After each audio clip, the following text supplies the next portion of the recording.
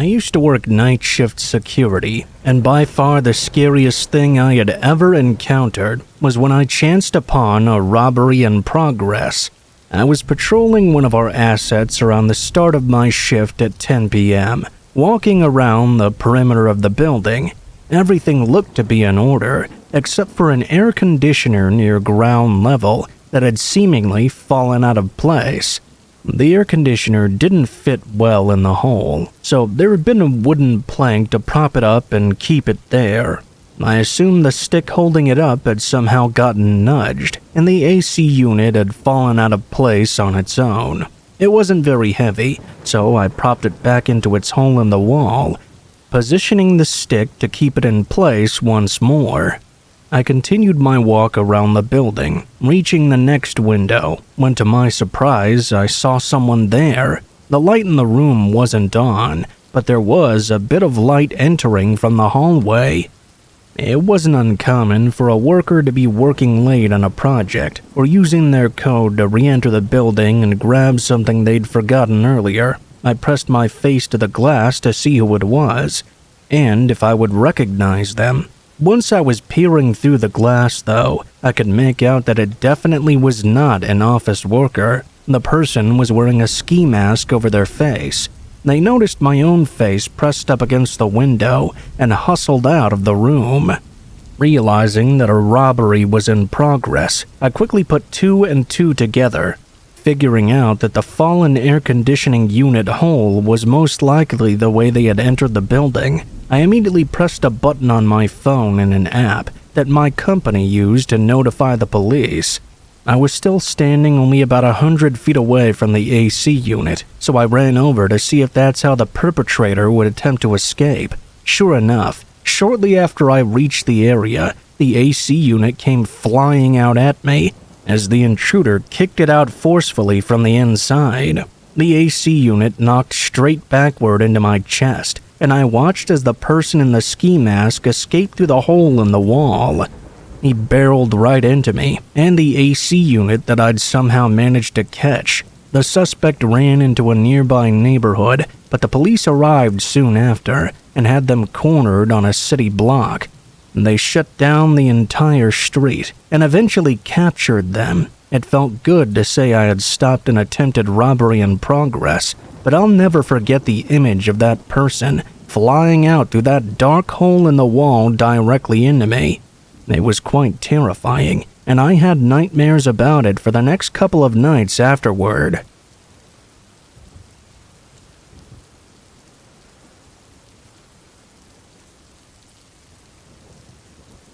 I worked at a hotel for many years when I was younger. I eventually got promoted and earned better pay and shift hours, but when I was first working there, I was constantly on the night shift.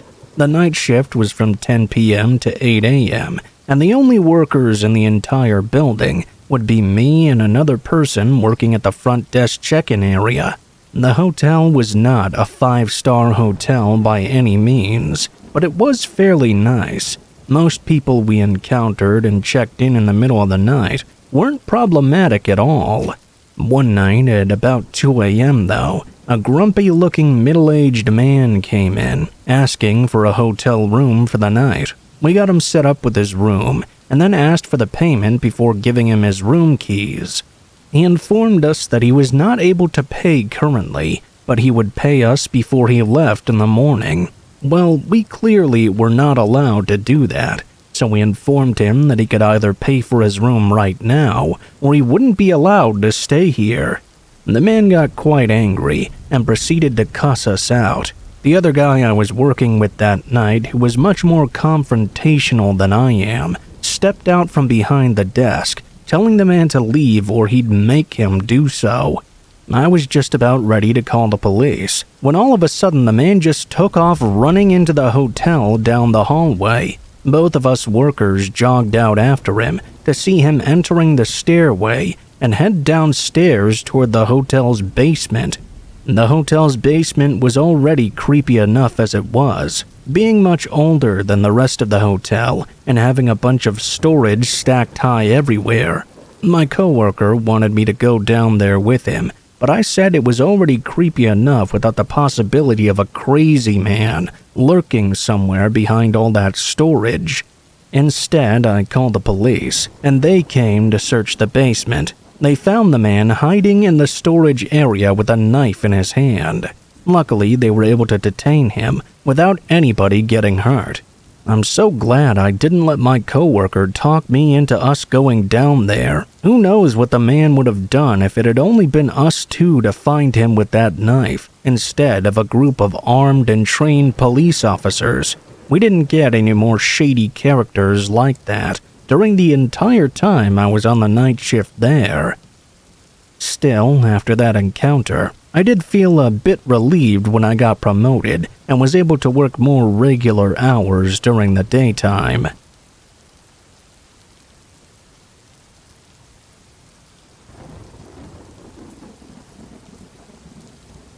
I had a really crazy situation when I was shopping at Walmart just a few weeks ago. I went there sort of late at night to buy a couple of things. I didn't really want to go, but I knew it would be busy the next day, so I drove down. Thankfully, it's not too far away from my place. I parked my car in the parking lot, which was much more empty than I'd been expecting. I parked sort of on the side, but still in front of the store. I got out of my car and walked through the parking lot to go in. When I did, though, I noticed there was this one random car parked a little closer to the store than I was. As I passed by it, I noted there were at least 3 people inside currently, and that the vehicle was running. Aside from that, I didn't really pay it much attention, though.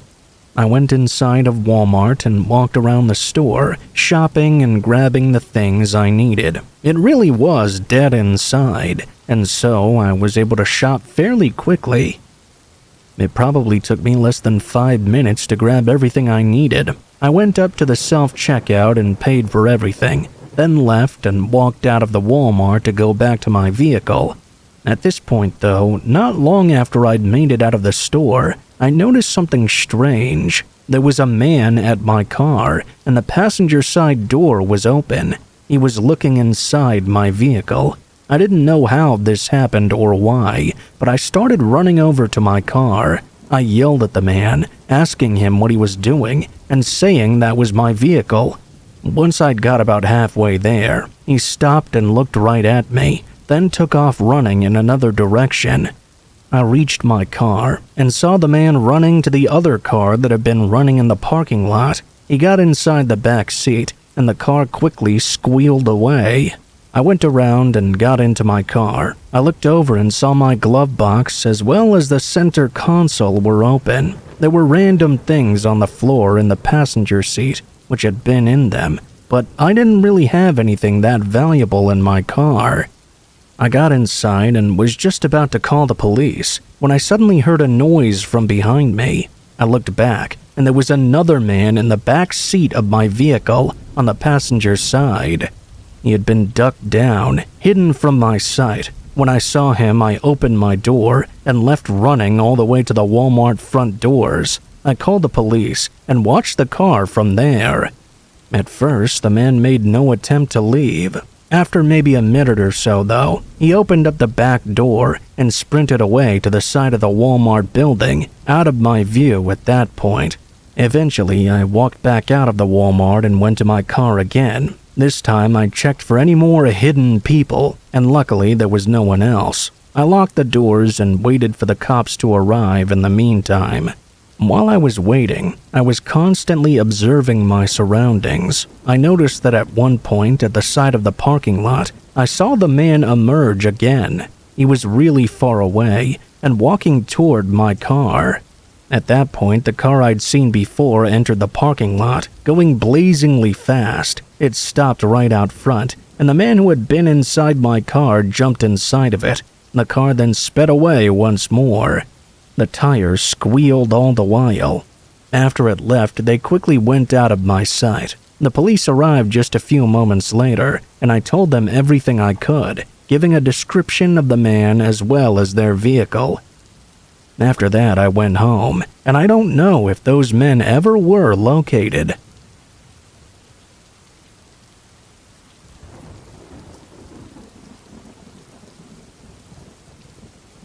I used to work at a Walmart supercenter several years ago. I only worked there for about 6 months, if that. My job was really just stocking shelves, and I often worked really late at night after the store had closed. It was a job that was fairly easy, so I didn't really mind it that much. One time I was working though, and the store hadn't quite closed yet. Still, I was stocking the shelves in the back middle of the store. It was normally a really quiet area, and so I was all by myself. About 30 minutes had gone by, and I hadn't seen anybody at all at that point. I put in some headphones, which I did all the time, since the store was closing in about 10 minutes or so. I was now listening to my music, stocking the shelves. Not long after this, though, I could sense that somebody was behind me. I looked over my shoulder and saw this woman just kinda standing there. She was wearing this really creepy-looking mask over her face, but it wasn't covering her entire head, just a portion of her face including her eyes. It really freaked me out at first, especially with the music in my ears, so I hadn't heard her approaching at all. She was about 20 feet away from me. I took my headphones out and did a little laugh, realizing it was probably a prank or something. I jokingly said the woman had scared me, but instead of laughing along, the woman just stood there and didn't say anything at all. I asked her if I could help her with something, but she still didn't say anything. After another awkward moment or two, I said I was going to get back to work. I did so a few moments later, and I looked back and saw the woman was now gone. It was a very strange occurrence, but I figured it was just somebody trying to get a reaction out of me. I continued with my work for about an hour or so. I was just working like normal by myself in that area. I moved a couple of aisles over, but I was still in the general location. Everything was still very quiet. All of a sudden, I remember I randomly turned around again and saw the woman was back now. This was really weird because we were currently closed at the moment. We had been for well over an hour now. I couldn't believe that I was seeing her once more. She was just standing there like before. I asked the woman what the hell she was doing here. The store was closed. She couldn't be here. Of course, the woman didn't say anything at all. All of a sudden, she picked up a random item off the shelf and threw it at me. It hit me right in the head. I stood up and she picked up something else. She began to throw that at me too. I didn't know what was going on. She began to pelt me with items. I left out the back way and walked quickly to try and find another coworker. As I did this, I heard the woman chasing after me. I ran to the front of the store, and at that point I seemed to have lost her. I found my manager and told her about the woman. She radioed to somebody else. Before I knew it, the police got called. They entered the store and searched for the woman. Apparently, this lady had also assaulted another coworker. Eventually, the police were able to locate her and get her to leave. After that, we all went back to work. But that was by far my craziest experience working at Walmart.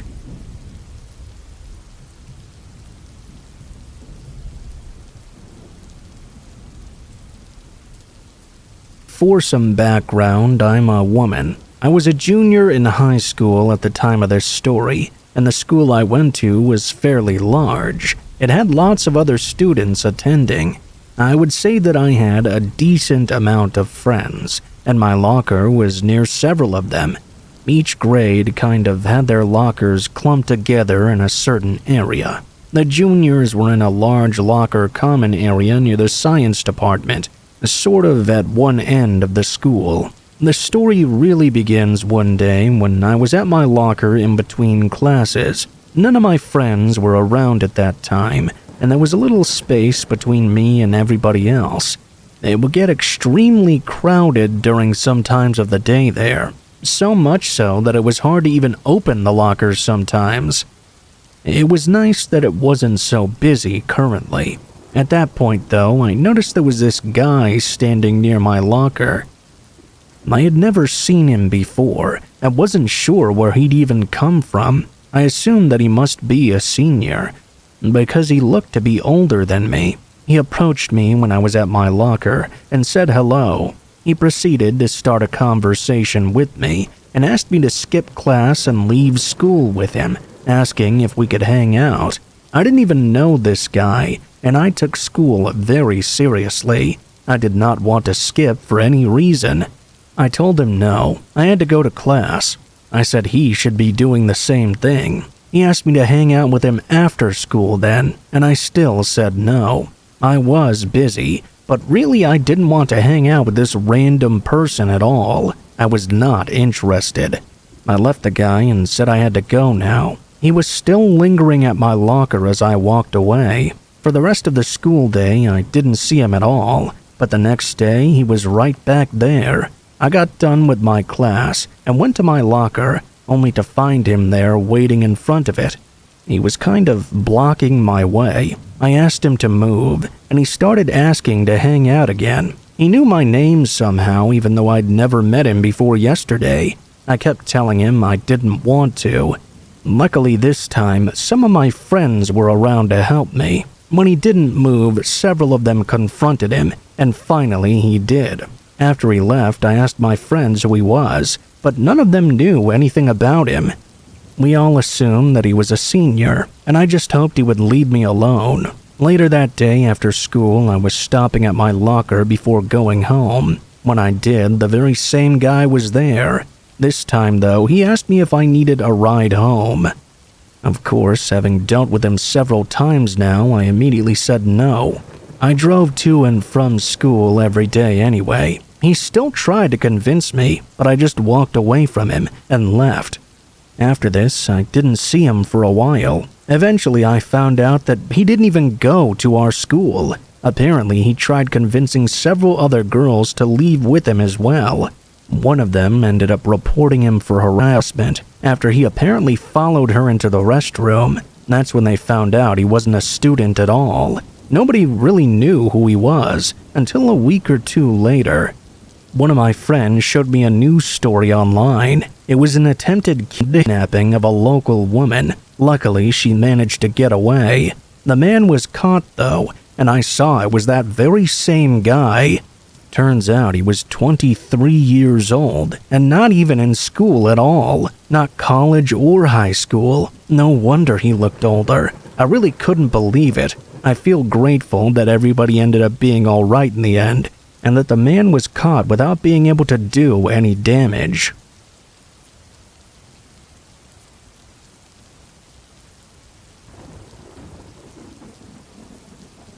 I used to walk to and from school every day. This was when I was in high school, and during my freshman and sophomore years.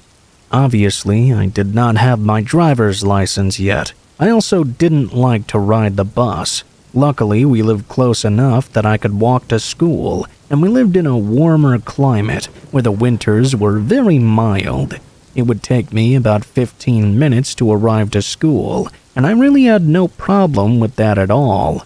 We lived in a residential neighborhood, and I would take a couple of sidewalks to the high school. That was basically it. Most days, I would walk all by myself. At 7 o'clock in the morning, things were very quiet. The roads were not very busy, other than the occasional car passing by. One morning, I was walking to school like any other day. I would say that I was about halfway there, when suddenly I heard a vehicle approaching me from behind. At this point, there had been a few cars here and there driving by, but I didn't really notice them. This car I did notice, though, because it started driving much closer to me and slowed down like it was going to pull over. Surprisingly, it did just that. I looked over to this car, wondering who it was. The window rolled down, and there was a man I'd never seen before behind the wheel. He asked me if I could use a lift to class. Clearly, I knew better than to get a ride from this stranger. I said no. The man said something like it was probably a really long walk, but I still said no thanks. At that point, he actually did drive away. I walked the rest of the way, wondering if the man could have been dangerous or if he was just trying to be nice. Still, he should know better than to offer random high school kids rides. After school that day, I was walking back home. This was the very same day, mind you. I was by myself on the sidewalk. As I was nearing my neighborhood, but still a few minutes away, a car approached again. I didn't really pay attention right away, but I soon noticed it was the same one from earlier. The car slowed down and went about as slow as I was walking.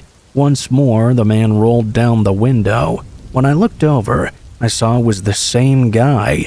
He asked me if I needed a ride again. I told him no, I did not need any rides, especially not from him. He said okay and drove off. I couldn't believe that this guy had tried to get me into his car twice, and I also couldn't believe he had given up so easily. Obviously, I was hoping I would never see him again. That was not the case, though. The very next morning, I was walking to school. Looking back, it's easy to say I should have told somebody, and I should have took more precautions, but for some reason, being a young high schooler, I thought the man would not return. I figured he would have gotten the hint by now, and the previous day would be the only day I would ever see him. As I walked to school on this morning, I was about halfway there. I saw a car pass me by, which looked just like the man's car. I got a bad feeling immediately. To my surprise, the car just drove right past me. For a moment, I felt a bit relieved, but the car pulled over to the side of the road about 50 feet in front of me.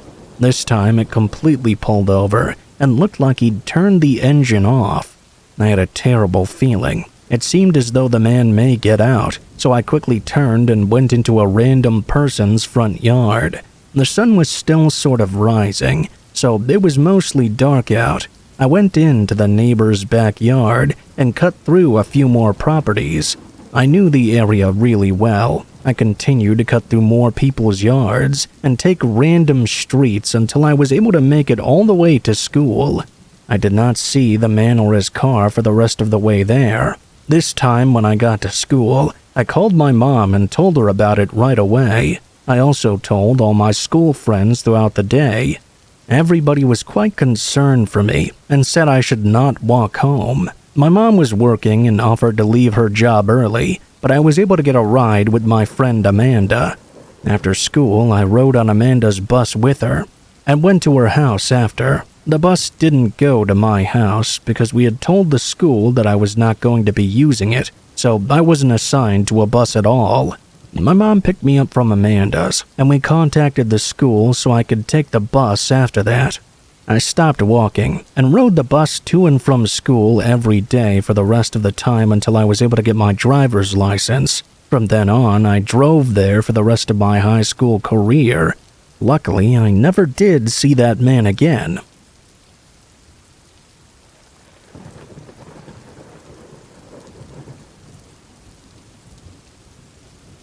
This happened back sometime in the very early 2000s. During this time, I was living alone in a one-bedroom apartment that I had recently moved into. I was aware of a few of my neighbors, but not too many of them. The building seemed to have people moving in and out quite often. It was a larger apartment building that had a giant parking lot next to it, where all the residents parked. The apartment itself was pretty old and not the nicest, but it was pretty alright. After a few months of living there, I remember that one night I heard this weird pounding noise coming from the next apartment over. I wasn't quite sure what it was, but I knew for sure it was my next-door neighbor. The noise went on and off as it got later and later. Soon I was trying to sleep, but the sounds kept going. I had a hard time falling asleep because of it, and eventually I just couldn't take it anymore. I had to go over there. I really didn't want to, but I was left no choice. I walked over and knocked on the door. After a few moments, a man opened it. He was a fairly large guy, bald and wearing baggy clothes. He looked at me confused and slightly annoyed. I told him that I was trying to sleep, and I was hearing him doing something through the walls. I asked him if he was doing some work in there or something like that. The man said he was building a table of some kind. I guess that did make sense, but I asked if he could quiet down because I couldn't sleep at all. The guy looked really annoyed but said okay. then slammed the door right in my face. I felt really awkward after that, but it was almost midnight. I went back and the man did stop. I was finally able to get some sleep.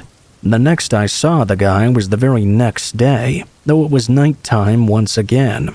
I was about to go to sleep when out of nowhere I heard this really loud music coming from next door.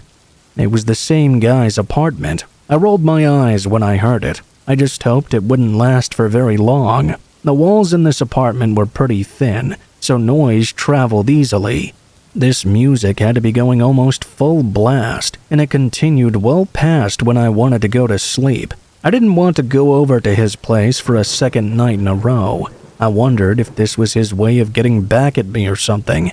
I mean, he must have known he was being too loud. I tried my best to sleep, but I didn't have any earplugs. I tried covering my ears and stuff, but I just couldn't manage. After trying to fall asleep for over an hour, with the music still continuing, I realized that I had to go confront the man. I left my apartment and walked on over. After knocking on his door, though, he did not answer.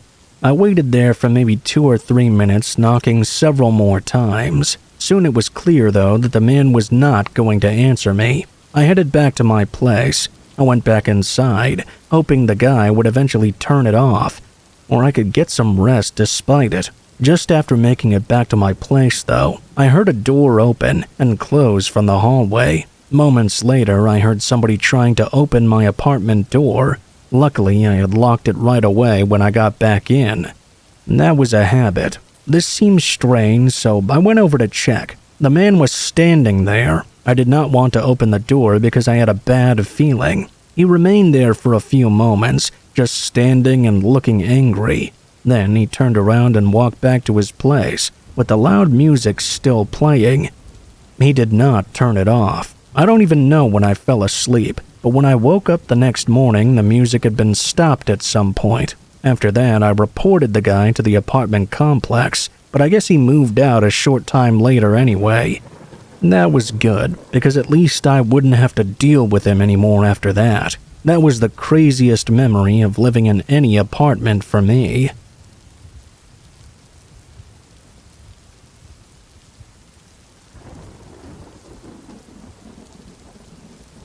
My last apartment that I lived in was located in what was a pretty nice area. It was fairly close to the city, and nearby many businesses and parks. I enjoyed living there. My apartment was on the first floor of one of 3 buildings in the complex. My apartment had 1 bedroom, 1 bathroom, a living room, kitchen area, and a small dining room area. There was also a balcony that was good-sized. It was slightly elevated from the ground below. Beyond that, there was a large section of woods that I had a good view of. One night, I was at home by myself. It was around 9 p.m. or so, and I was chilling in my living room. That was when I began to hear some strange noises coming from outside. I first assumed them to be some neighbors who might be outside doing something, most likely the ones next door.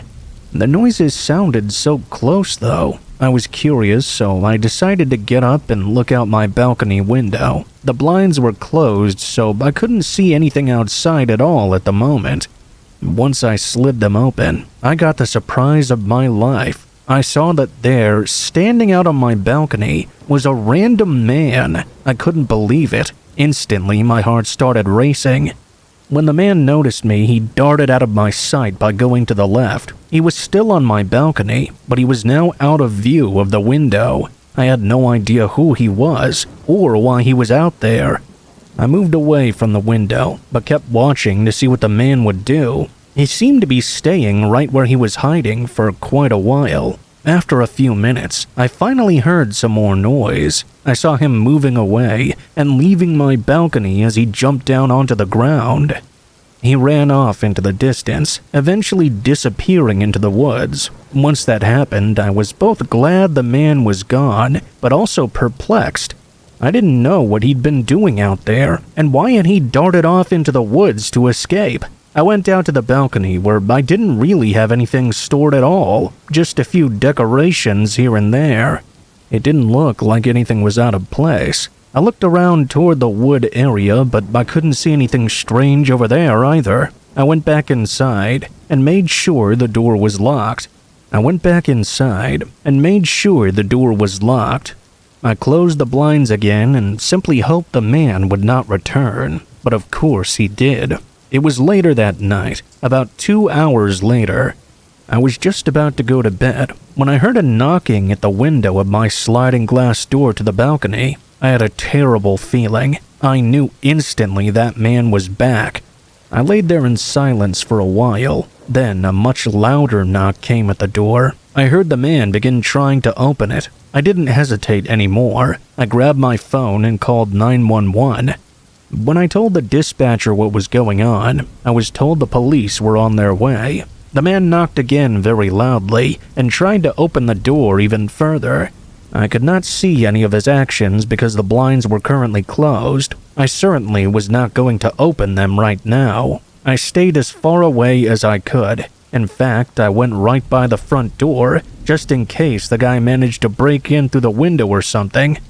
He stopped banging eventually, and things went completely silent. I wondered if he had run off into the woods again. The police got there a short time later, and I told them what happened. They went to check out the balcony, but it seemed the man was not there any longer. The police also went into the woods and checked those out as well. Surprisingly, they actually found the man hiding in there, the very same guy. When questioned, he tried to run, but he was caught. He refused to say anything, though. I'm not exactly sure what his intentions were, if he was trying to break in or what, but I'm glad the police caught him.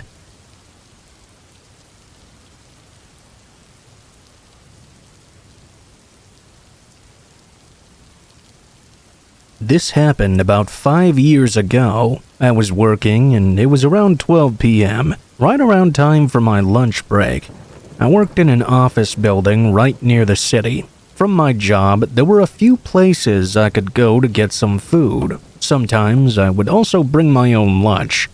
On this day, however, I decided to walk down over to Subway, about a 5-minute walk there from my building, so it was very convenient. I went there all the time.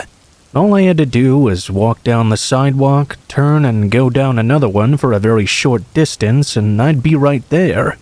On this day, when I got inside the Subway, I noticed there was a very long line. I considered going someplace else, but I decided not to. Most places would be pretty busy around this time. Many people just like me were on their lunch breaks as well, so I stood there and hoped the line would move quickly. As the line moved, more people entered the Subway, and it grew even further behind me. It was moving at a fairly decent rate, though. I remember once I had been inside for at least 5 minutes, I felt my phone vibrating in my pocket. I was getting a phone call. I took my phone out to see who it was calling me, but when I looked, I didn't recognize the number at all. At that point, I put my phone back in my pocket. Just moments later, after the initial call ended, I felt my phone vibrate from receiving a text message. Once more, I took out my phone and looked down at it. At this point, it was nearing my turn to order. There were only about 2 or 3 people up ahead of me. When I looked at the text, it was from the same unknown number that had just called me. It simply said, "I'm here behind you." I was confused after reading this. Was this a work friend pranking me or something? I instantly turned around and looked behind me. By now, at least 10 people were back there, but I didn't recognize anyone. The person directly behind me was a woman who I'd never seen before, and she was not on her phone or anything. I didn't think it was her. Everybody else were total strangers as well. Some of them stared at me now because I'd completely turned around and was observing everybody. I couldn't find who it was, so I turned back and texted the number, asking what they meant. They did not immediately respond, though. It was a bit weird. Soon enough, it was my turn, and I ordered my food. After getting my sub, I left the Subway restaurant. Before walking out, I observed everybody in line once again, and still didn't notice anything strange. Didn't recognize anyone either.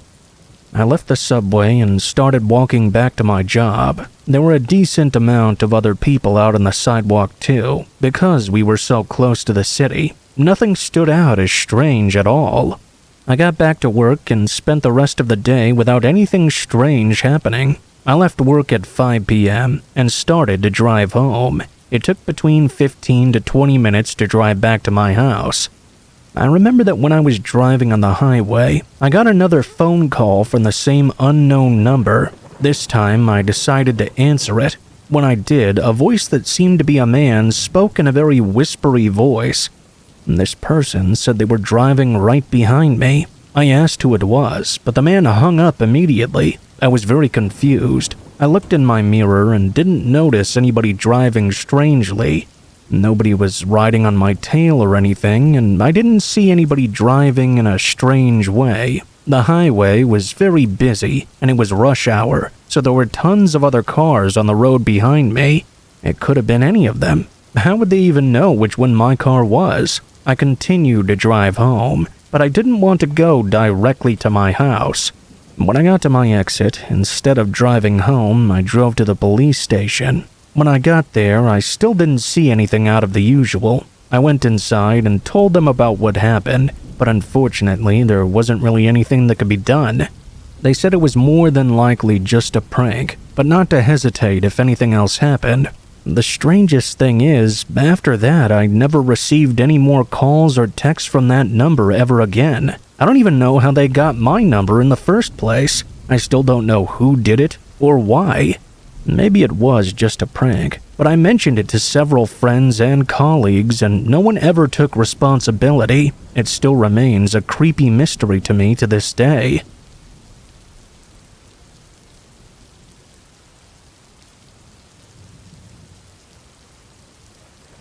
This is something that happened recently when I was working at Subway. I've worked here for almost a year now, and I work in a subway that I would describe as fairly average. We're not in a super busy area, but we're also not located in the middle of nowhere either. One day, at a quiet time in the afternoon, this man came in. I was working behind the counter, and there wasn't anybody else in the store at the time, except for my coworker who happened to be in the back. I'm guessing it was around 2 or 3 p.m. maybe. Right in between the lunch rush hour and dinner, when it was more quiet, a man walked in and came to the spot where you're supposed to order. When I asked him what he wanted, he said he wanted a $5 footlong. Right away, the guy did not seem to be in the greatest of moods. I carefully asked him what kind of bread he wanted, and started to go towards them to grab one. Before he answered, I thought I should notify him that footlongs are not $5 anymore. In fact, I'm pretty sure that promotion hasn't been around in at least 10 years. When I told him this, the man was very obviously angry. I kind of thought the guy was half joking when he said it in the first place, because it's been so long since they were that price. Apparently, he was not joking at all. He asked what the price was, and when I told him, he started going on an unhinged rant about how we always advertised the $5 footlong. He claimed the last time he'd gone here, he'd gotten one for exactly that price. I don't know when exactly that could have been, but it must have been years ago. I told him I couldn't make the prices. I just worked here. He started screaming about how he was going to call Subway corporate and was going to call my manager and all that. I really didn't know what the guy's problem was. Finally, he asked me how cheap I was willing to go, as if he were haggling with me over the price at a pawn shop. I told him I couldn't negotiate the price myself. I just didn't have that kind of power. The man cursed at me, which made me angry, and I yelled at him to get out of the store. That only made him more upset. He started screaming and ranting about Subway and me. He began yelling, saying I should be fired. I told him to leave or I was going to call the cops on him. My coworker, who had been in the back, now finally came out to see what was going on. He also told the man to leave. Before he did, the guy leaned into me and said that he would be back for me, whatever that meant. He turned and stormed out. It was the craziest thing to see. My coworker and I talked about the incident for a while. We were just glad the guy was gone now. Soon, we got some other customers and went about the day as normal. It got quite busy for a while in the evening and then quieted down again at night. Eventually, my coworker left and went home for the evening, and I was left all alone to close the store. Normally, things would be very quiet in the last hour or so. We probably would get just one customer in the final hour we were open. At 9 p.m., we would close.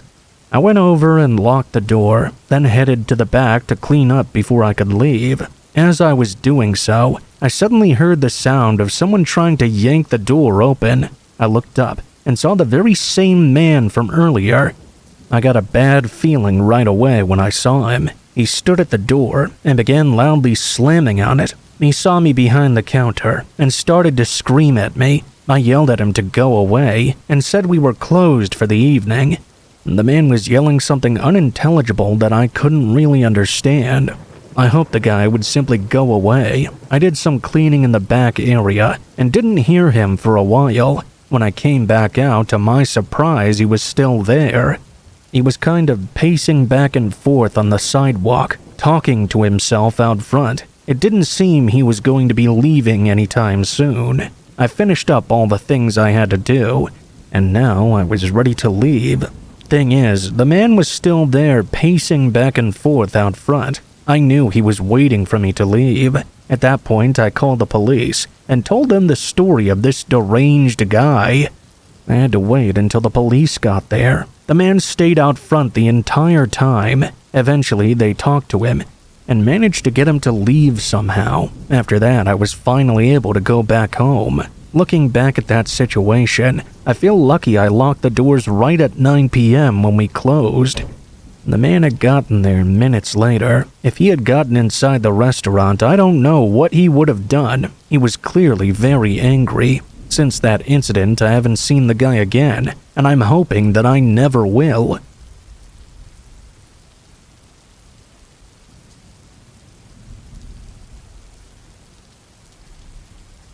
When I was 12 years old, I switched schools when my family moved. The place we went to was very different than where I'd been before.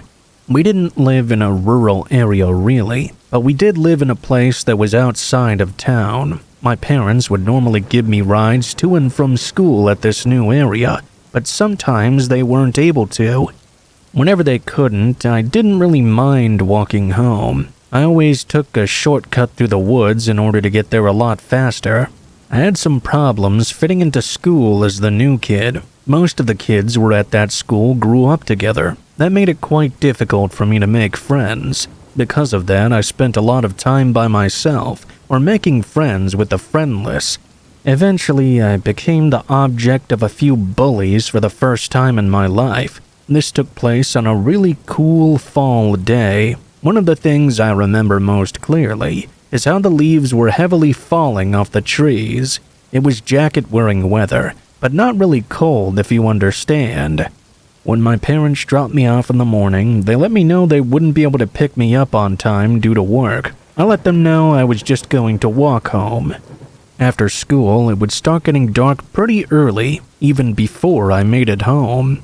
I walked as quickly as I could, not wanting it to get too dark before I got back. I almost regretted taking the shortcut through the woods, but the fear was just normal apprehension. I didn't suspect that anyone was lurking in the woods or anything. Even though there was a bit of wind blowing through the trees that day, I could hear what was going on around me pretty good. Not long into the forest shortcut, I began hearing what sounded like footsteps. Looking around, I expected to see someone else taking the same shortcut or enjoying a walk out in the woods. Thing is, I didn't see anyone else out there but me. I didn't think anything of it at first. I don't think people really begin worrying about hearing footsteps until those footsteps become something worth worrying about. As I was moving forward, suddenly someone walked out from behind a tree in front of me. He was so close to me that it caused me to fall back and down onto the ground. Fortunately, it didn't hurt too bad. I was scared to realize this was Kurt, one of the kids at school who bullied me. He was holding a pocket knife in his right hand as he lurched over me. He had this really evil smile on his face, a look I'll never forget years later.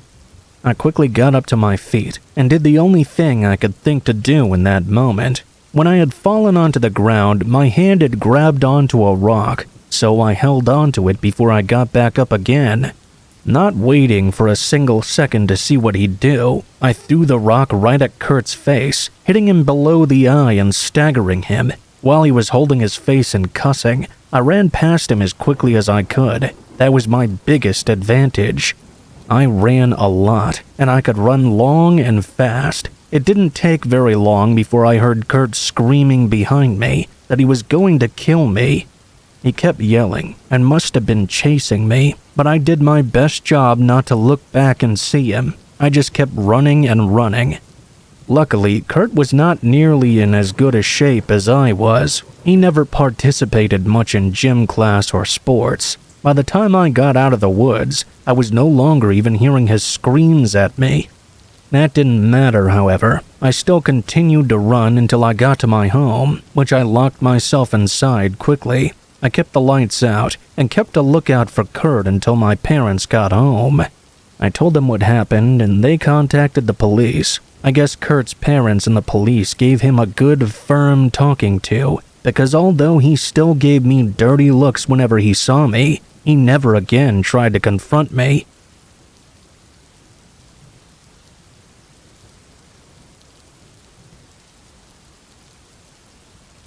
I'm 22 years old. We used to have a neighbor who was around 60 to 70. I think he died a few years ago. When he was alive, he would always cause us so much trouble. Scratched our car, poisoned our apple trees and grass, blew up a firework near me that caused me to temporarily go deaf in one ear when I was 4. He did all kinds of messed up things. His son was a judge in our city, so pretty much everything we took to court was against us. I remember Dad often called us from work to tell us not to be alone at home and we would have to stay at Grandma's. When I was little, I think around 6 or 7, I would frequently have nightmares about seeing a face outside the bathroom window. The window is above our bathtub, high enough that no one can actually see in unless they climb the roof of our shed, which is underneath the bathroom window in our garden. Coincidentally, the shed is directly next to a fence that separated our garden from the neighbor's one. I still remember the dreams. I remember having them pretty much every other night. I never told my parents when I was little, because we never really talked about anything. I didn't really share anything that was happening to me. I grew up thinking that they were just dreams and that was that because of it. I did mention them to my therapist last year because we were discussing some personal problems and I felt like maybe this was connected. After coming home, my mom asked me what I talked about with my therapist, so I finally shared that I used to have such dreams. I never really thought about them being real. Thing is, she told me I actually told her when I was younger that I'd seen our neighbor on our shed's roof. I don't remember that at all, but she said I told her several times. Even my friends told her they saw him when they came over to our house.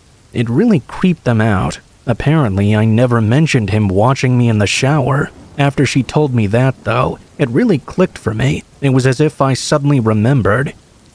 Yeah, he would stand there on the roof of the shed and watch me in the bathroom. The fact that happened still creeps me out. There was another incident that creeped me out as well. It happened when I was around 9 or 10. I remember I went to the balcony in the evening. The balcony door was in my room, and I often went there to call my cat home in the evening. This time, though, I saw a person standing in the middle of our garden. It was already dark out, so I couldn't really tell who it was. I waited for a little bit to see what the person would do, but they weren't moving at all. They were just standing, staring in front of themselves. I called out asking if it was my dad, because obviously I expected it to be him, even if that would be a little odd. The person just looked up at me, and even though it was dark, I could tell immediately it was someone else. I went to my dad who was downstairs, but when he looked, no one was there.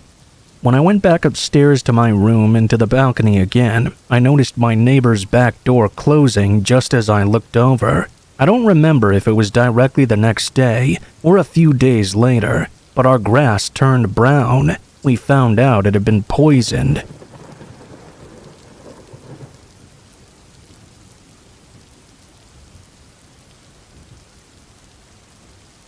Something weird happened on a walk I took recently. I don't know if this should be shared, but tonight I was on a walk with my dog. Same route, same time as normal. I was walking my usual path, and this part of the walk happened to be the darkest part. There was an alley off to the left that had absolutely no light going in. All of a sudden, as I was walking past, my dog suddenly went on high alert and began barking like crazy. I had my headphones on, but I knew instantly that something was wrong. I looked down to the alley, but I didn't see anything at first. As my eyes began to adjust, I noticed a very tall and skinny man standing there in the darkness. He didn't move at all. He was just facing me and staring at me from what I could tell.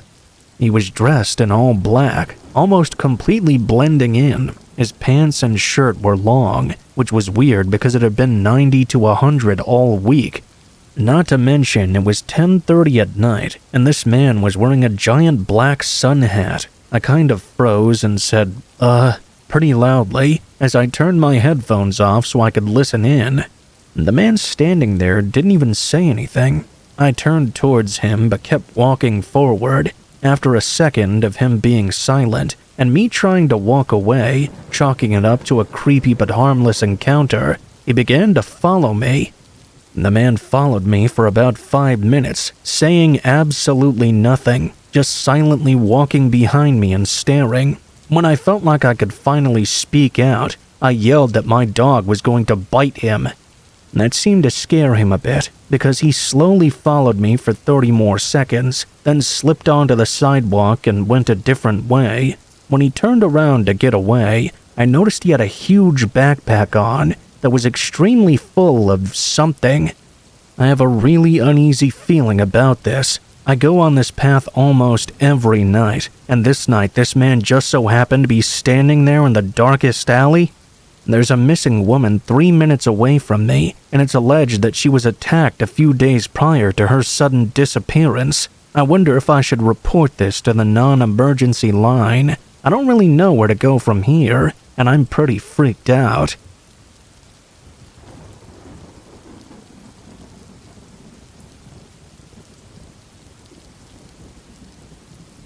It was 2007. I was 13 and the new SmackDown v Raw WWE game had just come out. I went into my small town on a Sunday morning to purchase it. After purchasing the game, I was admiring the cover and the synopsis on the back of it. I sat down on a bench to read it and take in the excitement of my new buy. I lived in a small market town in England, so Sundays were often very quiet. Whilst sitting on the bench, I looked over to the bus stop across the road and noticed a strange-looking, scraggly man walking over to me. I was a bit nervous seeing this. Although I was 13 or 14, I looked to be about 11, since I was a very petite boy. On his approach, he asked me what I was holding, and I explained it was my new game. As the man got closer, I said, "I need to go. My brother is waiting for me at the mall." Even though he wasn't, I suddenly felt the need to say this. As I walked off, the man began to follow me, asking my name and age. I replied with a fake name. On entering the mall, I started walking quicker and quicker, but I didn't start running for some reason. I guess I wanted to save face. The man kept asking if I had a girlfriend. As he got closer, I noticed a big scar down his face and lots of identifiable jewelry. To this question, I responded yes, as I thought that may put him off if he knew I had a girlfriend. I ran into a shop in the mall and started flicking through random magazines. He persisted with following me. Eventually, I got the courage to run as fast as I could. He tried to chase me, but I managed to get away. When I got home, I didn't tell my parents. I just went upstairs and played my game. Later that day, I began feeling bad about it though, so I told my mom, and she called the police right away. I had to go to the police station local to myself and tell them what happened. Also, pick the man out of a number of photos the police had on their laptop. Apparently, the man had kidnapped and raped many young boys. I was lucky enough to escape his grasp. I found out he was given 8 years in prison after a couple of boys he attacked came forward. However, my evidence ended up not being enough to help.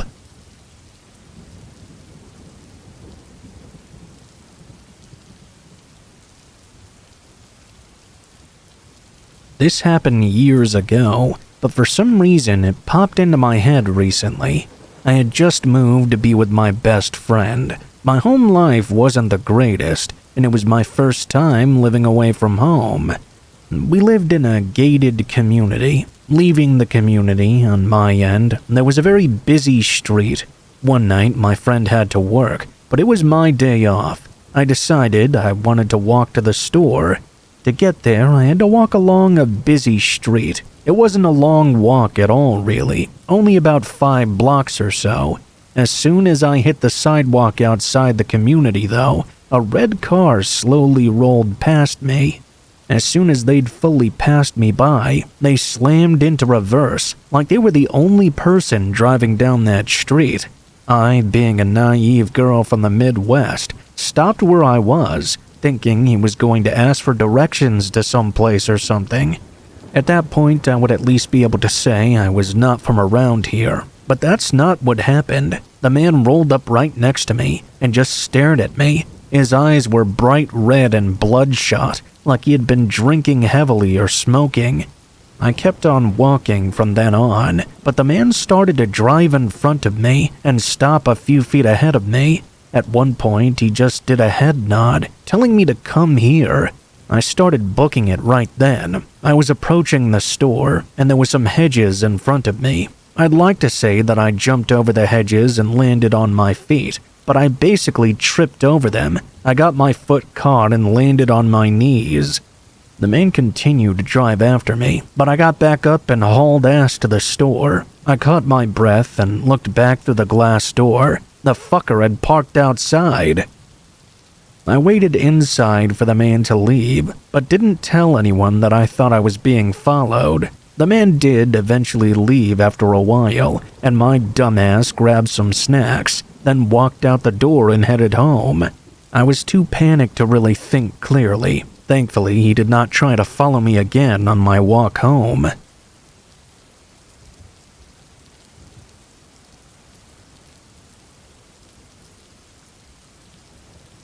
I was 12 years old. My next-door neighbor's son was 19, and he was sort of damaged, I guess you could say. Always in trouble with the police, stealing cars, heavy drinking, always fighting. He was like an older brother to me, though, even after he stole 3 of my bikes to sell them for drugs. Anyway, one morning I went over to his house around 3 a.m. to play some Nintendo. This was a while ago. His girlfriend had spent the night, and they ended up getting into a fierce argument. Nothing new. I was used to seeing them argue. Anyway, after a while, it got really out of hand. He punched her, dragged her across 2 rooms and into the living room, where I was playing Nintendo. He pulled out a knife and held it to her throat, and I remember he actually cut her. My grandmother heard the screaming because the houses connected and the walls were thin. She called the police, and a big standoff ended up happening. He dragged her around the house for a good 2 hours, knife in hand with her throat bleeding, threatening to kill everyone inside. They eventually got him to open the wooden door and talk through the screen door, or so they claimed. The second the wooden door opened, he was rushed by 5 cops in body armor and one with a shield. It was the scariest morning of my entire life.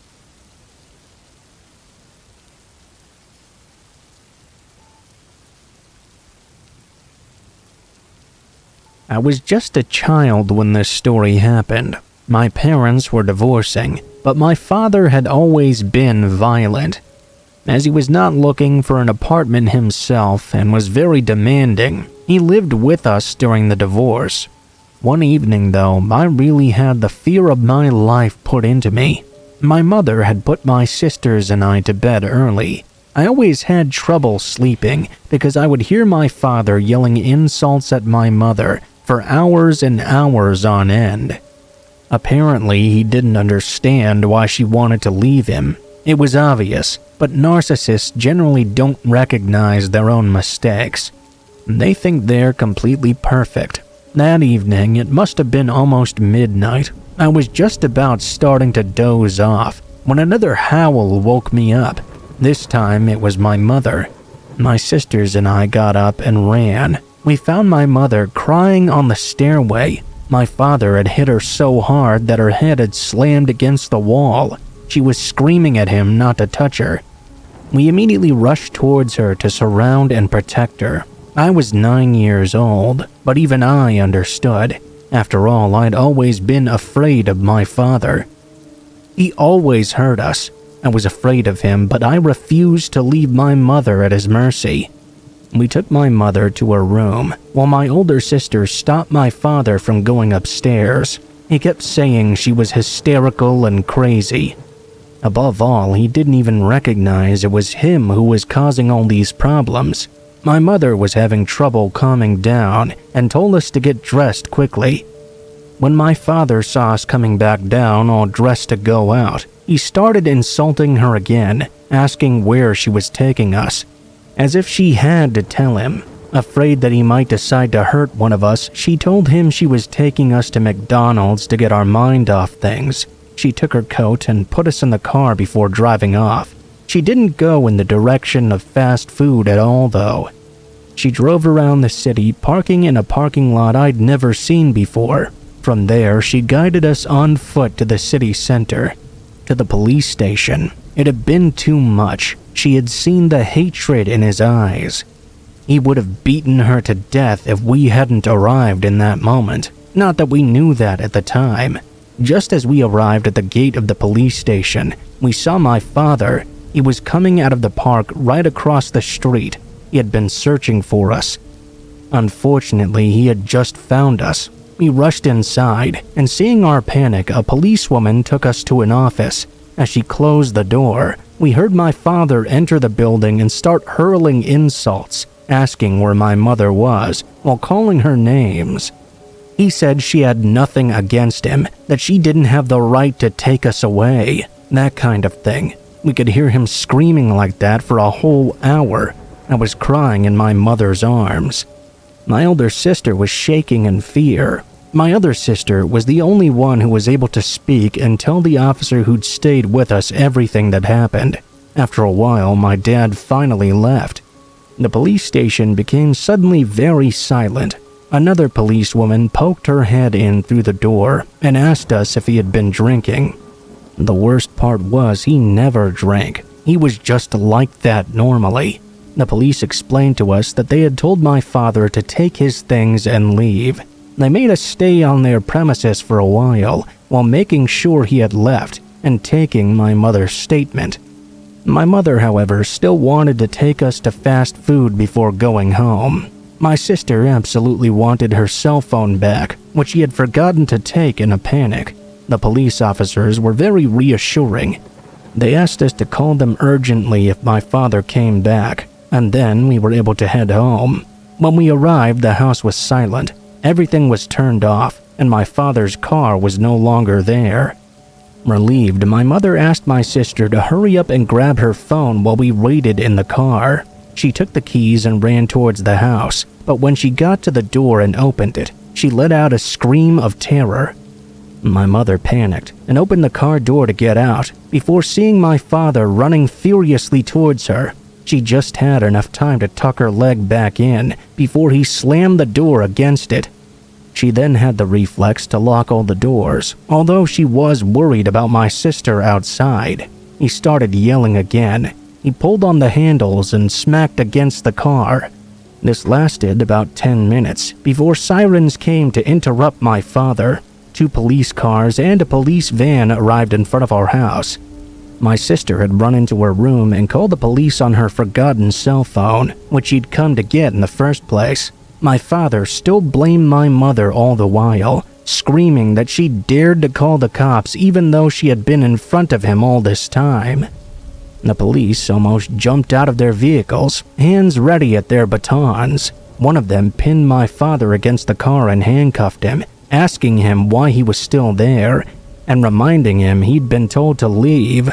My father was no longer proud. The only excuse he could come up with was that he couldn't find his underwear.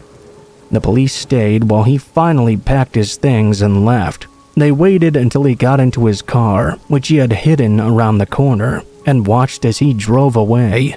They reassured my mother they were going to make rounds all night. My mother thanked them, and we left the neighborhood to finally go to the promised restaurant. Only when we arrived at the neighboring street, my father's car, which had been hiding, pulled right onto the road to follow behind us. What he had not expected, however, for some reason, was that the police van was escorting us. When we arrived at the restaurant, my father continued straight on the main road and left the city altogether, while the police made 3 laps around the McDonald's, provoking many questions from all the customers. Once we returned, we were afraid he would still be waiting for us, but as promised, the police kept watch all night, and he did not return. Needless to say, we didn't sleep a wink that night though, and had great difficulty sleeping for several weeks after. I've been an insomniac ever since, and today, at 28 years old, I still can't sleep without sleeping pills.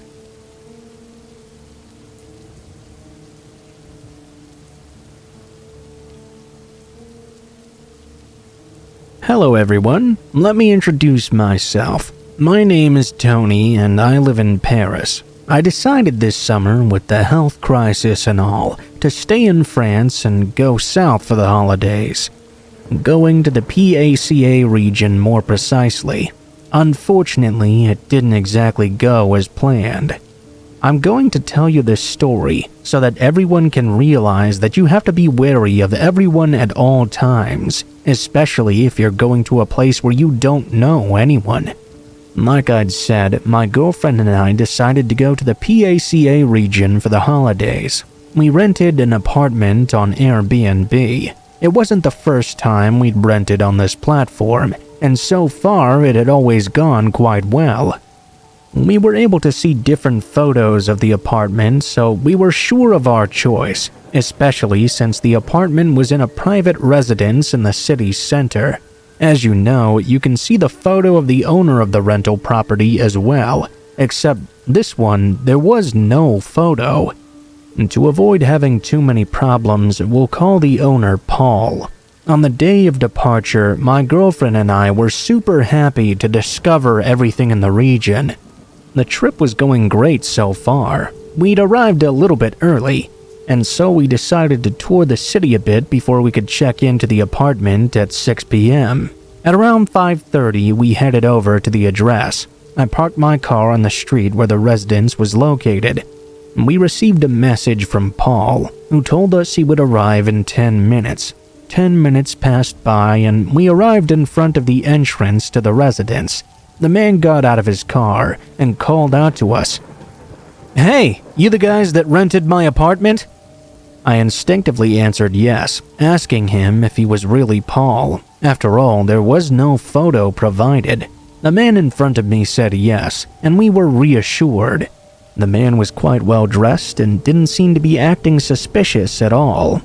He took us over to his apartment. We passed through the exterior parking lot of the residence before arriving in front of the building in question. The apartment was on the 3rd floor, and there was an elevator up to it. My first observation was that the apartment was slightly different from what had been represented in the photos. It wasn't like shockingly different or anything. It basically could have amounted to a simple change in decorations. The second observation was we wouldn't have thought the apartment was for rent at all, for several reasons.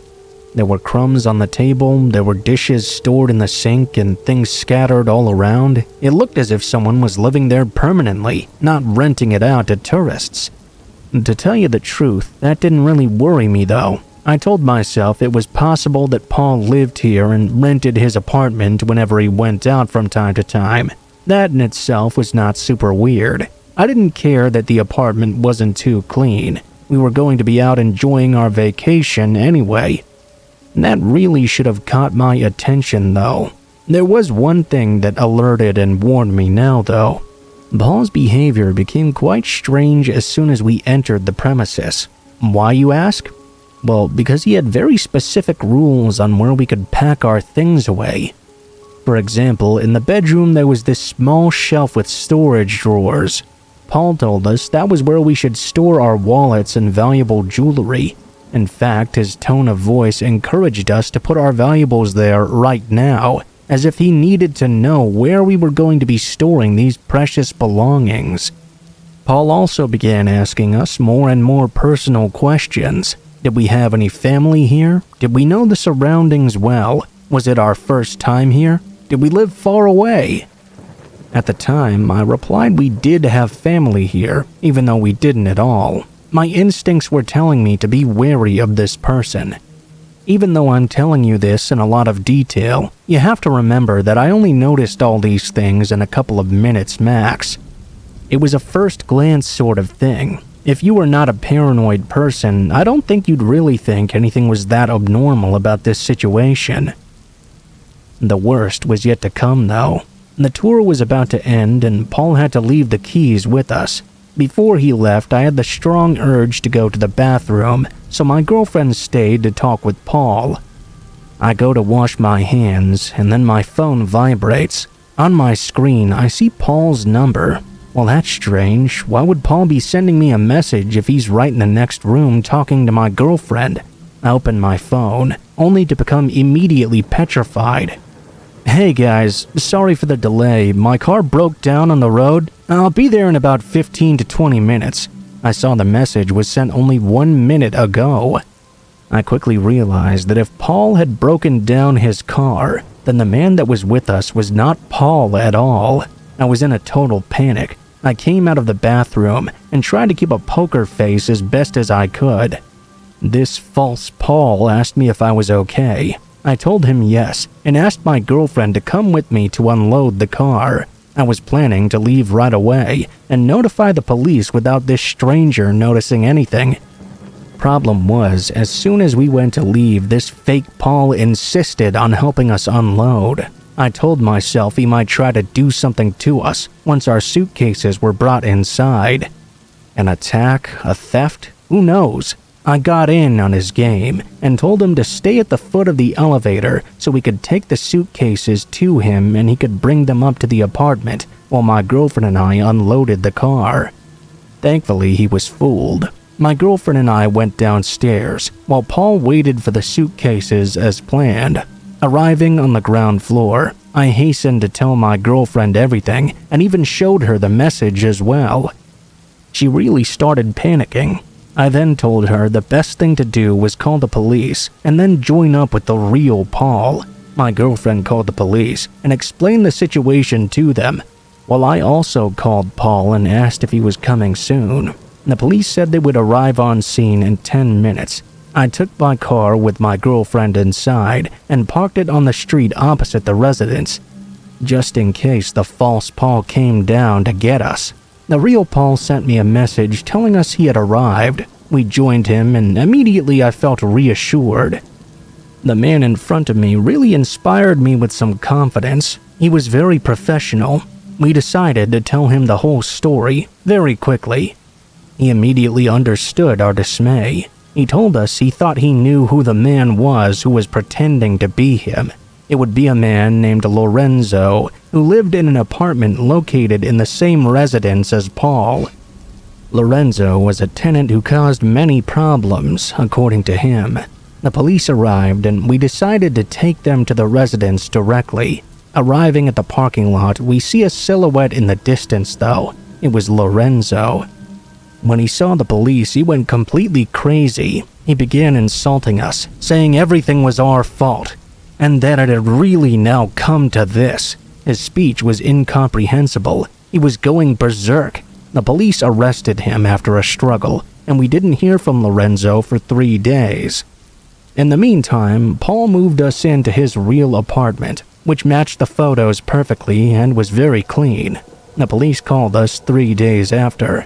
It turns out Lorenzo had lost his job due to the health crisis, and his landlord had evicted him from the apartment in which he was staying for non-payment of rent.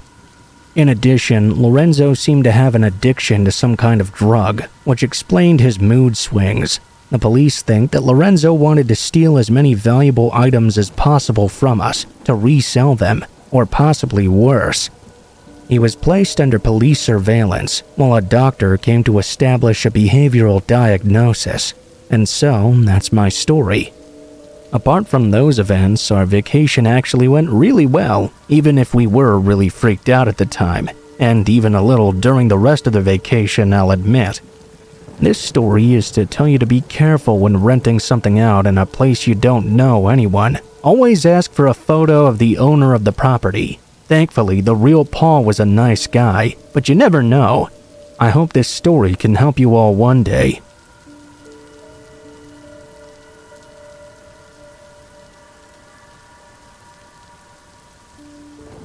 For context, my name is Benjamin. At the time, I was 14 years old. I lived in a small village with my parents, my sister, and my dog.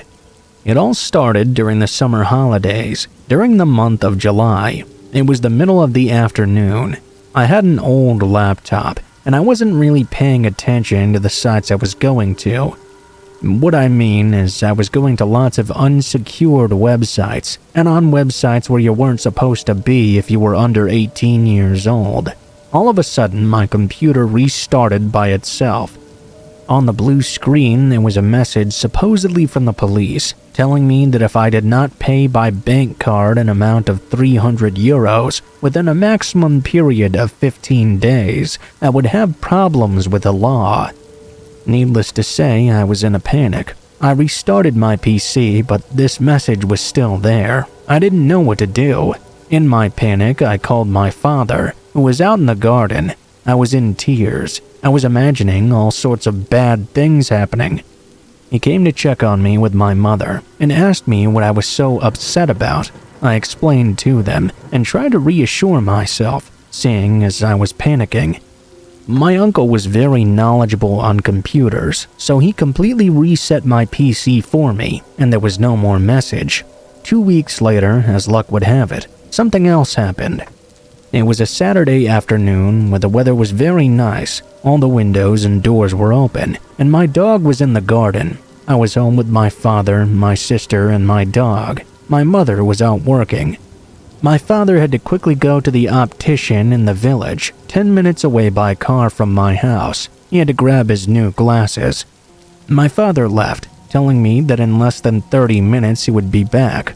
I found myself at home with my sister and my dog now. As my luck would have it, 5 minutes after his departure, the phone began to ring. I was very shy and didn't often answer the phone myself. I don't know why this time I decided to do it. A lady was on the phone. I only understood half of what she was saying to me, but she began talking to me explicitly about the message I'd had on my PC. I was paralyzed on the phone. "Don't move from your house. We're coming right now." I'd never told them my address. She hung up. I was stuck for 30 seconds. I had a realization. I ran outside to get my dog. I also called my sister and told her to close all the windows and shutters. She didn't really understand what was going on. She was 5 years younger than me. She saw I was serious though and listened to me right away. 2 minutes later, everything was closed and locked up tight. I started telling myself that I was simply making a fuss over nothing. I didn't really need to call my father.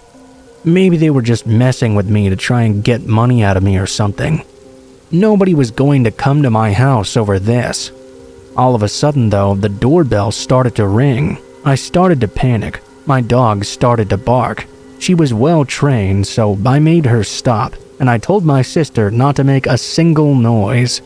It was a distressing moment. They kept ringing over and over again, and we had no way of checking to see who this was without them seeing us as well. In the meantime, I told my sister and my dog to hide under the bed in my sister's room. Eventually, the doorbell did stop ringing. Small clarification, we had closed the shutter of my sister's room but not closed the window all the way, so we could hear the noise from outside. There was a stone path at my house, and we heard the sound of the stones when we walked on them. We could hear someone walking out there right now. Even my young sister understood how serious this was now. We cried without making any noise. The house telephone was on the opposite side of where we were. We heard people knocking on the window shutter several times, shouting to open it. We could hear them circling the house once more. Then we didn't hear anything else. After a while, I took my courage in both hands. I emerged from that room without making any noise just in case. I called my father in tears, telling him to come home right now. Someone was trying to get into our home.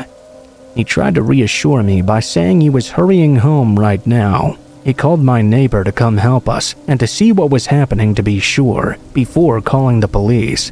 When she arrived, no one was there. My father arrived 2 minutes later. I explained everything to him. He looked at the call history, and it was a hidden number. I know he believed me, because when he left, he was sure he had closed the gate of the house, which was now wide open outside. Since then, I've spoken about this incident to 2 to 3 people at maximum, and with my parents, of course. We've never spoken about it again, and we never received any more news about this story. Because of this incident, though, I was traumatized. I can't stand being alone at home. So yeah, that's my little anecdote. I don't know if anyone will really hear this, but what happened to me was so crazy that I had to tell it.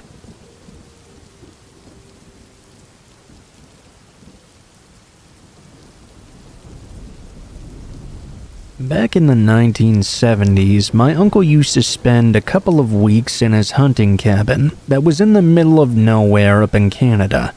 Most of the time, his trips were very relaxing and enjoyable. He would head back home afterwards feeling refreshed and having unplugged from society for a while. He used to tell me that he had some of the best moments of his life just sitting on his front step, watching the stars fade from the sky and the dawn appear on the horizon. He was a real man of the earth who enjoyed being one with nature. Honestly, I'm kind of surprised he never just sold his condo and went full Amish. There was one year that nearly derailed his loner lifestyle, though, and scared him so much he nearly sold the cabin altogether. He never went back either. It's the most popular story circulated through my extended family, and the reason I always triple-check my locks before going to bed now.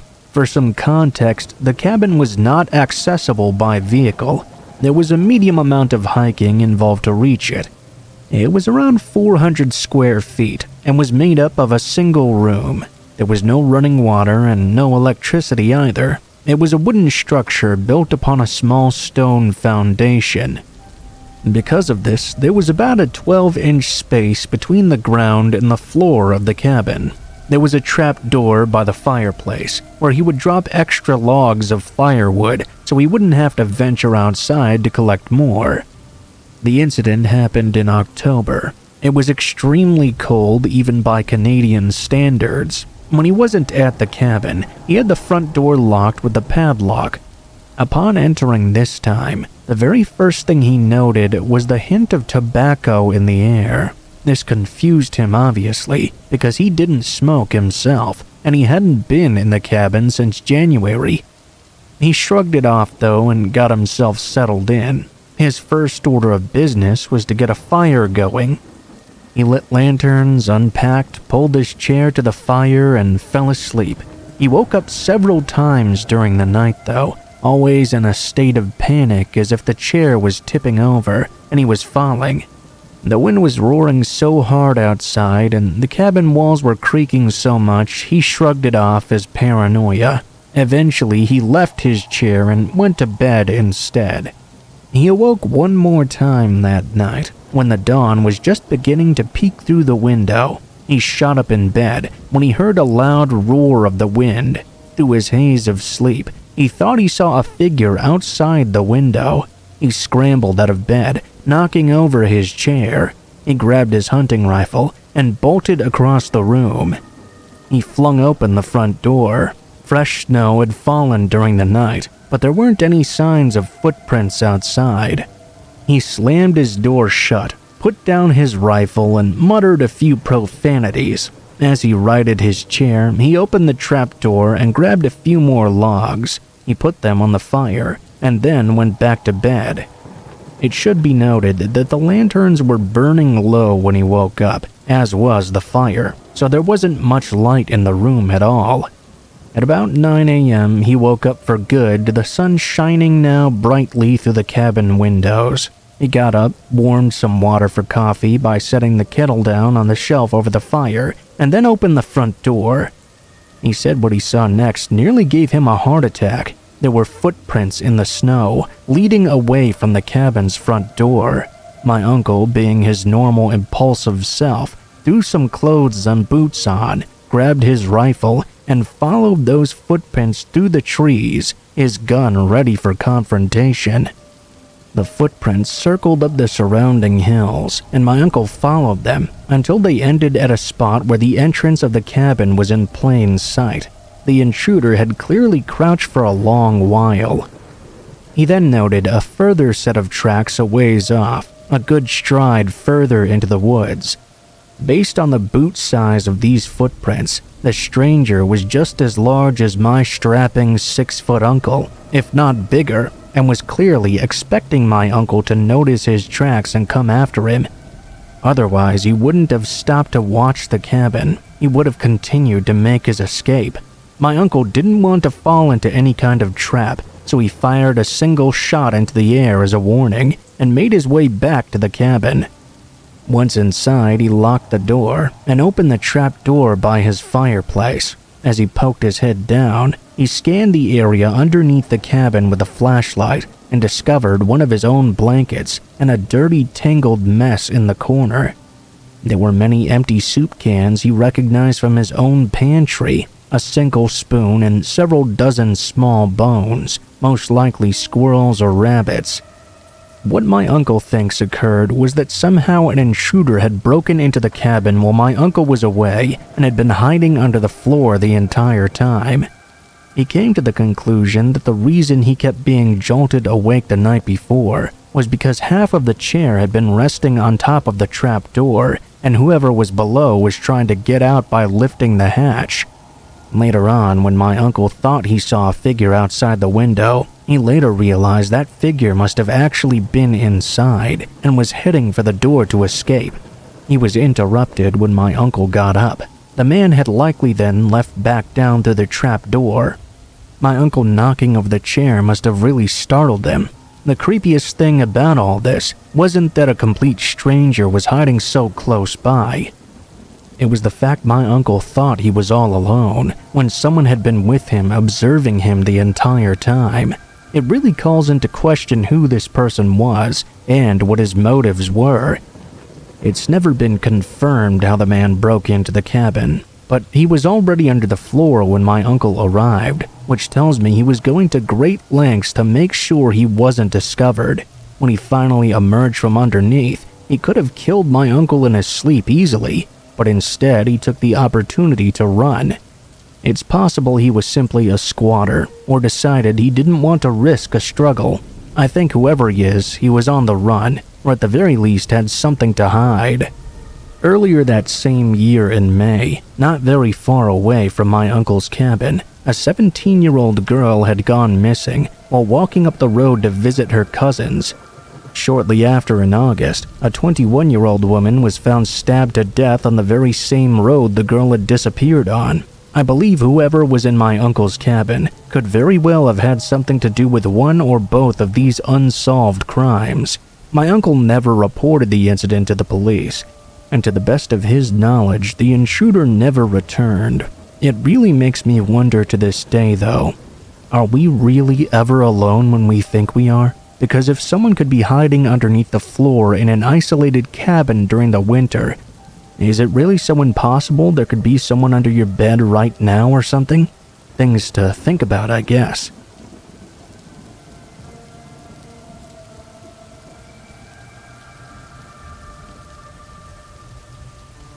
Back in the early 2000s, I'd just graduated from high school and was spending the first few days of summer camping out in the woods on my grandfather's property in Maine.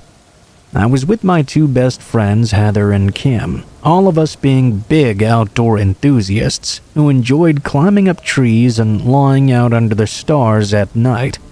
On the second day of our camping trip, we decided to take our tent deeper into the woods so we wouldn't be able to see my grandfather's house anymore. We liked the idea of feeling alone and independent.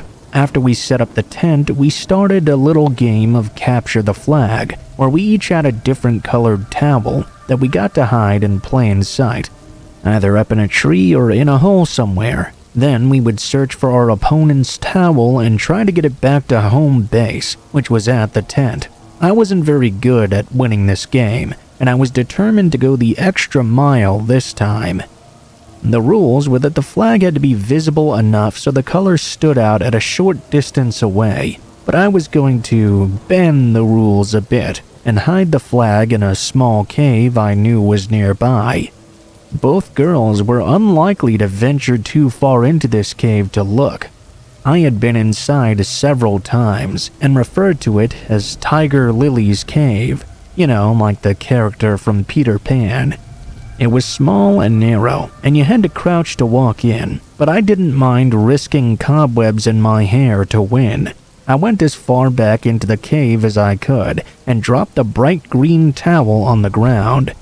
Visible enough if you walked deep enough into the cave, you would immediately find it. When I noticed something just beyond the edge of the daylight streaming through the entrance, though, I took note immediately.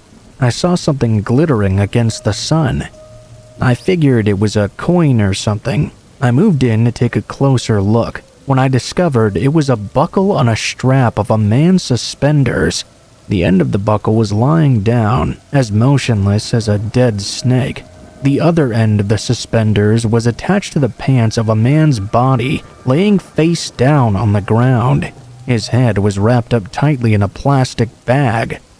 I shrieked and ran back outside the cave. I was screaming for my friends until they came running. I told them I just found a body with a plastic bag over their head.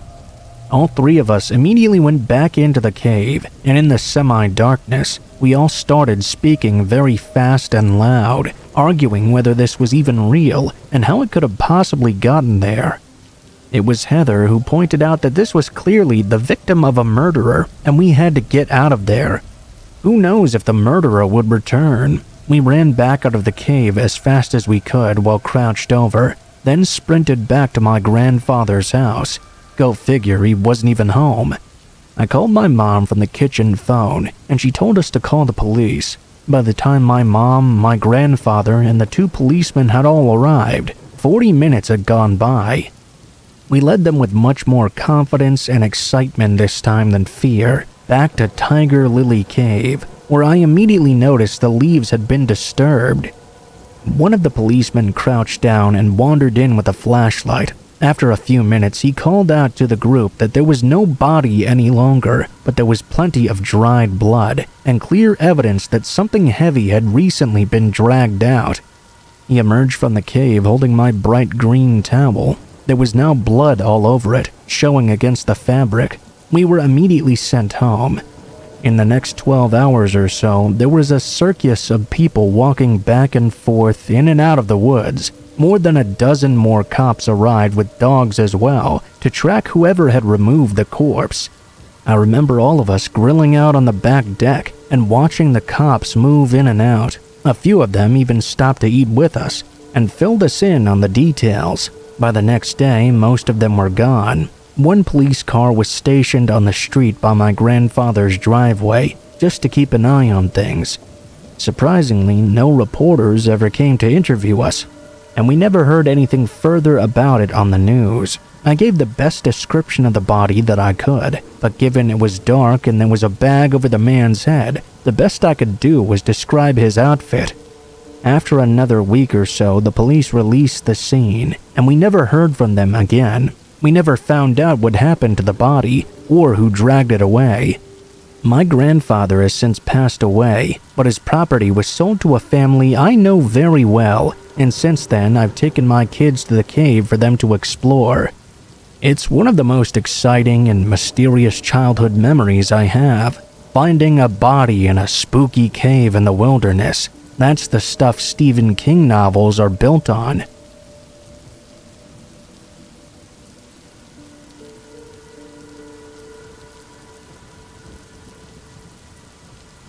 When I was 17, I had the extreme misfortune of breaking both my legs at the same time. I had been playing football with some of my friends out behind my house in a wide open field. There was a barn back there that had been abandoned and was slowly rotting away. The barn was built so it was nestled onto the side of the hill, so you could walk around the far end of the barn to climb up the hill and walk up onto the roof. I was being a bit of a dick during the game, and I deliberately ran through what we had marked as out of bounds. I ran up the hill and across the barn roof, intending to leap down off of it and score a bogus touchdown. Due to the rain, though, the wooden roof beams were wet and soggy, and when the wood gave out under my legs, I crashed downward through the ceiling. I landed hard on some old farming instruments inside, including buckets, a set of horseshoes, and a spare tire for an old tractor. I'm actually pretty damn lucky I didn't just get impaled by a pitchfork or something. Anyway, to make a long story short, I broke both of my legs and dislocated my left arm. I had a concussion too. I was rushed to the hospital and was discharged in a wheelchair, where I was forced to stay on the ground floor of my house. While I was recovering, one night my parents and sister decided they wanted to go see the new Lord of the Rings movie that was playing, and kind of without any warning, they just said they were leaving. I found myself all alone in the house now. At first, I didn't really mind. I had complete control of the TV and could play my video games as much as I wanted to, but before long, I started getting frustrated. Most of my things were upstairs where I couldn't get them. I couldn't reach the microwave or any of the higher cabinets. I was very limited on what I could do. I began to feel a bit bitter. I rolled myself into the dining room without turning on the lights and peeked out into the backyard across the field, into the barn. I'm not sure what made me look back there. It was very dark and there wasn't really much to see either. I was always the type to be aware of my surroundings in order to ensure my peace of mind. I looked out at the stars behind the barn for a few moments and was about to roll myself backwards and return to the kitchen when I saw something by the light of the moon. I saw two figures walking out of the barn and making their way down towards my house. I froze, too nervous to even let the curtains fall back into place. I made myself stare back towards the approaching figures. They weren't just walking, they were holding hands, it seemed. I remember speaking out loud, "Are those kids or something?" I felt most of the fear melt away, and it was replaced by confusion and annoyance. Who are these brats trespassing on our property at 9 o'clock at night? We lived in a pretty secluded area, and it would have taken quite a lot of walking through the woods in the dark to enter our backyard from that direction. That's when I made my first mistake. I opened the window and called out to them, "Hey, what are you doing?" Both figures immediately stopped dead in their tracks, still holding hands but otherwise keeping completely still. "Get out of our yard," I called out. There were perhaps 5 seconds of silence before one of them called out in a voice so calm it made all the terror and fear come rushing back. "Can we come in?" The voice sounded muffled, and at this point my eyes had adjusted to the darkness a bit better now. Now that I got a better look at them, I could tell that they weren't kids at all. I would say they were probably older teenagers actually, and seemed to be wearing white porcelain masks over their faces. They had hand-painted some sadistic smiles on them. My response died in my throat, and my hands began to shake. I slammed the window shut and wheeled myself fast back across the dining room and into the living room. I shut off the TV and lights, casting the house into darkness. I rolled into the den. I got out of my wheelchair and crawled across the floor to the window. I peeked out. They were still in the same spot, holding hands, staring right at my house. I watched them for a few more seconds when one of them raised their other hand and waved at me. Not in the general direction of the house, mind you, right at me. I ducked back down and started freaking out, cursing. I had turned out all the lights. There was no way they could have seen my half a face peeking out at them from the distance, especially in the dark. I had no idea what to do. I didn't know if all the doors were locked, if the garage door was shut, or even when my family would be back home. I felt completely helpless, knowing I didn't have any strength or ability to check every room in the house to make sure it was locked up tight. I went to the phone on the desk and frantically called my mom's phone, but her cell was off. She was likely still in the movie. Same thing with my dad. I thought about calling the cops, but I didn't know exactly what to tell them, to be honest. Sure, there were 2 people trespassing on my property, but they hadn't attempted to break in or do anything to me yet. I didn't know how to put into words the sense of urgency and danger I was feeling.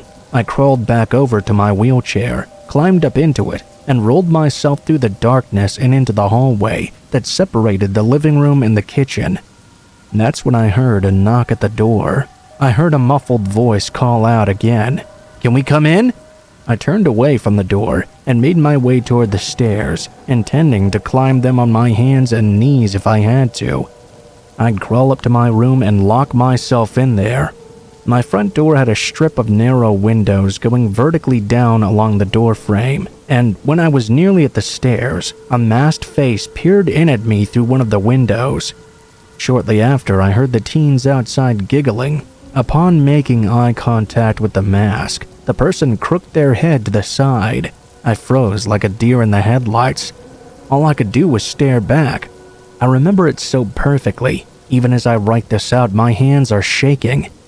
The masked face disappeared from view, and that's when I noticed the deadbolt to the front door was unlocked. All anyone had to do was turn the knob and they could walk right in. There was another knock at the back door, another small muffled voice. I could barely hear what they were saying because of the sound of my own heart pounding in my ears. I shut my eyes and buried my face into my hands. I heard rattling coming from the back door. I'm not very religious, but in that moment I prayed to whoever was listening. I'm not sure how long I sat there, crying and waiting for one of those doors to open, but after what felt like 10 minutes, I looked up and there was no one peeking in through the window at me anymore. I slid out of my chair and crawled slowly to the stairs. I crawled painstakingly up them into my room, where I shut the door and locked it. I'm not positive about this last part, but right before I managed to shut my door, I glanced down the dark hallway behind me, and I thought I saw the shadowy outline of a figure slowly tiptoeing up the stairs. I then proceeded to suffer through the longest night of my life. I never heard anything else, from either inside the house or outside. My parents and sister arrived after 1 a.m., and by that time I was soaked in sweat. They thought by the look on my face I must have suffered a stroke or something, and nearly called the ambulance for me. I never saw those masked people again. Of course, my parents didn't believe me. Why would they? There was no evidence anyone had broken in. It was much easier for them to conclude I'd just had a nightmare. My legs have since healed, and even though I still walk with a slight limp, there was otherwise no permanent damage. If I had to choose, though, I would rather break both of my legs all over again, just to avoid that feeling of helplessness and terror I felt that night. That night when I looked into the hollow eyes of that porcelain-masked person.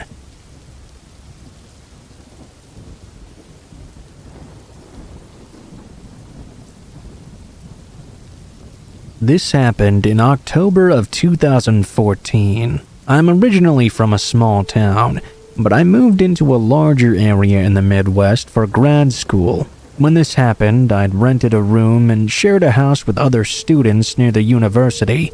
It was an older 2-story house, with a 1-story extension in the back which served as our living room. When you walked through the front door, there was a staircase immediately to the left, which went up to a hallway that turned right. In the hall, there was a bathroom, and my room was at the very end. There were 2 other rooms on the right side as well. At the time, I had 3 roommates, a girl who lived across the hall and a guy who lived in the other room upstairs. There was also another guy in the downstairs area. All of them were usually gone on the weekends though. On the night in question, I was dating my girlfriend for a little over a month. It was Saturday night, and I'd picked her up in my car. We went out, had a few drinks, and took an Uber home. I didn't feel comfortable driving. We got to the house and went immediately upstairs to my room. We were the only ones there. After me and my girlfriend had some intimate time together, we fell asleep. I'm a pretty heavy sleeper, but my girlfriend is not. All of a sudden, she nudged me awake to tell me she had heard a noise coming from outside. I told her it was probably just some drunk people walking by since we lived so close to campus. Maybe it was a raccoon or some other small animal. She seemed satisfied with that explanation and tried to go back to sleep. Just then, though, we heard another noise coming from the back of the house. It didn't sound like people just walking by. This time, I got out of bed and walked over to one of my windows, which faced the area the noise was coming from directly. I had the curtains and blinds down. I peeked from around the corner and looked outside. My slight buzz and drowsiness went away immediately. My heart started racing like crazy after I looked outside and saw the silhouette of a person climbing onto the roof of the extension. My girlfriend saw my reaction and asked me what was wrong. I immediately told her to grab a phone and go to Jessica's room across the hall, lock the door and call 911 because there was an intruder climbing the roof of our house. My girlfriend did as she was told. I slipped on a pair of gym shorts and shoes and grabbed a kitchen knife that was on my desk, left over after eating some dinner and conveniently forgetting to clean it up the night before. How lucky for me. I stood next to the window with my back against the wall and listened in closely. I could hear the person walking along the roof, leaving light footsteps. Then I heard a noise. I could tell he was fidgeting with the bathroom window, which was right next to my room. Luckily, that window was already locked. I tiptoed outside my room into the hall, waiting to attack if he broke in through the window, knowing I had to protect my home and my girlfriend. I stopped hearing the noises coming from the bathroom window. Then I started to hear a similar noise coming from my window, the one I'd just been standing next to. My heart was pounding really hard now. I gripped the knife tight in my hand, mentally rehearsing on what I would do if they managed to break in. All of this occurred within just a few moments. I realized that maybe I could just scare the intruder away and avoid a confrontation completely. I took a deep breath and yelled, "I have a gun! Come inside and find out!" I heard the thud of footsteps going away from the window, and then the noise of gravel. I was sweating at this point. I walked outside my room and knocked on Jessica's door, telling my girlfriend it was me, and the intruder seemed to be gone. She unlocked the door and opened it. I saw she had been crying. I dropped the knife and hugged her. I told her everything was going to be okay. Just then, I saw the blue and red lights of the police outside the window of Jessica's room, which faced the front of the house. I told my girlfriend to come with me so we could tell the police what happened. I walked downstairs, turned on the porch light, and unlocked the door, opening it slowly with my hands held up. The police were approaching with their guns drawn and saw me in nothing but shorts and shoes drenched in sweat. I kept my hands held up and told them I lived there and the intruder had ran away out the back. The police officer said something into his radio, some code or something. He said the intruder was still on the loose. He stood there with us while the other officer walked inside the house. I was told he was going to check and make sure there was no one hiding inside or something. After what seemed like a long while, but was maybe only a few minutes, I heard a voice over the radio calling it all clear. We went inside, and one officer began to ask us questions, while the other poked around outside. After giving our statements, the other officer walked back in and told us it looked like the intruder had climbed on top of our garbage cans to get onto the roof. One of the cans was apparently tipped over. Since the house was dark and there was no light outside and no cars in the lot, we may have been victims of an attempted robbery. I asked the officer if there was any weapons they might have left behind in their startlement. He said no. It was unlikely the intruder wanted to harm anyone. There had been a series of break-ins during the last several weeks around campus, with the intruders mainly only taking prescription drugs. He advised me to get a better weapon than a steak knife for the future, and to keep the lights on inside and our windows locked. Maybe consider installing outside lights. I asked if he could fingerprint the window, but he said he couldn't because nothing had been taken and no one was harmed. Most likely this person had been wearing gloves anyway. The police told us they would have units search the neighborhood, but it was unlikely they would find the person, since I couldn't give a description of them, having only seen a silhouette. Needless to say, my girlfriend and I did not get much sleep that night. The next day, I called my landlord and told him what happened. The following day, we had a bright light installed on our back patio that turned on when it got dark automatically.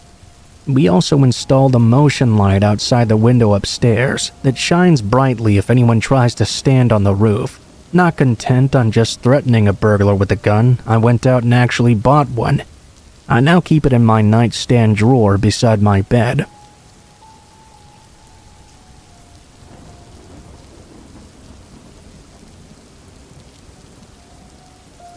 This happened after my hunt for some white-tailed deer in northern Michigan.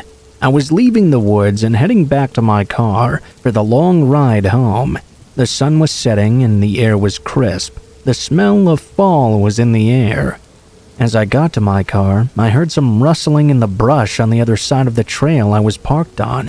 Thinking it was an animal, I looked across, only to see a man standing there.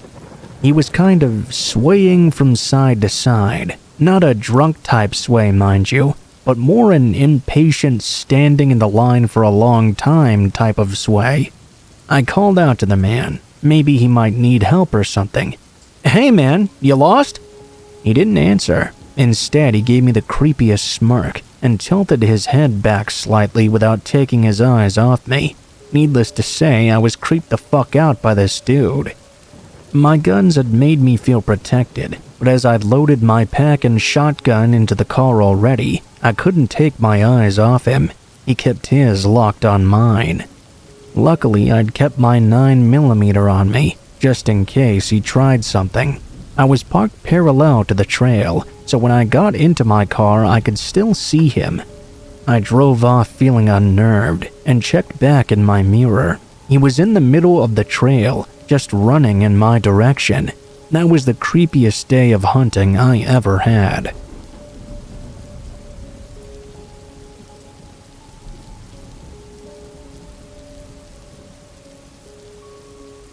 I was in Denali National Park 2 years ago with my now wife and 2 other friends. If you aren't familiar with it, it's a trailless wilderness. That means there aren't any trailheads or marked trails. If you find social or game trails, you're encouraged to avoid them to keep the wilderness as pristine as possible. You're given a backcountry permit to a unit, which is a large division of the park which has a limited number of campers allowed on it. You get on the bus that goes to the one road through the park, and it drops you off when it's going through your access to your assigned unit. Then it drives away, leaving you in the middle of nowhere. It's amazing and intimidating at the same time. Anyway, we were backpacking for 2 amazing days, but we had yet to see any wildlife other than the local ptarmigans. On the morning of the last day, the others were drinking coffee and we were preparing to break camp. I'm looking down in the river valley that our campsite has a good view of. We hadn't seen any other humans for 48 hours. I thought I could see some campers hiking through the brush in the distance. I called out, only to have the hiker turn out to be a gigantic bear who popped up his head and looked right at us. We started watching him as he walked along the river and slowly made his way towards our camp. "He's not coming up here," I said to the group. Well, he was. He climbed up the hill and walked right into our campsite. We gave him a wide berth as he approached, and froze as he eyeballed us for a while. He then continued on up the side of the mountain. It was scary as hell, but he was majestic as fuck as well. Anyway, it started to pour on us. We finished breaking camp and decided to save some time by following a game trail for a bit, as we were now soaked and quite cold. This saved us a lot of time bushwhacking through alders and whatnot. Well, we rounded a corner, and the trail came to a dead end in what was the remains of a recent bear kill site, bones of a moose, flattened down brush, old scat. Let me tell you, it was an unnerving feeling. We froze as the blood drained out of our faces. We looked at each other and instantly agreed to double back a bit and start our bushwhacking anew to get the hell out of there.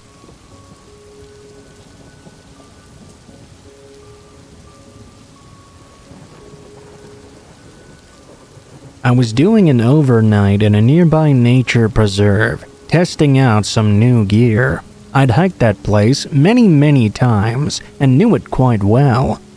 I chose a spot a little too close to the water, however, and being Michigan in the summer, dusk brought many mosquitoes, all the mosquitoes I'd imagine. I made a small, punky fire that kept them at bay, but once I put it out and turned in for the night, those sharks came cruising in. I tried to stick it out, but by 00:00 I got the fuck out of Dodge. It was a really lovely night though. Clear sky, full moon. It was nice having the forest to myself. Except I didn't. I was walking a trail below a ridgeline when I could sense something keeping my pace above and a bit behind me, just to the left. When I walked, it walked. When I stopped, it stopped as well. The area was too densely wooded to make out anything by just moonlight. I could hear the sound of it moving, very light steps, an occasional leaf or twig cracking. I've got pretty exceptional hearing and smell, but there was a hole where I thought it should have been. If it were a predator big or bold enough to stalk me like that, I had a strong feeling that taking off on a run would have made it give chase. So I simply walked. For miles, this thing tracked me down. I think that was the first time I ever had cold sweats, just trying to remain calm and not give in to the flight urge. After a couple of hours, I got near the entrance of the park, close enough that you could make out the ugly yellow of the sodium lights near the main road. Around about then, I noticed that whatever was there left as I approached the light. It let me exit the park unmolested, but I had a new respect for the things that go bump in the night.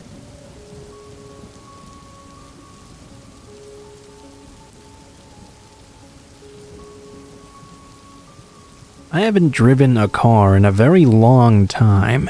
I was never really that good at it, and although I had a driver's license for a while, I eventually just let it expire. I've spent most of my life walking all over the place or taking a bicycle whenever I had one available. This happened many Halloweens ago. At the time, I did not have a bike. I lived alone, in a house in a not-so-great neighborhood. The thing that I liked least about the place, though, was how people took care of their animals. I know it's debatable whether you should let your cats roam about the neighborhood or not, so I won't get into that, but there is a leash law in the town I lived in. A lot of people didn't follow that law, and they let their dogs roam free in the streets. As you can imagine, that caused some serious problems. It was very cold on this Halloween night. This was a bit unusual for the area that I lived in, because it was normally pretty warm around October in this part. The temperature was in the 30s throughout the day though. I was going to go out earlier in the day and buy myself some Halloween candy, but it was far too cold for me to do that. As it got down to night though, I was craving candy so much that I decided to go ahead and walk to the store and get some. I got bundled up, dressed in layers, and set out for the store. It was surprisingly dead outside for a Halloween night, no pun intended. I chalked that up to the foul weather though. The people in town were nowhere near used to it being like this. As I walked along, I noted there was a big white dog that was hanging out in front of a house across the street from me. He was barking at me as I was approaching my turn, but I didn't really think much of it. That was normal for the neighborhood. When I turned the corner, however, the dog started running across the street toward me. He didn't seem aggressive and stopped in the street. I put out my hand palm up to show him I didn't mean him any harm. He stopped for a moment, then began barking again. He got closer to me, and I really started to get startled. I began to walk faster down the street. He kept barking and chasing me, getting close to me each time before stopping. I was wary of him the entire time, but eventually he did stop coming after me.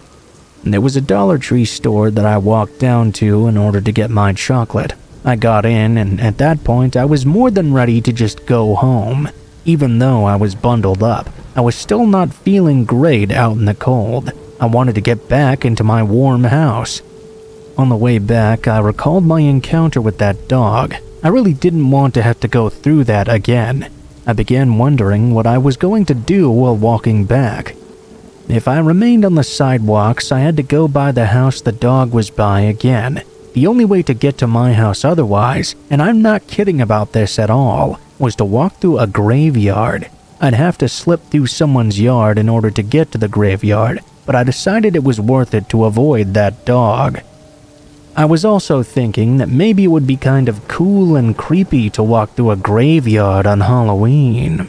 I hated cutting through someone's yard, but I still did it. The graveyard, as I'm sure most graveyards have, had a road that went through it.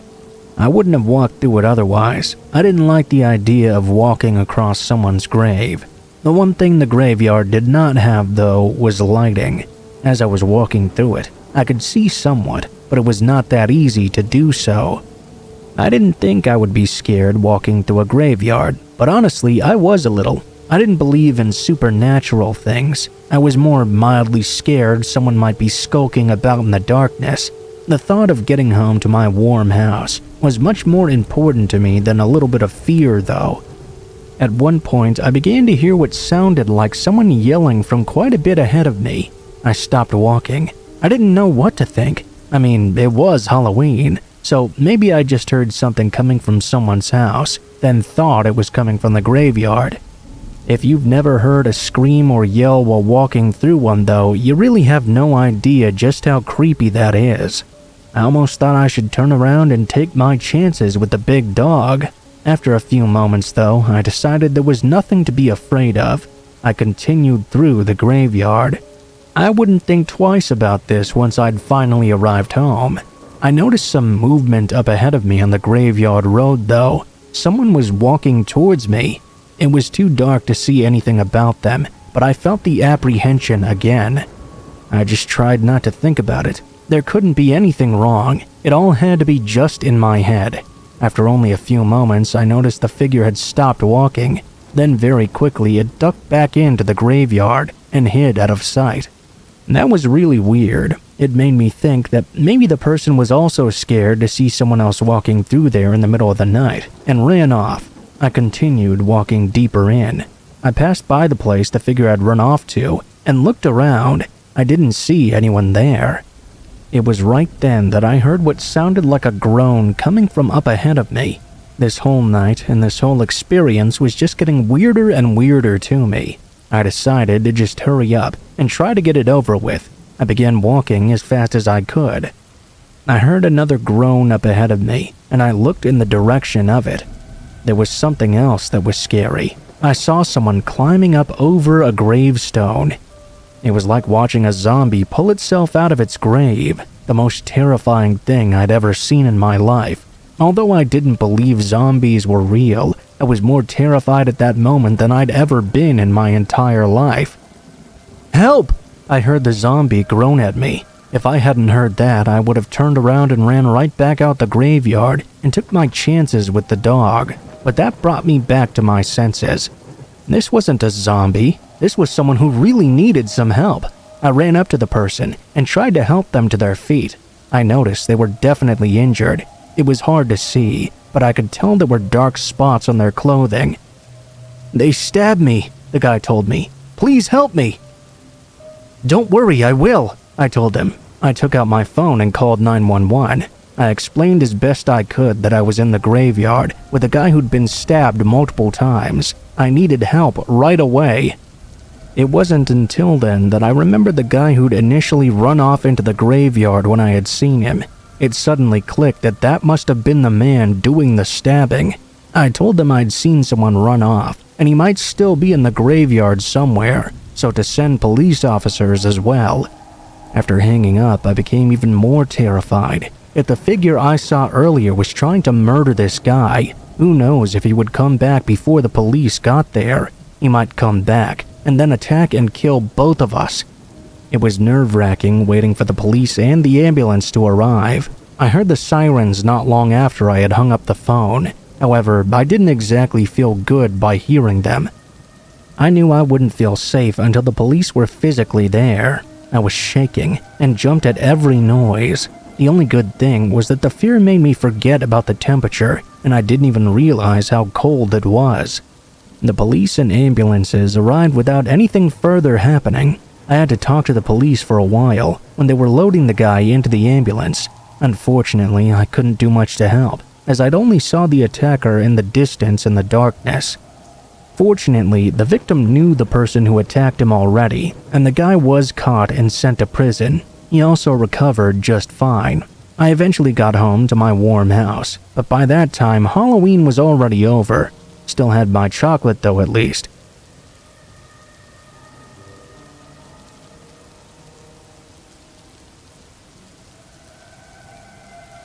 I love trick-or-treating. I always enjoyed it when I was a kid, and when I got older and got my own place to live, I really loved giving out candy as well. I love all the costumes and seeing all the children out and about being really happy. It was all around very exciting to me. I live in a pretty nice neighborhood. I have the house all to myself.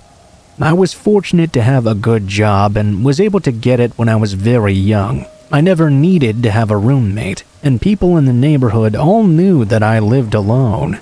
I was in my mid-20s when this happened. It was a nice Halloween, and trick-or-treating went by pretty quickly. Soon it was dark and cold outside, and there were no more people in the streets and yards. I watched some scary movies for a little while before I finally decided to head to bed. I have to admit I did get a little bit worked up from watching these movies. I still do get a little scared of them. Plus, the back of my couch faces the big picture window that in turn looks out onto my front lawn. There were a few times while I was watching these movies that I thought I heard some noises coming from behind me. It was like someone was tapping on my window. The first couple of times, I turned around and looked out to see what it was. Of course, there was nothing out there. It was all in my head, and I knew it from the very start. After lying down for a while, I was finally tired enough to go to bed. Even though I lived alone, I always slept with my bedroom door closed. I was like that with all my closets too. I always had to keep the doors closed on everything. Whenever a door was open, I always had this scared anxiety that I would eventually see someone standing in the doorway. It was one of the few things that really made me super anxious. Still a little bit scared from the movies I had been watching, I finally began to drift off to sleep. That was when I heard what sounded like a knock at my bedroom door. I had only just been drifting off, so I was surprised and immediately opened my eyes. After a moment or two of being scared, I remembered that it's not uncommon for people to hear knocking sounds when they're drifting off to sleep. I decided that must be what was happening and tried to fall asleep again. That time, I was successful enough to fall all the way down to deep sleep. A very short while later, which I knew because of the time on my alarm clock, something woke me up. I sleep on my side, so I rolled over onto my back to look around.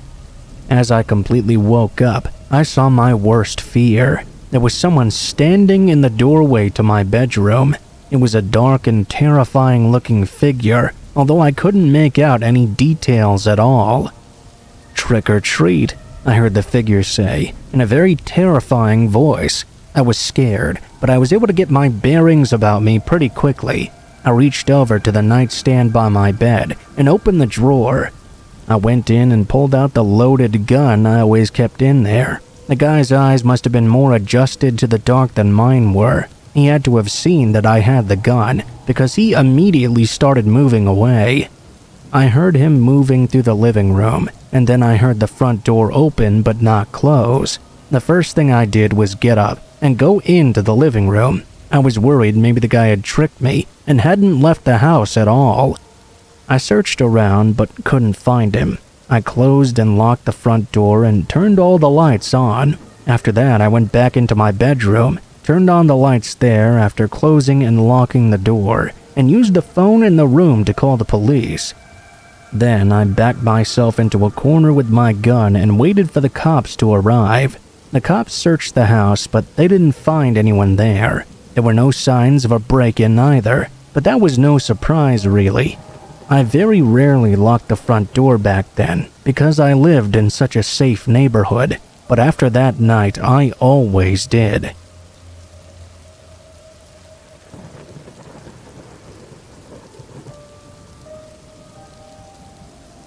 Every year, my town does a haunted house during the week of Halloween.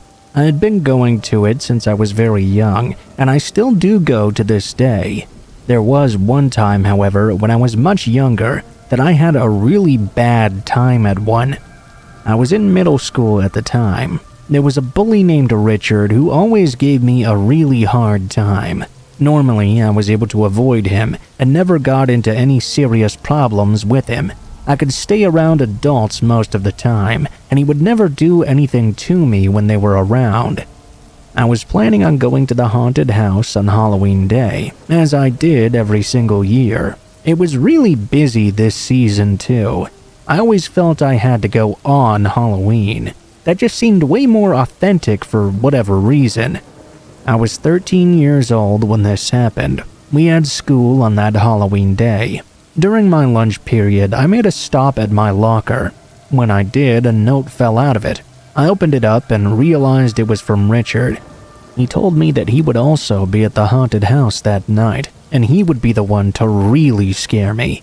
I was nervous, but I wasn't really that worried. I mean, what could he possibly do to me in front of all the people that were going to be there? I had every reason to believe I would feel safe among that many people. It was dark by the time I got in line for the haunted house. It was just as busy as I thought it would be, too. I was a bit nervous and kept looking around for Richard. I didn't see him anywhere in the line, and like I mentioned, I didn't really think he would try anything in front of so many people. As the line grew longer and people kept going in and out of the haunted house, I still couldn't see him anywhere. I eventually decided the note must have been nothing more than him wanting to scare me. I went into the haunted house, and I was happy that they did everything so different each year. You could go through the house with your friends or by yourself. I didn't have anyone with me, so I decided to go it alone. I have to say, I was still a little bit on edge, but I was enjoying the house quite a bit. If anything, it actually enhanced the experience. I entered this room, and the door shut behind me. It was dark, but there was a strobe light in the room. It was empty except for a chair that was sitting in the corner, and there was a scarecrow sitting on that chair. The strobe light made the whole scene extra creepy, and I was absolutely nervous. I knew that someone was probably in the scarecrow costume and would get up and start creepily moving towards me. Then I would have to go to the other door and leave the room. Sure enough, the scarecrow got up and started moving towards me. With my heart pounding, I made my way to the door. Before I could get my hand on the knob, the scarecrow moved fast and grabbed me in a headlock. He pressed all his weight down on me, and I fell down to my knees. He was really, really strong. I heard Richard's voice whisper in my ear, "I told you I would be here." It hadn't even occurred to me to think he might have been working in the haunted house. By that point, I was really scared. I tried to call out to someone for help, but he had his arm around my neck. He was choking me, and I wasn't able to make much sound. I actually thought the guy was going to try and kill me. I had never been so scared in my life. I only wished I had convinced my family to come with me that time. I don't know how long it was, but it couldn't have been too long before the door opened. I realized the next people touring the house must have opened the door to the room. I was hoping they would pull Richard off me, but they didn't at first. I found out later they thought the scarecrow choking a person was supposed to be part of the haunted house. Fortunately, they recognized me as being the person in front of them in line. They were 3 high school guys. They pulled Richard off me, and I fell to the ground. One of them went and got another haunted house employee, while I laid there trying to recover my breath. This is further good news concerning this story too. I didn't have to put up with Richard any longer at school for quite a while. He got sent to juvie right after, and he deserved it.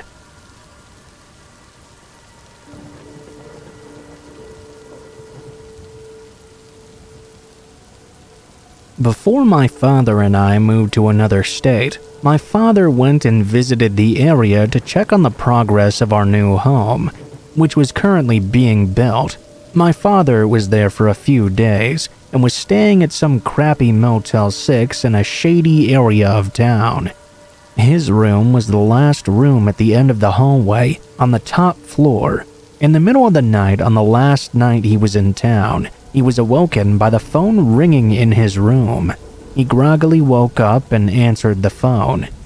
To his surprise, it was the front desk calling him. They said something along the lines of, "Sorry to wake you, but we've been receiving a couple of reports about rooms being broken into and stuff being stolen.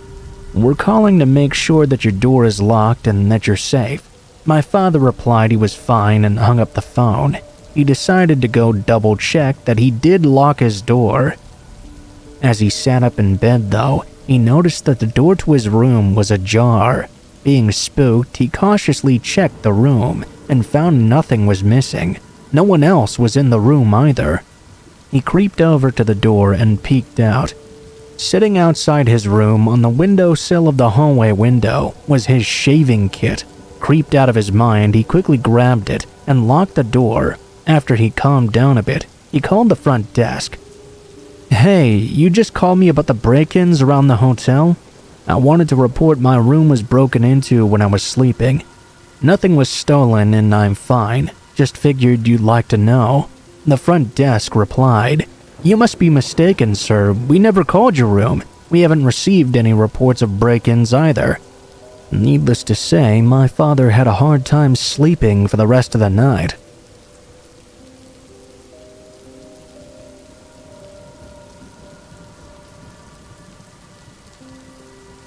I hike in a lot of remote areas. I was hiking in Pennsylvania, miles from anything, not even a trail really, just bushwhacking it through the woods.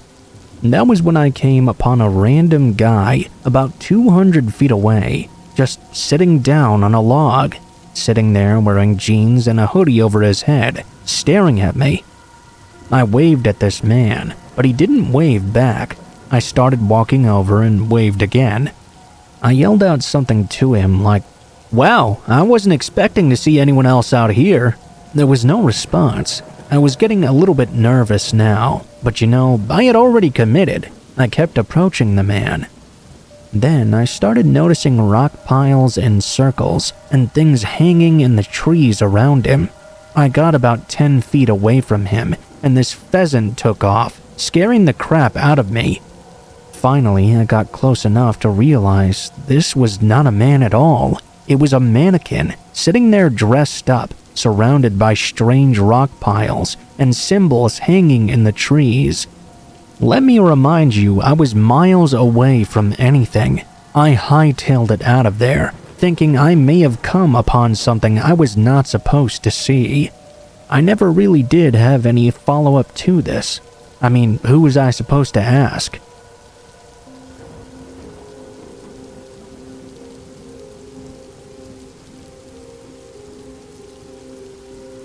Back in 2003, while stationed in Portsmouth, Virginia, I was going through a divorce. As such, I'd moved back into the barracks, reeling from the stress of the divorce. I had a lot of trouble sleeping, and so I would go for a run at all hours. One such morning, around 4 a.m. or so, I took off for a quick 5-mile run. Portsmouth has some pretty dodgy areas, and my run route took me straight through one of them. As I got to the top of a bridge, I saw someone standing on the side of the road. It was a bit odd, but not completely unheard of. Sometimes I would see a non-runner standing somewhere other than a bus stop. Anyhow, he watched me the entire time I ran closer to him. As I got even closer, he turned his back to me, but continued to watch me over his shoulder. Since I tend to become more friendly in awkward situations, I said hello as I ran past him. I picked up my pace though, and after a couple of minutes, I had pretty much forgotten about the encounter. As I continued my run, there was a bridge that went over an interstate. After I crossed this bridge, I just about had a heart attack as I saw the same man standing on the side of the road again. No cars had passed me by, and there was no way he could have gotten from where we first met to here in that short amount of time, not without driving past me again. Being nervous, all I could say to the man was, "Wow, you're pretty fast." I'm pretty sure I broke a personal speed record after that.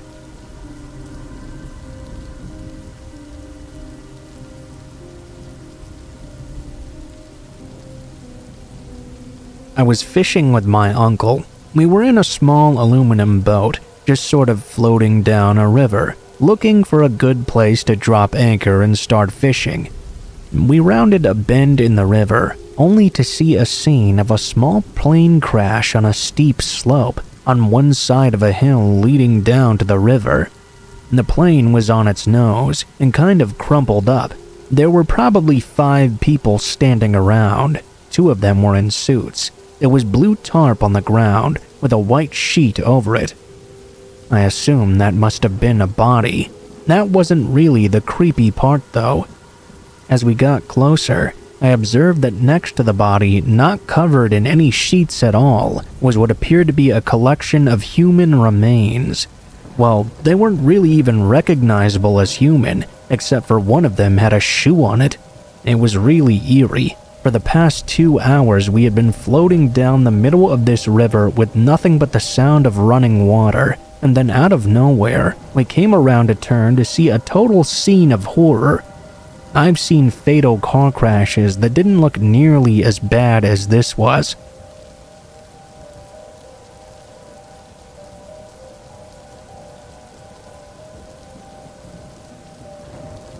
This was back when I was a little kid in Eastern Europe.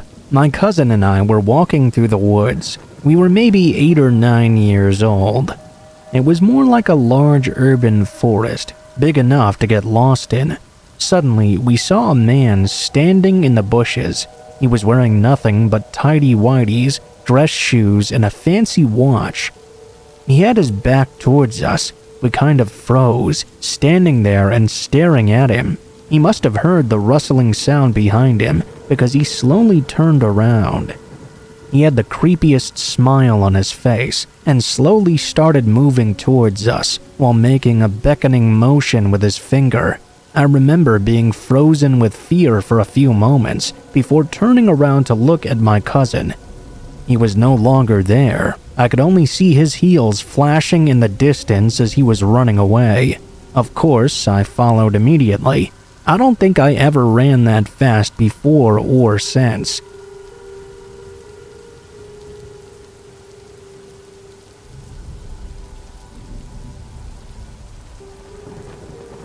I went to my aunt and uncle's house one family vacation about 10 years ago.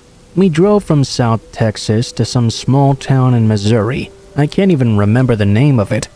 We arrived there about 1 a.m. The family consisted of myself, 2 younger sisters, my mother, and my father.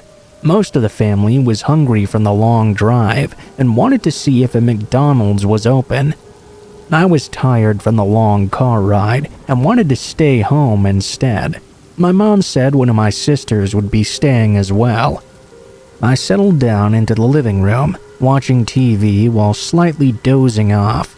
I remembered that I started hearing pitter-patters down the hallway and assumed my sister was just running around. I got a call from my mom asking what I wanted to eat. In the background, I could hear both of my sisters arguing. I heard a giggle from behind me. I stood straight up and looked around, but I couldn't see anyone there. I asked my mom if my sister had ended up going with them, to which she confirmed she had. I stood in the corner of that room until everyone else got back. Nothing like that ever happened to me again.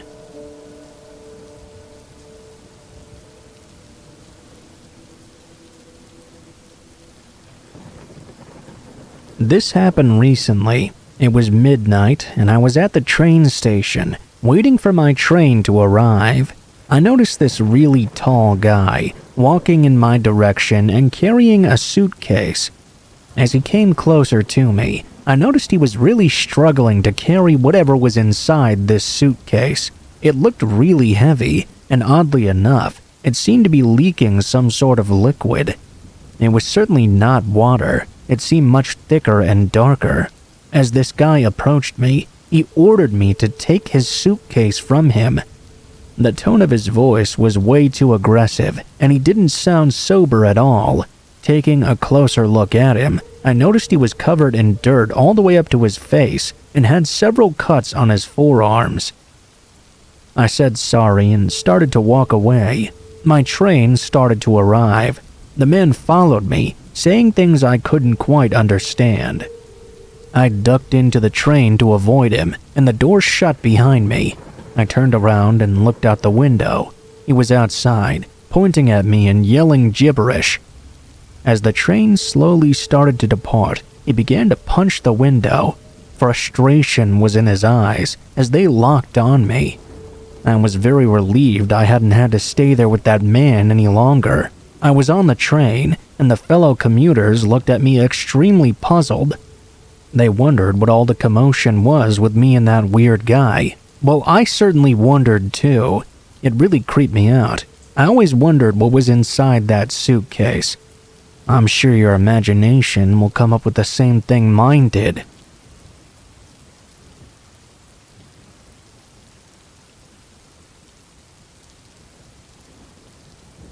When I was 15, I was in a really bad mental headspace.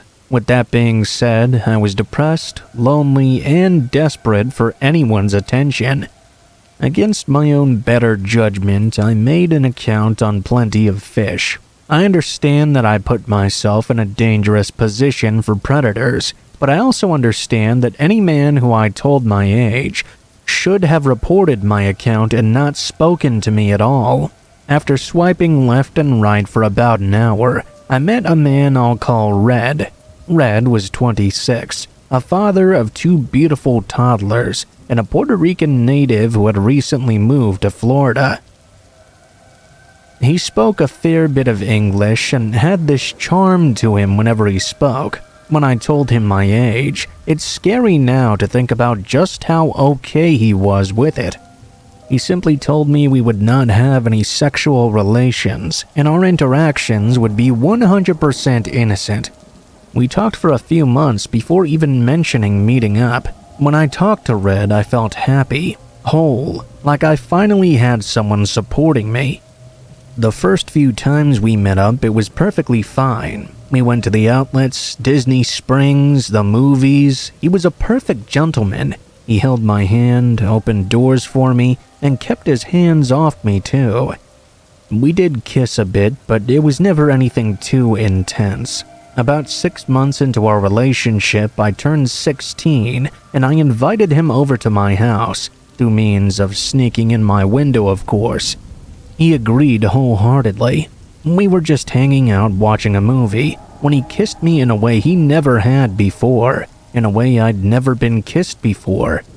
It was surprising, and without having to be said, overwhelming. I started to get scared. It finally hit me that this was a grown man, and I was still just a child.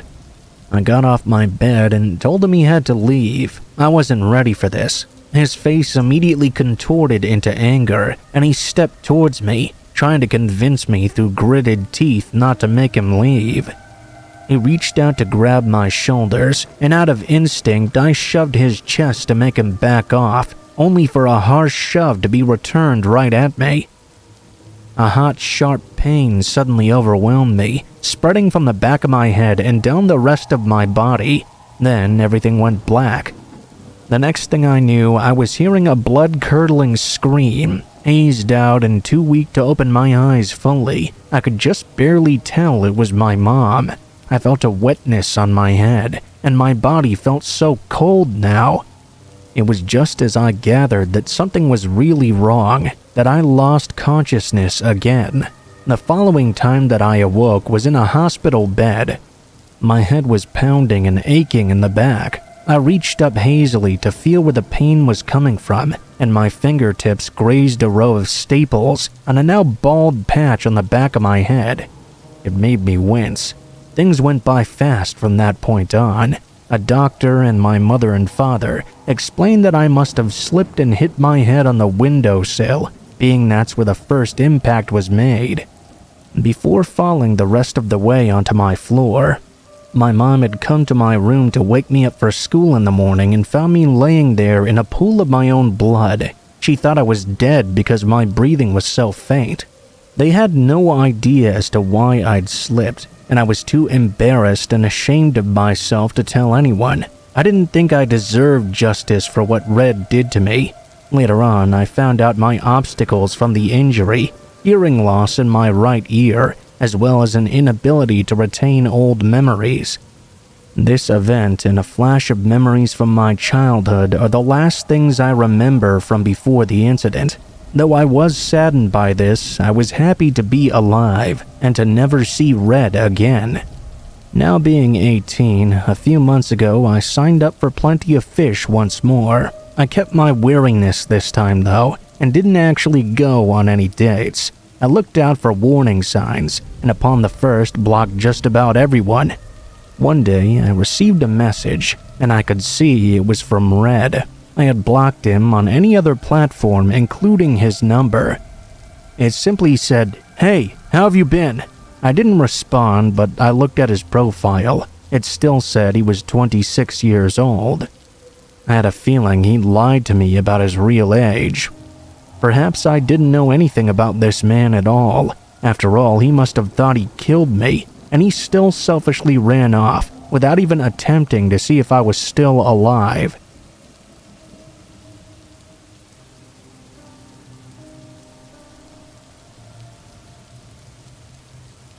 This is something that happened to me a month ago. It's still fresh in my mind, and quite frankly, still gives me the chills whenever I go into work to this day. Some background before I go into this story.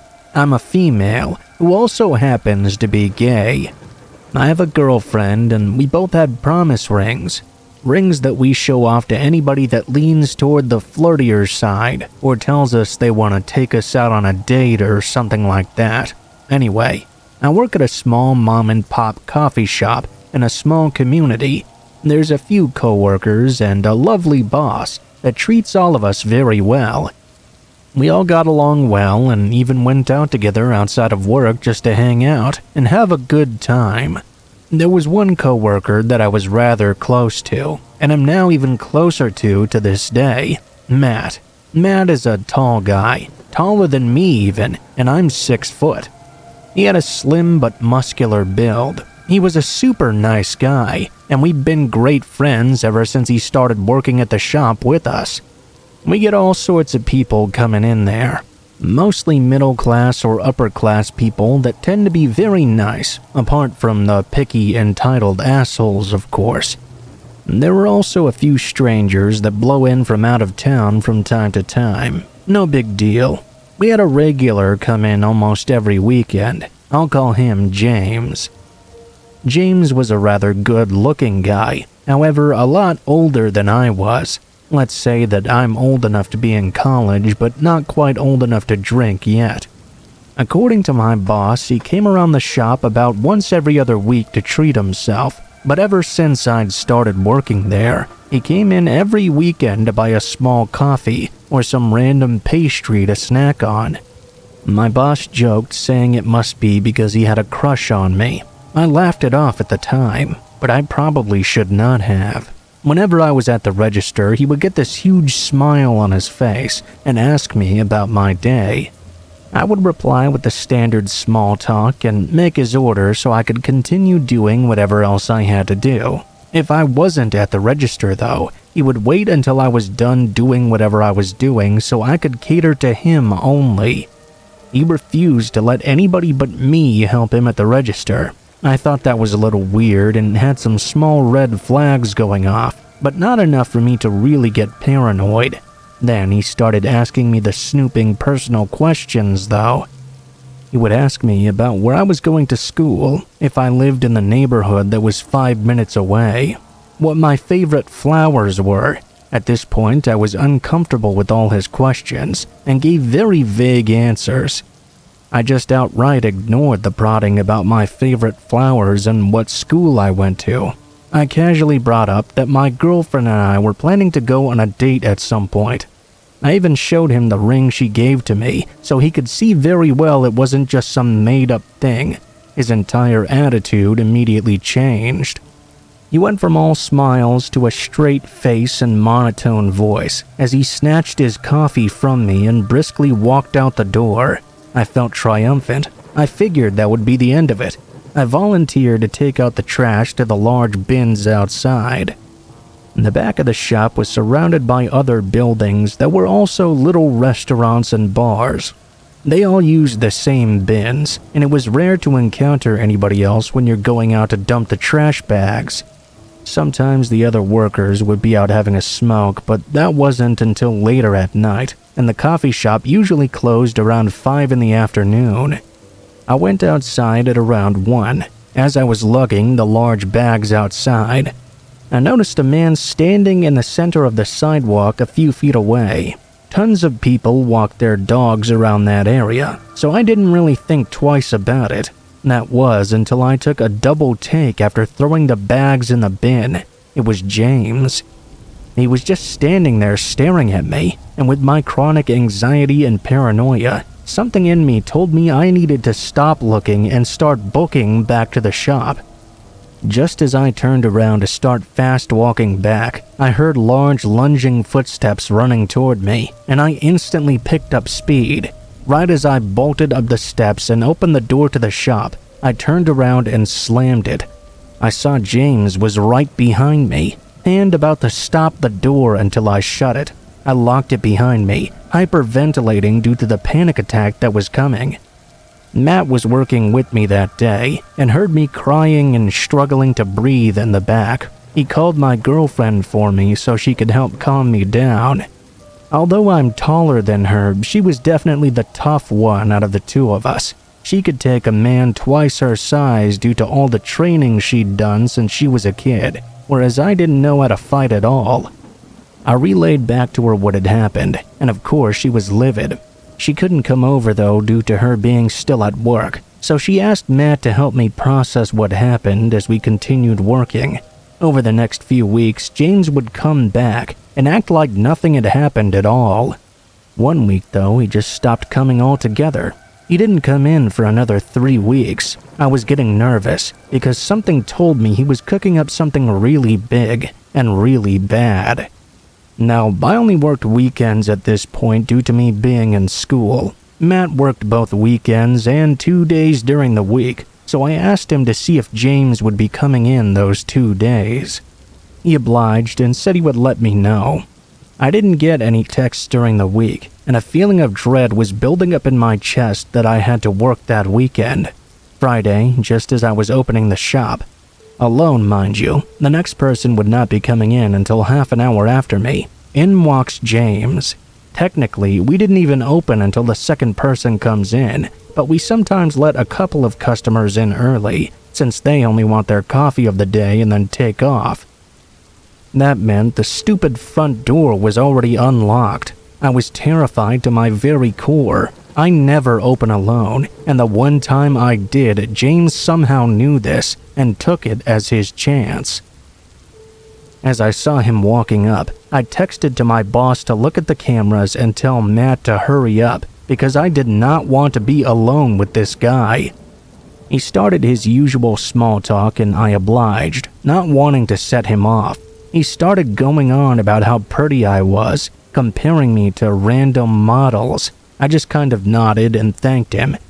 His demeanor switched again. He wasn't straight-faced, nor did he change his tone, but there was something in his eyes that told me he was calculating what he was going to do next, depending on how I answered. Now, I'm not a quick thinker when under pressure, especially not when I'm scared like this. I did mention that James was good-looking and older, but he was also way more muscular than I was. I knew that if he was going to grab me, I had to do everything I could to wiggle my chubby self out of his grasp. If he jumped over the counter or tried to run around the back, I'd have to grab one of the knives we used when making the food. He started saying how he wanted to take me out, and he would treat me so much better than this so-called girlfriend of mine, that I should call her and break up with her right now. That took me by surprise, and he knew by the look on my face, because this time he slammed his fist against the counter and screamed, "Call the bitch right now or you'll fucking regret it." I was on the verge of tears. I picked up my phone, opening Matt's contact and calling him, praying he would pick up.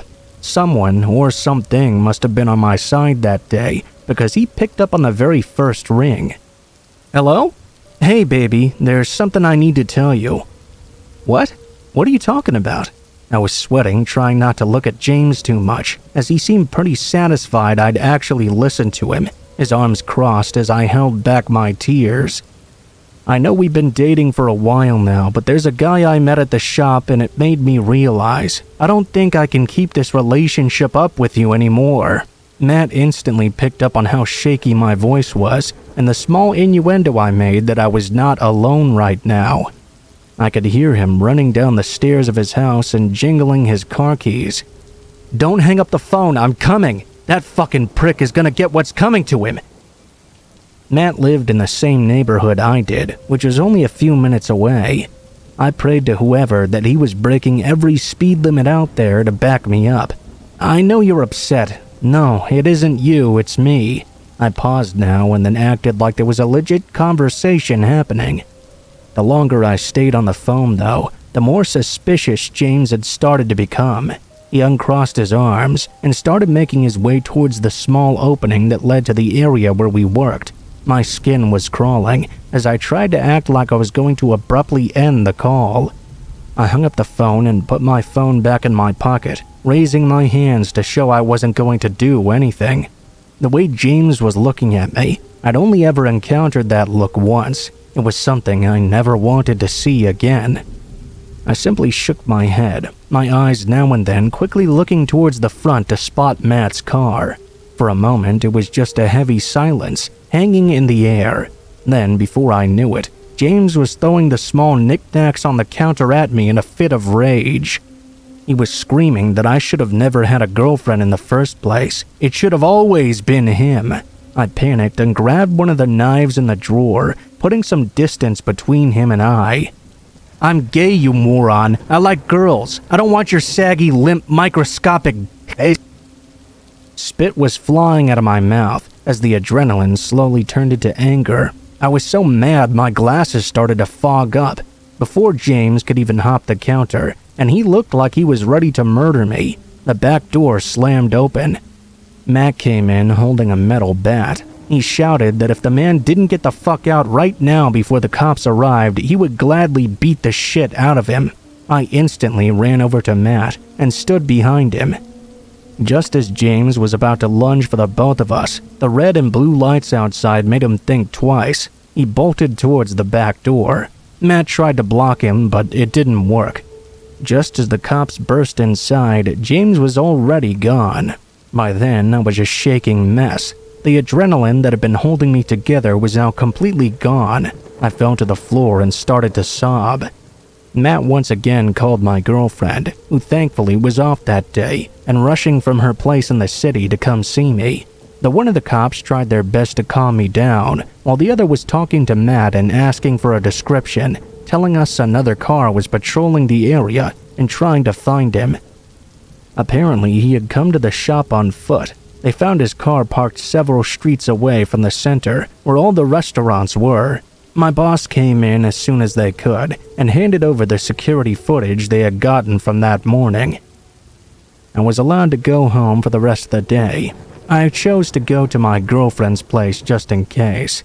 They told me that if I ever saw James in my area, or my girlfriend's area to not hesitate to call them again. My boss also posted his face outside the shop as well as inside to let people know that if they saw this man to call the police and that he was not allowed to be inside, especially during weekends. It just makes me think that if Matt didn't live so close by, if I hadn't stalled the man for as long as I had, what would he have done to me? Would he have hurt me in the shop? Or dragged me all the way back to his car and taken me somewhere else? I truly believe this man had something sinister planned for me.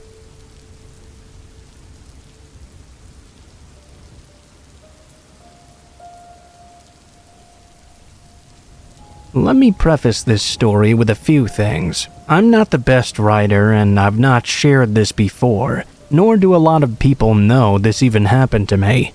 I'm turning 22 at the end of the month, and this event happened almost a decade ago. I still remember it so clearly though. I still think on it often and bring it up to my family, as uncomfortable as it makes all of us. It reminds us of how dangerous the world really is. As a little bit of backstory, growing up I'd always had extremely fair skin, blonde hair, and light eyes. The kind of thing that specific creeps really go for. When I was just around the bend of becoming a teenager, my older sister, who was 8 years ahead of me, was in the military and had been gone for quite some time now. Soon though, she was finally coming back home to old USA soil, a few states away at a base in Kentucky. My parents and I were very excited and planned to leave for the weekend. We could finally go see her for the first time in years. It would only be for a few days, but we were happy regardless. We ended up spending time with her, of course, and had a few days to be able to go out to eat, open her accumulated Christmas presents, and go to a nearby mall in proximity to the hotel we'd been at.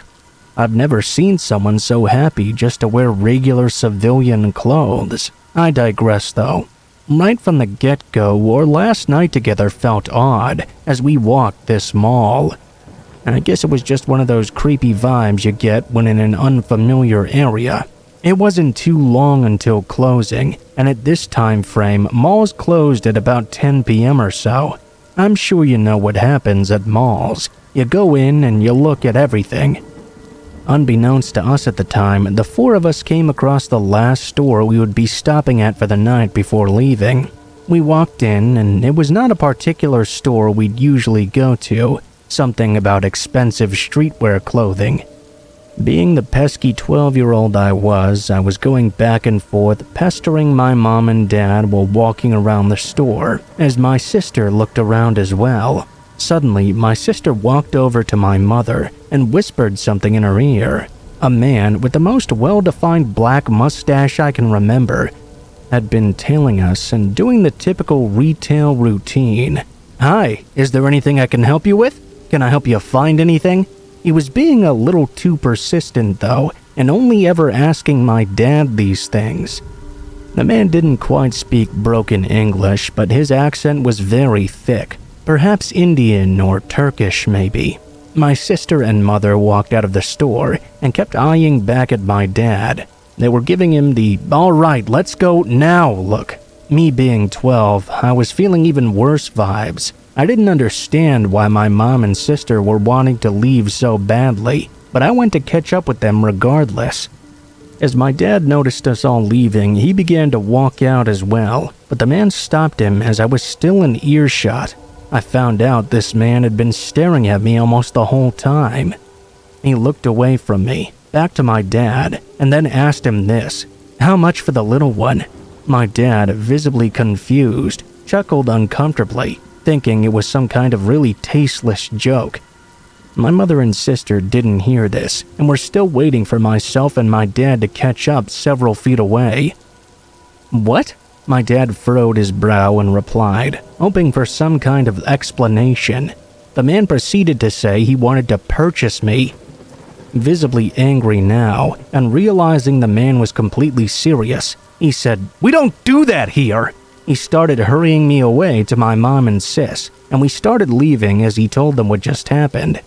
The whole drive back to the hotel, my sister was getting consistently more upset, saying if she'd have known, she would have killed the fucker.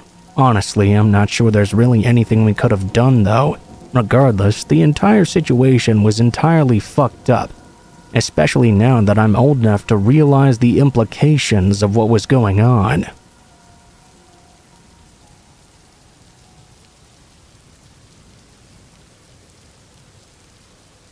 A little over a year ago, I was living in an apartment trying to save up some money. It was a small one-bedroom arrangement, and the rent was somewhat manageable. At the time, I wasn't dating, and I surely wasn't looking to date either. I was happy enough going to my 9-to-5 job, then coming home to relax with some video games. The apartment building itself was alright. It was nothing to write home about. Everything on the inside worked, and for the most part the tenants were quiet and kept to themselves. The one downfall for me, though, was the view from my balcony. I don't know if this is an unpopular opinion, but I wanted the third-floor apartment so I could sit outside and read, or take in the fresh air. The fact that I had another apartment building in my direct line of sight was kind of a buzzkill for me. It wasn't like it was a huge deal though. I did end up making peace with it after a while, and just learned how to ignore it. It's strange how the separation of the building makes a huge difference though. For example, my apartment building was just a little nicer and had very little of any type of crime. Meanwhile, that other apartment building seemed to always have police cars swarming outside. The area itself spanned multiple blocks, and I think there were 6 or 7 different apartment buildings there.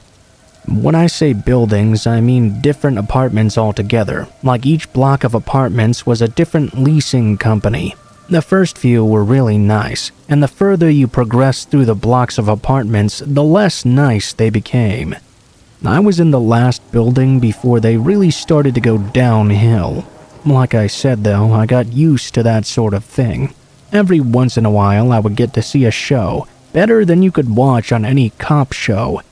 At some point during the lease of my apartment, I had come home from a hard day's work and just wanted to sit outside and relax a bit. It was one of those beautiful nights in the early summer. I didn't want to go inside. I grabbed my laptop and started watching stuff out there with my headphones on. Before I knew it, it was well after midnight, and I was still sitting outside enjoying the free breeze. I finished up what I was watching, and decided to just sit outside and really soak in the air for a while, until I went inside to go to sleep. Immediately after taking my headphones out though, I noticed something strange from my balcony vantage point. I saw a figure pacing back and forth outside the apartment building behind me. I felt comfortable practically spying on this person, since there was no way he could possibly see me. I mean, I was dressed in all black on a third-floor balcony, slouched back in a chair. I watched this person pace and continue for 5 minutes. I was trying to theorize what this person was doing. My first thought was that maybe they'd gotten locked out and were pacing waiting for someone to let them in, but that theory faded quickly when I noticed how suspiciously he looked when he stopped pacing. He would look all around himself, like he was trying real hard to be secretive. I could clearly make out some of his features once he started to look around too. He had a very thick beard and was wearing an Atlanta Braves baseball cap. He had a hood on top of the hat as well. I could see long hair protruding from the sides of it. This person slowly approached the sliding door. It must have been locked or something, because after a couple of attempts of trying to open it, he stopped and walked over to another apartment. When he reached that next apartment, he grabbed the door as well. A car drove by though, and he jumped away from the door and pretended like he was just walking down the road. Once the car was out of sight, he went back to the door and tried to open it again. No such luck for this man, it seemed. I oddly felt a sense of relief when he started to walk away. Whatever intentions he had, and it didn't seem like they were good, it looked like he was abandoning them. I felt a bit of relief lift off my shoulders too, because I'd been having an eternal battle on the inside of whether or not I should call the cops on this guy. I mean, of course, I probably should have. But for some reason, calling the cops on this guy was giving me crippling anxiety.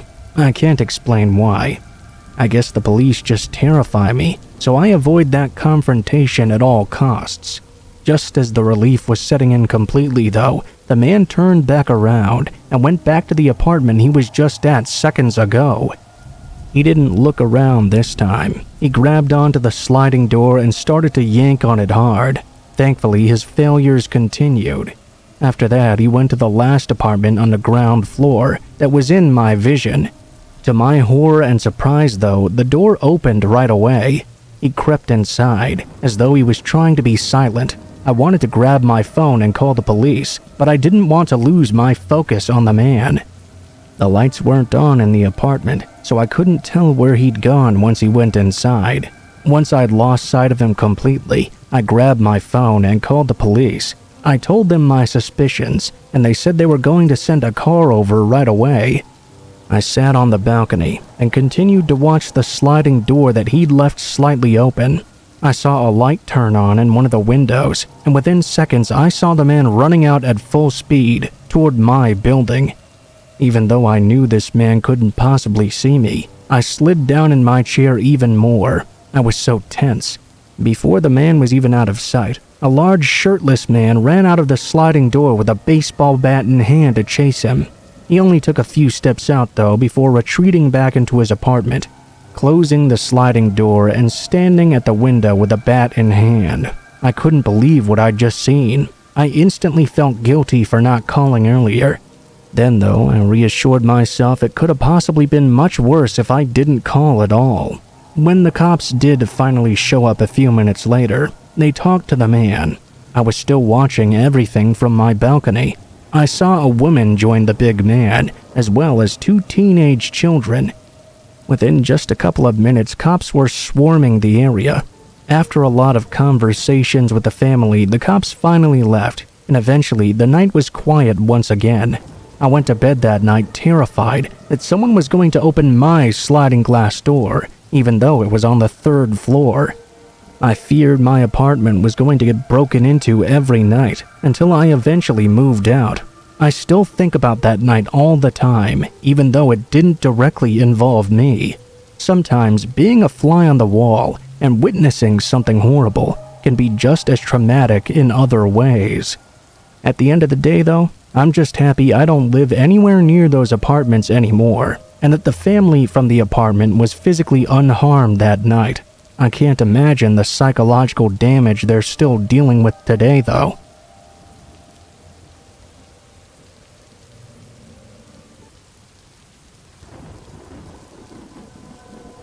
A little bit of background about me, so you can understand where I'm coming from when I tell you I resorted to bar hopping to find love.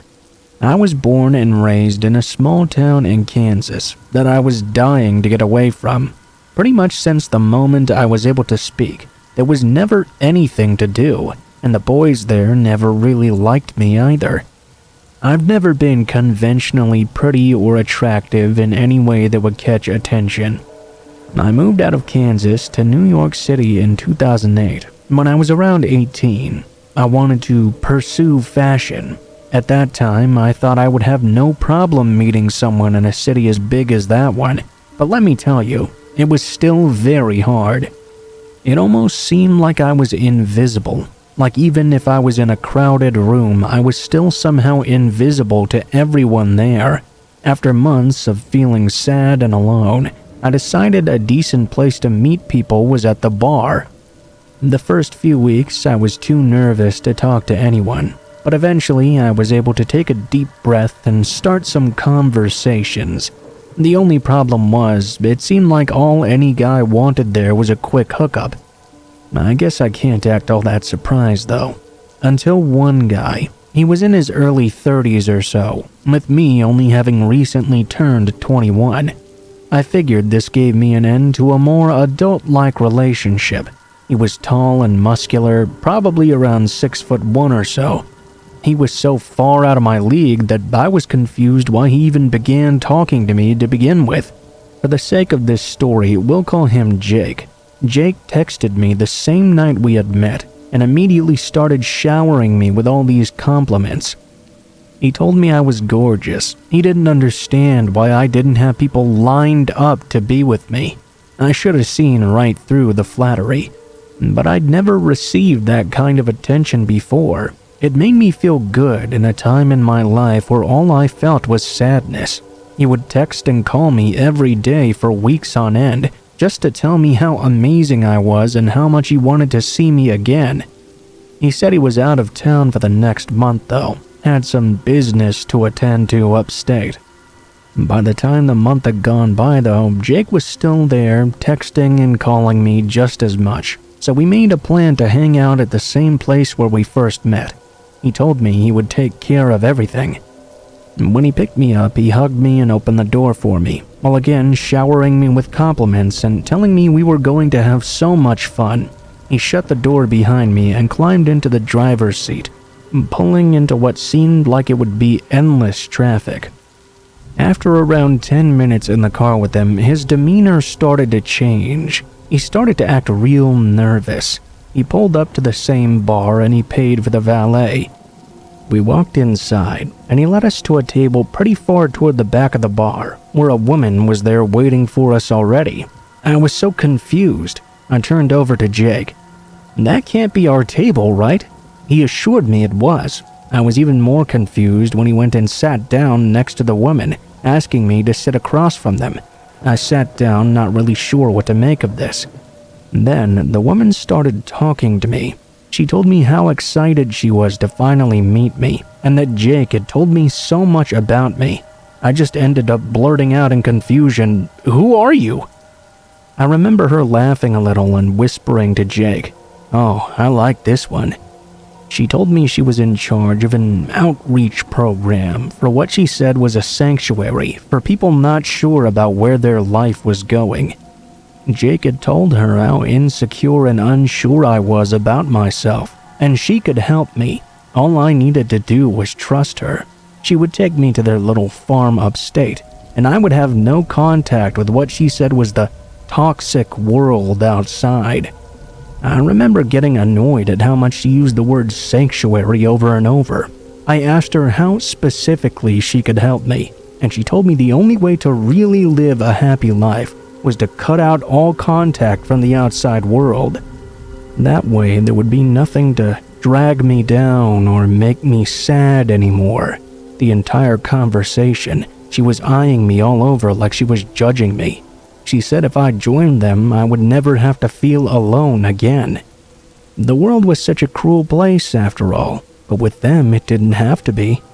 Now, I might have been somewhat young, but I could spot a cult from a mile away. I told her I would think about it, but I wanted to go home first. They offered to drive me home, but I assured them a taxi would be fine.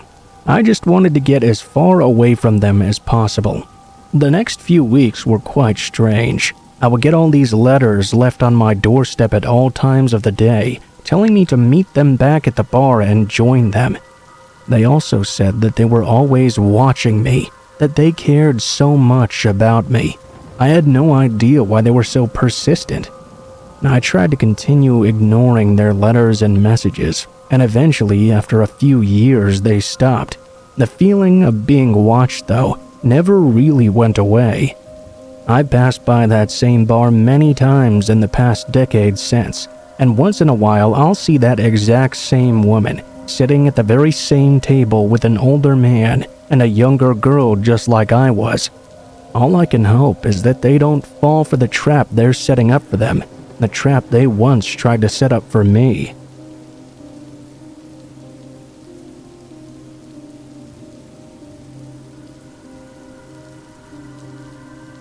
I'm a 26-year-old guy and I'm relatively laid back. I mind my own business and I've never really been interested in socializing too much. I like my privacy, and keeping to myself has always seemed to work out just fine in my life. I really, and I mean really, wanted to see the Grand Canyon though, ever since I was a little kid. I wanted to go so bad, but keeping to myself for so long also meant I didn't have many friends. The friends I did have weren't all that interested in a road trip to the Grand Canyon, so I decided to go all by myself. Only I took a plane instead. Road trips are only really fun when you're with another person. This was just over a year ago, and at that time, I honestly never even thought of telling anyone that I was even leaving. I touched down in Flagstaff, and I was so excited. I picked up my rental car and made my way to my hotel. The plan was to spend a day or two hanging out in the city, then a few days during the weekend exploring the Grand Canyon. By the time I checked into the hotel and got to my room, it was only around 3 p.m. or so. I watched the TV for a few hours, but decided I wanted to go out and see what the city had to offer. I was still alone though, so the initial awkwardness I felt was really intense. I just kept trying to tell myself to get out of my comfort zone and try to have a good time at least. When I stepped into the lobby, I noticed the woman who checked me in hours before was just leaving. She was around my age, so I figured she might know some places to go that might be fun. I walked up to her and tried to ask her for some tips for the area. She was really nice actually, and offered to show me around the city, maybe even take me to a few of the local bars she thought were worth going to. It seemed like a good plan, and she seemed nice enough. The first bar we went to was quite fun actually. It had more of a nightclub vibe, but I was feeling it. After a few drinks, I started to loosen up and actually enjoy the time I was having. The lady seemed like she was having a lot of fun too. We went to another bar around a couple of hours after that, and that's when the night started to really go downhill. As we walked inside, immediately the girl started acting very differently. She grabbed under my arm and kept rubbing herself up against me. I was pretty drunk at that point, and I thought she was too. Maybe she was even a little into me. She pulled me towards a table and we ordered some more drinks. She was laughing at everything I said, and let me tell you, that was a big ego boost. I started to really like this girl. And that's when I saw this big guy and his friends all walking straight towards us. He immediately grabbed me by the collar of my shirt and loudly asked me where I got off on touching his girl like that. I was pretty drunk at this point and very confused. I must have sounded like a complete idiot trying to explain the situation to him. He kept asking the same question over and over again until I finally felt myself being dragged across the bar and then outside. There was an alley beside it where I was shoved to the ground. The guy and his friends proceeded to kick me in the ribs more times than I can count, especially in the state I was already in. After a few kicks to the face and a few broken teeth later, he told me to never talk to his girlfriend again, and if I did, there would be further consequences. He spit in my face, and I laid there until I blacked out. Soon after, I woke up the next morning in that same alley, in agonizing pain. I could only remember bits and pieces of the night before, but I distinctly remember what the hotel girl had put me through. She'd used me to make her boyfriend jealous, and clearly didn't care at all about what would happen to me in the process. I picked myself up off the ground and ordered an Uber back to my hotel. After what happened the night before, I figured it might be best to switch hotels altogether. I didn't want another run-in with this guy who just beat me senseless. I took a shower, packed my bags, and hobbled out to my car while wincing in the pain of my injuries. I got out of there as quickly as possible and made it to my new hotel.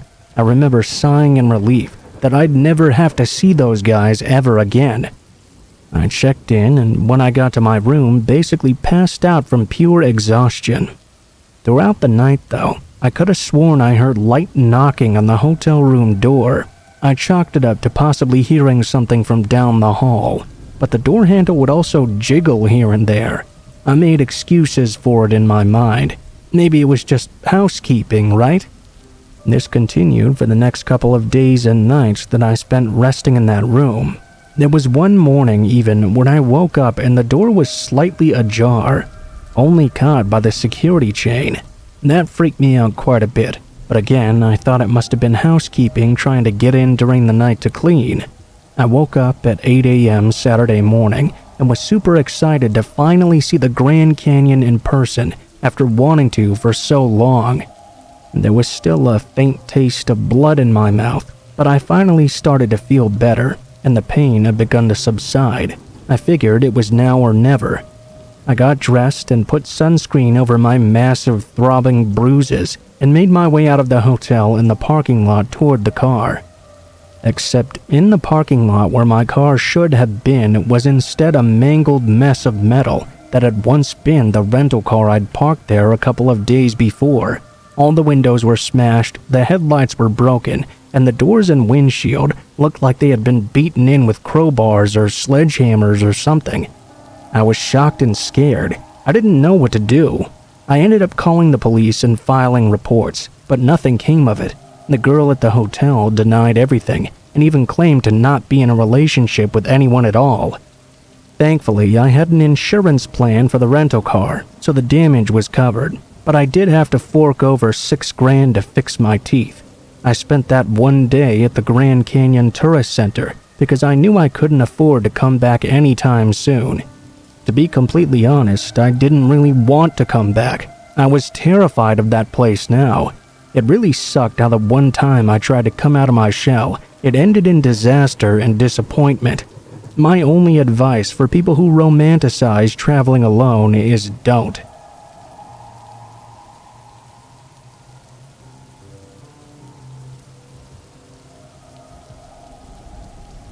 My girlfriend and I had just gotten engaged, and we wanted to take a short road trip to celebrate.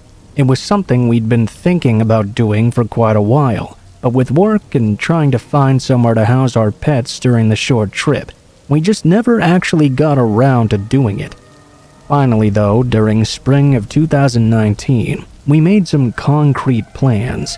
We figured we would drive from Southern California where we lived to Western Montana. My mom and dad had moved to Montana after retiring, so we figured it would be the perfect place to drive to. They'd been begging us to visit for a while anyway. We mapped out the whole drive and decided on a more scenic route up the 101 North, then eventually passing through Oregon, Washington, and Idaho to get to Montana. What we hadn't been expecting though was to not even make it halfway until we got the fright of our lives. The night before we left, we spent packing and talking about how excited we were to actually be getting on vacation. We decided to leave pretty early the next morning to try and get as far as possible. Driving during the night wasn't something either of us wanted to be doing. We packed our car with our bags, then dropped off our dogs at our friend's house. We made sure to tell multiple close friends and family members where we were going to, how exactly we were getting there, how long we'd be there, just in case something were to happen. We weren't planning for such an event to happen, but you hear stories all the time about people who could have been saved if people knew where they were going to be, or how long they were going to be gone. We didn't want to be one of those people. At the time, I was about 29 or so. I'm 6'4" and I pretty regularly attend the gym. I'm not a small guy by any means. My fiancée, on the other hand, was 23 and really tiny, just under 5 feet or so. She always said that having me around made her feel much safer in a world where vulnerable people are often preyed upon. After dropping our dogs off at our friend's house, we started the long drive. We made some casual stops along the way, too. First, in a small city about an hour into the trip called Camarillo, we got some snacks and drinks, then hopped back into the car and went on our way. The drive along the California coastline is one I'd recommend to everyone. It's an absolutely gorgeous sight. In fact, my fiancé kept begging me to pull over to get some pictures, so we weren't making it as far as we'd originally planned for our first day of driving. What should have taken us about 6 hours to get to San Jose eventually took 10. We got off the freeway and the sun was already starting to set. I was tired and I knew we didn't want to drive at night, so we settled on finding a place to eat and looking for a hotel. We drove by a sports bar and agreed this would be a fine enough place to stop by. We were both really tired at this point and eager to get out of the car and eat some real food, not just chips and soda. We pulled into the parking lot when the first thing I noticed was a large pickup truck parked right out front. There were only a few other cars in the lot. We took that as a good sign though, thinking the place wouldn't be too packed and we'd be able to get our food faster. We hopped out of the car and quickly locked it behind us before we walked inside. I quickly realized though this wasn't your typical fun-loving football night sort of sports bar. It was a locals-only spot. From the second we walked in, it felt like every pair of eyes in the building snapped right onto us. Not just because new people had walked in, but because outsiders had walked in. It had the same vibe as accidentally stumbling upon a major drug deal. The bar itself wasn't too nice either. You know the saying, never judge a book by its cover? Well, think that, but backwards. The outside said fun and inviting atmosphere within, but the inside said grab your stuff and don't look anyone in the eyes or else you'll get stabbed. We sat down in the far corner and checked out the very short menu. It consisted of nachos and hot dogs, and to be honest, we both had started to feel our appetites disappearing by the second. We were sitting directly next to a window where we could see our car. Two men that were hanging out at the bar began whispering while glancing in our direction. I couldn't push away the uneasy feeling in my stomach, telling me we needed to get out of there as soon as possible. Just when I was about to say we needed to leave though, the two men I mentioned walked out of the bar. I started to feel a little better, but I still really wanted to leave. I could tell by the look on my fiance's face they did too. I shook my head to say let's go, when she looked at me with this look I'll never forget. She motioned to look out the window. When I looked outside, I saw the same two men grab a bat and a crowbar from the trunk of their large pickup truck, then head towards our car and begin looking inside. I quickly whispered to my fiancée to come with me to the bathroom immediately. She didn't question me and did exactly what I told her. It was a huge relief in such a situation. We got in the bathroom and locked the door behind us, looking for any window we could make our escape through. We opened stall after stall, but there was nothing we could find. The last stall, though, actually had a tiny window placed just above the toilet. The only problem was there was no way I was going to fit. I made the quickest plan in my head. It was really the only option we had. I gave my fiancée the keys to the car and told her to climb outside and approach the car once the guys had gone. I told her the second she got inside to start it and meet me at the back entrance, which was only a few feet from the bathroom door we'd just entered. In retrospect, maybe we should have just gone out the back entrance to begin with, but I was a little distracted at the time. She slipped through the window, and just as she was turning the corner, she saw the guys go back inside. I slightly opened the bathroom door and saw the guys were now questioning the other people at the bar. The weird part was that nobody was even fazed by these two men with a bat and crowbar standing directly next to them, like this was some sort of regular occurrence or something.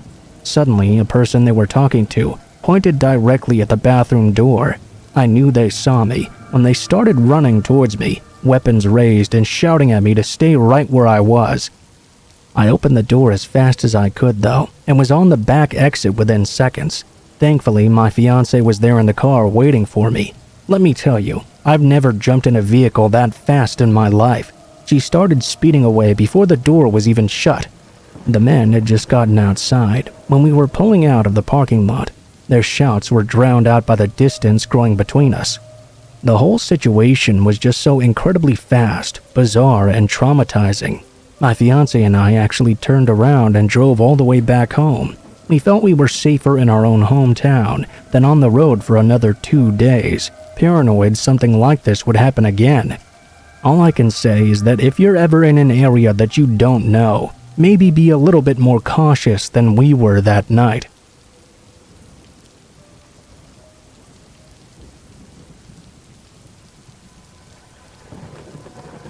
It all started when I woke up to the sound of someone hammering on my apartment door. That was only the first fright I got that night though. Heart pounding in my chest, I grabbed the bat I kept underneath my bed and headed towards my door. The first thing I did was look through the peephole to make sure it was not anyone sketchy. I was surprised when I was greeted by the sight of one of my neighbors. She looked completely terrified, and she was covered in blood too. I could already see through the peephole that her face was a mess. As I opened the door, she ran inside and started begging with me. "You gotta get me out of here. My boyfriend is trying to kill me." I asked her what happened, and she just interrupted me and said something like, "There's no time. Please, just get me out of here. I swear to God, he'll kill you too just for helping me." That was what sent me into a straight-up panic, because if this guy was willing to beat up his girlfriend that badly, Lord knows what he'd be willing to do to me. I grabbed my car keys, ran downstairs with the girl following close behind, jumped into my car, and took off into the night. I remember asking her if she had anywhere I could take her, like a friend's or a relative's or something. She said no, and the best thing for us to do would be to drive to a motel so she could call the cops from there. That's exactly what I did. I drove us to a motel and booked a room as well. The clerk was obviously just as concerned as I was. All it took was to explain that her boyfriend had tried to offer, and they immediately suggested we call the cops right away. The girl, whose name I didn't know at this point, I just knew her as the neighbor, said she'd go up to the room and call them. Then asked me to get her some ice from the ice machine so she could deal with the swelling on her face. When I got to the room, she said the cops would be there ASAP. She took the ice, put it on her face, and burst into tears. I tried my best to reassure her, telling her she was safe and all that sort of stuff. When she finally calmed down, I asked her what had happened back at her apartment. She told me her boyfriend was abusive, and she'd been planning on leaving for a while. That night, she'd finally got the courage to announce it to him. She said he walked into their bedroom to find her packing a bag, and not long after that, everything went to chaos. She started helping herself to the little bottle of liqueur from the minibar, but not after promising she'd pay me back for everything once this had all blown over. I had no reason to disbelieve her at the time. I mean, I felt we had kind of established a bond of some sorts. I abstained from drinking myself, though, because I thought I'd be driving back to the apartment pretty soon. I asked her if she was good to wait on her own while the cops drove out to her, but she asked if I'd stay and keep her safe. She also made the point that if her boyfriend found that blood on my apartment door, he'd know she'd been there and try to attack me or worse. To be honest, I thought it was a pretty good point at the time. I hadn't seen the blood myself, but she was so covered in it I just believed her when she said some had to be on my door. About an hour goes by and the cops still haven't shown up yet though. The motel rooms were arranged in a horseshoe shape, so we'd have seen them rolling into the parking lot if they had. I asked her to call them back to see what was going on. Obviously, this was a really urgent situation. I know there's basically no way for the boyfriend to find us, but I was really paranoid that he would figure it out somehow. That's when the inconsistency started though.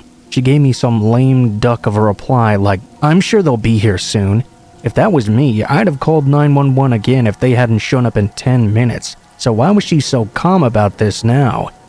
She was just completely cool with waiting for them for like an hour at this point. I put down the booze. It wasn't like I had anywhere to be. I sure couldn't just go back to my apartment with a psycho supposedly a few doors down. That's also about the same time, though, that I started checking out the amount of blood on her nightshirt. She had an oversized t-shirt and girls' boxers on. Like I said earlier, they were drenched with blood, but I also noticed some blood splattered too, little spots here and there. She had this cut over her eye and a nasty busted lip, but this was way too much blood for small wounds like those. I asked her if she had any other kind of injuries. Maybe an abdominal wound of some kind out of sight that might account for all this blood. She said no, and that it was all from that busted lip in her eye. I started to smell the nonsense. I asked her again what exactly had happened back in that apartment. She started getting weirdly defensive at this point. I was starting to think the abusive spouse story she told me the first time around was a little bit strange. I had no inkling of what was really going on though. That being said, I was tired of waiting for the cops to show, so I decided to call them back myself.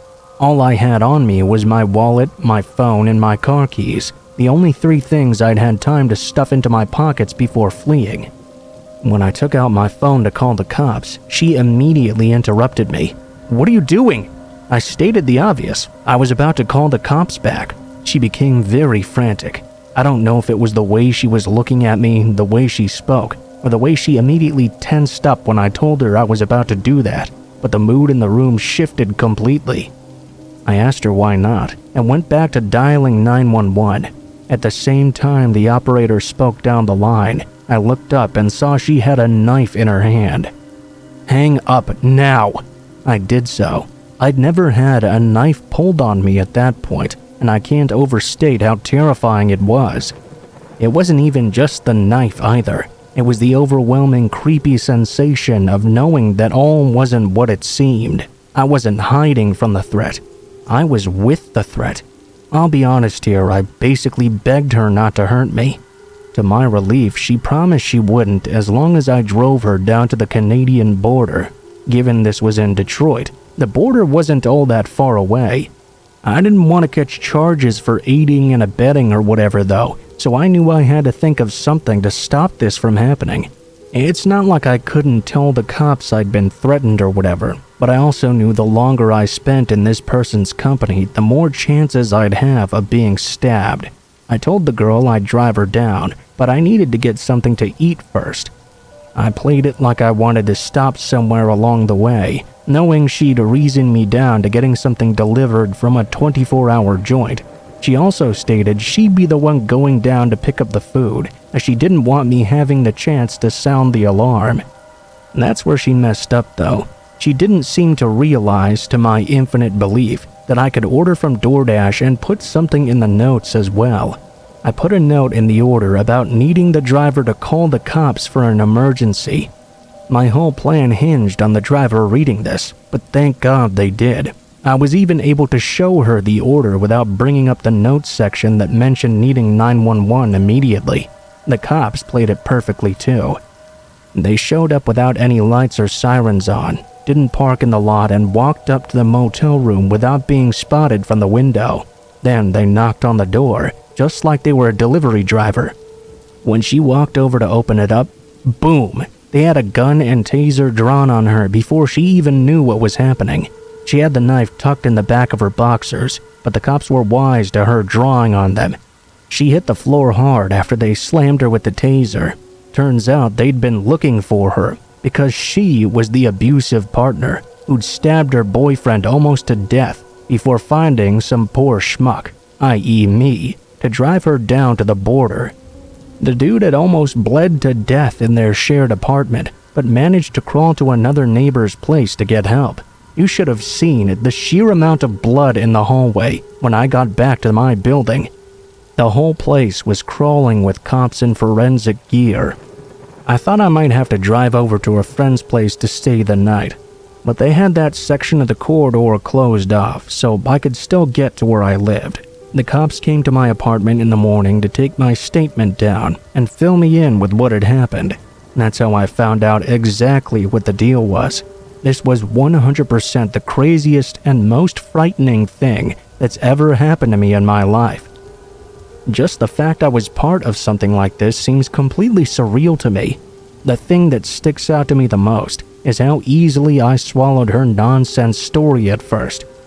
How I thought I was helping someone I knew, someone I could trust, when in reality, one wrong move and I might not be around to tell you all of this.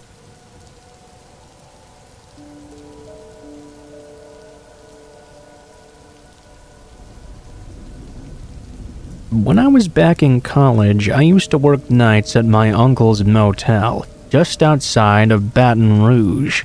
It was a pretty sweet gig for the most part. I was already a total night owl during the summers anyway, so instead of just staying home with my parents and getting on their nerves, being bored stiff during the midnight hours, I got to watch movies, read comic books, order takeout, and get paid for the whole damn thing. I remember those times with tons of nostalgia, to be honest. but every so often, I think about this one night where I happened upon one of the creepiest things I've ever seen.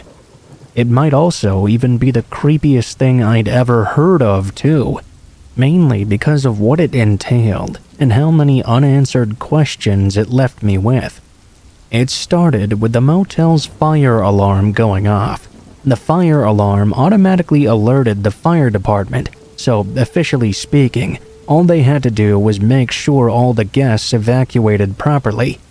Unofficially, though, it was always an unwritten rule that whoever was on duty would try their damnedest to put out the fire before the whole frickin' place burned down. So that's exactly what I did. Once I saw the smoke billowing out of one of the rooms, I ran right there with my fire extinguisher. I kicked open the door and was relieved when I saw the fire appeared to basically be only in one small area in the corner of the room. I let rip on that thing with my extinguisher. Within a couple of seconds, the fire was out and I'd saved the day.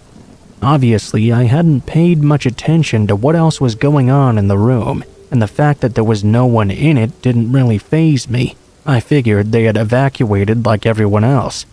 My uncle had already been alerted of the fire, and he was ringing the motel's phone like crazy. Boy, did I feel like a real hero, telling him I'd basically saved his entire income by putting out the fire before it could spread. He asked me to check on the actual damage before the fire department showed, which was going to take a while. Hence why he always asked me to be Johnny on the spot with an extinguisher if there was ever a fire. So I did as I was told, heading back up to the room while reassuring the parking lot's congregation of guests that everything was perfectly fine. The fire was already out.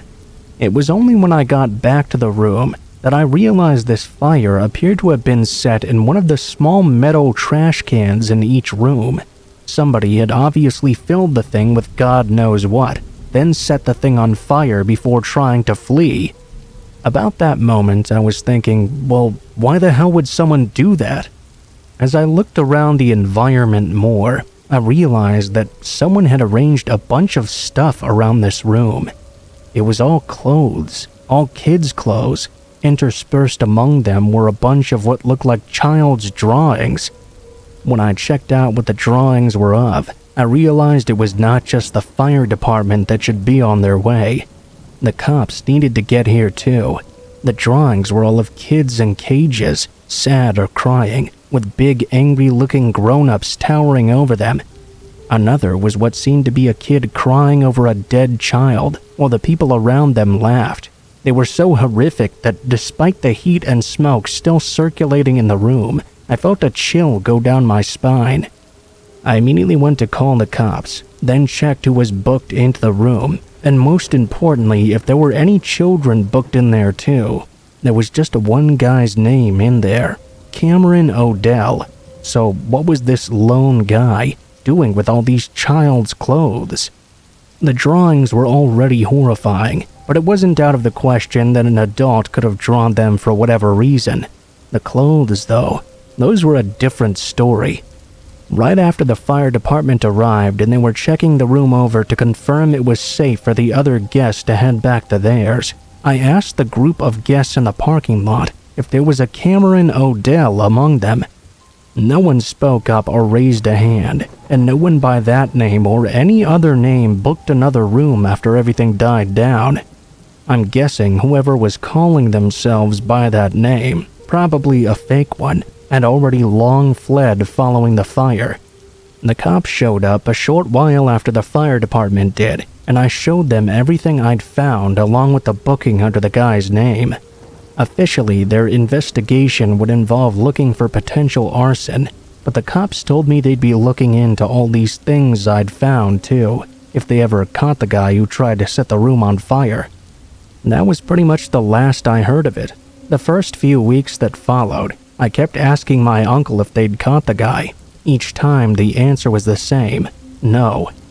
I tried telling him about my discoveries, but all he seemed to care about was the damage to the room itself.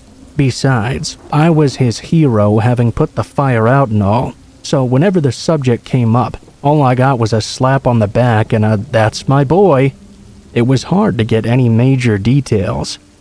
What I'm left here with is a bunch of unanswered questions and half-baked theories as to what this guy was trying to do. There's one in particular that really sits with me. If the guy had a bunch of kids locked up somewhere, or if it was him trafficking children and he was trying to dispose of the evidence or something, that was a really dumbass way to go about it. Or maybe he was someone that had once been abused and was trying to draw attention to it in some way. Obviously, there's a lot to unpack here, but I really don't know what else to make of this creepy situation. I feel there's a deep, dark backstory to the whole thing, but I might never know what it is. Maybe in the years to come, the truth will come out, and I'll find out just what a crucial incident that motel fire was. Or maybe it'll remain a mystery forever, like so many other things in life.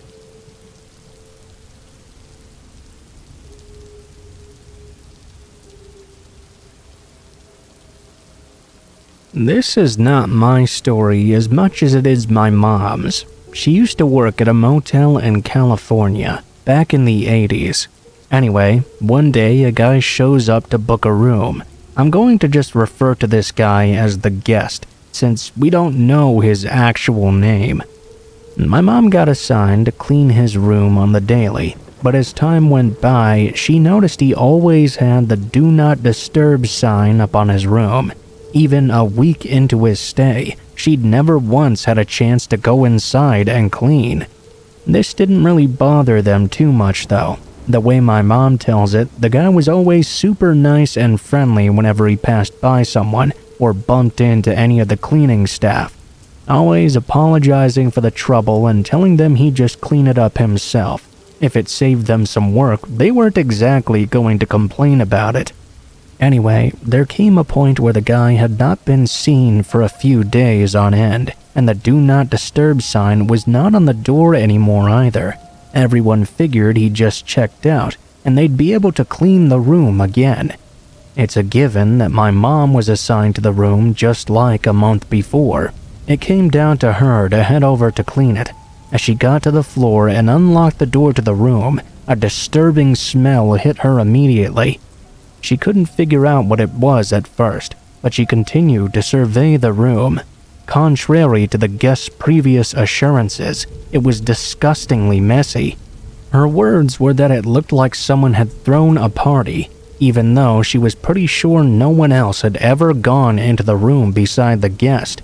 My mom was still shocked by the smell, so she tried to track down where it was coming from. As she followed it further in, she could tell now it was coming from the hotel room closet. When she opened the closet door, there was nothing but a wet-looking cardboard box on the ground. The smell then got way more intense, and she could tell it was coming from whatever was inside that box. She had a strong suspicion the guest had been using it to go to the bathroom in, so the last thing she wanted to do was look inside. Instead, she put on some gloves and covered up her nose and mouth, then picked the thing up to throw it into the trash. Only that's when she felt just how heavy it was. Way heavier than if there were just some feces inside or something. It was only when one of the other cleaning ladies smelled the same smell that they straight up yelled to call the cops right now. Apparently, a few years before, that very same cleaning lady had found a dead body in one of the rooms. Someone with a heart attack and a "Do Not Disturb" sign on the door. It took almost 2 weeks before they went in to investigate, and she knew it was the exact same kind of rotting smell, definitely not coming from anything else but a decaying body. They called the cops to come take a look at it. The cops showed up and cut open the box with everyone watching. The officer looked up to his partner with a numb expression, saying, "Call the coroner. We're going to 419. Someone had to explain to my mom that that code number was a code for dead body. Only it wasn't the whole body in there. That much was obvious because the box was way too small to hold an entire body. It turned out to be someone's decapitated head. I don't really know any more details than that. It happened almost 40 years ago now, and I couldn't find any internet archive stuff before I wrote this up. My mom said there was some talk of the head belonging to a call girl who had gone missing a few weeks before. They gave all the guy's info to the cops, but apparently that didn't help at all. The credit card was stolen, and the guy had used the same name on the card. Imagine being that person whose credit card got stolen, though. One day you think you've just lost it or something, and then suddenly the cops show up accusing you of having murdered someone. My mom stayed working at the motel for a year afterward, and only quit when she met my dad and moved into his place up in Vallejo. That story always kept me from ever wanting to work in a hotel or a motel or anything like that, no matter how desperate for money I get. I think I'd have to be very, very desperate to work somewhere you might see the darkest sides of human nature.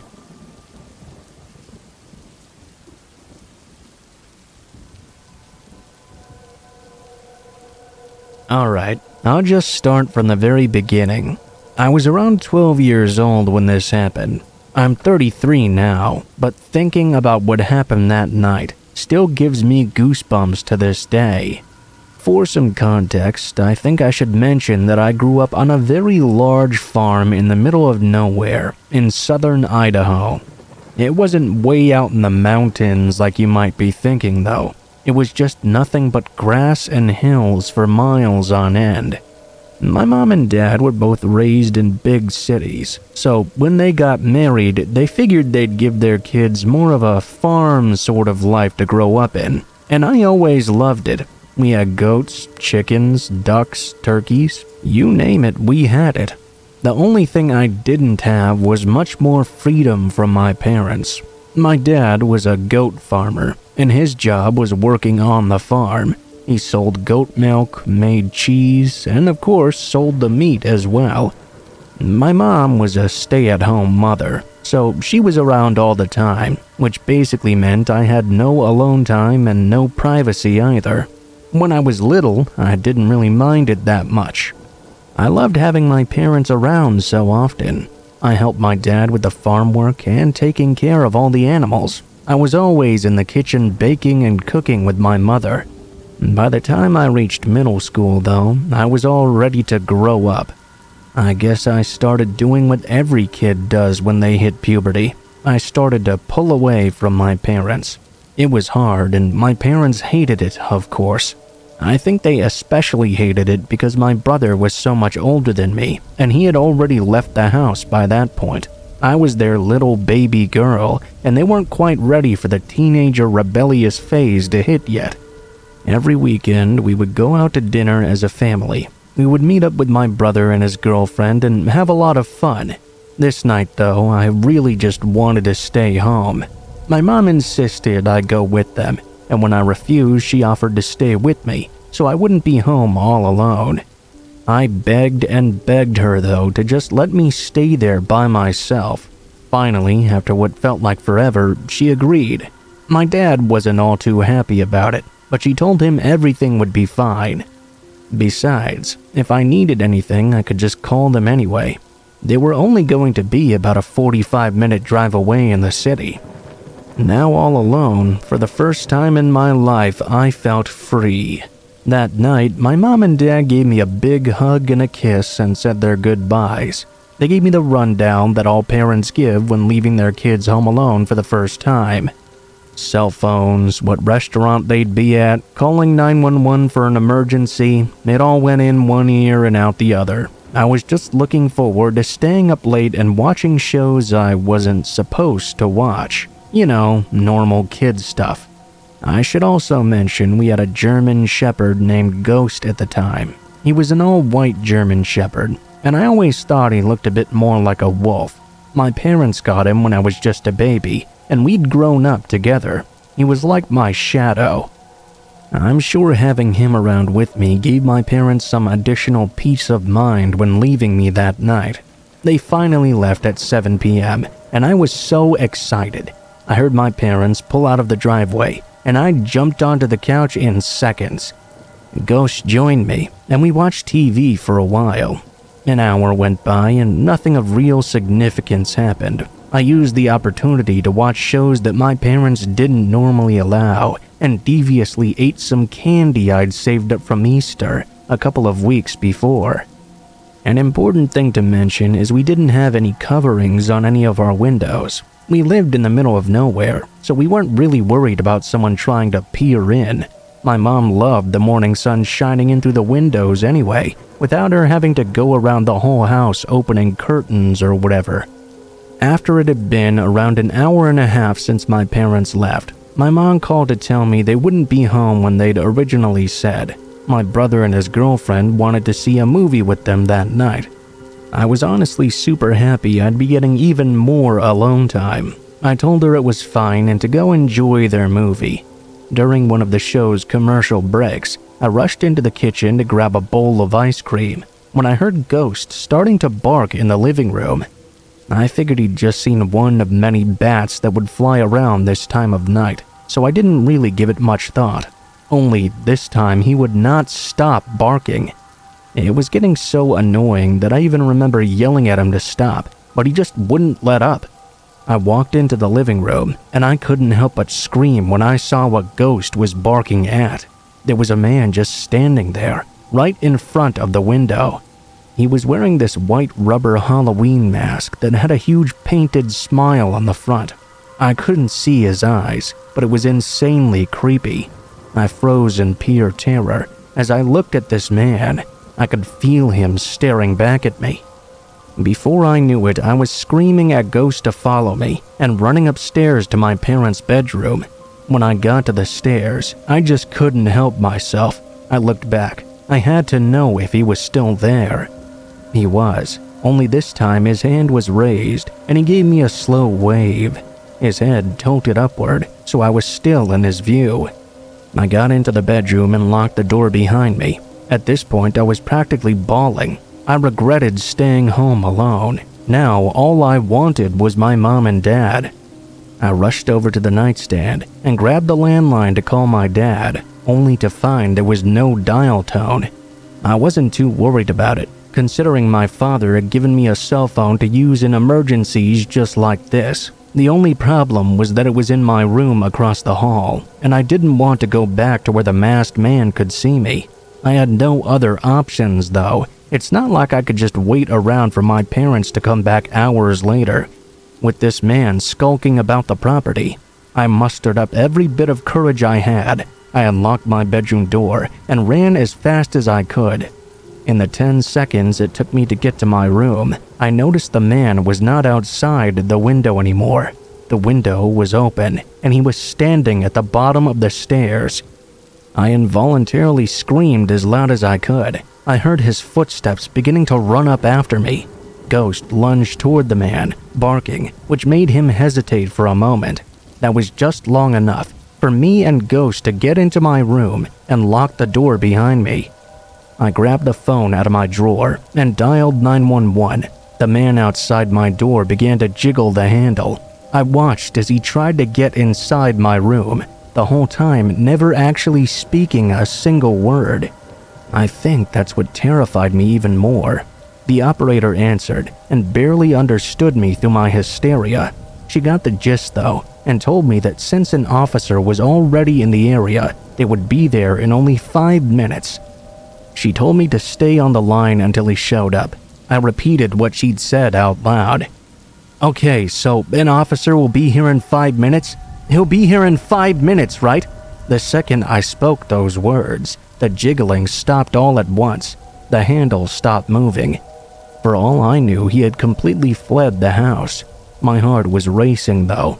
I knew I wasn't leaving that room until I was sure the officer was there to help me. Surprisingly, the officer took even less time to arrive than they'd initially stated.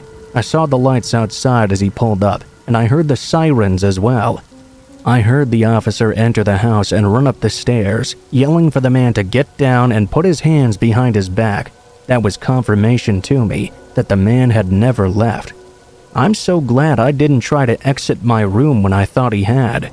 They arrested the man and one of them took him away, while one of the officers waited with me. I guess they called my parents as well, who rushed home. They ended up finding multiple slain animals on our property, clearly been killed with stab wounds. When the police found him, he was just standing outside my door, staring at it with blood coating his body. He never even looked at them when they came in. The man never said why he did this either. He never actually spoke at all. After this period of time, we did find out that he was sentenced to 10 years in prison to our relief. My mom and dad thought of selling the farm and buying a different place after that traumatic event. Potentially even going to a state across the country where they were sure he would never find us if he did eventually get out, whatever his motivations may have been. The masked man ended up taking his own life in prison though before that could ever happen. To any child out there who wants freedom from their parents while they're still too young, just remember, in your scariest moments, they're the people you'll wish were there the most.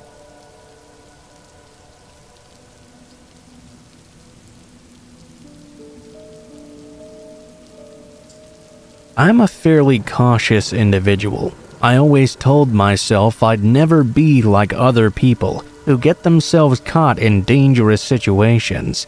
But that's exactly what happened. I'm a 28-year-old woman, and I currently live with my husband, Sam, and our 3-year-old daughter, Elena. My husband and I both grew up in the area, and when we got married, we decided a nice house on a lot of land would be perfect for us. We'd never exactly been the city living type, and we wanted our daughter to have a lot of space to play in. Over the 5 years that we lived here, we purchased a lot of farm animals off Craigslist. We started off with chickens, then pigs, then eventually goats even. Just over a year ago, I suggested to my husband that it would be nice to get a cow as well. We could milk her and she wouldn't have to have her calf taken away like most dairy cows.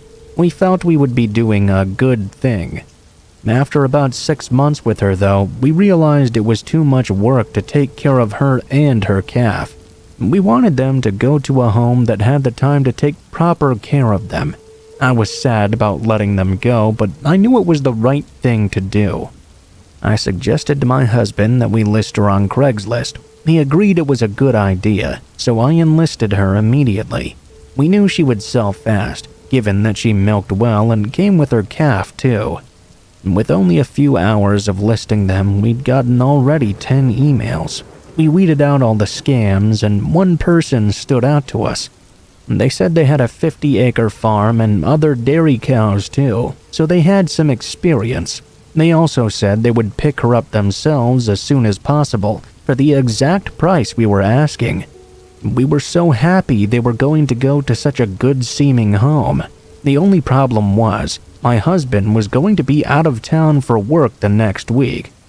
He told me multiple times he was not comfortable with a stranger coming to the farm when he wasn't going to be there.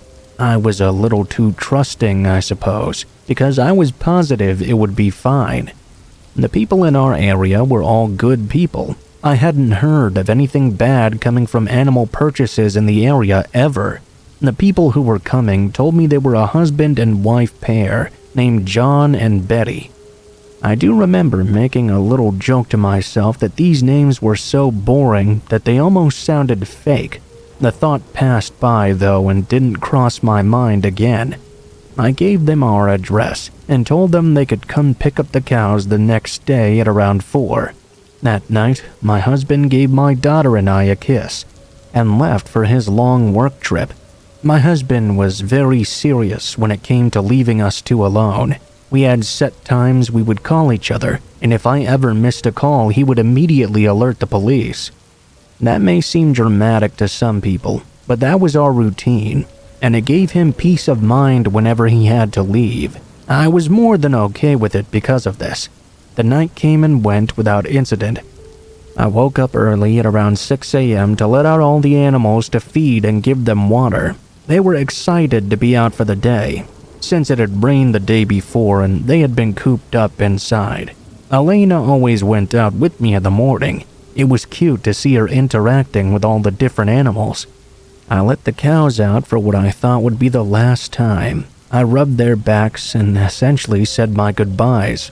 At around 1 p.m., I made Elena and myself something to eat and got her dressed in different clothes for the rest of the night. We sat down on the sofa and waited for 4 o'clock to arrive, when the pair would come to pick the cows up. Throughout the day, I'd done my routine calls with my husband to tell him how we were doing, and if I'm being completely honest, I started to regret letting strangers come to the house without him being there. I just started to have this really horrible feeling in the pit of my stomach that I just couldn't shake. John and Betty called me to say they were only 5 minutes away. I went out to the porch to greet them as they pulled up. I had just put Elena down for her nap, so I was completely alone out there. The first thing I noticed when they pulled up was the masks they were both wearing. I immediately ran back up the steps to my house before hearing one of them yell behind me, "No, no, no, you get back here now," in a very thick southern accent that was almost hard to understand. I felt something hard being pressed to my back, and I immediately knew it had to be a gun. I asked them with a shaky voice what they wanted, but I didn't have any cash. They quickly told me to shut up if I wanted to live, and to do exactly as they said. The woman, Betty, had a very raspy voice, almost like she'd been smoking for 40 years. I could tell she was also from the South. "You're gonna go inside and get every piece of jewelry you own, put it in the bag and give it straight to me. John here is gonna get whatever he wants, and you won't put up a fight." The first thing I thought of was my daughter. I couldn't let them find Elena. I didn't know what these people were capable of. I told her I'd comply, but I already knew I wasn't going to. I really couldn't. I had to keep my daughter safe. I went inside my house, Betty close behind me as I walked toward the bedroom. My husband kept a shotgun under my bed.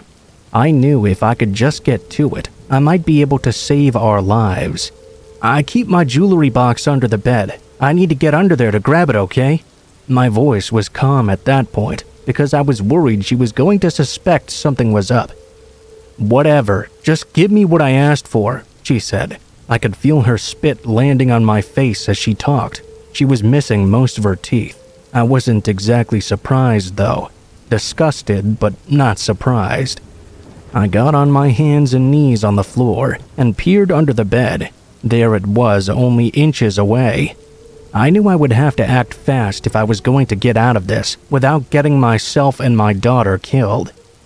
In as swift a motion as I could, I pulled out the gun from under the bed, and boom, without even aiming or thinking, I fired a shot. The force of the blow blasted Betty off her feet. Her chest was completely blown apart by the blast. The smell of gunpowder lingered in the room, mixed with the scent of her blood, splattered across my walls and floor. She was gone within seconds. I knew without a doubt John would come running in. It was a double barrel, so I'd only have one chance to take him out too. My adrenaline was pumping. I didn't even give a thought to this woman who had just died in my bedroom. All I could think of was keeping my daughter safe. John did come into the room, yelling for Betty.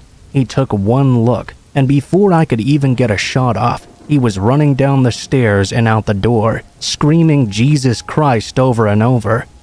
His voice seemed to be cracking, maybe out of sadness. I ran to get Elena and carried her with me to the front porch, where we sat. The police showed up 30 minutes later, saying my husband had called and said something was wrong at the house. I hadn't called him at our scheduled time, so he knew something was up. I could barely talk, though. I swear I had gone into shock. I sat there with my daughter while the officers searched the house and found the body upstairs. As it turns out, of course, those names were fake. They were never able to identify the man, but the woman was someone the officers knew all too well around the area. She'd been arrested multiple times on drug-related charges. That day was the worst and most traumatizing day of my life. It also taught me a valuable lesson, though. Never assume strangers are worthy of trust, and never underestimate a mother's love for her child either.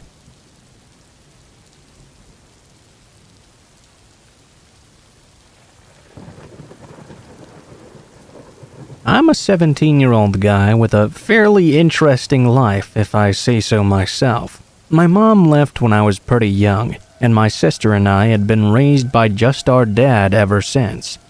We live on a pretty large farm out in the Rocky Mountains, and life, for the most part, is very peaceful.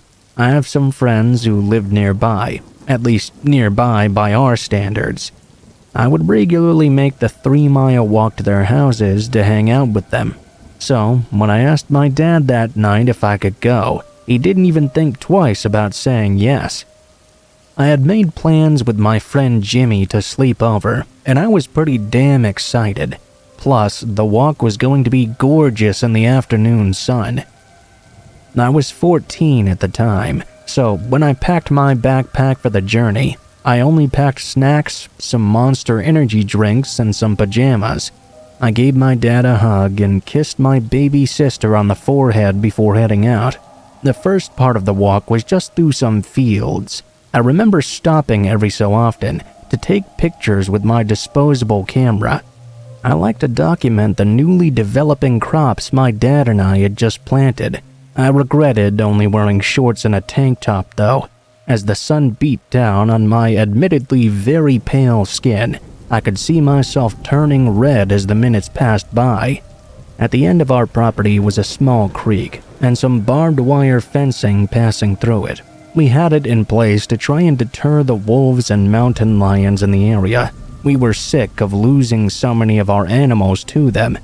It's technically illegal to set up wolf traps because it's considered inhumane, but my dad was so angry that he did so anyways, and that brings us to the worst night of my life.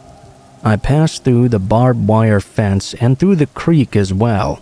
I'd made it about 40 or so feet into the forest before I heard a loud crunch and felt pressure on my ankle. I remember not understanding what that sound could have been and looking around for a possible source. I started to feel a burning sensation on my leg, and when I looked down, I saw one of the very large wolf traps clenched around and through my leg.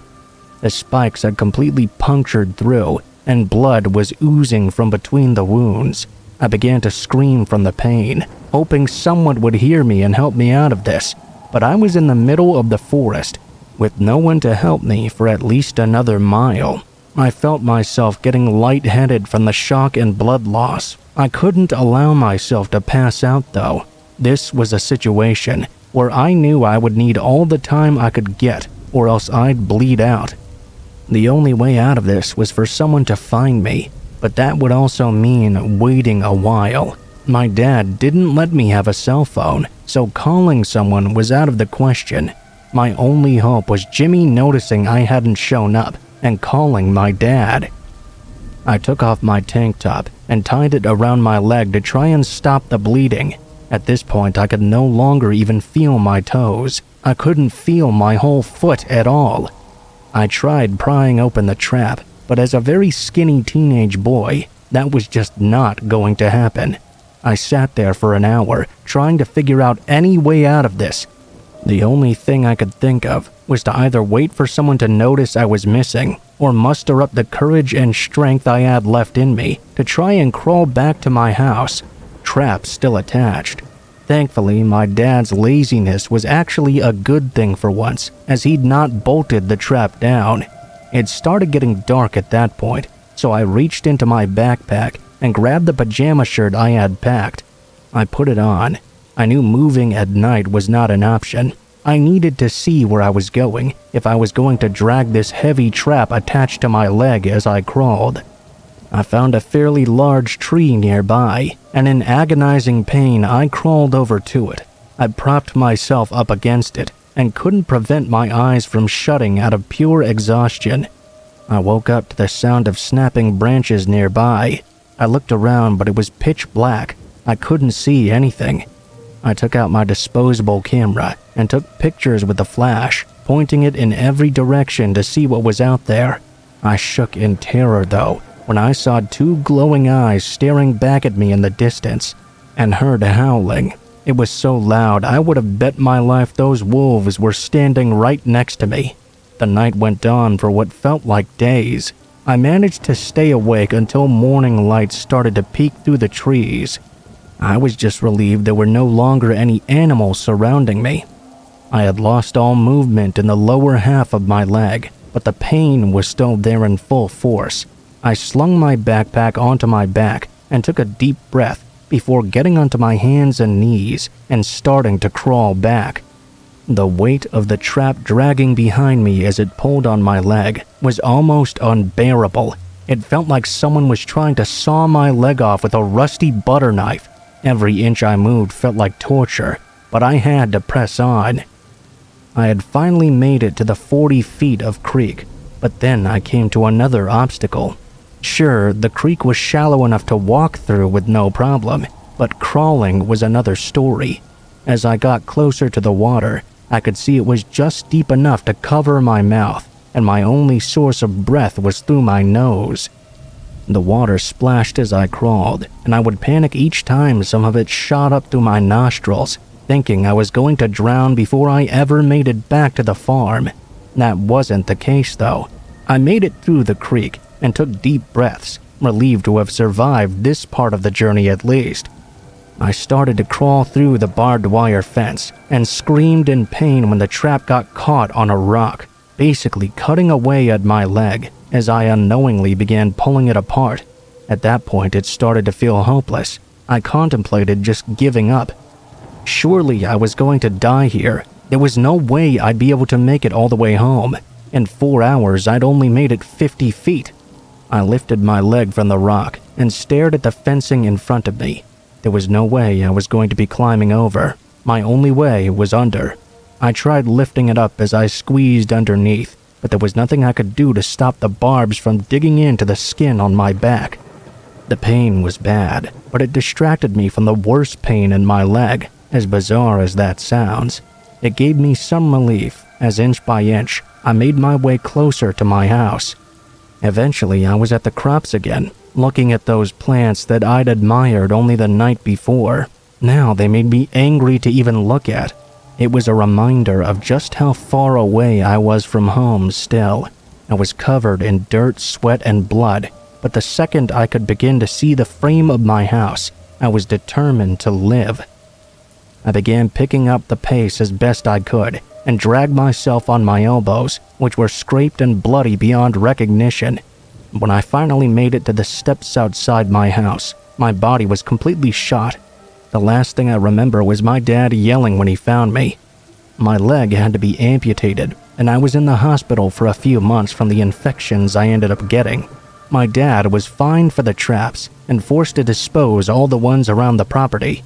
My friend had never even thought to call my dad that night. He just assumed I'd gotten in trouble and got grounded, and continued on with what he was doing.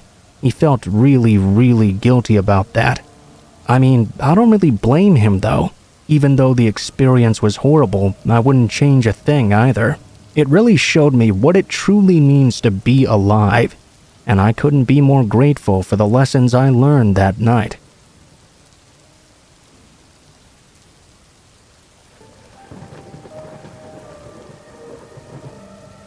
This memory of mine begins about 3 years ago, when I graduated from high school. I had grown up with my grandparents, but decided to move to a different and much larger city to live with my dad for the first time in 12 years. I'd went to the city already because I'd spent my summers with him, but this would be the first time I would have the freedom of an adult to come and go as I pleased. Drive my car anywhere, smoke cigarettes whenever I wanted. I was excited. I was sad, though, to have to leave all of my friends behind. As soon as I was settled in, my dad and stepmom sat me down to discuss a few rules and what I needed to know about the basic things. Go whenever you want, but let us know when to expect you to leave and when to come back. Even if it's at 2 a.m. so we know you're safe. You know, that sort of thing. I had to park on the street because the apartment complex had limited parking. They both told me to watch out for the neighborhood creep, whose name was George. He was well known to all the women in the complex, as well as the police that patrolled the area. He was tall and fairly huge. He looked very intimidating. My parents were pretty certain he would leave me alone for one reason. My dad thought George had a habit of stalking women in the complex, but he would always stop and find a new target if they had a man nearby. If they made a show of being at their place, be it a brother, a lover, or a father, it didn't matter who or what the man was to the woman. He would back off immediately. Since I was living with my dad, who was quite tall and very intimidating, we felt confident I would be all right. For a time, I was. It started about 6 months after I'd initially moved in. My stepmom and dad were fighting a bit at the time. Eventually, they separated. One night, I was on the porch having a cigarette and browsing Facebook or whatever. I wish I could say I felt like I was being watched, but I ended up just happening to look up coincidentally when I felt a bug land on me. George was standing 15 feet away, a little bit behind a tree, staring intently at me. I nearly dropped my cigarette in surprise. I shakily stubbed it out and went inside. I was home alone at this moment, so I made sure to lock all my doors. Then I started playing video games in my room to relax. I told myself I was probably just being paranoid. The next morning, I got up for a cigarette and some coffee.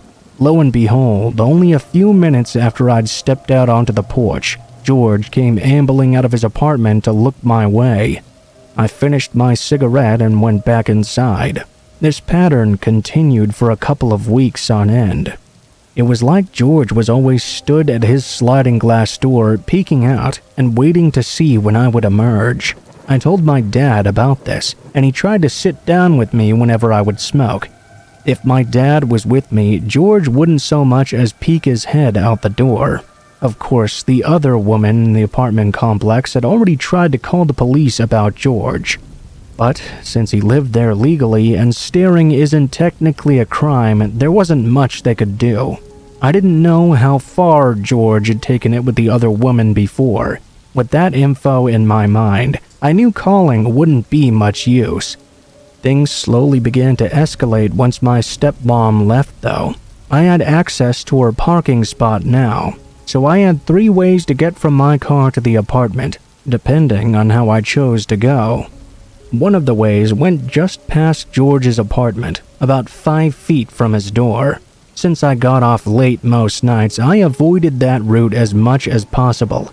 Slowly but surely, though, he memorized my schedule. He would always be on one of these 3 paths when I was coming home, not directly on the concrete, but a few feet away, hiding in the grass or behind a tree. It's like he really thought I couldn't see him. Almost like a child hiding very terribly behind an object. You could see 90% of his body. That's how he would always do it. I would brush past him and avoid eye contact, but prepare to scream if I heard him coming after me. I started to carry my keys between my fingertips, and I brought a pocket knife with me. I would walk from my car with it halfway open already, even though I'd never been in any fight before in my entire life. I believe it was around this time my mother was trying to find me free self-defense classes since I couldn't afford anything with my tight budget. My dad was steadily getting more and more pissed off as George got closer and closer to escalating. As the days went by, it went from November to May. If my dad wasn't home, I would have to lock all the doors and keep my knife under my pillow. I would Skype all night with my boyfriend, just in case someone would need to call 911 for me.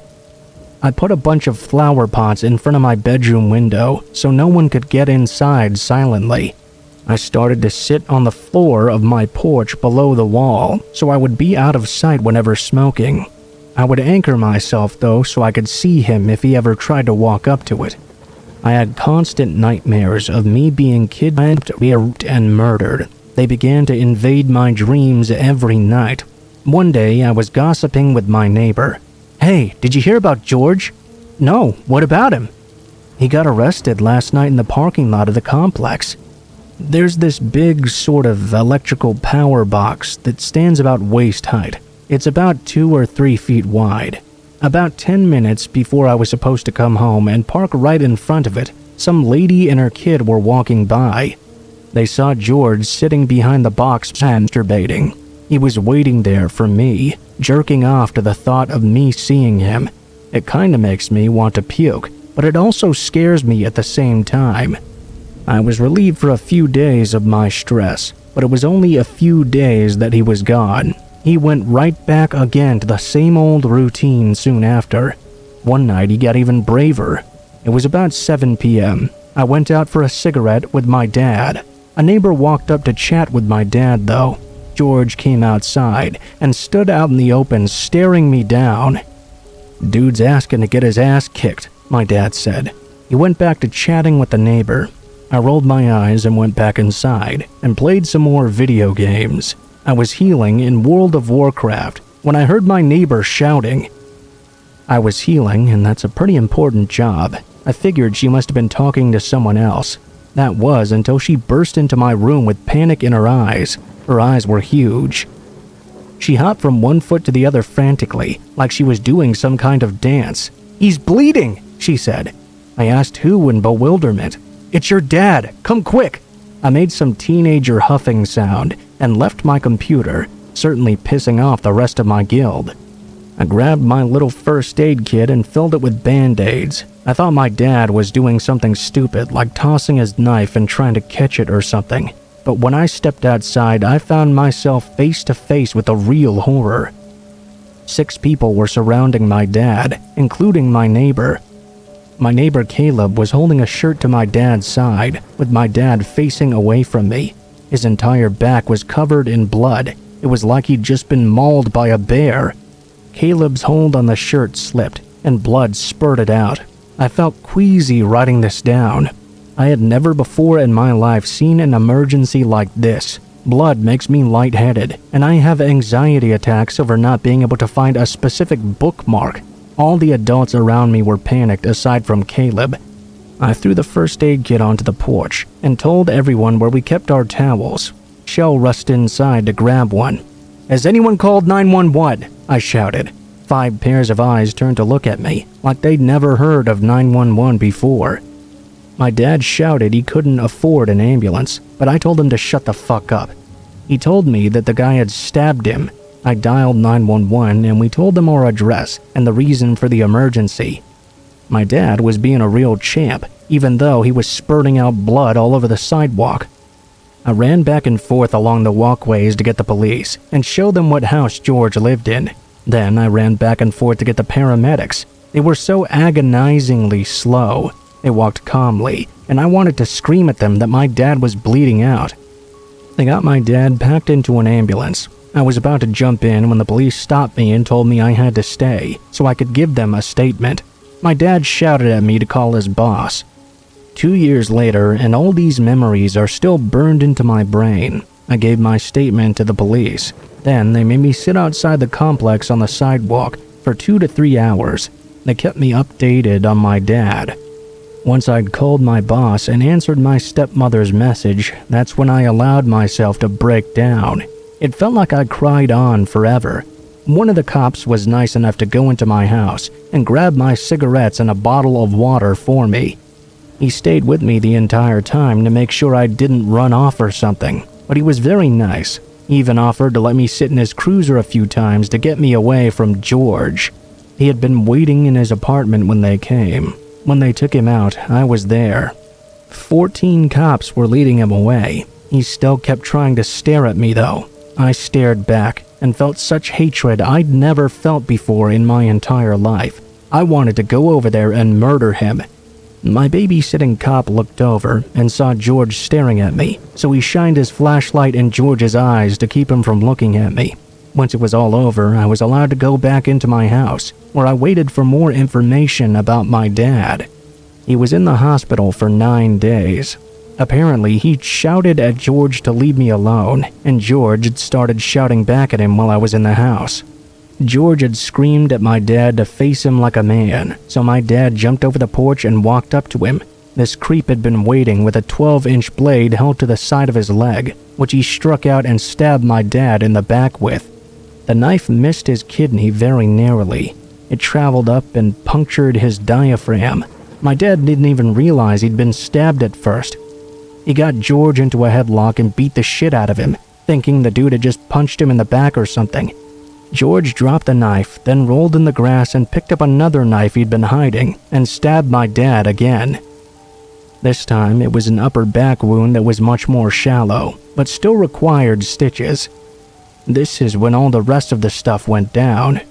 The blood stayed on the pavement until about noon the next day, when one of my neighbors kindly washed it off for me. My dad spent more time in the hospital in critical condition than George spent being held in jail. I felt like it was all my fault. I'd been addressing that in therapy, but I feel awful about what happened to my dad. Throughout the week, while I was on the porch or even just outside, many women came up to me and told me they had to thank my dad. All of them had been terrorized by George at some point, and now they were certain he would be put away for good after his trial.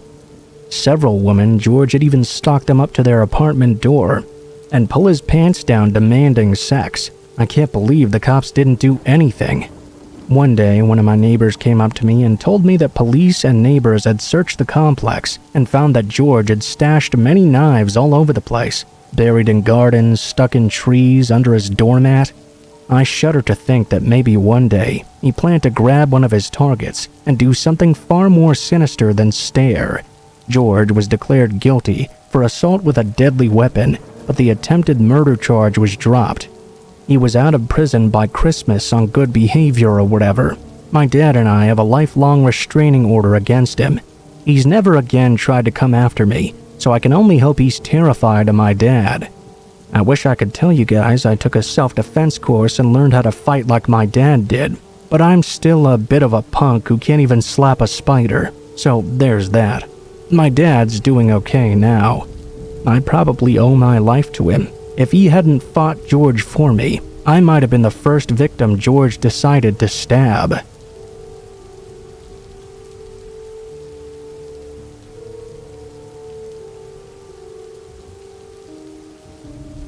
About 4 years ago, one of my work colleagues asked me to dog sit and watch over their house while they were out of town for a few nights. I was decently close with this coworker, so I told them it wouldn't be a problem at all. I'd love to do it actually. I had met their dog Candy on a few occasions and knew I would have no problem being with her for a few days. She could be a little hyper, but usually pretty low maintenance. I figured if I just brought her a new toy, it would distract her for most of the time.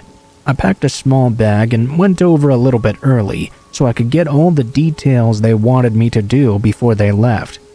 Where the dog food was, how often she was to be fed, where her harness and leash were, etc., etc.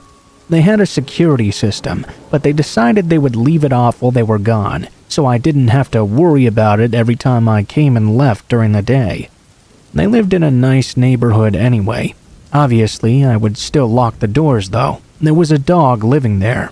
I really had no need for the security system to actually be on. She did let me know that even when the system wasn't armed, if the doors opened, you would hear a faint chime. That was the security box letting you know one of the doors had been opened. After getting the rundown, they were off on their trip. I was outside hanging out with Candy the first night. It was fairly uneventful, outside of Candy occasionally trying to eat some grass and dirt. She was perfectly well behaved and even came and laid down with me on the couch when she got tired. I was a little bit annoyed with myself though that I'd brought her a new toy, which so happened to be a squeaker. After 2 hours, I thought I was going to go insane. I didn't sleep well that night either. Something about being in someone else's home alone just couldn't make me relax. Candy couldn't figure out where she wanted to sleep, so she was going up and down in the guest bed to the bed with me, which wasn't really allowing me to get comfortable. The first night came and went. Soon enough, it was already my last evening staying at the home. I remember it was getting kind of late, and I wanted to get some pizza. I ordered it on my phone and ran out to pick it up. I came back and put on the TV.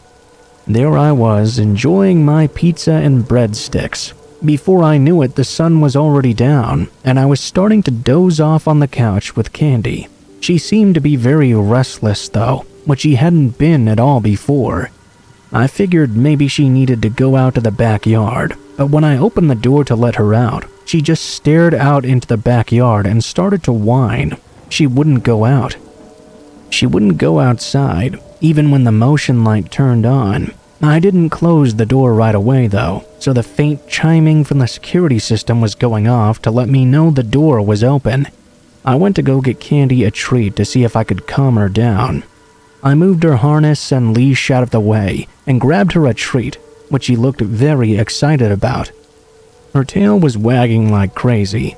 I realized it was because she'd heard the jingling from her leash and wanted to go on a walk. It was late and I wasn't sure if I should take her.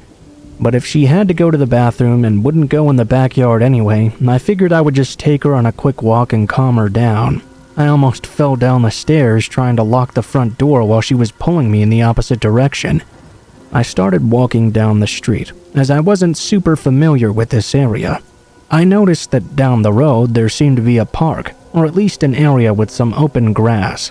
The streetlights gave me a little bit of guidance in the dark. As soon as we went to the grassy area, Candy stormed around and then went to the bathroom. I was relieved and thought this was definitely what she'd needed. As I was done picking up after her, I noticed her ears were raised and she started to whine again. Her whine turned into a low growl. I asked her what was wrong and looked toward where she was looking. There was a person sitting on one of the park swings all by themselves. The park itself wasn't lit, but some of the area around it was being lit by streetlights. The person wasn't moving or swinging at all. They were sitting still as they could, staring in our direction.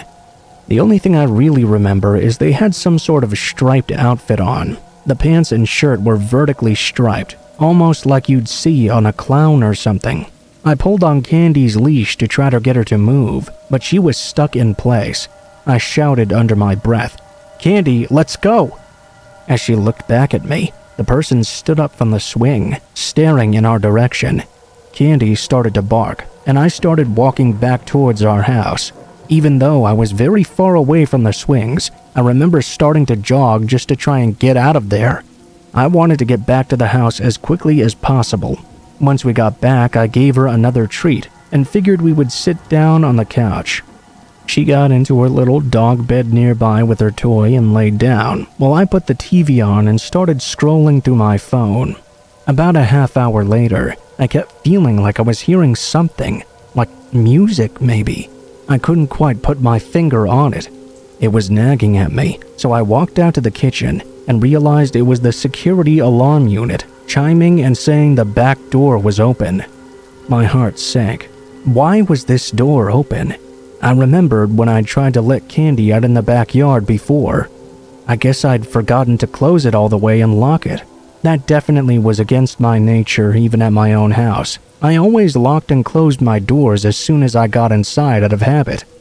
I closed and locked the door and started to walk back to the living room when Candy was already in the kitchen. She was whining and kind of half growling, barking the exact same as she had earlier at the park.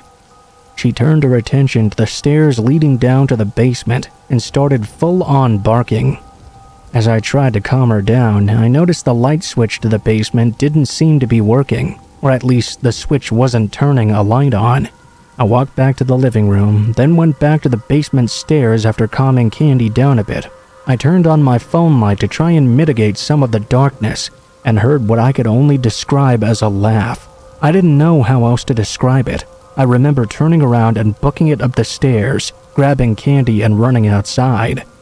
Not knowing what else to do, I called my friend from work and told her what happened. She said she would phone the police and let them know there was an incident, and that I was house-sitting. They could expect me to be there.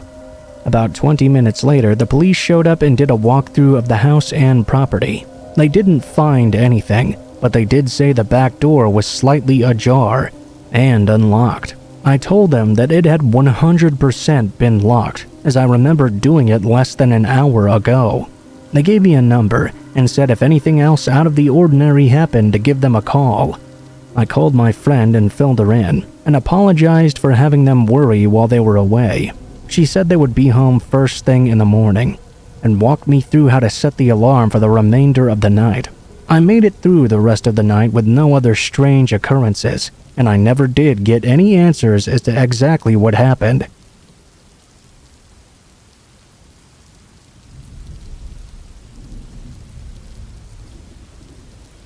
You know that feeling where you see something you're not supposed to, and then you have to live with that knowledge haunting the back of your mind afterwards? I certainly do, and that feeling's been clawing at my skull every time I pass by the old farmhouse at the edge of town for the past 15 years. I remember it very well, the night my life changed altogether. It was Halloween night, squarely in the year 1997, and I was 15 years old. I was wearing a white dress and a cheap blonde wig that really stood out in the nighttime, something I'd come to regret later. I also had a little mole made out of eyeliner. You can probably guess who I was trying to be that year, but I digress. Not even Marilyn Monroe could save me from what was coming. I was super excited to go trick-or-treating, as were my girlfriends. We decided on a collective theme of quirky Hollywood stars. I was Marilyn, while Janice donned a classic Dolly Parton look, and Carly took the visage of namesake Carly Simon. We giggled and primped ourselves up, as if we were going out to a red carpet premiere, rather than just a stroll across town. We were having a lot of fun, though. After a quick goodbye to my parents and a reminder to be home by 10:30, we took on the town at sunset. The sky was a deep purple, and deep pinks on either side as we walked. Janice liked to pretend the streetlights blinking above us were in fact spotlights turned on just for us, and kept striking poses as we walked along. It really slowed us down a lot, but we didn't really care that much. Candy was great, sure, but really we were there to enjoy spending time with each other before Carly moved away in November. It was only going to be a few towns away, so she wouldn't be gone forever or anything. But still, it was a break in routine that really saddened 15-year-old us. That's when Janice suggested, after a pose that had her almost falling off the curb, that we go to the old farm at the edge of town and tell some ghost stories. That's what we always used to do at sleepovers together, and it was rumored that the old farm, especially the barn area, was haunted by all sorts of spooky entities. Most often claimed to be farm cats that had starved to death when the farm was abandoned due to bankruptcy in the 1950s. In other words, the perfect setting for a last hurrah of ghost stories. Carly protested though and said we should not. Surely we'd get in trouble if we were to get caught. I took Janice aside though. After all, it was going to be our last night for a while. Besides, who would be lurking around at such an old place at night anyway? Carly reluctantly agreed after some convincing. I was never a rebellious kid myself, but the air was crackling with excitement. We made our way over, stopping at a few houses to collect some candy along the way. I remember an older couple gushing at our costumes and asking us to sing and dance like they remembered on TV. They even gave us a few extra lollipops each, if I remember. After dealing with the old couple and digging into a cherry lollipop, I noticed another trick-or-treater down the road, coming from the direction of the old farm. They were featureless, save for a plain hoodie and a simple creepy clown mask. It had sharp blue triangles around the eyes and a garish red nose. They walked with a purpose, though not towards us specifically. Rather, it was like they were walking rather quickly away from something else. Maybe they were another kid hurrying to make curfew or something. They carried a bag hiked over their shoulder, an old pillowcase-looking thing really. It was bulging full of what I assumed was candy. I thought about greeting him, but instead settled on a friendly Marilyn-esque wave as he passed by. Janice and Carly were too absorbed into the conversation to really spare anything else their attention. I noticed something peculiar about the case he was carrying, though. A dark stain seemed to be stretching across one of the seams and slowly dripping out onto their shoulder. I nearly choked on my damn lollipop, but I reasoned it was probably just an elaborate prop, quite an effective one at that, especially in this low lighting. I shook off any morbid thoughts with another lick and joined my friends. I didn't look back. We arrived at the farmhouse first, and it looked just as derelict and desolate as we'd heard. A large collapsed-in porch, plants creeping up all the walls, peeling paint, old furniture scattered around the yard leading out to the cornfield. The whole works. Janice sat down on a sun-faded couch leaning up against the side of the house. She picked out a spot of grout on the cushion beside her and said, "Let's get started," her voice taking on an air of mischief. "Wait," I said. Goosebumps prickled across my arms, and I regretted not bringing a jacket on this cold night. "Don't you guys want to look around first? I mean, we can find the perfect spot. It's hella cold out here." "Guys, seriously," Carly interjected. "Hanging in the yard is one thing, but we're gonna get in serious trouble if we go inside. I mean, what if there's mold or rats in there?" "Come on, Carls," Janice teased, wrapping an arm around her shoulders. "It won't be that bad. It's just gonna be a couple of minutes. We'll just look for a few minutes and then come right back out, okay?" I felt a twinge of guilt for making her do this, but I knew that once we proved nothing bad was going to happen, she'd enjoy it all the same. She gripped my hand as we stepped up onto the creaking porch. Well, the strip that wasn't collapsed at least. Janice was the brave one to open the door. A wave of dust immediately hit me in the face, and I coughed. My throat was dry. The interior of the house seemed untouched almost for 3 decades. We made our way from the parlor room to the living room to the kitchen, all covered in the same dust and old mildewy wallpaper. We kind of regretted not bringing a camera with us. Carly seemed to have calmed down quite a bit, and even let go of my hand at this point to examine some old china in the cupboards. It was incredibly dark except for what little moonlight filtered in through the windows. Maybe that's why we didn't see it at first, and why we didn't panic either. I remember facing the round kitchen table in the center of the room, when a bit of moonlight shone in through the window, and that's when I saw it. Handprints in the layer of dust coating the table. Fresh ones. My mind immediately flashed back to that clown guy we'd seen walking earlier, and a shiver shot up my spine. I didn't really know what to think at first. I stood there in dead silence staring at these markings until Janice broke the tension in the air. I ran over and saw a bunch of tiny tracks along the floor. They looked to be from the fabled farm cats, sliding and skidding along the ground or something, maybe trying to get away from something. "Is it the ghost cats?" Carly piped up. "Come on, ghosts don't leave footprints. Maybe it's a family of cats or something. Come out, kitty." She went off to search for them, crouching low to the ground. I probably know what you're thinking. Why didn't I tell them about those handprints right away? Well, at the time, I guess I didn't want to ruin our fun. It's stupid, I know, but that's the logic a 15-year-old on Halloween night would have. Instead, I gathered Janice and steered us to check out the barn. Maybe all those cats could be in the barn catching mice or something. As we made our way through the darkened house, I tried to keep the thoughts of another person watching us from a darkened doorway at bay. Very badly. I now found myself squeezing Carly's hand and trying to rationalize my thoughts away. Maybe it was simply a squatter that had packed up ship and moved on. The barn was situated a little ways off from the house and was in even worse shape from what we could see. The paint had faded from a deep red to a brownish rust color, and the door was propped open from the hinges, perfect for a family of wild animals to hide. Nothing could have prepared us for what was inside that barn, though. We ducked under the gap in the door. I felt for any source of light, an old lamp or a flashlight or anything, and I ended up pulling on a cord. A single light bulb attached to a rafter illuminated the space. At first, it just looked like a normal barn, if an empty one. The stalls were demolished and gutted out. Hay was scattered all over the place and crunched beneath our shoes. What had me frozen in place, though, was the deep red stain streaking up and down the walls and pooling onto the floor. Janice screamed and Carly took off out the door. Janice and I weren't so lucky.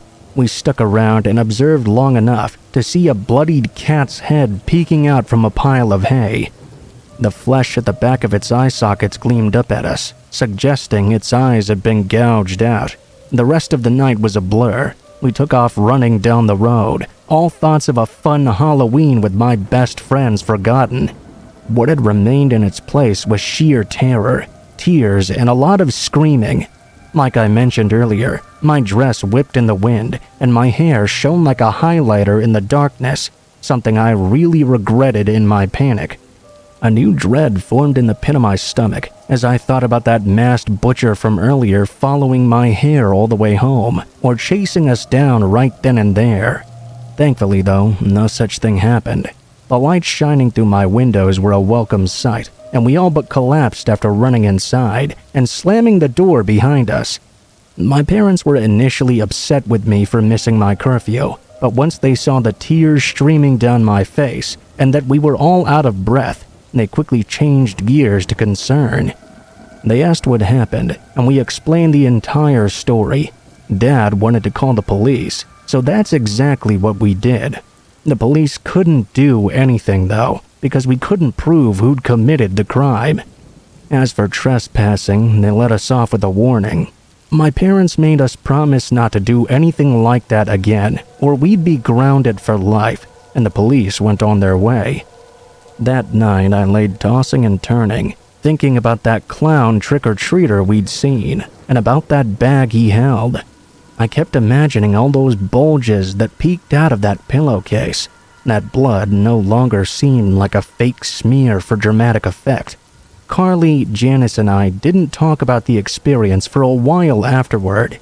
After her family moved, Carly's dad told my dad that Carly would stay up and cry sometimes, citing those poor cats left to the butcher clown. Whenever we met up, we would try our best not to mention it. Like I said, though, it was always there in the back of my mind. Every time the leaves fell, every time I would see a stray cat loitering around the neighborhood, every time I'd see a damn clown mask in a store's Halloween section, I'd imagine that night.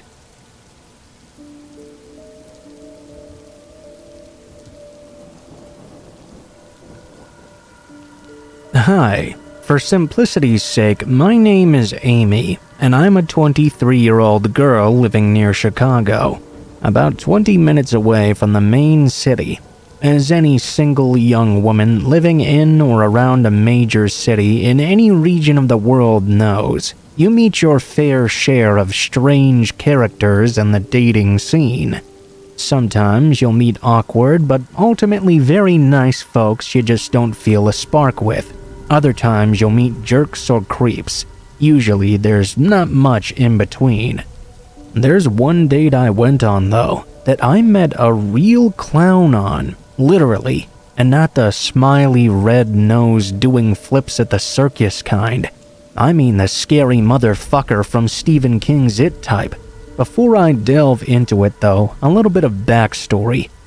I grew up in the backwoods of rural Maine, where little else happened other than a cow breakout because of a thunderstorm or something.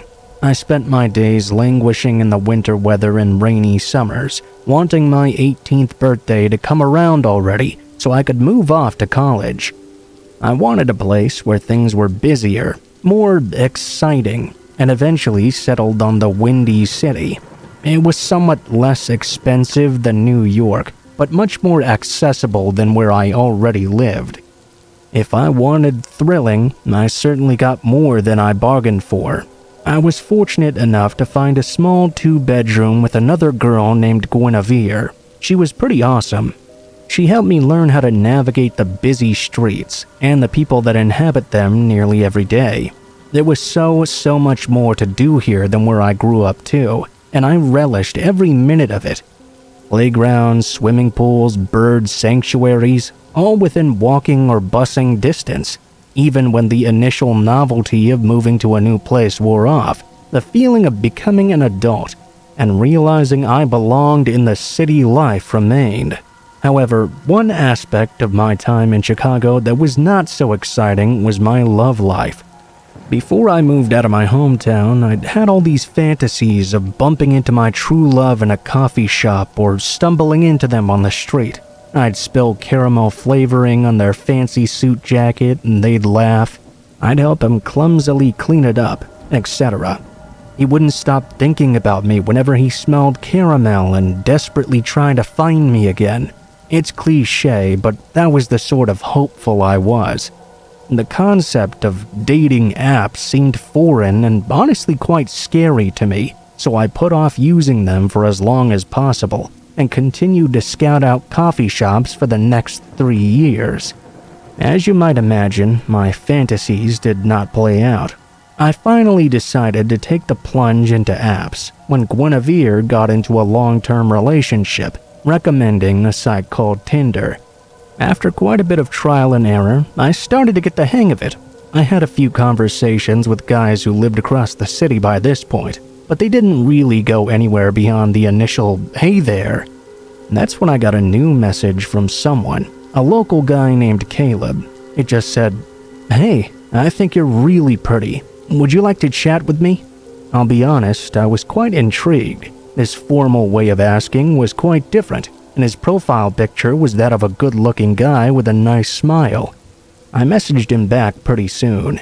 "Hey, thanks. How are you tonight?" We spent most of the night talking after that, and the day after, and the day after that too. Slowly, the conversation escalated past all the small talk, and he eventually opened up to me about his unusual job. He worked part-time as a clown for children's birthday parties. He even sent me a couple of pictures of him with one of those wearable noses and in all the face paint. I didn't mind. I thought it was pretty fun. He proved he had a sense of humor too. This was exactly the sort of lively experience I'd been expecting. After only about a week of texting, he asked me to meet up for coffee. He even joked around with me. "I'll bring my nice shirt so you can spill something on it." I was elated. I told Gwen where I'd be that coming Saturday, and she told me to call her halfway through to update her. I promised that I would. Off I went, fantasizing all throughout the days leading up to the date. Carefree conversations, maybe even a kiss or two. The day finally arrived. We settled on a small cafe halfway in between our two places. Since it was getting much colder, I picked out a nice sweater and my favorite pair of warm boots. When I arrived at the cafe, the warm embrace of the building's heat made me shiver.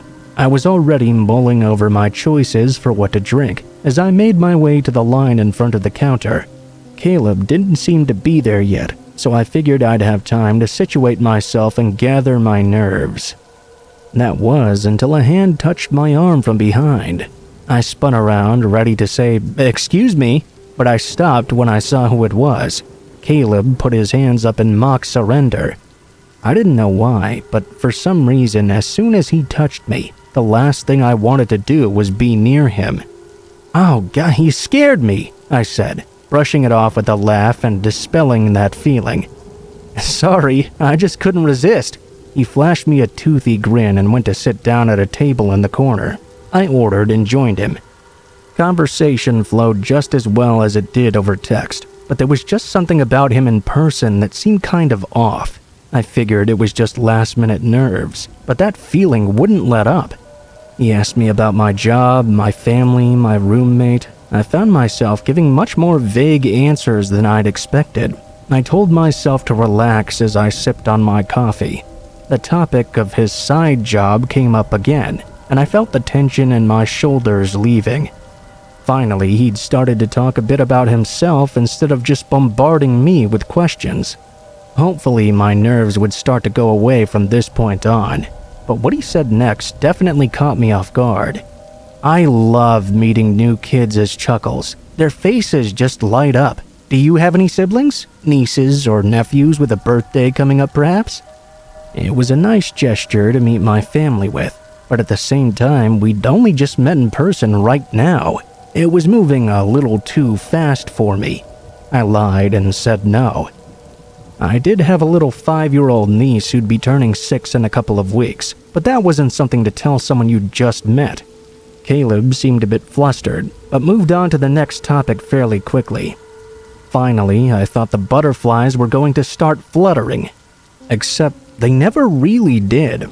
We went for a walk after coffee to a nearby park. He did all the things right. He laughed at my jokes, held my hand, put his respectfully on the small of my back whenever someone took up the walkway. But still, even after all this, I couldn't shake this feeling of nervousness. I decided to call Gwen to pick me up early, as I'd promised to call her halfway through. I made up an excuse of my cat needing to go to the vet, and got out of there. Caleb seemed genuinely surprised, and said he'd call me later. Gwen thought it was absolutely hilarious, and based my discomfort on clown jitters. I wasn't quite so sure though.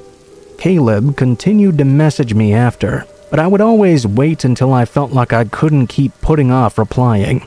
I decided to do a little bit of research, looking for his business online. After all, simple word of mouth as an entertainer can only get you so far. You'd obviously have to advertise it somewhere. What I found shocked me. Rather than a little website or Facebook post advertising his party service, I found news article after news article with titles like "Man Fakes Clown Business, Arrested for Inappropriate Contact with Children," "Chicago Man Arrested from Molesting Child at His Birthday Party After Being Hired as a Clown," and most worryingly of all, "Fake Clown Accused of Molesting Children, Bailed Out." I felt sick. I felt like bile was rising in my throat. It's a wonder that I didn't throw up all over my phone when it beeped, and I saw a notification from Caleb come through. "I know you lied. I'd like to visit your niece in 2 weeks, Amy." I immediately blocked that son of a bitch and called my brother, my parents, anyone I could think of. I left at least 3 messages on my brother's phone alone. I sent him all the links just to be safe. I burst into Gwen's room and showed her the message and the articles. She told me I needed to make a report in the morning. That's exactly what I did. Gwen took me down to the police station, and I told the officer everything I discussed with Caleb, what he'd said during our date, and the message he'd left me. The officer was very patient and kind. She said I did the right thing by coming in and informing my brother, and that she'd be giving me a call if they found anything new. My brother was grateful as well. He called me the next morning saying that Caleb had tried to get hired for the niece's birthday party. He'd reported him to the police in their town as well. My parents called me too, and were glad I was safe. I never heard from Caleb again, and I took a break from Tinder for quite a while. Fortunately, the officer did call me back and say he'd been arrested again, so hopefully he won't be finding work at another child's birthday party anytime soon. It's funny, I expected to go on a date with a few clowns, but I never thought I'd find one like this.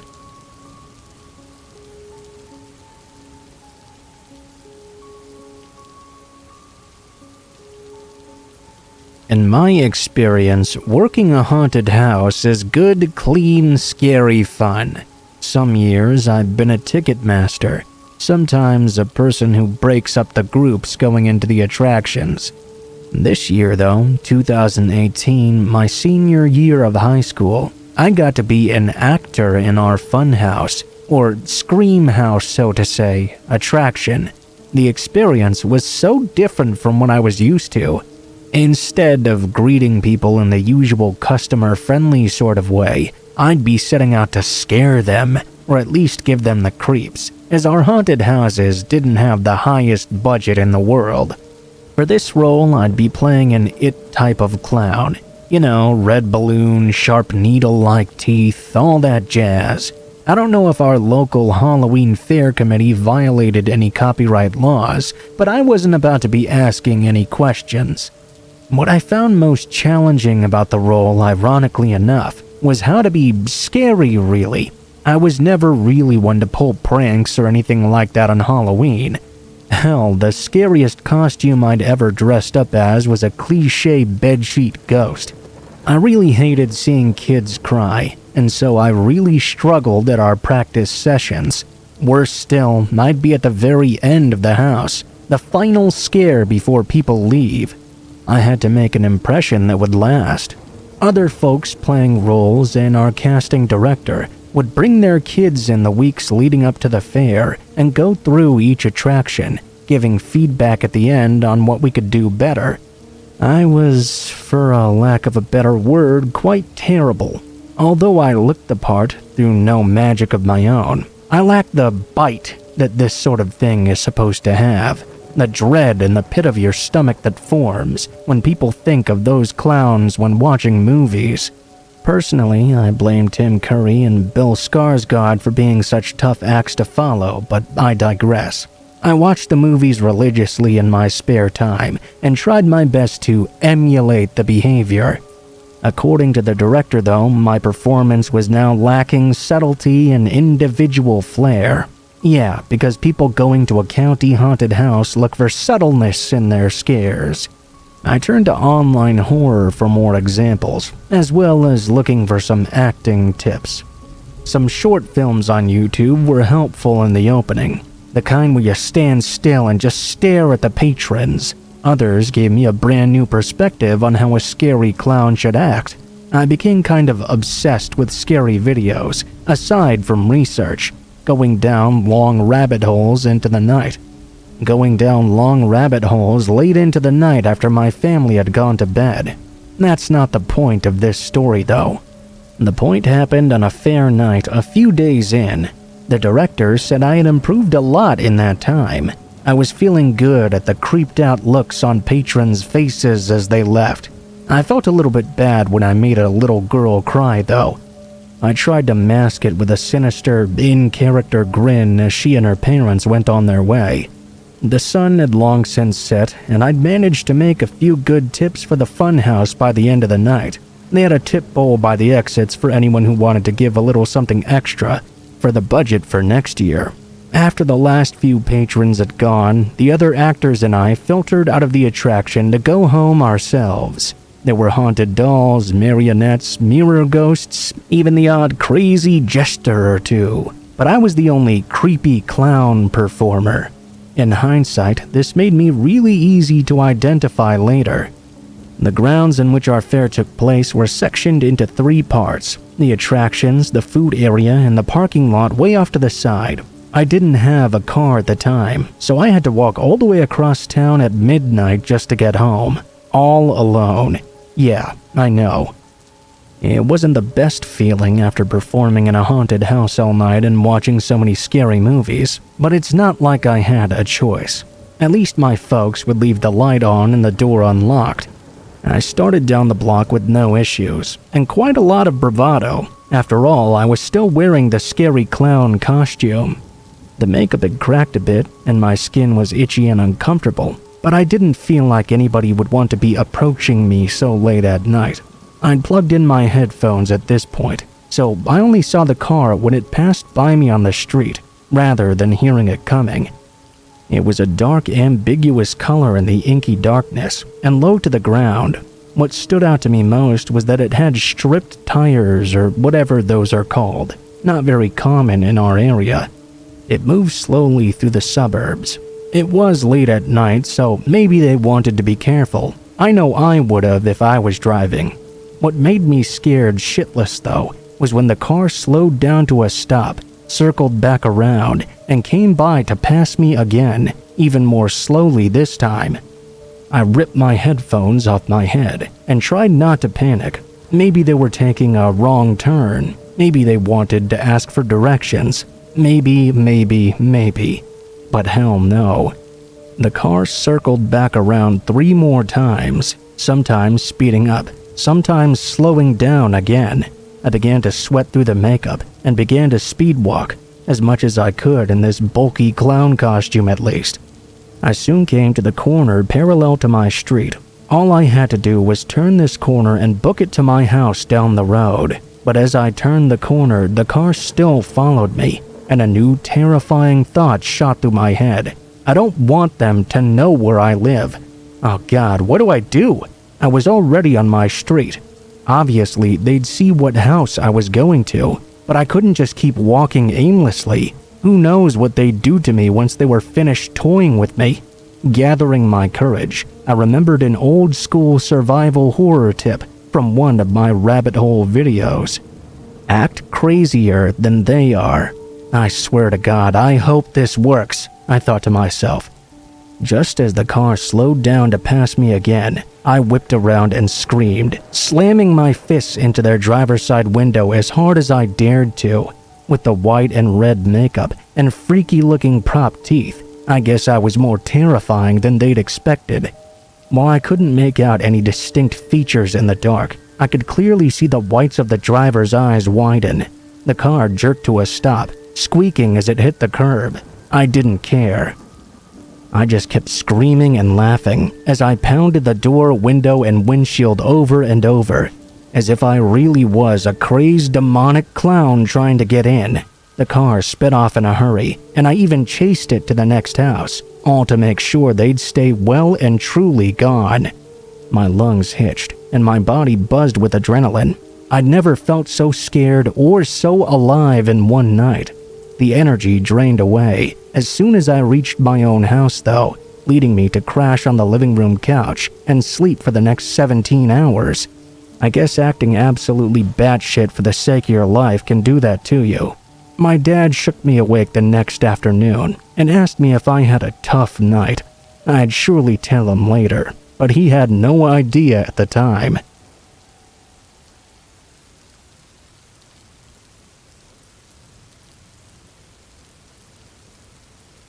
Keep in mind while listening that I'm choosing to remain open-minded because I simply can't think of any explanation for the events that happened.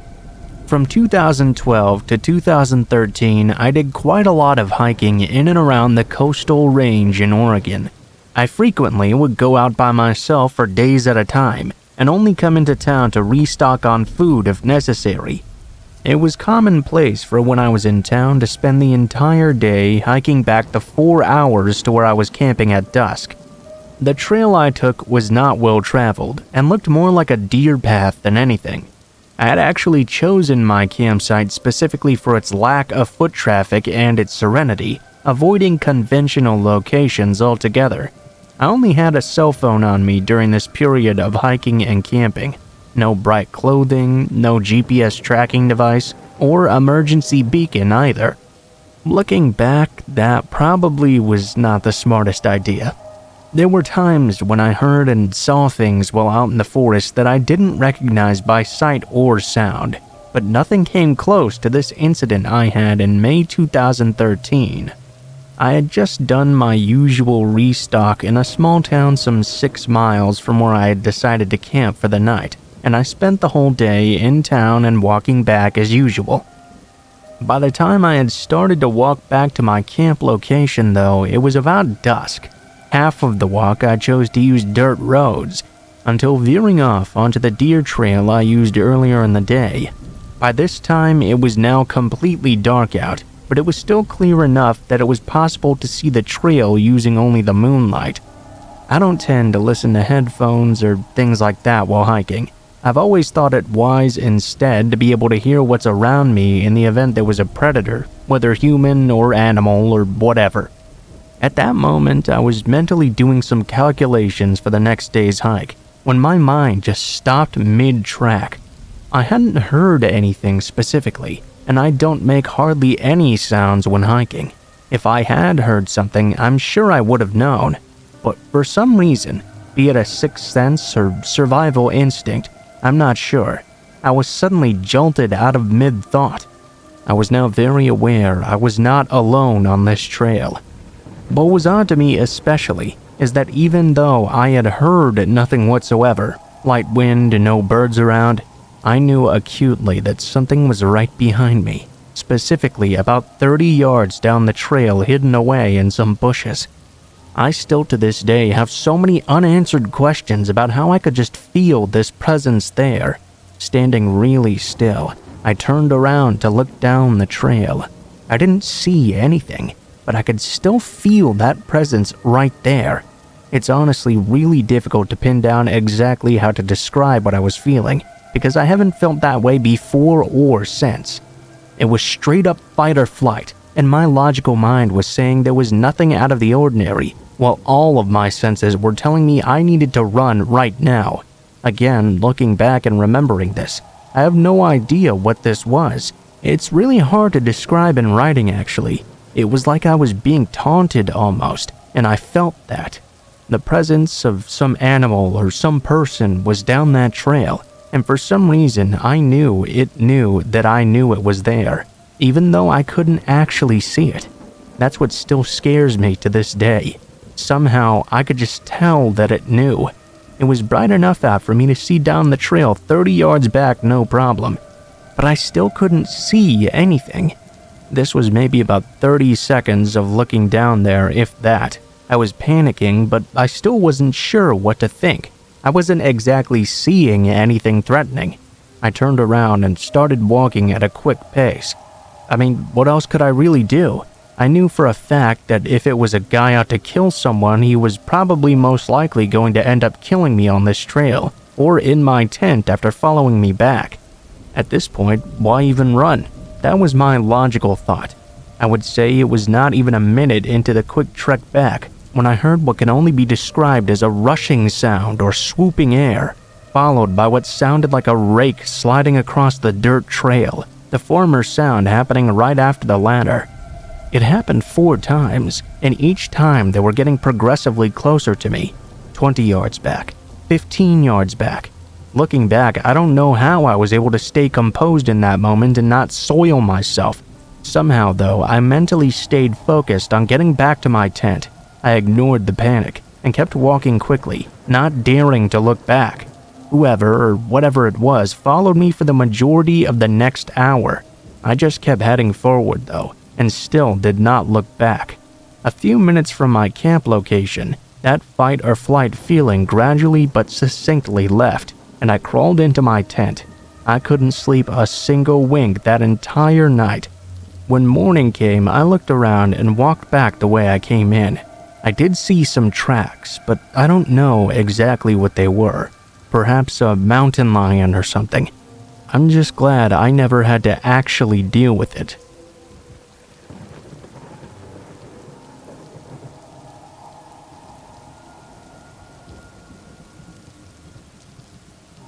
I used to do a lot of camping and hunting with my dad back in the day.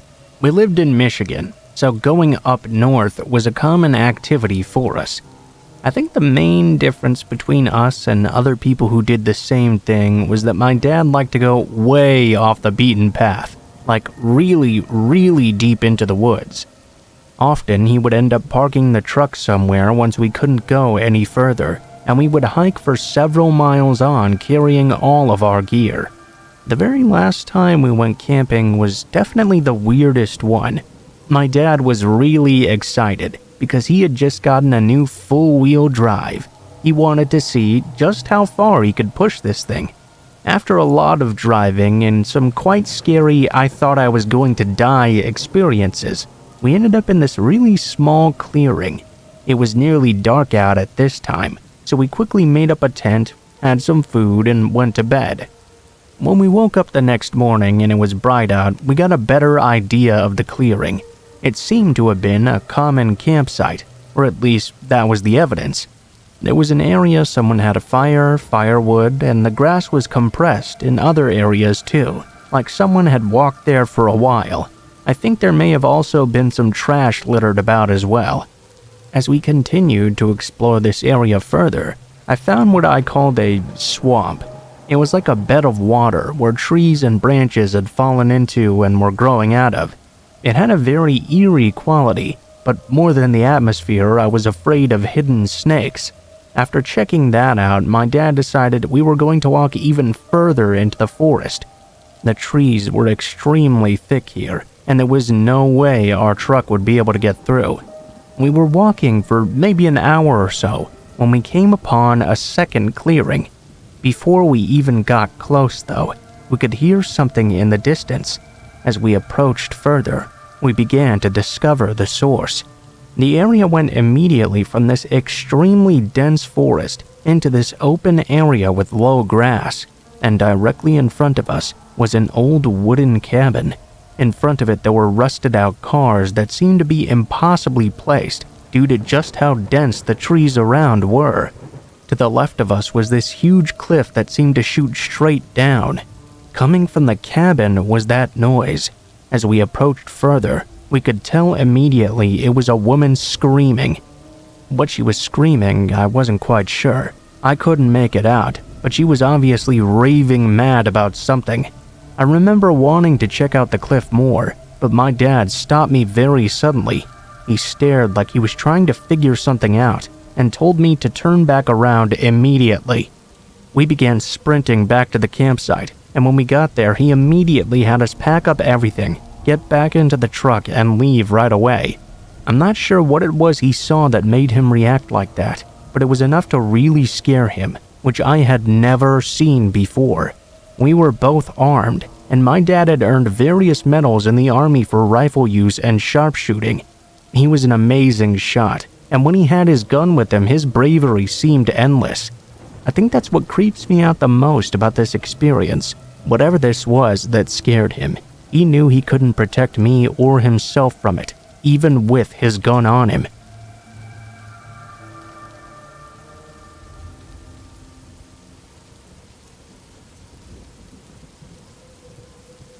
So, this is not crazy as some things you've perhaps heard on here, but it's a genuine experience that's always had me wondering. I work as a broadcast engineer, and a few years ago I received a phone call at around 9:30 or 10 p.m. from the on-duty ENG that our OTA, over-the-air signal, had gone out. We were off the air on our OTA platform. The call was with several other ENGs, as well as my boss at the time. We had figured out that the problem was our transmitter, and it needed to be corrected manually. My boss asked for someone to volunteer to go with him, and after a few seconds of awkward silence, I offered to go. So our RF transmitter site was located on top of Beacon Mountain in Beacon, New York, which was about an hour plus from our station. At the time, I had never actually been up there, so of course, going in the middle of the night was quite spooky. I met my boss and we drove down together. We got to the mountain a little bit before midnight. The road up to the mountain to the transmitter site was a long, narrow, windy, and steep dirt road, with a lot of big, loose rocks as well. The drive up was scary enough on its own. I can't emphasize enough just how dark this drive was either. It was completely pitch black. A few times while going up, we would see headlights coming towards us, of people out with their off-road jeeps. This wouldn't be as weird if it weren't in the middle of the night. We also saw 2 different campfires deep off into the woods, which I assumed were groups of locals hanging out and drinking or something. My boss told me that locals tended to hang out near the transmitter site sometimes and should be avoided at all costs. They had a tendency to be very sketchy. It didn't seem too sketchy to me, but what did I know? It was my first time there after all. My boss also told me he never traveled to that mountain without a gun. He said it was more than just the locals. I've seen stuff out here I can't really explain. We get to the top, do our work on the transmitter, and close up everything. We had just started to head back down. As we were going, we were at this particularly steep part of the road, where you pretty much have to ride your brake because the car won't stop till the incline levels out a little. All of a sudden, 3 deer sprinted out in front of us, not even looking at our oncoming car. This caused us to swerve since we were already riding the brake. The front of the car smacked against a rock, which stopped our momentum. My boss instantly turned the car off, and once the sound of the engine died, we could hear something big running in the opposite direction away from the road, up the natural slope of the hill. I shined my flashlight in that direction, but whatever it was already out of sight. We could still see branches moving though, and leaves being disturbed by whatever was moving that way. I asked my boss if he thought that was another deer or possibly a bear. He replied to me, "Can't be, bears run on all 4s. Whatever that was ran on 2 legs. And bears don't usually actively hunt deer anyway. Something was definitely chasing them." When we first heard footsteps, I would estimate they were as close as 10 to 15 feet from the car. The thing had started to run away, but now it appeared to be standing over us as there was a natural incline up the mountain. There are a lot of logical explanations for this, like my boss was just trying to scare me, or perhaps it was a local walking or running through the woods. But there are a few things to consider here. Yes, it could have been a person walking alone through the woods, but why would all those deer be running away from them, and why would it be chasing them? Why would they run away from our car and hide to watch us as well? Also, whatever ran away there was out of sight very quickly, within 3 to 4 seconds of starting to run uphill. I imagine a person would have to be in the greatest shape ever to run that quickly up this steep hill, but what do I know? It sounded too big to be a bobcat or mountain lion or coyote, but I'm not too experienced with that sort of thing, so it's entirely possible. My boss is not the kind of guy that would try to scare people. He's a very stern, all-business type of guy. He seemed pretty rattled as well by this and wanted to get out of there ASAP.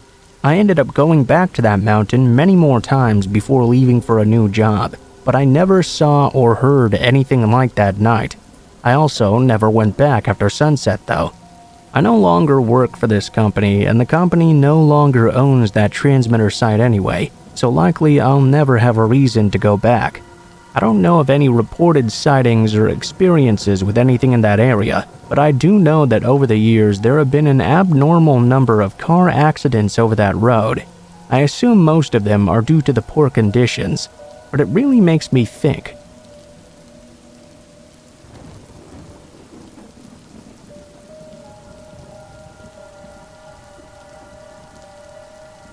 I was almost killed 6 years ago by a friend, and it kind of dabbles into the paranormal at times. This took years for me to be able to talk about. I'm still dealing with the PTSD associated with this event. So 6 years ago, myself and a male friend who we'll call Sam decided we wanted to go camping. I'd known him for years, and he was one of my best friends. I wasn't weirded out by going camping alone with him because of this. I decided to invite a girlfriend along though too. The more the merrier after all. We decided to go camping at the spot I hadn't been to in a couple of years. I still remembered the basic general description to get there though. We stopped at a gas station outside the last tiny town and asked to make sure we were going the right way. The attendant pointed and said, "Follow the storm." Sure enough, huge black clouds were forming in the direction of our campsite. I mean, this is to date the most terrifying storm cloud I'd ever seen. And what's a story without a crazy storm, am I right?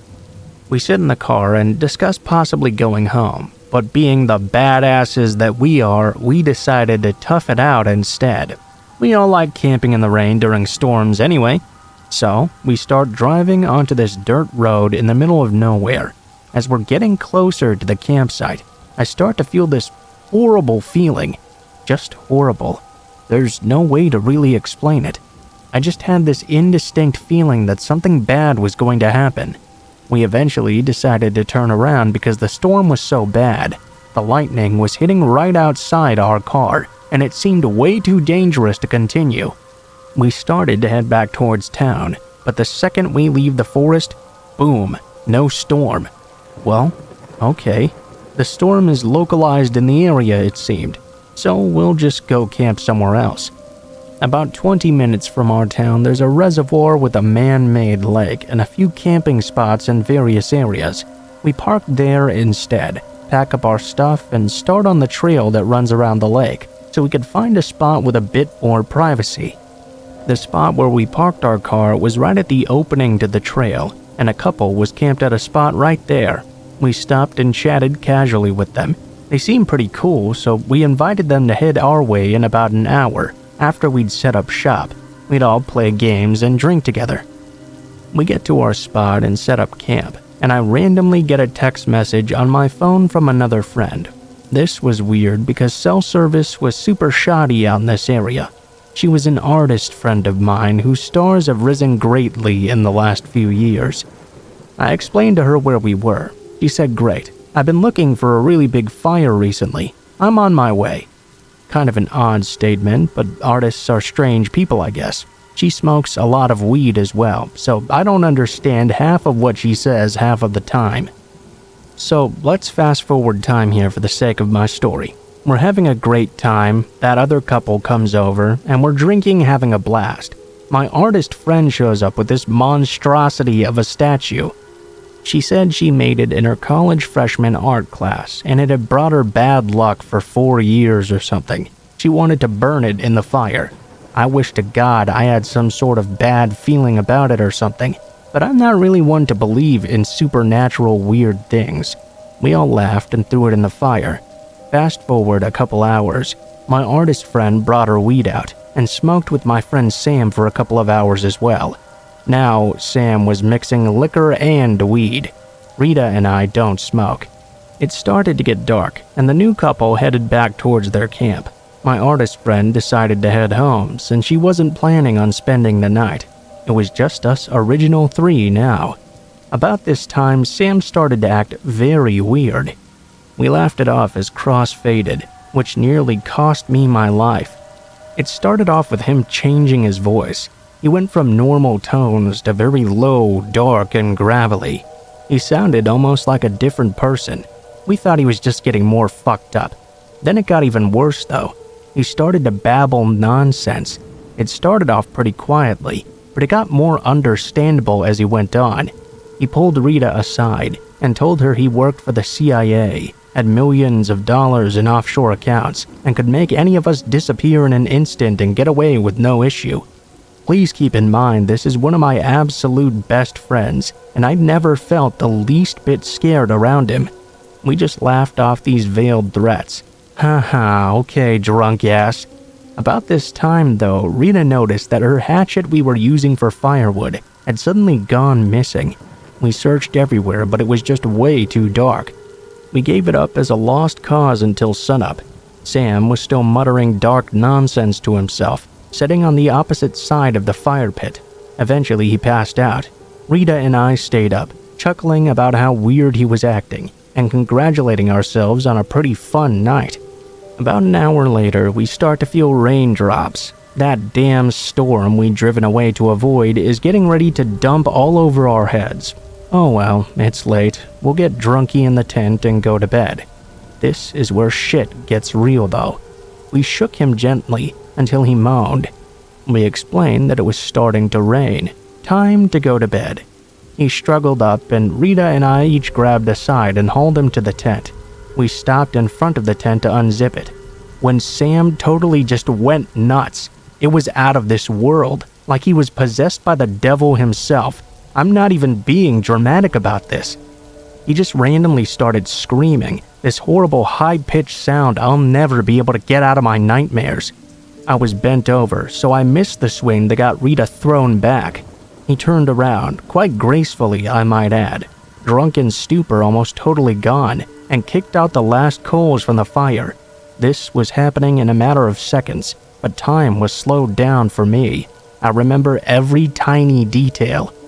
So the fire is out now. The campsite is 100% pitch black. No moon because of those storm clouds above. The next thing I know, Sam is standing next to me. So close I could feel him breathing. Then all of a sudden I'm on the ground. I was hit hard enough for the air to be completely knocked out of me. Not that I'd be able to breathe anyways, because Sam was now sitting on my stomach with his hands wrapped very tightly against my throat. He was strangling me with all of his very significant strength. Sam was one of those super tall muscular types that had those crazy long monkey arms. I was reaching up trying to push him off me, but his arms were so damn long I could barely even touch his chest. I was scraping at his arms and buckling underneath him, trying to get him off of me. I could hear Rita screaming my name, trying to find where I was. At this point, I was starting to black out. It seemed like an eternity, but in reality, it was probably a few minutes tops. Through my quickly fading vision, I could see Rita now punching and fighting Sam, trying her hardest to get him to let go. She was a rugby player, so she's pretty scrappy. I blacked out for a few minutes here, so I only have Rita's version of the story to go on after this. After I went limp, apparently Rita freaked out. I mean, understandably, she thought he had just killed me. She went into overdrive and started kneeing him in the face. After a few hits, that was enough to stun him and make him let go. She pushed him aside and hauled me up, still unconscious. Seriously, go Rita. dead weight is no easy thing to manage. I guess I was out for a couple of minutes, but when I came to, she was dragging me down the path crying quietly. I came to pretty full force, and I immediately freaked out. Hysterics naturally. Screaming, crying, shaking uncontrollably. Rita was telling me to shush. Sam hadn't followed us apparently, but we certainly didn't want him to start now. I managed to control myself a bit and started carrying my own weight to walk. To add insult to injury, my flip-flops had fallen off during the attack, and now I was walking barefoot on a horribly rocky path. This was not pleasant, and I could feel the cuts forming already. Rita, being the fucking badass she is, took off her sandals and let me have them. Seriously, this girl is better than Jesus. From our campsite to the parking lot was about 15 minutes, probably longer with my recent trauma, but it was still silent behind us. Sam seemed to have been left far behind. When we were close enough to the new couple's camp, which was right next to the parking lot, we started screaming for help. The girl, being reasonably frightened, stayed in the tent, but the guy came out to the path to find out what was wrong. We explained the whole attack an almost dead situation. He pulled out his gun with the intention of walking back to our campsite to confront Sam. Luckily, his girlfriend came out at this point and convinced him that instead of a murder charge, it would be far better to instead get a cell service so we could call 911. We were walking towards their car when we realized there was a camp manager a couple hundred yards away. Perfect. We headed towards that. Knocked on the door, cried hysterically, and explained everything that was going on. A very nice lady got us some water bottles while her husband called the police. They sat us on their couch to wait, and for some reason, I remember seeing there were 5 deadbolts on the door. There was no way Sam was getting through that. A half hour later, about a dozen cops and an ambulance showed up. The cops took our story and headed up to find Sam, asking if he was armed. We said we don't know. We explained the missing hatchet and the knife I had in my purse. They go out armed. Rita and I still loaded into the ambulance. An officer came to the door before it closed and stated that they found Sam. He was still waiting at the campsite. He was also completely naked, bleeding from the minor wounds Rita and I had managed to inflict, holding that hatchet and laughing. The officer said he was mumbling something about being possessed by the devil, still talking total nonsense. The officer asked if he had done any drugs. We said he'd smoked and drank as well. Perhaps the weed could have been laced by something. The rest is fairly dull. My first ever ambulance ride, a very pricey emergency visit, a lot of drugs, and a CT scan to check for internal swelling in my neck. They wanted to keep me overnight, but there was no way that was going to happen. My cat is my therapy animal and he was home. I was going home now, end of story. To add insult to injury, when I got home I realized that because I'd been having roommate troubles, I'd locked my bedroom door with my cat inside, and my keys had been left at the campsite. I could hear him meowing through the door while I just sobbed my eyes out, locked on the other side. I was too loaded up on drugs to go anywhere, so Rita, in a final spur of awesome, went with her mom and went out to get all of my stuff. All of us were at 24 hours of no sleep. So, that's my story. The rest is the obvious stuff. Charges, prosecution, court, a lot of physical and mental anguish. He pled guilty. The judge asked him if he wanted to make a statement, but he didn't. I never got an apology for almost ending my life. Sometimes I guess there's no definite closure. I never believed in bad luck, superstition, possession, or any of that stuff, but I'm 100% positive burning that stupid statue is what caused him to snap that night. He wasn't a dangerous person, and he had never been violent before. That statue brought my artist friend bad luck, and clearly had some bad spirits or something in it that we let go. That's the most detailed account I've ever given about this event.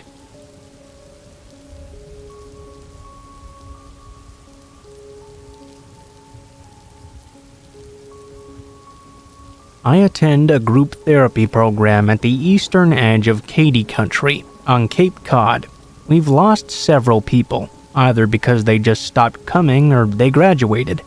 My first week there this May, it was a gentleman who was there for about 2 days. Then he just stopped coming altogether.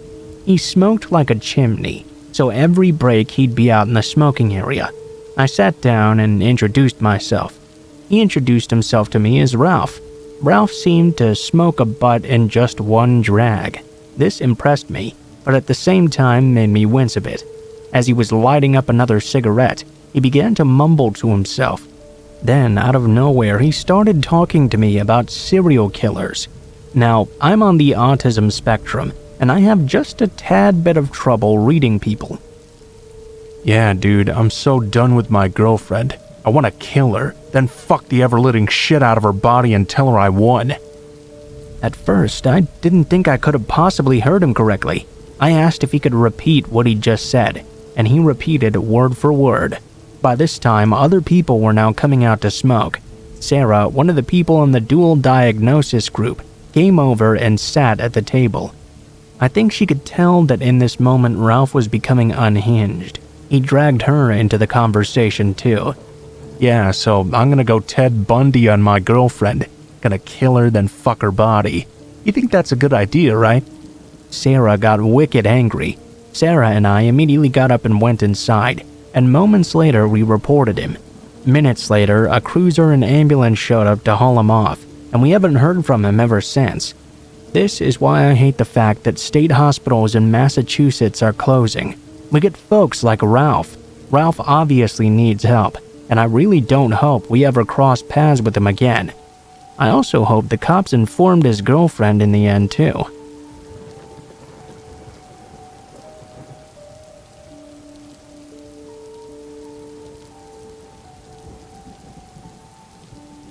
This takes place in Grand Rapids, Michigan. About 18 years ago, when I was 17 or 18 years old, I was living across the state from Grand Rapids. I was a senior in high school, and I had a lot of friends who had recently graduated and gone off to college.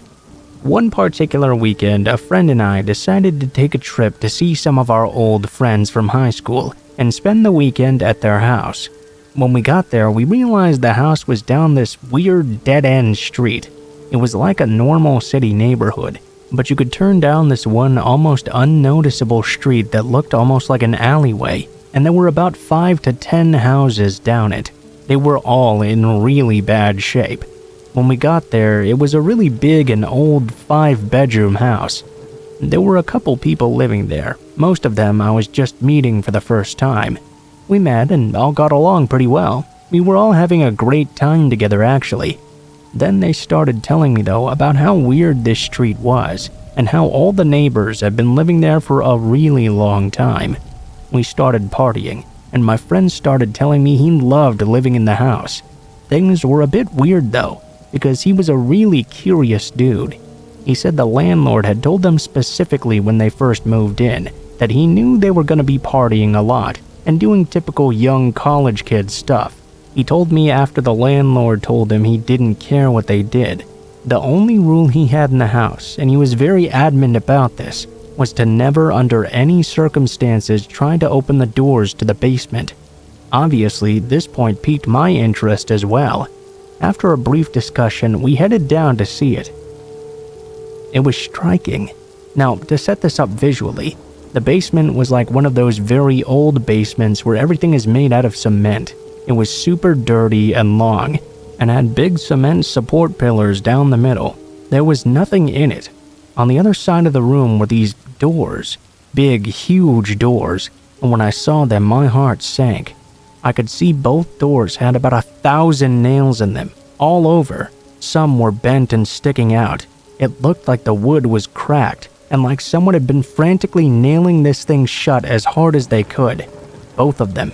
We discussed it for a while, and decided not to open those doors. Honestly, I kind of regret it. I still think about it from time to time. I have no idea what was behind them. We've discussed so many possibilities. What, an old unused well? If so, why would they be on both sides of the house? Maybe some old tunnels or catacombs, maybe. The house was really old. The ultimate reason my friend didn't want to open those doors in the end is because he was afraid a poltergeist was trapped in or something. I just laughed that off. I don't even think the house is actually still there, but I know they asked the landlord again what was behind those doors.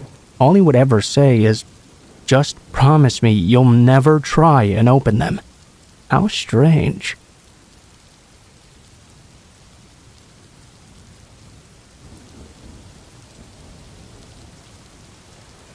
This story is a different kind of scary, but it is still pretty spooky. This happened back when I was in college, when on a complete whim I hopped on the bus and went down to Daytona Beach for spring break.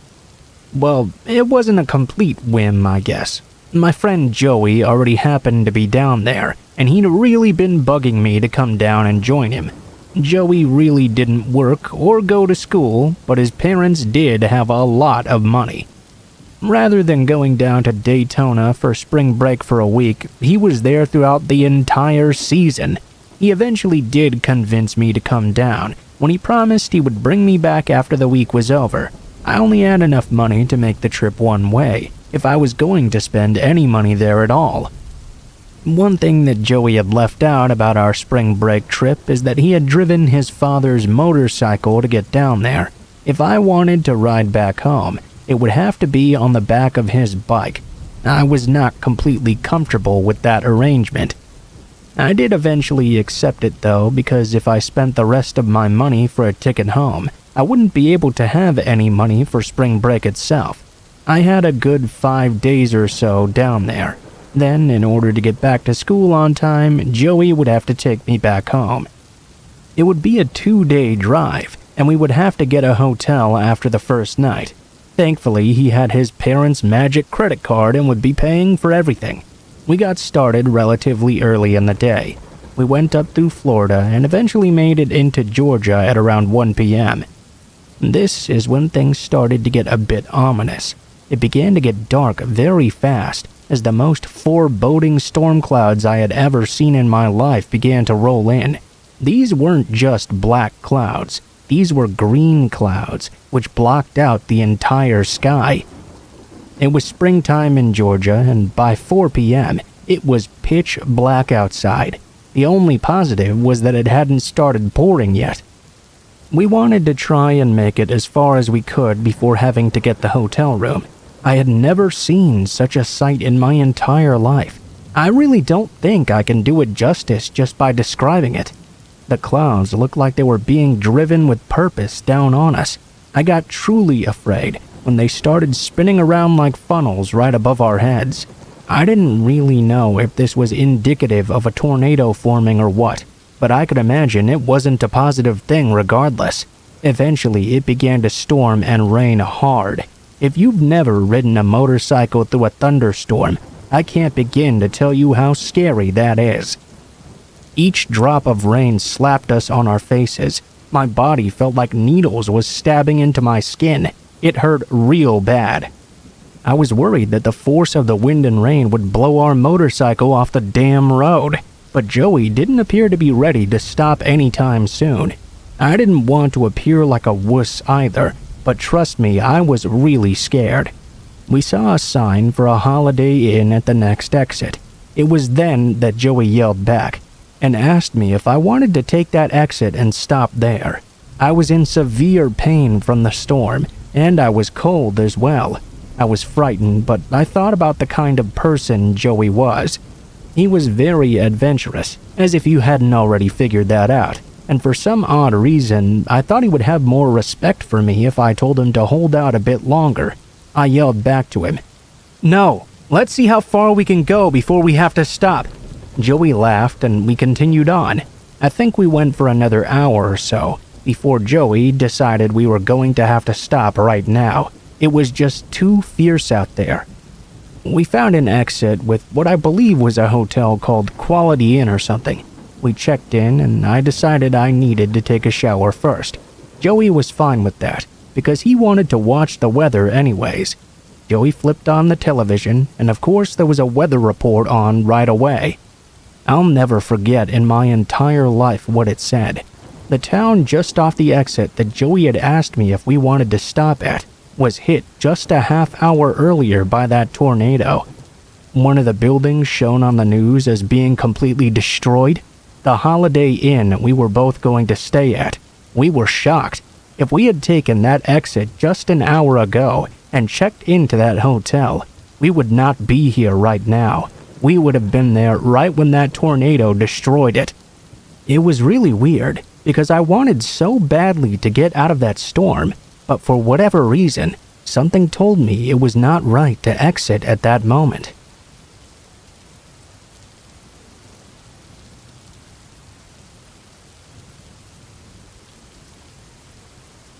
I live in a small town with my family. I was 19 when this happened. My brother was 13 years old.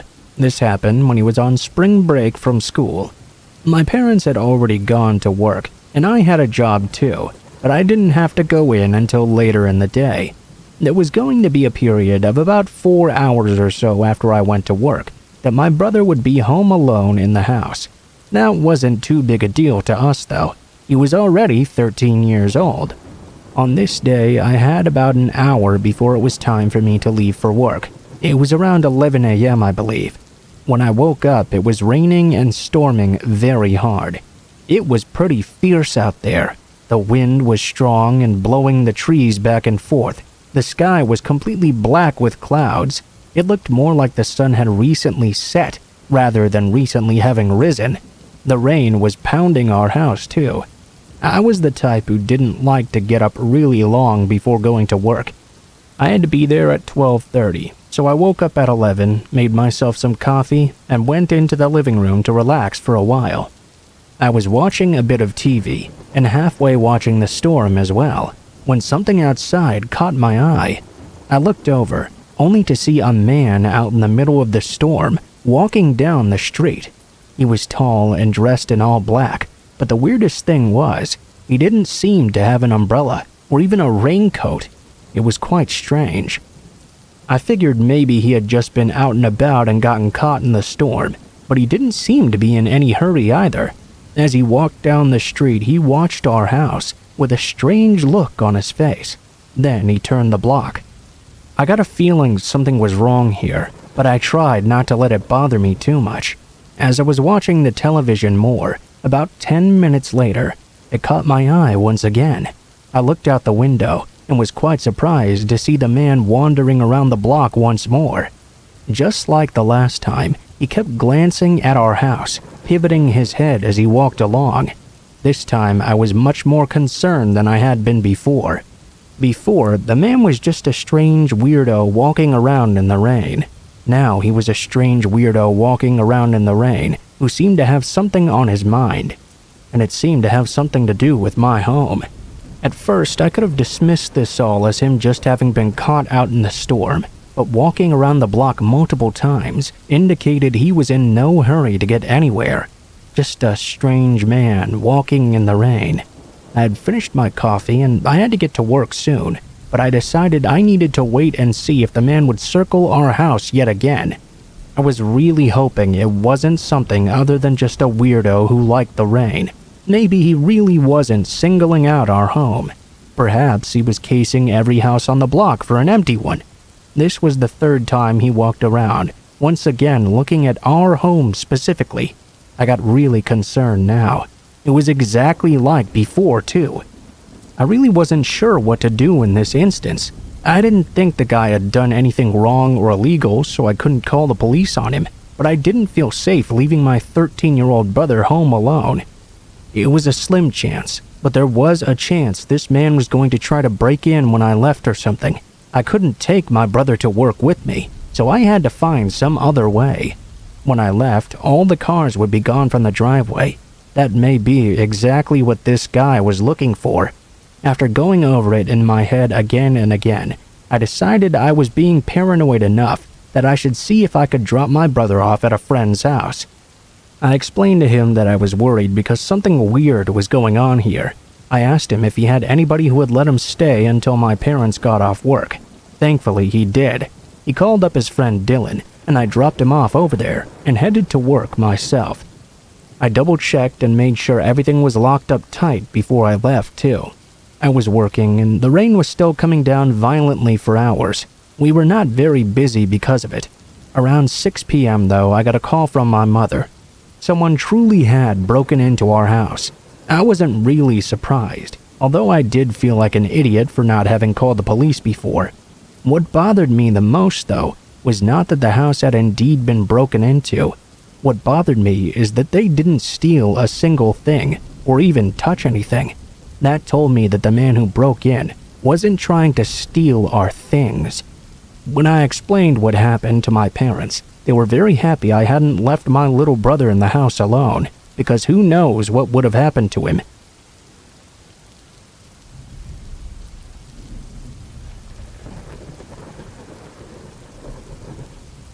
This was a story I grew up hearing my mom telling me. I was really young when this happened, and I know for a fact it must have been before I was 5 years old. I have some foggy memories of something happening, especially because my mom at the time didn't want me to freak out. Some context. First, we have a family all over the country. I remember spending so much of my childhood just on road trips from state to state to visit different family members. We knew our ins and outs on traveling. 2, when I was a child, I would randomly hug strangers a lot and tell them I loved them. I was so filled with joy and love it just spilled over onto other people. There was basically only one stranger I never immediately latched onto the second I saw them, and this is that story.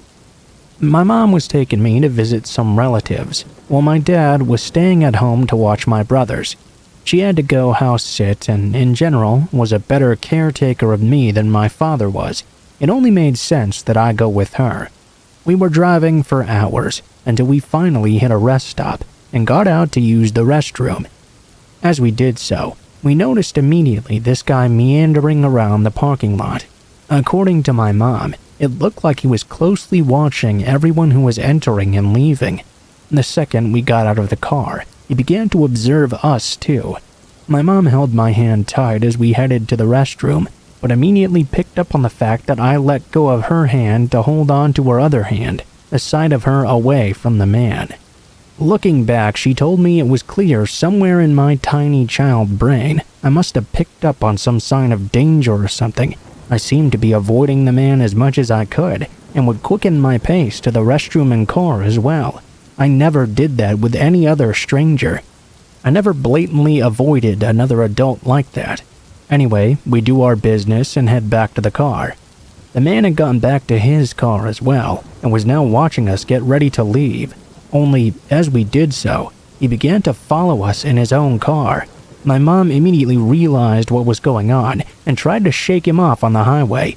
He just wouldn't budge though, and tried to get as close to our car as he could. Apparently, while doing this, a semi-truck driver also on the road noticed how frantic and off she was driving and could see her looking back at his car. He realized what was going on and drove up to her side, kinda made eye contact with her. They were on the same page from then on. Turns out the driver had called up on his radio to other truckers in the area and told them what was going on. A bunch of drivers from different routes came onto the same highway we were traveling on. A few minutes later, they began to block the man's car off, essentially completely trapping him away from my mother and I. She turned onto an exit to get off the highway to another rest stop as the original truck driver followed us. The man still boxed in by the other trucks. He got out and talked to my mom and told her he'd picked up on what was happening. He asked us if we were okay and drove with us to a Burger King. He even got us something to eat. We talked quite a lot, and he followed us back onto the road until eventually we went our separate routes.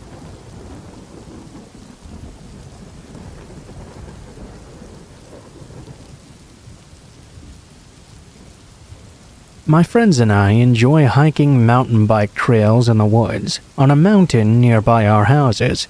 One day they couldn't go outside though, so I brought my younger sister with me instead. I was also going to bring my little brother, but he was going to be a little bit late, since today he was staying at a friend's house. This day was a little bit rainy and was also quite cold. Nobody would be out hiking the trails today. They had never seen what my friends and I had been working on the past couple of months either, so that was the day to show them. Basically, you walk straight down a trail. When it turns 90 degrees, you go to the right just off it, then around a bend. There's an overgrown, abandoned forest road at this area. At the end of this forest road, we had made a small trail that led to the bottom of our MTB trail.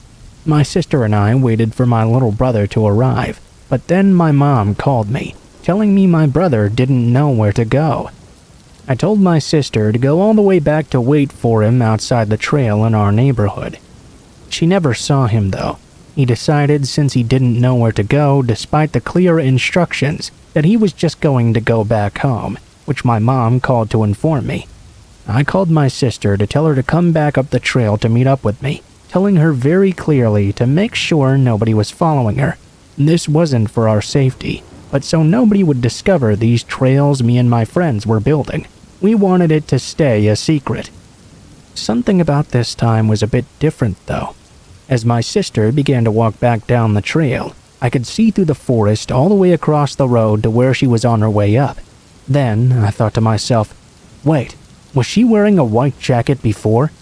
I realized as this figure got more towards the clearing that this was not my little sister. This was a fully grown man. Nobody should have known about this trail, and even if they did, they would have no reason to come up here. Plus, the rain the past couple of days had made most of the trail muddy, extremely muddy.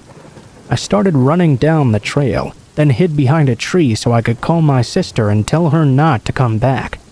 All of a sudden, I heard someone call out to me, "What are you doing?" It was my little sister. She had already made it all the way back up to where I was. I knew what was happening now. This man was following my sister specifically. I was terrified. I could tell my sister was starting to pick up something serious was going on as well. I grabbed her and hid her behind a tree with me. We waited for around 10 minutes, but I didn't see the person anywhere. There was no way to go but up the trail towards us, so unless this person was hiding in the trees off the forest road, they must have turned back. We started to make our way back, as quickly and quietly as possible. I started to get the sense, though, that I was being watched. We made it to our bikes, which were thankfully still there. It seemed the man hadn't tried to steal them. I told my sister to grab her bike, so we could walk through the rest of the trail without the noise of our hub clicking. This way, we could hear everything going on around us. As we got towards the entrance of where the forest was, it was much easier to see the footprints. There was one set of large boot prints, deep on top of my sister's smaller footprints, meaning they were more recent. I confirmed I was 100% not going insane. Once we got out of the forest, we started riding our bikes to the neighborhood, and I made sure to stay back to see we weren't being followed. We made it back home just fine in the end. We told our parents, who were just glad I was out there as well. All I could think about was what if my sister had been alone, or if the man had caught her while he was following her on the trail. What would have happened to her in the end? I don't like to think about it.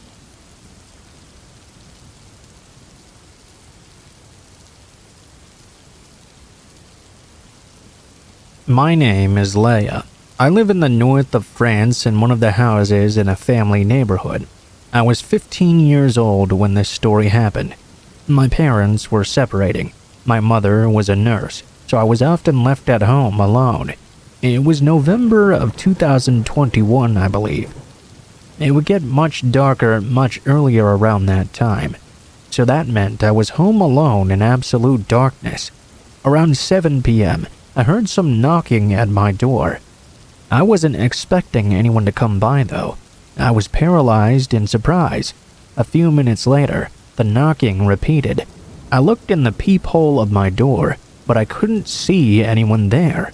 I thought it must be a prank by children in my neighborhood or something. The knocking stopped just a few moments later, and nothing else happened for 4 more days. It was a Saturday this time. I had invited 2 of my girlfriends to my house, Luis and Satine. That day, my mother was at work. We were watching a movie in my living room when I went to pick up my charger in my room.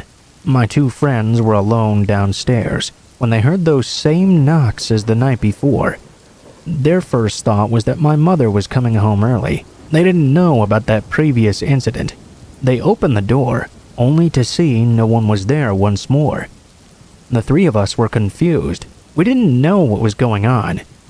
Luis reassured us though, telling us surely we were creating this stress in our heads. Maybe it was just a coincidence with that knocking from last night. The rest of the evening went over quite well, and nobody knocked for the rest of that night. That's what I told myself at least, until next Wednesday night. I'd just come back home from the grocery store after buying some pasta.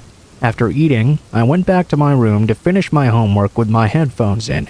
I was listening to some music. Suddenly, I began to hear banging against the walls. Naturally, at first, I thought this was my rabbit, getting angry and thumping because he was hungry. After a few blows, though, I could hear things moving around on their own. I took courage with both hands and decided to bravely go down to the living room. In the reflection of the mirror in the hallway, I saw the silhouette of a man tapping on my window with a crowbar. I was petrified. The man still hadn't seen me. He then came to knock on the door, the exact same patterns as the other 2 times with his crowbar. Still grasping all my courage best I could, I grabbed a knife. I quietly walked over to the front door. The man was tapping with his crowbar louder and louder. I shouted through the door, telling him to get fucked, and that I was already on the phone with the police. As soon as he heard that, he ran away, and he didn't come back after. As soon as he left, I really did call the police. I was bluffing when he ran away.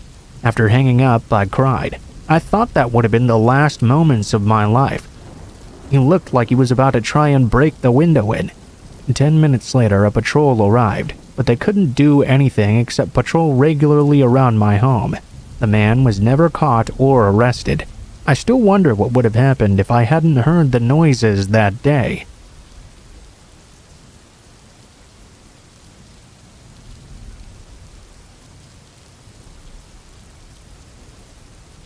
This was the moment when I was most scared in my entire life, and it changed everything for me. Let me start by saying this is something I've had to go through, and there are still some things about it I don't really understand. I don't talk about this to anyone in my personal life, really. Not because of how painful it is, mind you, but I just don't like people's reactions to it. No matter how well-intentioned the other person is, it tends to alter relationships permanently. And though over the past 21 years, I've learned to talk about what really happened, I'll tell it from my perspective from back then, the way I remember it. I lived with my mom at the time. My parents had been divorced for 3 years, which for a 7-year-old is pretty much your entire life. My mom back then was someone who took extra care with me. She didn't like it when I played in the yard. She didn't like it when I spent a lot of time at our neighbor's house. Always personally dropped me off at school and was waiting for me at the end of the day to take me home. She taught me to lock all 3 locks on our door and how to see what different cars were parked outside and which ones were familiar. Of course, stranger danger. She was, I now understand, paranoid. There's lots more things, but I'll just skip all that. One night we were sitting on the couch watching TV when a small pickup truck pulled into our driveway. This was really strange. We weren't expecting anyone. Even worse, though, was my mom's reaction. I'd never seen her move so fast.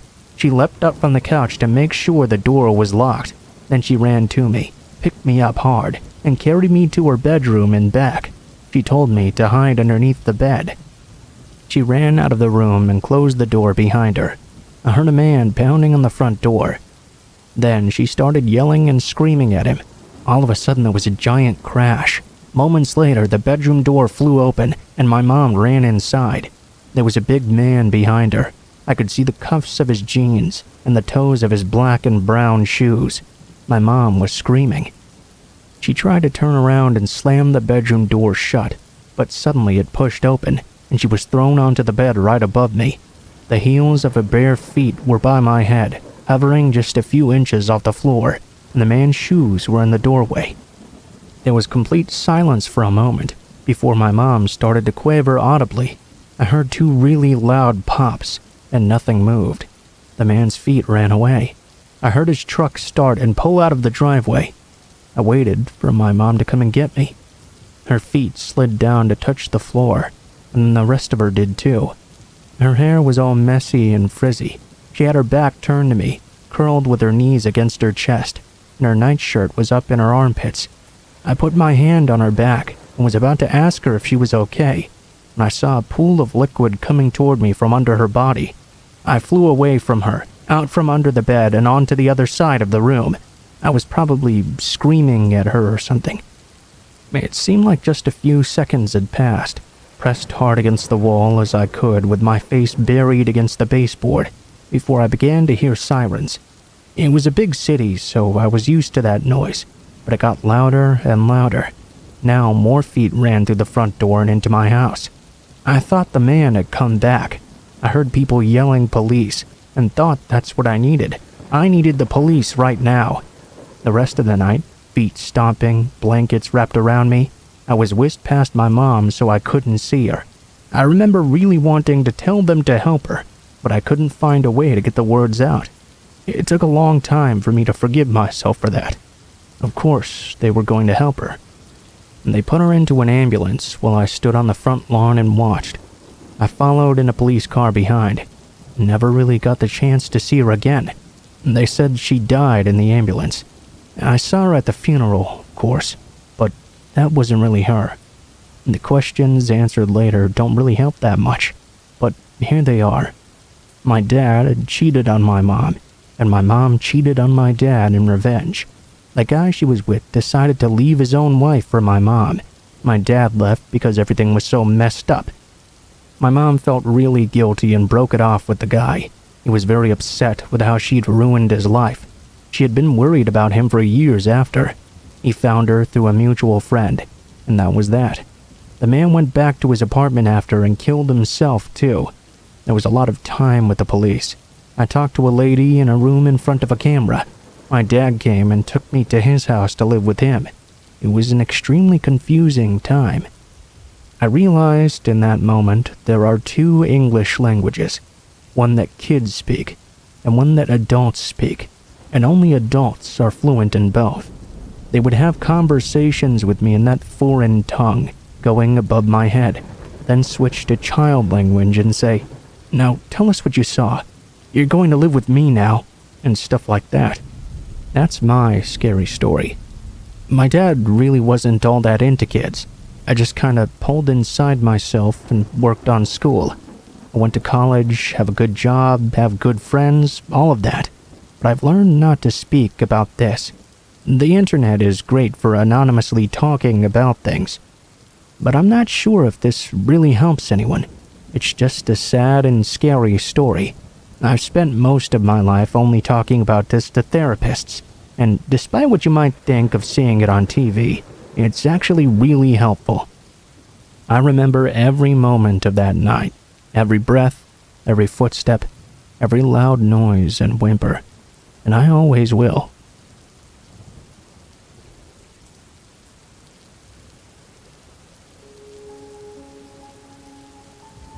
I finally feel ready to share my very creepy and uncomfortable encounter.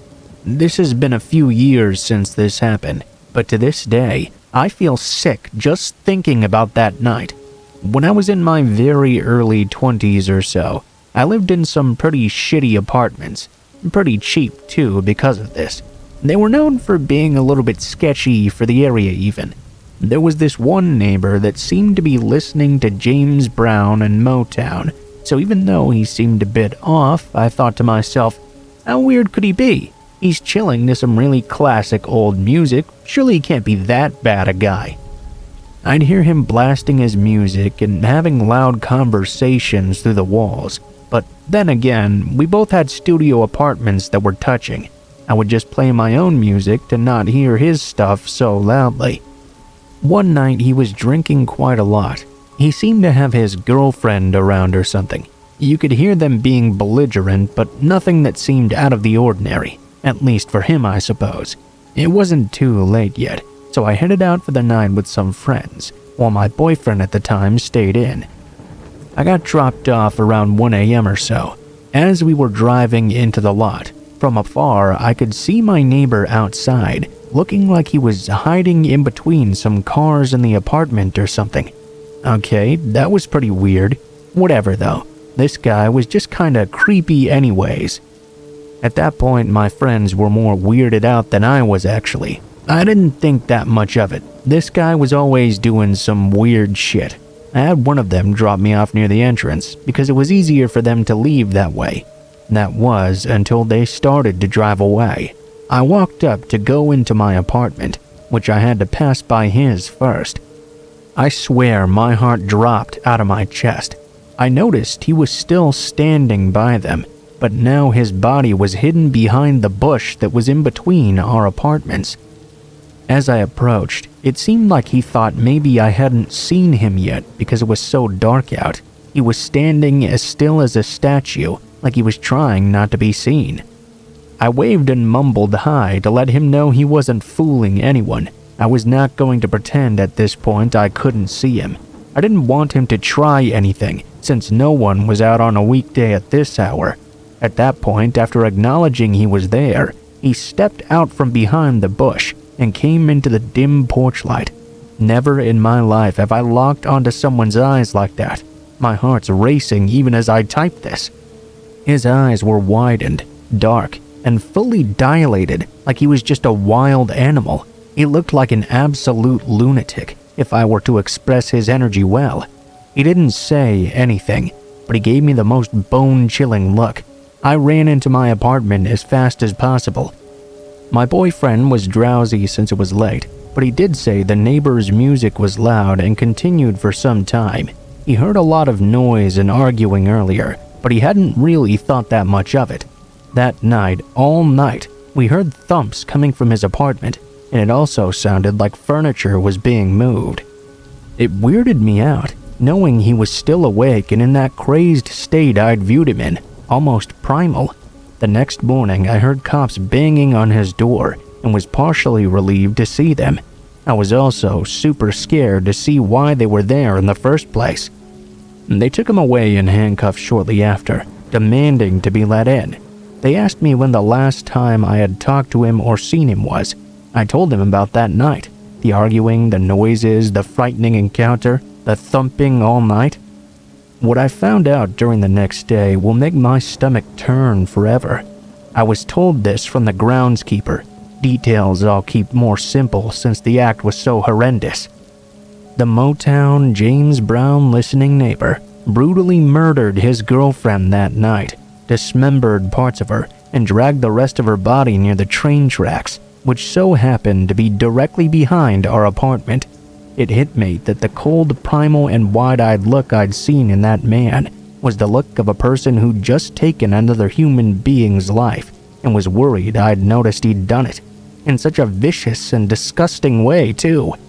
I felt so sad for that woman, who definitely did not deserve to go like that. She was always quiet and so sweet, and seemed a bit down on her luck. She was always asking for cigarettes whenever I encountered her. To this day, my stomach turns, thinking about how close I was to death, quite literally. He could have ambushed me out of insanity, since he was just waiting in the darkness when I walked up. Basically, to all of you who follow their intuition and gut feeling, listen to it. If you have a bad feeling about someone, even if they seem completely harmless, just stay a safe distance and be wary of them. I moved into a different apartment right after. It was just too much thinking about what happened that night. That neighbor went to jail, of course. I saw his booking photo, where he looked even more scary. I just hope he stays in jail for a long time, where he truly belongs.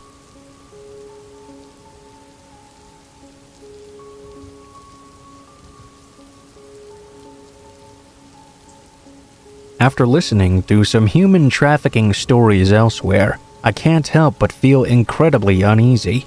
My heart is racing at the thought of what we might have avoided.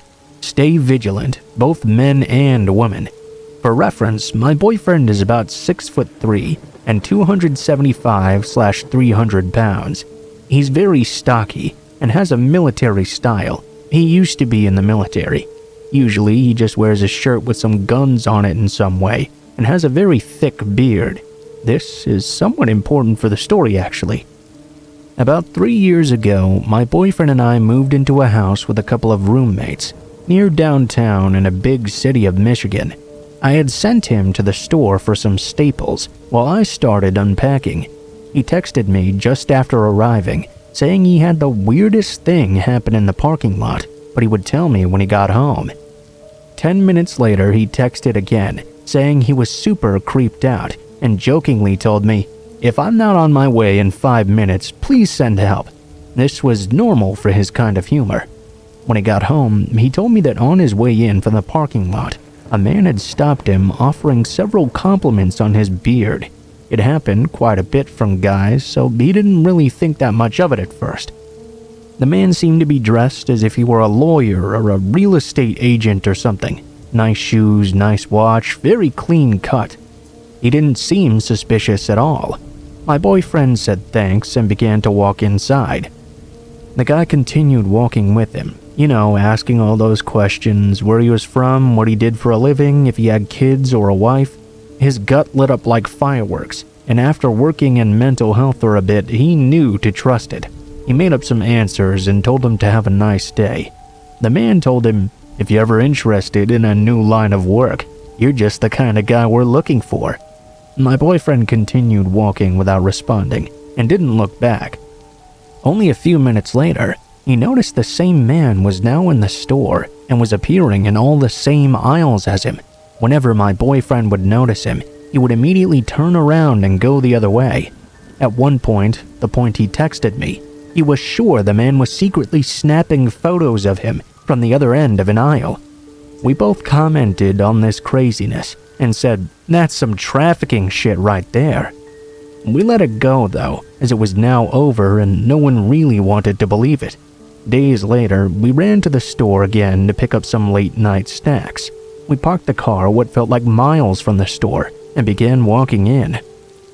Thankfully, I don't really startle easily when we're out together because we both conceal carry, and if someone tried to attack us, we're decently prepared. Still though, I jumped when a man's voice suddenly yelled out my boyfriend's name and added, "And his pretty wife too." My boyfriend told me to keep walking and not hesitate. Thankfully, I knew what he meant. I hauled my ass into the entryway of the store.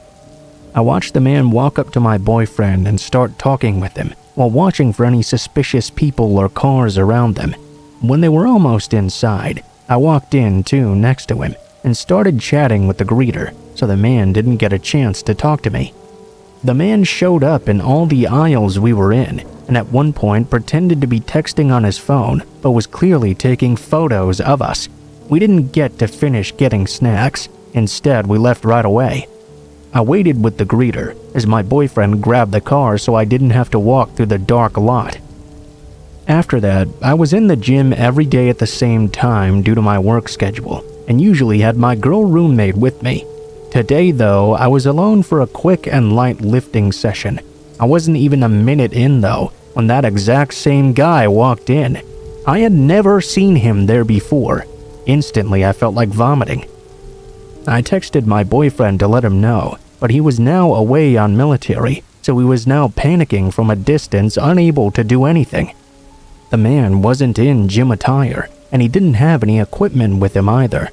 We were also at the gym furthest from that area from before, so I have no idea why he would have chosen to go to this particular one, unless he was a really big fan of this gym for whatever reason. The man came over and tried to talk to me. I politely said hello back, but tried to ignore him. He said a few more things, and a guy a few machines over, I think, could tell I was in a bit of trouble. He came over and pretended to be my friend, asking if I was ready to go. I said yes and tried to grab up my things. The creepy man then asked me where my husband was off to. I pretended not to hear him, as I kept on walking. When I came out after finishing my session, the man seemed to be gone. My new fake best friend was waiting on the bench outside the locker room. He said the man had waited around for a while but finally left. He had let the staff know what happened. They said the man wasn't even a member. He had told them he came there to pick up his girlfriend. My new friend walked me to my car, and I switched gyms after. Thankfully, we now live far, far away from the city, and I've never encountered that guy again. Neither has my boyfriend. Honestly, I believe they might have been trying to recruit him to make big money selling women or something, and that I was just a bonus woman to sell. Thank God for kind strangers who stood up to that guy and saved me. Those kinds of people will never realize how important they are in the world.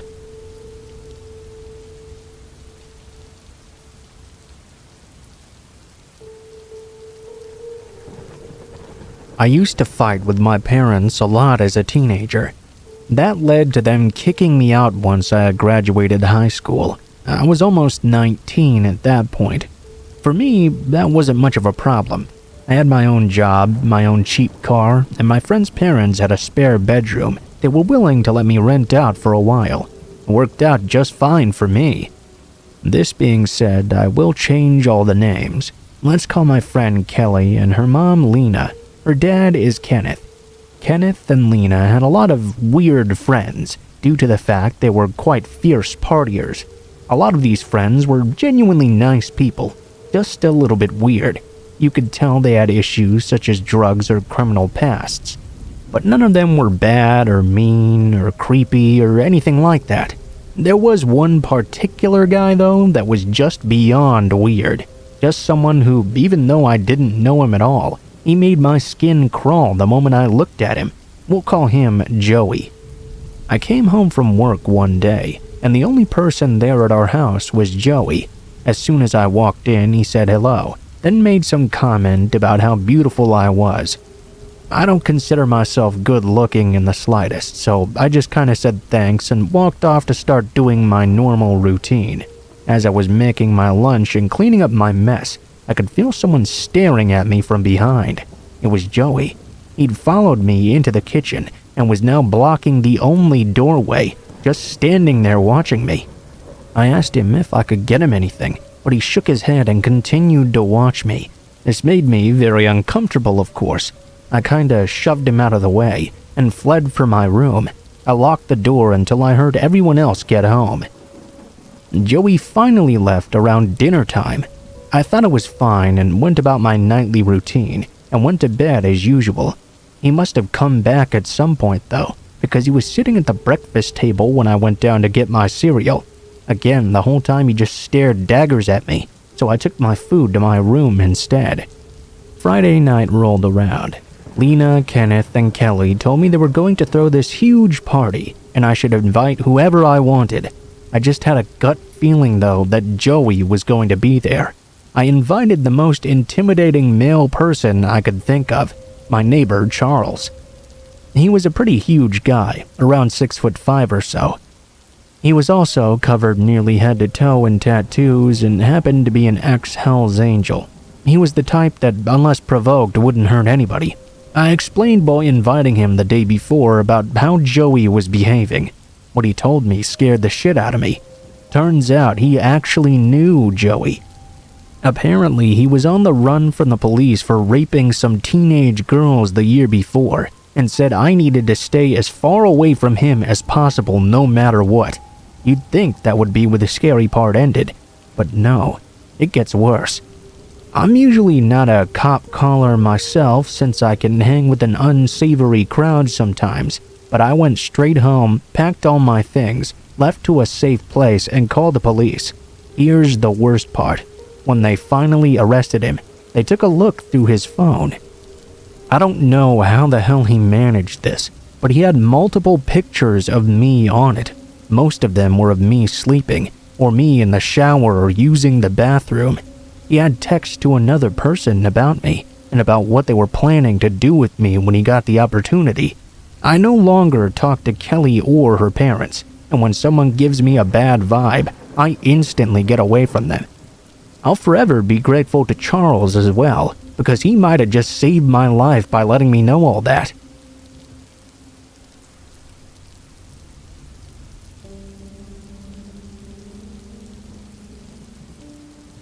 So I am super creeped out right now. I, 27 and female, was home alone last night, sleeping soundly in my bed in the middle of the night, like would be usual. I was suddenly woken up, though, by the sound of someone seemingly trying to push up on my locked bedroom window.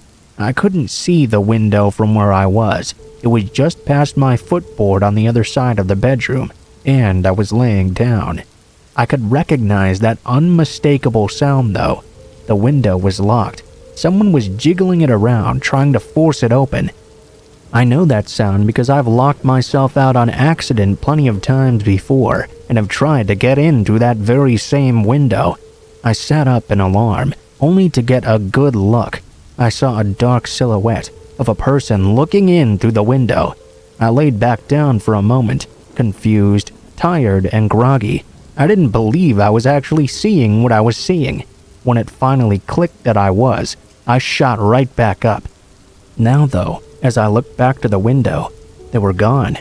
I tried my best to get back to sleep, but of course I was too spooked to do so for the rest of the night. In the morning, I thought I might have just dreamed it. I called everyone I knew that it possibly could have been, and nobody knew anything about it. Nobody was at my house either. Nobody I knew would just try to get into my bedroom window in the middle of the night anyway, especially when I don't think this person even knocked on the front door before trying to jimmy open my window. I went outside to investigate, just to make sure I wasn't being completely crazy. I looked at the window. Lo and behold, handprints of whoever was trying to slide up the glass, all over it. It had rained that night too, so I could make out their muddy shoe prints going to and from my window, and all throughout my backyard as well. I have no idea who they were or what they wanted, but I'm really glad I remembered to lock my window that night.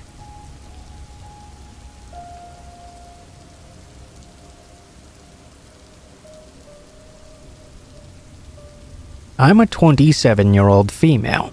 I graduated from high school about 10 years ago. In my freshman year, I was well known and had quite a bit of friends.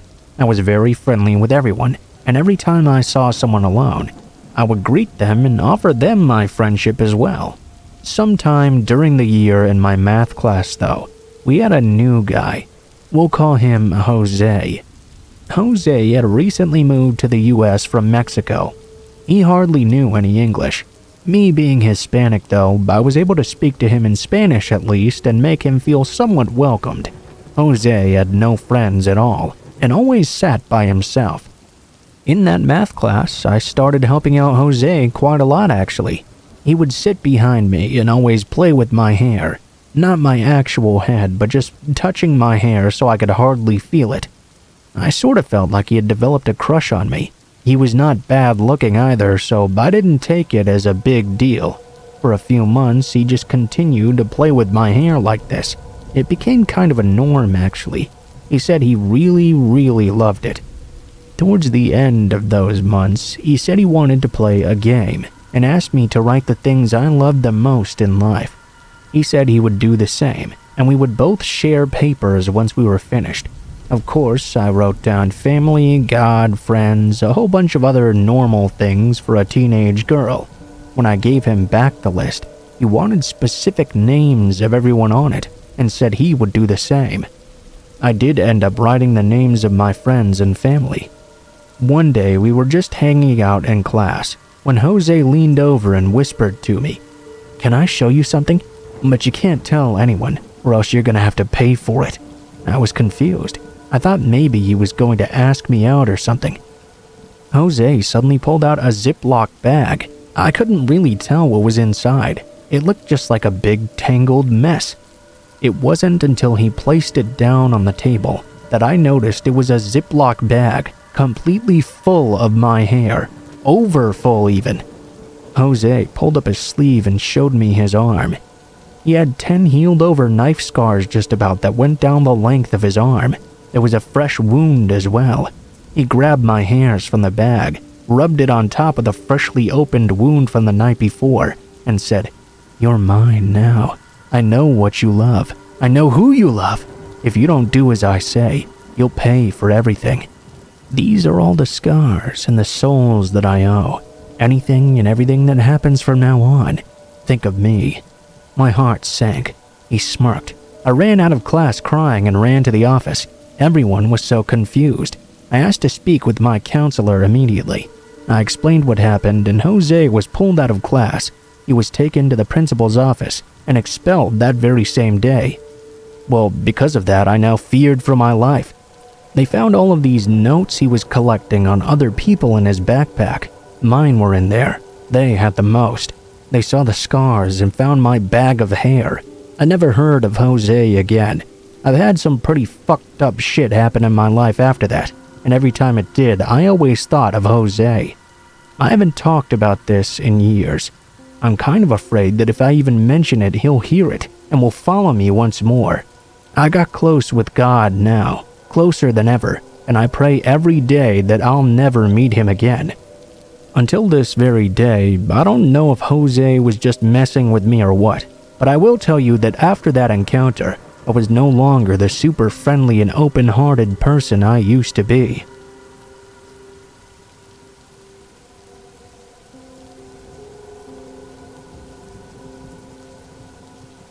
I grew up in a small town, and when I say small, I mean small.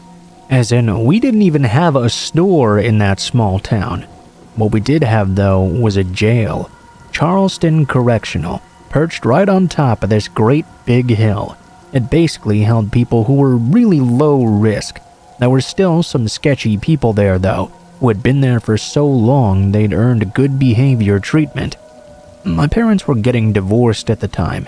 Both of them were smack dab in the middle of a midlife crisis, which left me to care for my 3 younger sisters all alone pretty much. My best friend lived just up the street from us. Remember, it was a small town, so up the street could still be a good 20 to 30 minute walk. There was a decent snowstorm one night. I got all my siblings tucked in for the evening before I decided to walk up and get my friend. She didn't like walking to my house alone, so I would always walk over and then walk back with her. As I walked to her house, I remember thinking just how quiet and eerie it was that night. When I arrived, her mom started yelling at me. Apparently, I didn't know this, a man had escaped from jail earlier that day. We decided it would be better for all of us to camp out at her house instead of walking back in the dark and snow.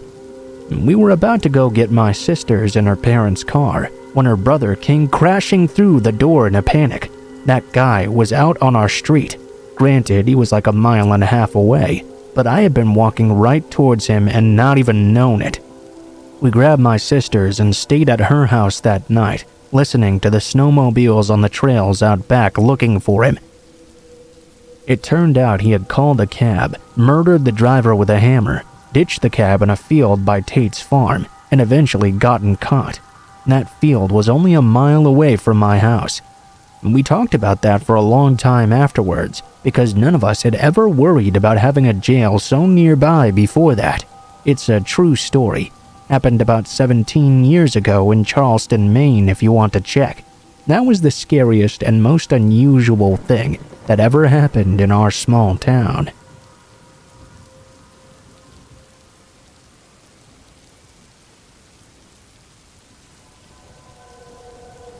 Back in late 2014, around October or November, I was 18 years old. I was very much enjoying my new freedom from the confines of childhood. At the time, I'd just gotten my driver's license and drove a 1998 Chevy sports van. I did pretty much everything in this van. It was pretty much a hangout spot on wheels, and I started making a lot of new friends. One night, when I went to go see some of these newfound friends, something happened that I still cannot explain. It was late at night when I decided to drive some odd 25 miles to go see my friends. Between my town and theirs were only dark, quiet country roads. Every once in a while, you'd pass a driveway maybe with a street light on the property, but that was about it. Ever since I was a kid, there had always been one road around the county that people liked to whisper about. They called it the Swamp Road. The road was located just past the local high school in the county closest to my town. This school was in the middle of nowhere, and it was a very eerie sight at night. The road itself was extremely dark and completely silent, located right in the middle of a large patch of woods. This made it even more terrifying. Of course, this was the path I had to take. As I pulled onto that road, I somehow managed to keep my cool. It was a commonly used shortcut to the area where I was going, so I had no issue driving down it at the time. The road had several hills along it as well, then came to an opening out of the woods, then banked right, then left again before hitting more hills and finally a stop sign. As I was hitting the very last hill right before the opening, at the edge of the woods, my eyes suddenly locked onto a bright white sheet on the side of the road. It was so distractingly bright in the darkness that I almost managed to hit a pothole. I ended up passing that white sheet by and continuing forward, but I started to think about things as I drove on. I've always been one to think about bags at the side of the road. What if it's money, or someone threw out a dog they didn't want, or something worse? My curiosity got the better of me, and once I hit that stop sign at the end, I decided to briefly turn back and see what that was. Right after the first turn, there was a small field entryway that I parked at. I decided to turn off the headlights and shut off the van as well. I'm not sure why I did that. I guess it was teen angst of not being afraid. The walk back to the edge of the woods was a bit longer. The only reason I didn't want to park closer was because a car could potentially come over the hill, get freaked out and wreck because of the van being parked there. I parked a little ways back and walked toward the edge of the woods. The moon was pretty bright out, so it wasn't that scary.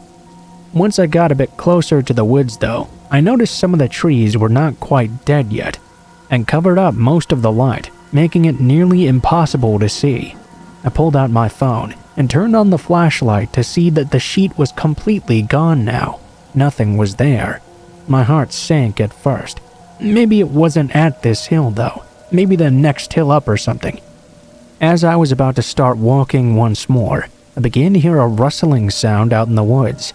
I didn't even have time to think. I didn't know if the sound was going away or coming right at me.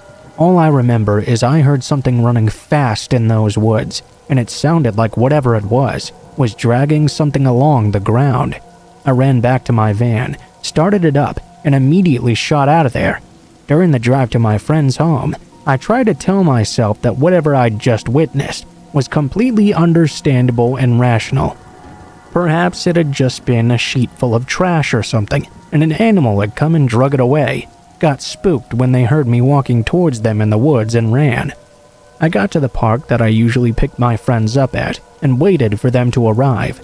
I got out of the van for a moment to throw something away near the restrooms when I saw something that made my blood run cold. On the rear of my van and the side, there were bloody handprints all over it. No joke, I was looking at bloody dripping handprints on the back windows of my van. I was the only one there. I don't know if maybe someone was trying to prank me back at Swamp Road, but if they did, it really got me good. I was driving well over the speed limit the rest of the time because I was so scared.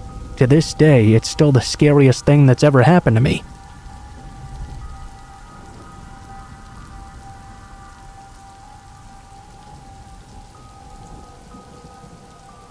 When I was about 14 or 15, we moved to a new town hundreds of miles from our old one near Los Angeles. The new town was older, much smaller community as well, very old-fashioned style of people leaving the garage doors open at night because no one worried about security. My family though, coming from a town where we knew better, never left any of our doors open. One weekend, my parents went out of town, leaving me home alone. They went back to our old city to visit my aunt and uncle. I didn't really care though. I just wanted to have the home to myself and be able to do whatever I wanted. I had a couple of friends over. We ordered some pizza and watched rented movies together. Around 10 or 11, everyone else went home. I was now home alone in this huge old 5-bedroom house. My bedroom and our family room were upstairs, so when my friends left, I just stayed upstairs with the TV on and started to fall asleep on the sofa. At around 1 a.m. though, I was suddenly woken up. I can't remember if I heard something or felt something, but I know that I woke up in a complete panic. I could hear noises coming from downstairs.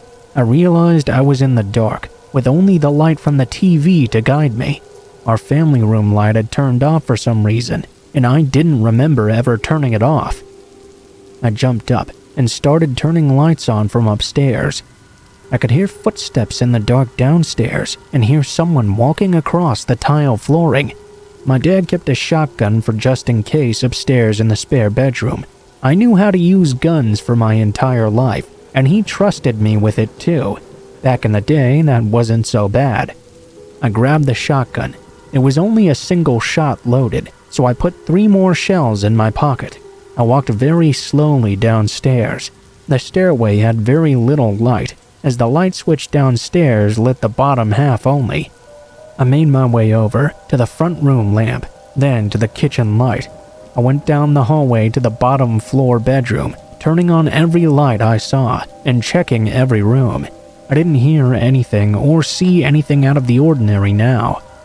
I made special precaution to check my parents' bedroom and bathroom. I figured that if there was someone there, the burglar would surely be in there going for cash or jewelry. I didn't see any windows or doors open. I started to think that maybe I was just making myself hyped up over nothing. I made my way back to the stairway and the front room. The front room had a living room that my mom always called the sitting room. We were not allowed to hang out there usually, but it's where guests would sit down while waiting to enter the main home. You know, kind of a fancy room. Anyway, that room had the front door and the stairs leading to the side door to the garage. When I checked our front door, I saw it was locked. Then I turned to the garage door, only to see that door was unlocked. We kept that door leading from our house to the garage locked at all times. Something inside me dreaded to open it, but I figured I had to check the garage too now. When I opened the door from the house to the garage, I nearly crapped my pants. The garage door was open. This was impossible. My parents had left much earlier that day, and I knew for a fact that door had been closed after they left. I would have noticed if it was open at any point. While I was cleaning my room when my friends came over, I had taken all my laundry out to the garage. When I said goodbye to my friends, I walked out with them, and for sure I would have seen my garage door open at that point. I turned on all the lights in there as well. The garage was empty, just the big door rolled up. I hit the button to close it and locked the door from the garage to the house. I went back upstairs and pretty much stayed awake all night with the loaded gun next to me. Nothing happened during the night, thankfully. The next day, I put the shotgun back unloaded. I went outside to see if someone had maybe forced the door open or something. No tool marks or anything. I looked throughout the garage and noticed someone seemed to have opened my dad's toolbox. I couldn't tell if anything was missing though. It did in fact look like someone had been rooting around. I decided against telling my parents what happened when they came home. Only if my dad noticed something missing was I going to do so. Mostly because I knew how they were, and I didn't want them to blame me for leaving the door open when I'd clearly done nothing wrong. I also didn't want them to never leave me home alone again. I wonder if what shook me awake was the noise of the garage door opening, but I was too sleepy to realize it in the moment.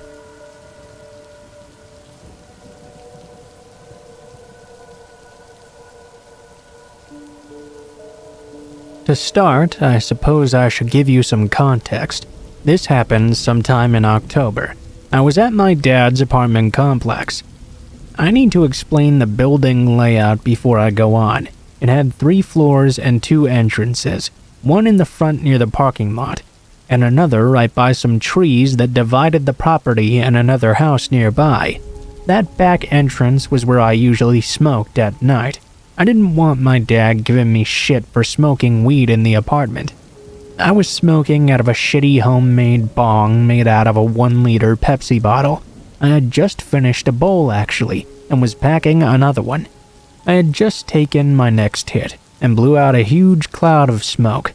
All of a sudden, I could see in my peripherals that something was moving around in those trees. I thought it might be a deer at first. I was a little bit sketched out though, because the area of Canada I live in is known for having some real bad drug addicts and other crazy-ass people. I pushed the feeling aside initially and simply took another hit. This time I knew for sure I saw something though. I could see someone sneaking on the little path in the woods. I immediately took one final hit when I saw a man wearing what looked like blue coveralls, wearing a clown mask. Normally, I get the fuck back inside and go back to my apartment. I was so high in that moment though, I called out to the man, "Hey man, you want a hit?" The man looked over to me. I couldn't see his eyes because of the mask, but I could tell he was glaring daggers at me. The man went to reach behind his back as I fumbled for my keys. I stuck them into the lock and shakily unlocked the door as the man began to charge at me. He was holding what looked to be a gut-hook knife. I got in before he arrived and threw the door shut. The man managed to sneak his arm inside though and hold the door open. At that moment, I knew I was fucked. I yelled out for help as loud as I could. I didn't know what to do for a moment. Then I remembered some martial arts from my 10th grade classes. I threw a kick at his arm as hard as I could, and I ended up breaking it. The man dropped the knife, of course, and yelled out, "Oh, you motherfucker!" He ran full force at the door. I gave him the middle finger and slammed it in his face. I ran back to my apartment and called the cops right away.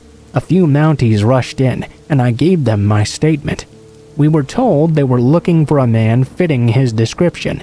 He had slashed 2 random people with the same knife he dropped, and one of them was in critical condition. They caught the man in the end when he tried to go to the hospital for his broken arm. His fingerprints were on the knife, and he was sentenced to 8 years in prison. I still do smoke weed out there, but now I always carry a knife with me, and I always keep my guard up.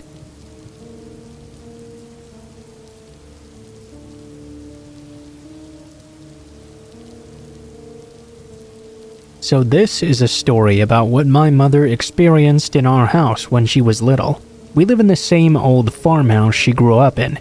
When my mom was about 13 to 16 years old, my grandpa used to have to leave for a few days on business trips, as he was a big dealer in grain bins. My grandpa and grandma had divorced and no longer lived together. My mom would be left alone at the house because of this, and the neighbors would keep watch over her. Now, this wasn't such a big deal, because where my mom is from and where my family lives, it was a very small town in South Dakota. Pretty much everyone trusted each other. On multiple separate occasions, my grandpa would leave for a day or two, and my mom would be left all alone. Most of the time, she would invite her friends over to keep her company and enjoy the freedom of having no guardians around. After a while, though, friends were simply invited over so she wouldn't have to be alone, and here's why. Late at night, my mom and her friends would be chatting in her room or sleeping, when all of a sudden, they'd hear the cellar doors of the basement open from the outside and someone walking down the stairs. The cellar was only accessible by those doors outside and from a single door in the kitchen. Once they heard that sound, they all froze in fear. My mom said usually after that would happen, someone would take a stick and walk around raking all of the pipes and vents to make an echoing sound throughout the house and let my mom and her friends know the person was there. They lived in the upstairs portion, which is where all the rooms are located. Directly in the middle of the upstairs was a hallway leading down to the dining room/living room, and at the bottom of those stairs was the patio door. Back when my mom was little, there used to be a really creaky screen door and main door that led to that room. Next to that door on both sides were 2 large windows that showed out onto the front lawn and patio. My mom said that person would then walk to the screen door and repeatedly open and close it, slowly, over and over. They would walk around the home, scraping all the windows with a stick, sometimes even walking around the whole house multiple times. If they weren't scraping those windows, they were pacing back and forth on the patio. It was a pitch-dark house and property, a mile out of town.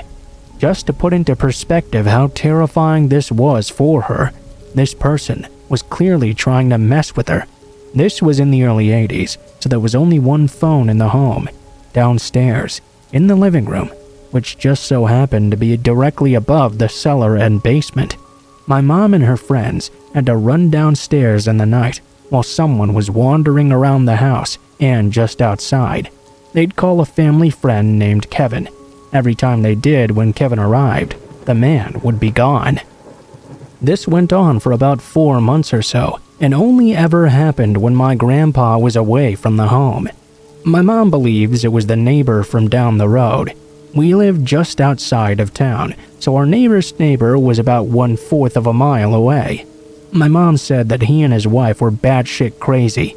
They didn't like anyone petting their horses, which my mom didn't know when she'd done so before. She was chased by the wife with a shotgun after. Goes to show just how crazy they were. My mom thinks he walked all the way up just to torment her for coming around their horses that one time, and of course just because they were crazy as well. We all have no way of knowing, but it's still insane nonetheless. The story used to really terrify me as a kid, especially since we still live in that same house.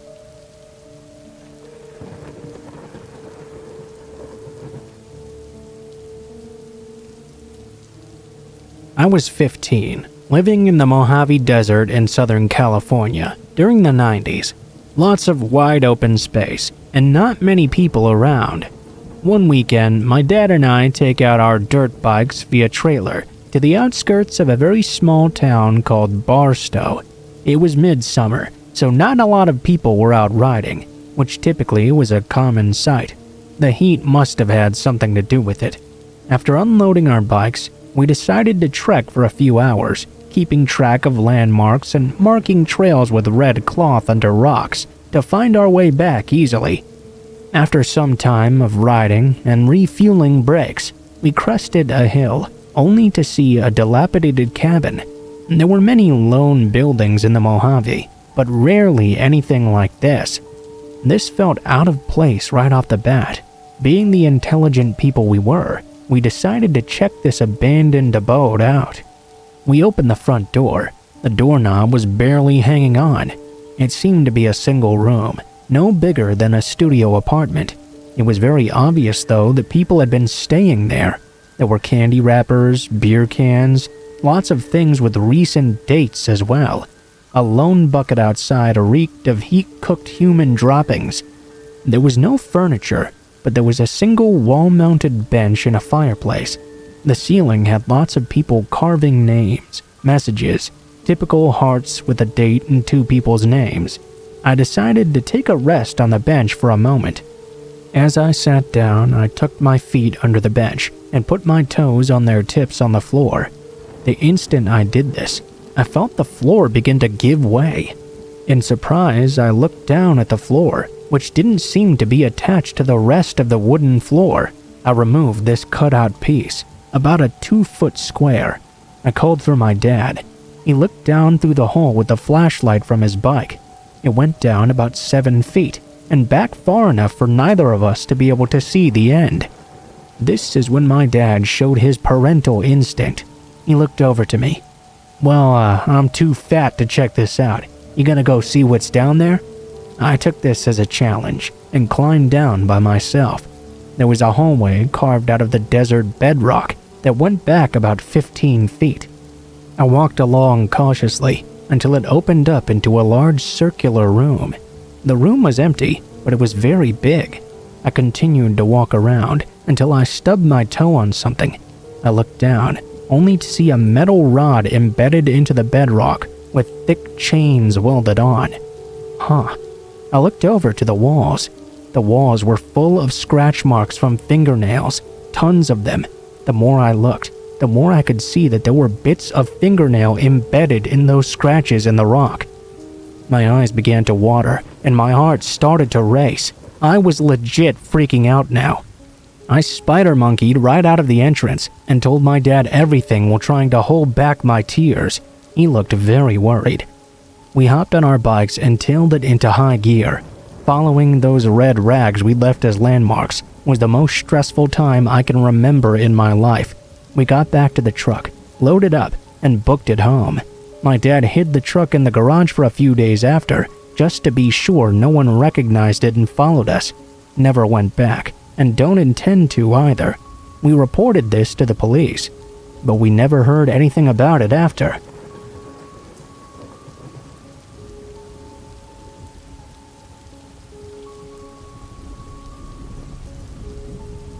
It was a Sunday early in the morning. I live in the suburbs, but my parents own a farm that I enjoy going to because I get to see my dog when I'm there. Her name is Molly, and she's a mutt. She's not a tiny dog by any means, though. At the time, I felt very safe around her and would often take her for walks in a forest that was nearby. The day started off like any other. Me and my dad got in the car, drove around for a while, and arrived at the farm. I immediately got out and hugged Molly. My parents always got angry when I hugged her, since I'd smell like dog for the rest of the day. I put her leash on and asked my dad if I could take her for a walk real quick. He always thought we would just go down a road and back, but I always found it more interesting to take her out into the forest. I felt a certain kind of peace and relaxation there that was unmatched by anything else. We took a turn and headed out. As usual, when I got there, I'd take her leash off, so she could go explore the woods on her own. Most of the time, I'd carve my name into the trees or look for anything interesting nearby. I was playing baseball with some rocks and a wooden leg, presumably from an old table, when I heard it. Molly was barking at something. This wasn't unusual when we were out in the forest.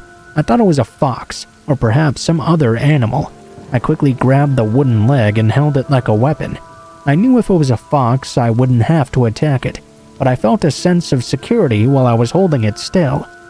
I called out, "Molly! Molly!" but she just kept on barking. This was very strange for me, since she always came right to me whenever I called her. I followed the sound of her barks and stumbled across a scene I'll never forget. There was a man in his late 50s or so, half naked and carrying a large machete in one hand. He was holding some moonshine in the other.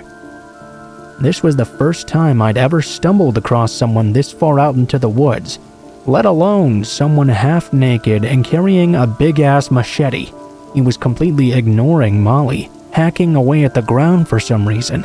I didn't really know how to handle the situation. Even now, I would have no idea how to handle this. Sir, are you okay?" I asked in confusion. I don't think I understood the seriousness of this situation at the time. The man turned around, revealing his face. He had some of the clearest blue eyes I've ever seen to this day. I could see them so well because they were open so wide. "Come here, boy. Look what I dug up."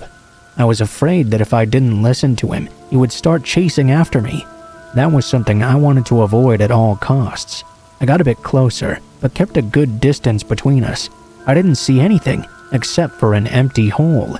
He returned to hitting the ground with his machete, occasionally taking sips from the bottle. I used this window of time to grab my dog and start walking away slowly, as to not notify him I was leaving. I took one final glance at the man. His head was dug deep in the hole. I was intrigued, so I kept on looking. I know, stupid of me. He finally retrieved his head from the ground. I was shocked when I saw him carrying a bone in his mouth. I have no idea what animal it belonged to, or even if it did belong to one. I had seen enough now. I started sprinting with my dog. As we ran, I heard him laughing, and then I saw something flying at me from the corner of my eye. It was that damn machete. It barely missed me.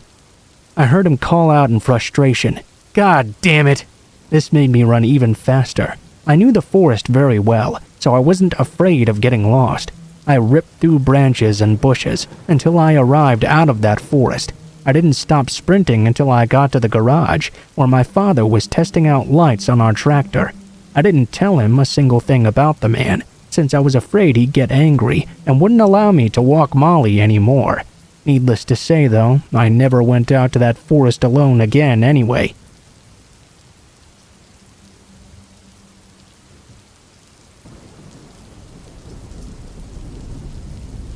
Last year, I moved to another city after finishing high school. I assessed several college options and decided on one that would have me move roughly 3 hours away. I found an apartment where I was able to live without roommates, and that was in a safe part of town with a reasonable rent as well. It was close to some attractions in the city too, which was an added bonus to me, as it would allow me to have a reasonable social life. For the first 4 months or so, it was actually really great. There were absolutely no problems or safety concerns of any sort. I managed to become good friends with the guy who studied at the same college as me. It just so happened that he lived around 5 minutes away from me, so we would often hang out at each other's places. One night, just as winter started, he called me over to play video games and hang out. We had a pretty chill night, drank a few beers, and had a good few laughs. We enjoyed ourselves quite a bit. At around 1 a.m., we decided to call it a wrap for the night, and I headed home to my apartment. When I got back home, I decided to head out on the balcony for a moment that overlooked the entrance of my building. I wanted to have a cigarette and take in the scenery. I vividly remember looking all around and not seeing anybody out and about. It was a cold winter night and it wasn't the weekend, so understandably everybody was probably at home. Beside the usual car or two passing by, it was dead silent. Once I finished my cigarette, I decided to call it a night myself and got ready for bed. I was understandably confused when I suddenly heard a short ring on my doorbell. I stood in the center of my room for a good few seconds in confusion. A little bit of fear set in. I snapped out of it though and decided to tiptoe over to my door and try and see if anyone was outside.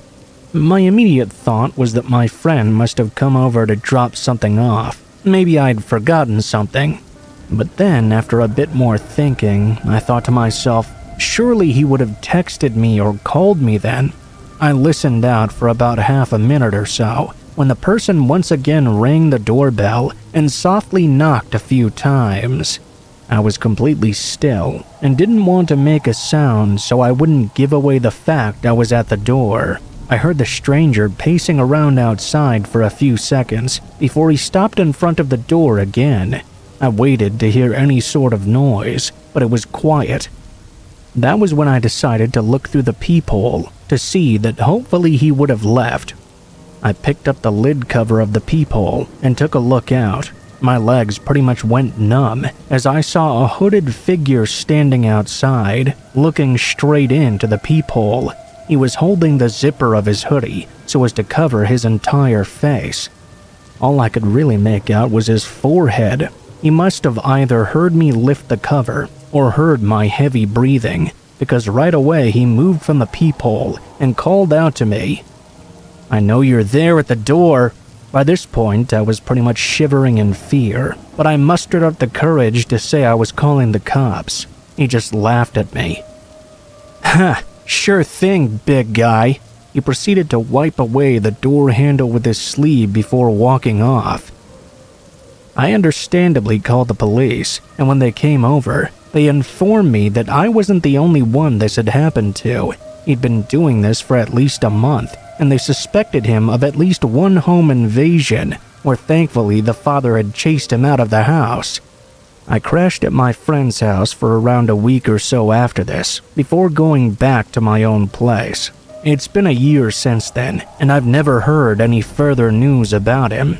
He could have been arrested by now, but as far as I know, he hasn't. I find it more likely he simply moved on to a different area. I'm not sure if he had any violent intention or not, but either way, I hope I don't ever encounter him again.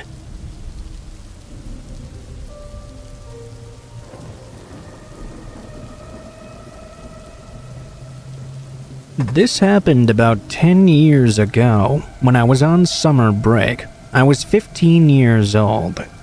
I grew up in a very run-of-the-mill, middle-class neighborhood in San Antonio. Our house sat on a corner, and the fence around the backyard had horizontal wooden beams that almost made an X, as opposed to a vertical fence post that I'm more familiar with. Because of this, there were larger gaps in between the beams, and peeking through was fairly easy. Another detail worth noting, our back gate on the side of the house near the road had been wide open many mornings. Because of this, my dad had looped some wire through the latch and twisted it like a bread tie to keep it engaged. We'd close it every time, but somehow it still kept ending up open. In the backyard, there was a large deck and an above-ground pool that the deck was built up to on one end. A huge, beautiful oak tree shaded the deck and part of the pool closest to the house, so my sister and I would anchor our feet at the farthest edge and sunbathe on our floats. This happened on a Sunday. My grandfather was visiting, and he and my parents were inside napping. My older sister was gone with her friends to a different pool, and I decided to go float about in the backyard. My mom closed the blinds to the back and habitually locked the back door before laying down on the couch to snooze. As I was in the pool for about 20 minutes, I noticed that someone was standing on the other side of the fence, peeking in. The sun was shining in my face, so I couldn't see him that well. I did find it quite weird, but I didn't say anything. I saw the person walk off, and I didn't think that much about it. Minutes passed by, and I decided to actually swim around a bit and cool off, then get back on the float. This time on my stomach, though, with my face looking up at the house instead of towards the fence. It felt like just a minute had passed by when I heard the sudden sound of wood creaking. I turned around, only to see a man now halfway over my back fence, about 15 feet away from me. Once he hit the ground, part of me was in shock. I froze for a moment before sheer terror and panic took over. This is not a dream. This was really happening, and I needed to get back inside right now. I felt as though that small pool had become Olympic-sized. I couldn't get to the edge and climb out fast enough. By the time I made it out of the pool and started running to the back door, the man had already made his way around it and was up on the deck coming towards me.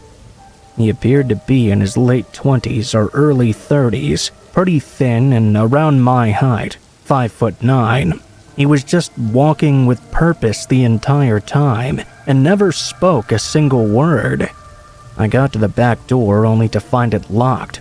I started screaming for them to let me in and pounding on the door. At least my mom was right there to unlock it, but those 30 seconds felt like 10 minutes. When my mom finally opened the door, the man was just standing right behind me with this blank look in his eyes. I was crying, my grandpa was freaking out, and the man was just standing there looking inside at me. My dad ran downstairs and went crazy, screaming at the man and pushing him, telling him to get the hell out of here. My mom was on the phone with the police at this point, and the next moment makes the whole thing 10 times creepier. The man turned around, walked around the house over to our back gate, which had the wire in the latch, mind you, and untwisted it. He pushed through, leaving the gate wide open, as it normally was. He walked back across the street and went into our neighbor's house. The police arrived soon after. It turned out the man had been staying with his sister for the past 8 weeks and was on parole/recently released from jail. Theft and assault charges, I believe. He had broken into a different neighbor's home and stolen some china and a few of their family photos. He went back to jail soon after, and we never found the back gate left open again. I still get chills thinking about this, because my sister and I both had our bedrooms downstairs, with our windows facing the backyard. I just know he was coming in there and watching us at night. My parents moved out of this home a few years later when I went to college, but I slept upstairs on a pull-out couch for months after this, and I'll never live on the ground floor again, if I can help it.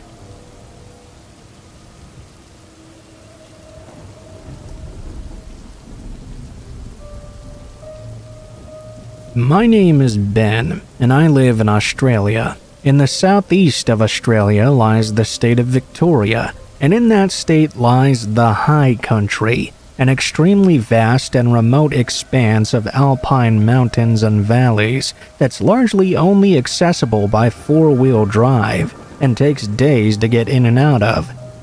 The place is popular with 4-wheel drivers, deer hunters, and hikers as well.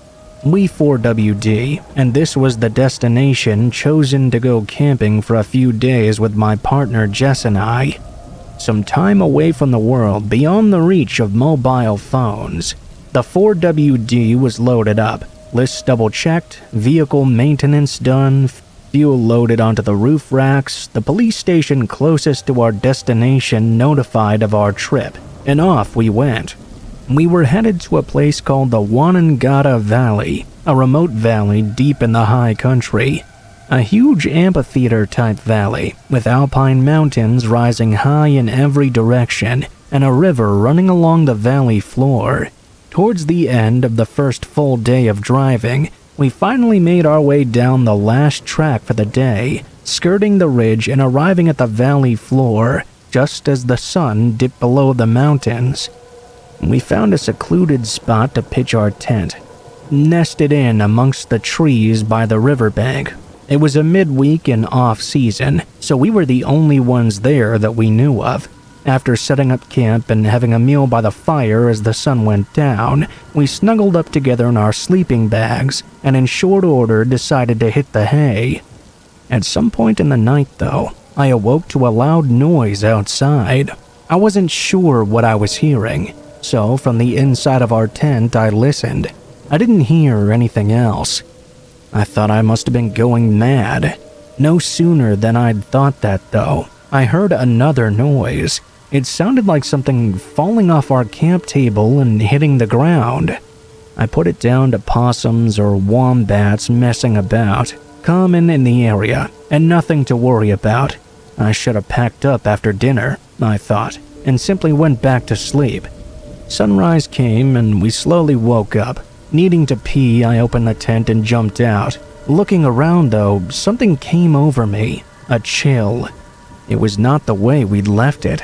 Instead of seeing two chairs together by the fire where we'd been sitting, one of them was by the table, and on the table was a loaf of bread I swore I'd packed away the night before. I walked over to the table to inspect. A half-eaten piece of bread was sitting right there, with a very obvious chomp mark taken out of it. I flung the tent open. "Were you up before me? Did you have some bread?" "No," was the answer. Jess and I got up together and went through all of our stuff. Nothing seemed to be missing. As we went to check the vehicle, I noticed footprints. There were a bunch of them around the front of the car where the hood was. Most of the camp was covered with grass. This was one of the only few spots that was just dirt. Had someone tried to open it? There were very distinct footprints, not mine or my partner's. Maybe they'd already been there before we got there. These camping spots are used intermittently, and obviously we weren't looking at the ground when we arrived the night before, with the sun setting and all. I don't think either of us wanted to actually admit what we were both thinking, that someone had been creeping about our campsite in the night, far from civilization. We discussed if a possum could have made the bite marks, and argued about if one of us had left the bread out on accident. We eventually discussed moving on and camping somewhere else instead. After much deliberation, though, we decided to stay. I had the rifle in the vehicle, and I guess that gave me an overinflated sense of safety. In hindsight, it was a very poor choice. As the day rolled on and the sun shining and nothing eventful happening, I decided to walk across the valley floor, about 800 meters to an old ruin of an isolated homestead, probably built by settlers who ran cattle in the valley some hundreds of years ago. Steeped in mystery, really. There's an old unsolved murder from 1917 that always captivates people too. I read the plaque, took some photos, and started wandering back to camp. As I neared the halfway mark back, I noticed Jess was walking across the field towards me. Must have gotten bored, I thought. As she approached, though, it was clear she was in a panic.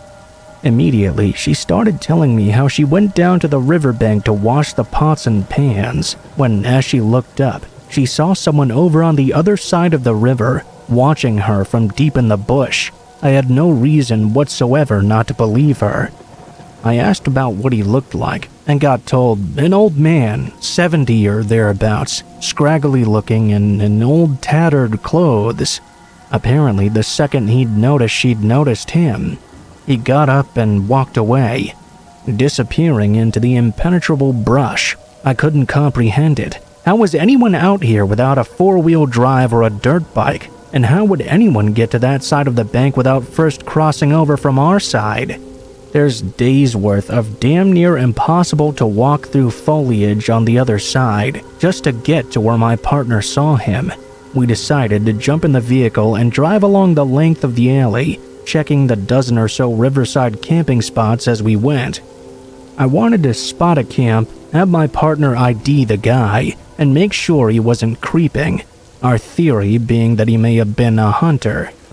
After making our way up and down the valley and not seeing anything though, we drove back to camp at a loss to explain anything. As the sun started to set and with my partner and I quite shaken now, I grabbed the rifle and sat it next to us as we cooked dinner and chatted, having drinks to settle the nerves. We talked a bit and settled into a good foot warming in front of the fire. At some point, Jess needed to go to the toilet. I was asked to come with her to the spot behind a tree where we'd place the portable toilet. Considering everything that had gone on, it was a no-brainer. Jess did her business and we turned around and came around the side of the tree. That's when we saw him, standing in our camp about a meter from the rifle I had sitting against the table, was an old man. Jess squeezed my arm so hard I thought it was going to come off. Everything about her body language screamed, "This is him." As we got closer, I could make out some more odd things about him. He had part of a deer antler in his hand that looked like he'd been whittling away at it, and what looked like antler pieces carved to plug large holes in his ears.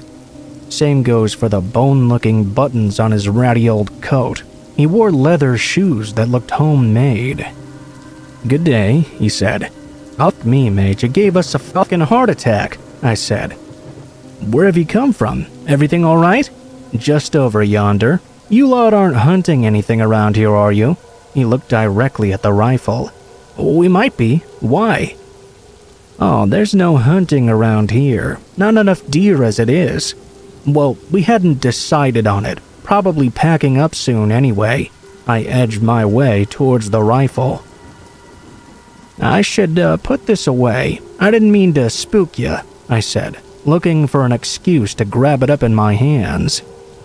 "It's all good. Things like that don't spook me." I picked up the rifle by the barrel and held it like a walking stick in an attempt to be non-confrontational. "No offense, but you really caught us by surprise there. You gotta be the only person we've seen since we got here." "Yeah, I saw you come in last night. I've been coming up here for 40 years. Beautiful spot, isn't it? Takes a bit to get down into the valley, eh?" "Yeah, man, look, no offense, but we're gonna hit the sack soon. Do you need a lift back or something?" "No, all good. Just out for a wander before I tuck in for the night. I saw the fire and thought I'd say hello. Anyway, I'd better be on my way." With that, he turned around and walked off into the dark, no torch in hand. That was officially enough to spook us beyond any ability to calm down. We decided to pack up in the dark and head out, even if driving in the dark was monumentally stupid in this part of the high country. We got in and drove out, taking us along the valley floor. We didn't see a single fire, camp, vehicle, nothing. We kept on driving. Halfway home, Jess, bored from the drive, flipped on the camera. The memory card was missing. After getting home and telling a few people what happened, my friend's dad, an avid bushman himself, was the one to officially freak us the hell out. "Oh, you met the Button Man." "The what now?" I said. "The Button Man. He's an old bushman who goes out into the high country for months at a time, hunts with a spear, appears out of nowhere. He loves scaring people, has these buttons made out of bone. There's a lot of people that go missing up that way. The cops keep looking, but they can't find a single trace. Campers, hikers, one camp was found burnt to the ground and the car left abandoned. Can't find any evidence at all." A quick Google search after confirmed it to my surprise. The missing people, the Button Man, the lack of evidence. Police set out into the bush and found his camp, spoke with the man too, but found nothing else to go on. During my research, I found out that not only is he very real, Dozens have met him. He always appears out of nowhere at their camp, but as for his connection to any of the missing people, only he can know. We don't camp that valley anymore. Hell, we don't camp that side of the high country anymore. Anyway, that's our story of how we met the Button Man.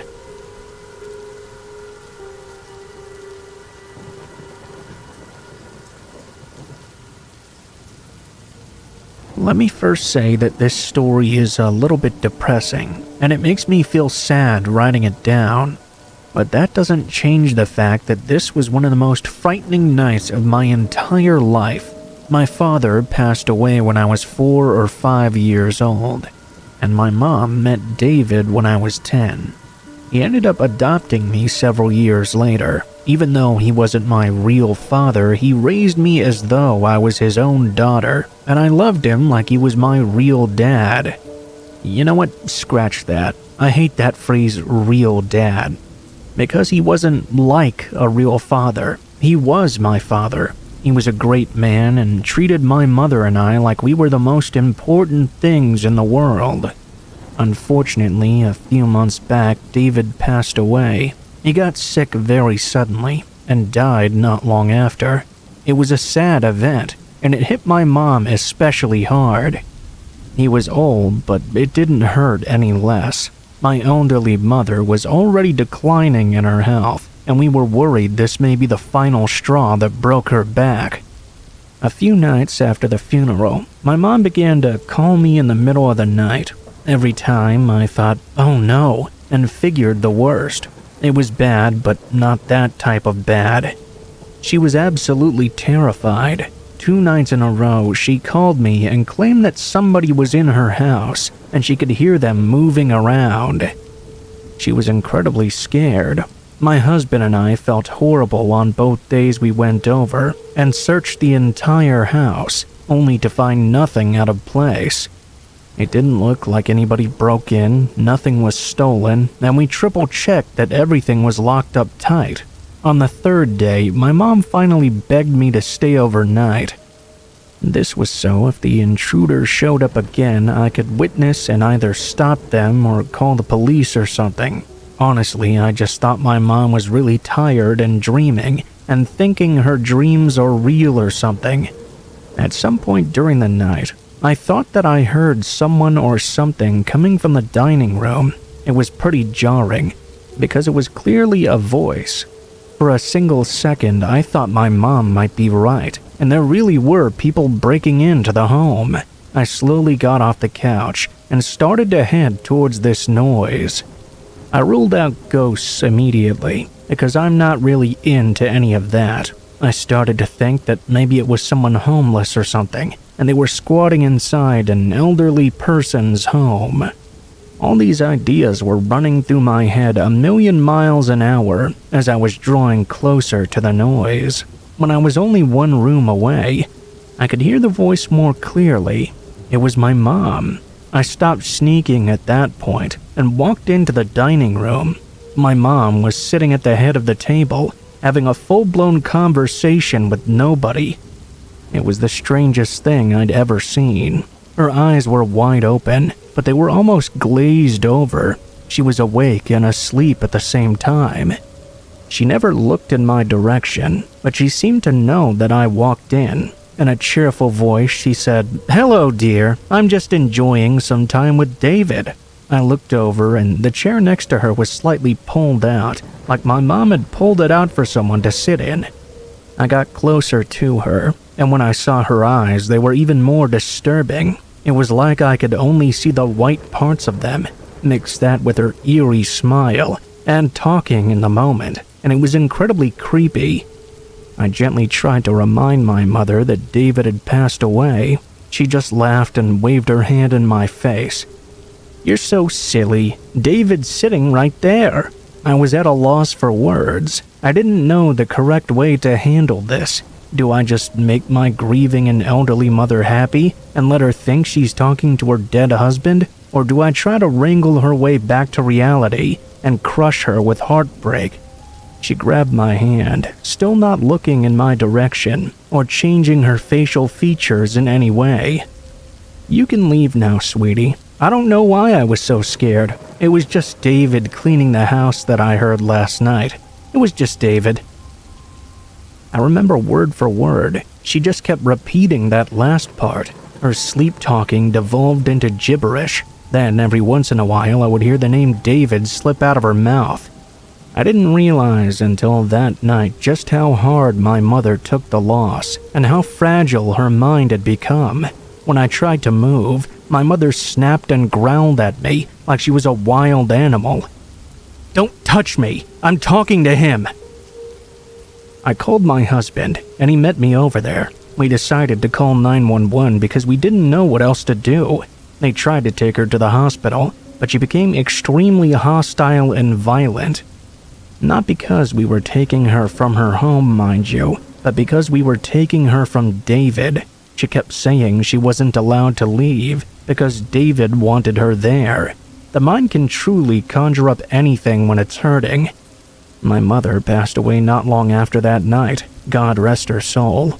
She never came back to herself after that night. Her half-opened eyes and sleepwalking appearance never went away. The doctors told me she had some type of nervous breakdown, and due to her age, she could no longer separate reality from her mind. It really is so sad. When my biological father passed away, my mom was a wreck, but buried those emotions to raise me. David saved her in so many ways, so when she lost him, it was like she lost everything in that moment. I'm sorry if this story was a bit of a downer, but I'll never forget how my mother was acting that night. I'm a skeptical person myself, but a part of me almost believes that David really was there with her. It's creepy. The mind is an insane tool. Even just my mom thinking the man was sitting with her freaks me out a little bit. Take care of yourself, folks, and tell your loved ones you love them any chance you get.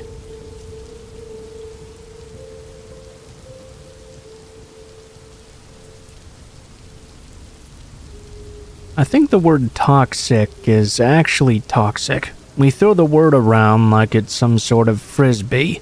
One topic that's always got brought up in that toxic conversation is toxic exes. How exes are terrible. Not all exes are bad, mind you, but the ones that are, I truly think encompass the word toxic. You see, I was engaged a few years ago, and it ended very poorly. My fiancée got a job about 100 miles from our hometown, so I moved with her and started a life there. I didn't have friends or family or anyone to turn to when we broke up, and because of the job I'd started, I decided not to head home just yet.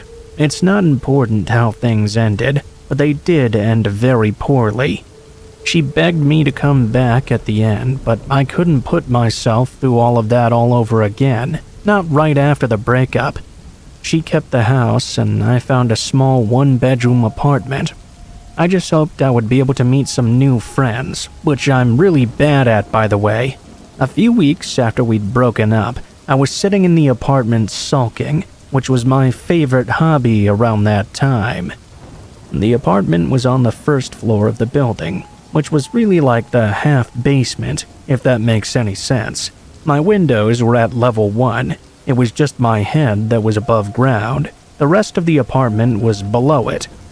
I had a lovely view of absolutely nothing to help me cope with my crippling depression at the time. One night, while I was just sort of being a bum, my power went out. We were having a pretty bad storm. The last time we'd had a storm like this, the power had gone out for several hours. I knew I couldn't just sit there in silence, and since it was getting late, I couldn't really go anywhere anyway, even though I probably wouldn't have if I could. I lit up a few candles that I had, and sat at my table. It was a small table that only fit 2 chairs. I loved to draw and color in high school, and I had some talent before I gave it up. This was the perfect opportunity for me to draw and just sort of get lost in something that I used to love. While I was drawing, trying to get my mind off the events going on in my life, I heard something. It was a loud noise that sounded close by. Unfortunately, it was too dark to see everywhere in my apartment, other than the little area I was sitting in with the candles. I slowly walked over to where I heard the noise. Lying at my window outside was what looked to be some sort of figure. I jumped back because I was scared.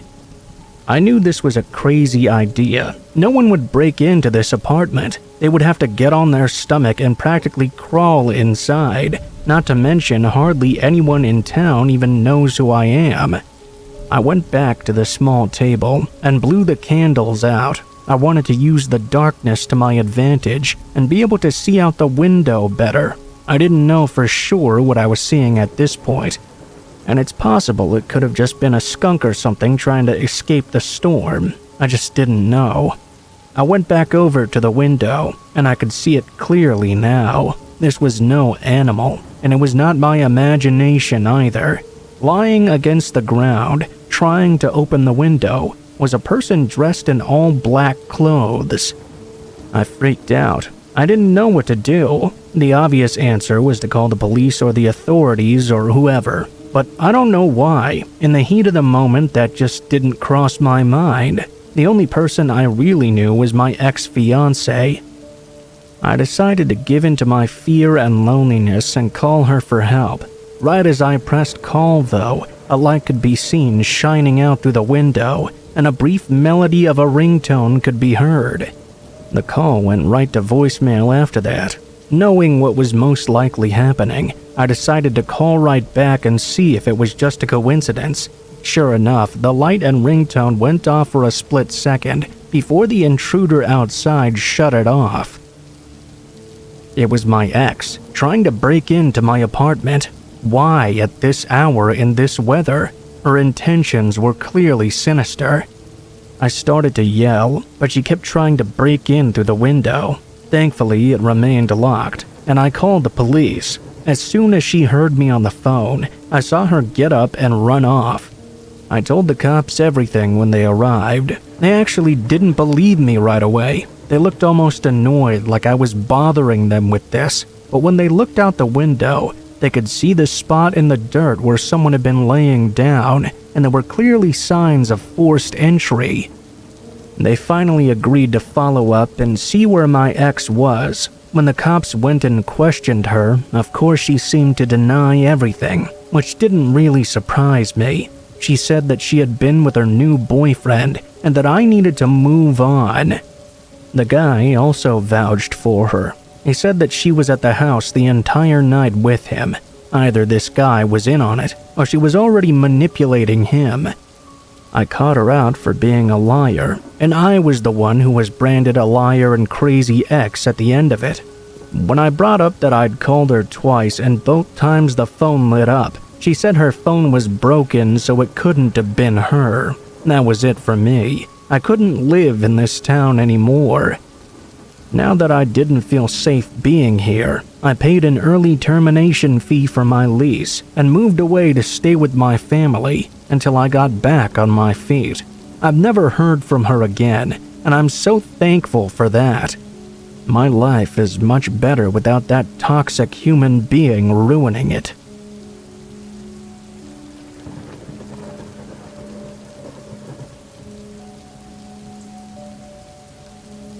It was winter break freshman year of college. I drove up to visit one of my friends in northwestern Pennsylvania for New Year's. I needed to be back home the next day for work, so I decided to drive back at around 2 a.m. in the morning. I was driving down Interstate 79. For anyone reading this from Pennsylvania, it was Grove City where this event took place.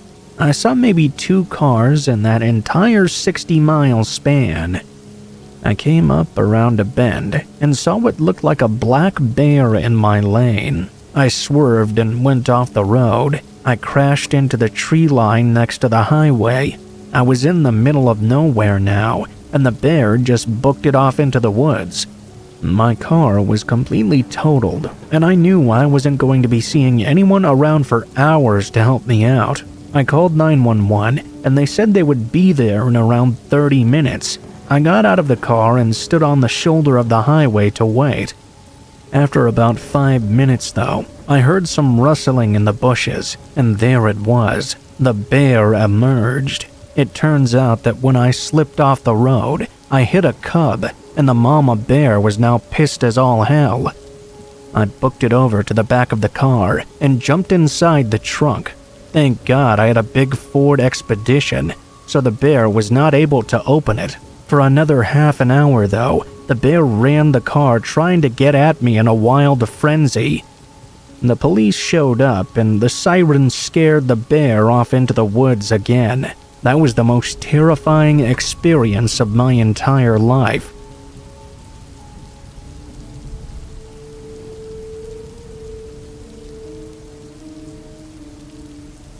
This happened my senior year of college, Christmas break 2006.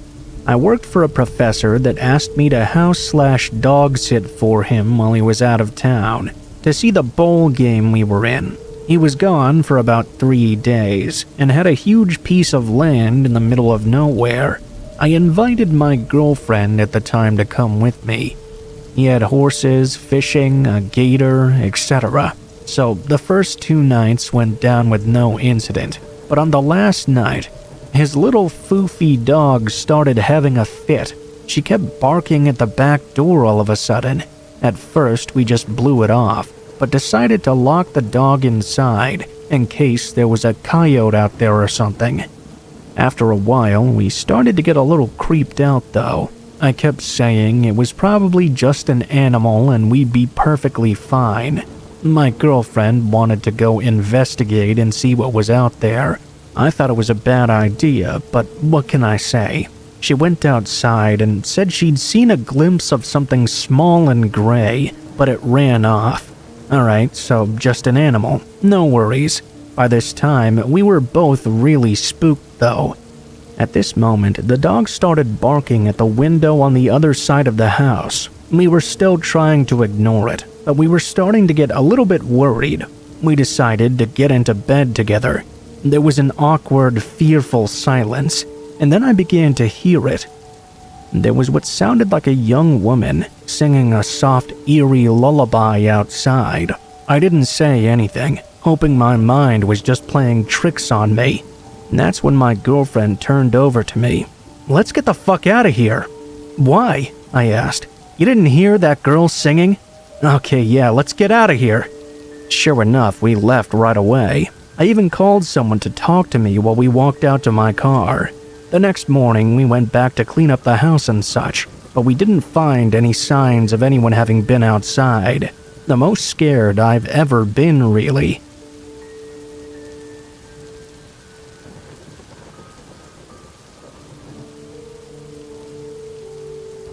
Years ago, around Halloween, my family had gathered to watch some scary movies. My mom loved these sorts of things. My dad didn't care very much for them though, so he would get up every few minutes to work on something or other.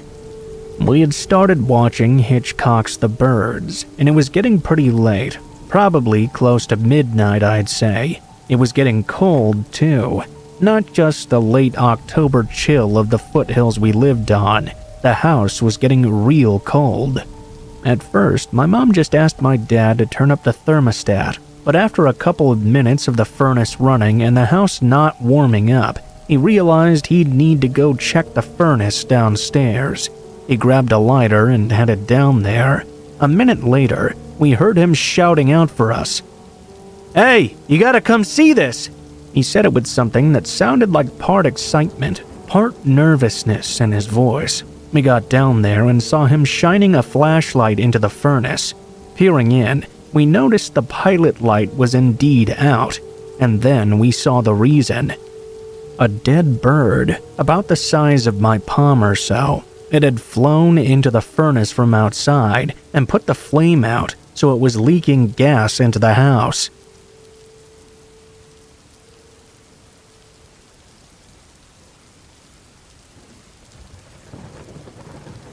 This is a story that my father has told me many times over the years. My dad is a logger, specifically one who operates a tree saw. That's basically a giant machine that's capable of cutting down massive trees and slicing them to specified lengths. This means he spends a lot of time alone out in the deep woods. The way my dad's logging crew was set up is that he would be told where he was supposed to cut down trees. Then he would go and do that. He'd be paid based on the amount of trees he cut, and not on how long it took him. This meant my dad used to work 16 to 20-hour days constantly to get done as quick as possible. Then the rest of the crew would come and clean up the trees and ship them off to the mill. He used to work around 50% of the time alone. The rest of the time was with another tree saw operator named Renee. They would use radios to communicate back and forth when they were working together. Sorry for all that backstory. Now on for the start of the real story. My dad and Renee were put on a new job site and were about 10 days in. Everything so far was going as planned. Unfortunately, they were constantly picking up weird chatter over their radios. It was such poor quality that no words could be made out, and whatever radio channel they changed to, it always followed them. As they progressed through the job and went farther up the mountain, the words from the radio slowly became more and more audible. Both of them agreed, based on small parts of conversations they could hear, that something was clearly weird here. On their way up as well, they'd started finding weird containers all over the place, and signs that people had been here. People should not have been here. This was a 2.5-hour drive up a mountain. They had to spend 3 weeks clearing out the road just so their trucks and equipment could make it up.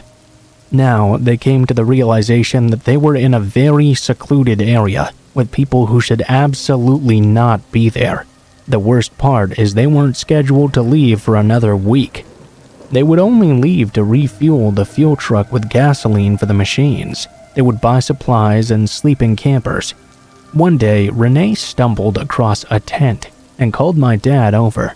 They started to investigate and found one lone sleeping bag and a duffel bag. As they decided to investigate the duffel bag, they found many pairs of children's underwear inside and what appeared to be a rape kit. Rope, duct tape, sketched images of children being molested, and photographs of children that appeared unaware they were being pictured. They also found a small amount of food, which included canned goods and an apple. This proved the tent had been occupied recently, because there was no mold or discoloring on the apple. Now, they knew they were on the mountain alone, with that best-case scenario a really fucked up individual. Renee instantly wanted to get out of there, but my dad, being the hardest working person I've ever met, insisted that they needed to finish the job, then they could get out. From that point on, they decided not to talk over the radio except in cases of emergency, to see if they could make out more of what these people were saying. They were now in close enough range of whoever had been talking over the radio to overhear conversations between two men about collecting water and wood for the fire. Nothing abnormal, except for the fact that these guys were out here way in the mountains, and that tent had undoubtedly been theirs. At the end of the workday, my dad overheard them on the radio talking about one of them collecting brush for a fire. My dad hopped on the radio at this point and attempted to communicate them about what the fuck they were doing. I believe he said something along the lines of, "Who are you and what are you doing here? You're not supposed to be here." After this, conversation abruptly stopped and they never picked up. That night, Renee woke my dad up and whispered for him to get his gun. Someone was outside. My dad told me the first thing he heard when he woke up was the quiet shuffling of footsteps around them. My dad fumbled for his gun, only to find it and realize he didn't have it loaded. He had little clue as to where his rounds were, and Renee had nothing to defend themselves. The thought of calling the police was absurd for multiple reasons. They began to hear a jiggle on the doorknob, and then it opened. The camper was far enough off the ground to where you had to jump in, and there was no ladder or footstool. It stayed open, and neither my dad nor Renee could bring themselves to move. They started to hear scratching right outside the door though. After 4 minutes of this scratching, my dad could no longer take it and nodded at Renee. He got up and walked toward the camper door. The second he reached it, he was met with intense pain across his right eye all the way to his left cheek. He had been cut. He fell out of the camper, hitting the ground hard. A man with a knife hopped on top of him. Soon, he was also being kicked in the head by a man behind him. Renee leapt out of the trailer and managed to sucker punch the man off my dad. My dad got up and realized the second man without the knife was now running away. The man with the knife was scrambling away from Renee and started running alongside his accomplice. My dad and Renee hopped into the truck and drove to the nearest hospital to treat my dad's cuts and later report the events to the police. They both quit their jobs. 2 weeks later, as the rest of the logging crew was finishing up the job, one of them was found gagged, bound, and murdered, then thrown into a ditch. No one was ever found guilty of these crimes. To this day, my dad can hardly see out of his right eye, and it's very disfigured. He suffers PTSD from these events and hasn't had a good night of sleep since.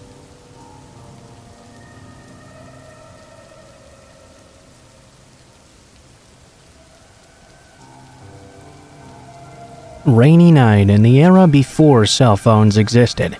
I was 18 and walking a very long way home from work. I foolishly accepted a ride home from a strange man. You know, small town girl living in her lonely world, and I had just gotten off a double shift. The man was elderly and acted genuinely concerned for me. I saw a Bible in the back seat as well. Probably safe, right? The car was quite old and somewhat broken down. He even had to get out and open the door for me. It took him a while, as he seemed to have trouble walking with his bum leg. He told me the passenger door wouldn't open from the inside. Immediately, I felt weird about this, but years of nice girl training told me, he's gone through so much trouble. I can't say no now. We chatted for a while, and he politely complimented my uniform, my hair, and told me I looked quite a bit like his late wife, that her spirit must have led him to help me get home. It sounded quite sweet at first.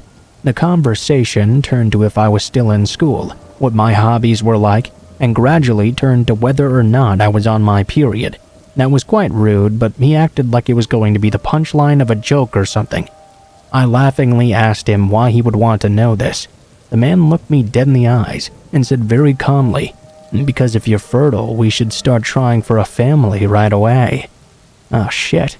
He said that God had kept him lonely for so many years now, but because I looked so much like his late wife, it was clear I was meant to be his. Now he could start his life over and finally have lots of children like his wife was never able to do. He grabbed my hand firmly and kissed it, then whispered into my ear, "I can't wait to show you to our new bed." Still trying to keep the conversation light and joking, I told him he would need to meet my father to ask his blessing before having his way with me. That's what a godly man would do after all. The man wholeheartedly agreed, even acted offended I thought anything otherwise. We got to the street where I had previously told him I lived. He asked which house was my parents'. I gave him a fake house number, far away from my own, and had him drop me off there. He wanted to come inside right away. I told him I needed to let my parents know about God sending me a husband before he could meet them. It could take a few days though, so come back tomorrow. He told me he'd give me a few minutes, but then we'd need to be on our way. I told him to drive around the block so I could at least have time to pack my clothes. He nodded and finally opened the car door. I ran to that house's door, waved to him until he drove away, and then sprinted to my real house, where I lived all alone at the time. I double-bolted my door and put the couch in front of it that night. I never did see him again though. And no, I did not call the police, though I wish I did. Instead, I moved in with my boyfriend a few days later and insisted on waiting at work until he could pick me up every night.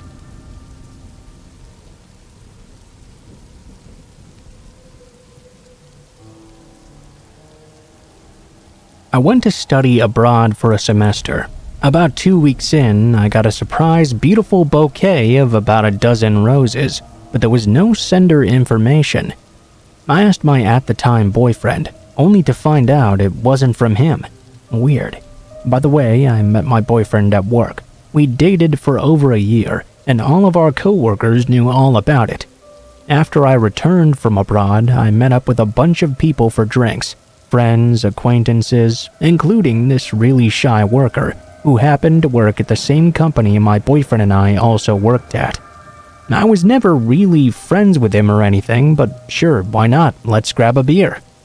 Everything was all fun and games, until during the course of our conversation, he accidentally dropped the name of the college I'd spent my semester at. That was weird. I didn't remember mentioning it to anyone outside my family. Why would a random coworker I barely talked to even know this? Then, something even creepier happened. He confessed he was the one who sent the flowers. He said he knew I was so lonely there. I was not. He said he wanted to get to know me more. Obviously, I freaked out inside. On the outside, though, I kept on nodding and smiling. I quickly excused myself to the bathroom and texted a friend, asking him to call me in 5 minutes and pretend it was something urgent. Make it seem like I had to leave the bar. After getting that fake call, I apologized to the guy many times and said I had to leave now. I paid quickly and rushed out, only to notice that instead of staying there, the boy had followed me. I jumped into a cab and yelled at the cabbie to go right now. At first, he didn't believe me, until the boy ran over and began to slam on the window. Finally, the cabbie figured out I was being serious. The boy kept on calling me that entire night. I didn't dare to answer the phone. In all his voicemails, he threatened me and called me an ungrateful whore. Thankfully, though, he eventually did stop calling.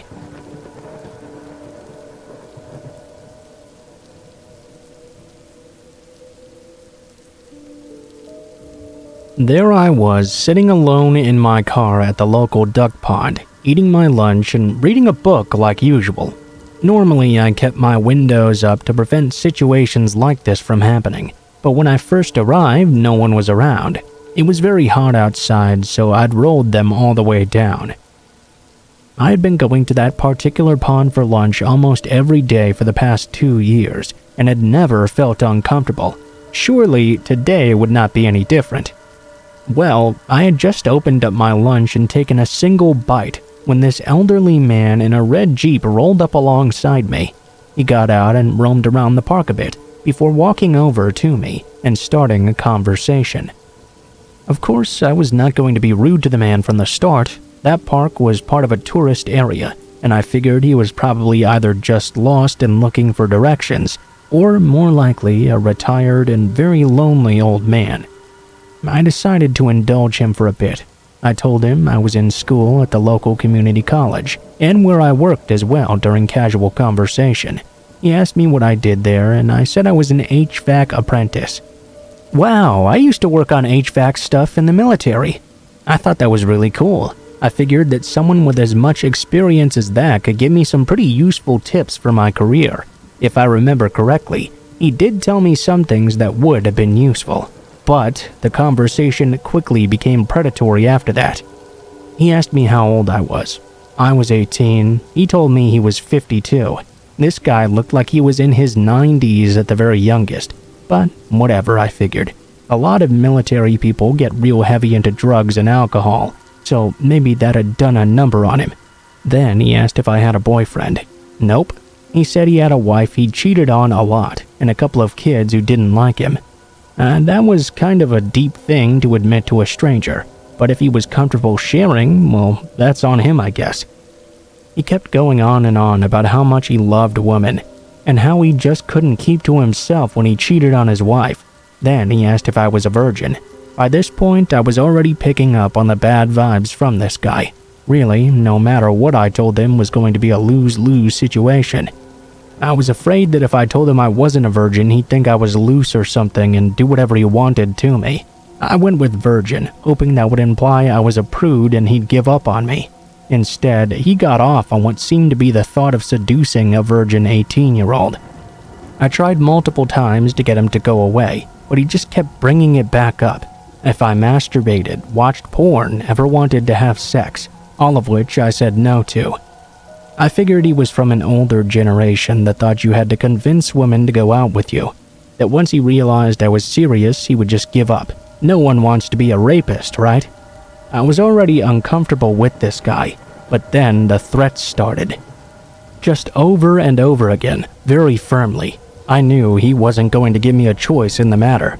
I realized now I was completely alone in the park with this guy as well. No security cameras anywhere. No one knew I went to the pond for lunch every day. You might be asking yourself why I didn't just turn on my car and leave. Well, I had placed my keys into the passenger seat to relax. I was afraid that by the time I reached the keys and put them in the ignition, that this old guy would have already climbed in through the window and would be fighting me for control of the vehicle. I continued with polite conversation, pretending to be unaware of his motives. I just had to wait for the right moment, for him to look away, to let his guard down, so I could grab my keys and get out of there. Luckily for me, a school bus full of children came just as I thought he was going to reach in and try and fight me tooth and nail.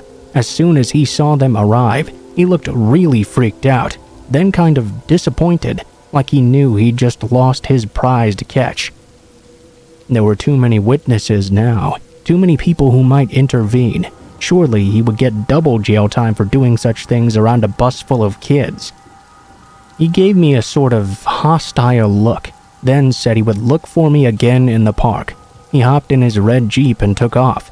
If worse came to worse, I think I could have taken him in a fight. He might have been ex-military, but he also looked like he came from hell. A strong breeze might break this guy's bones. I'm glad I didn't have to find out, though. I believe it was his intention to go out that day and find someone like me to rape.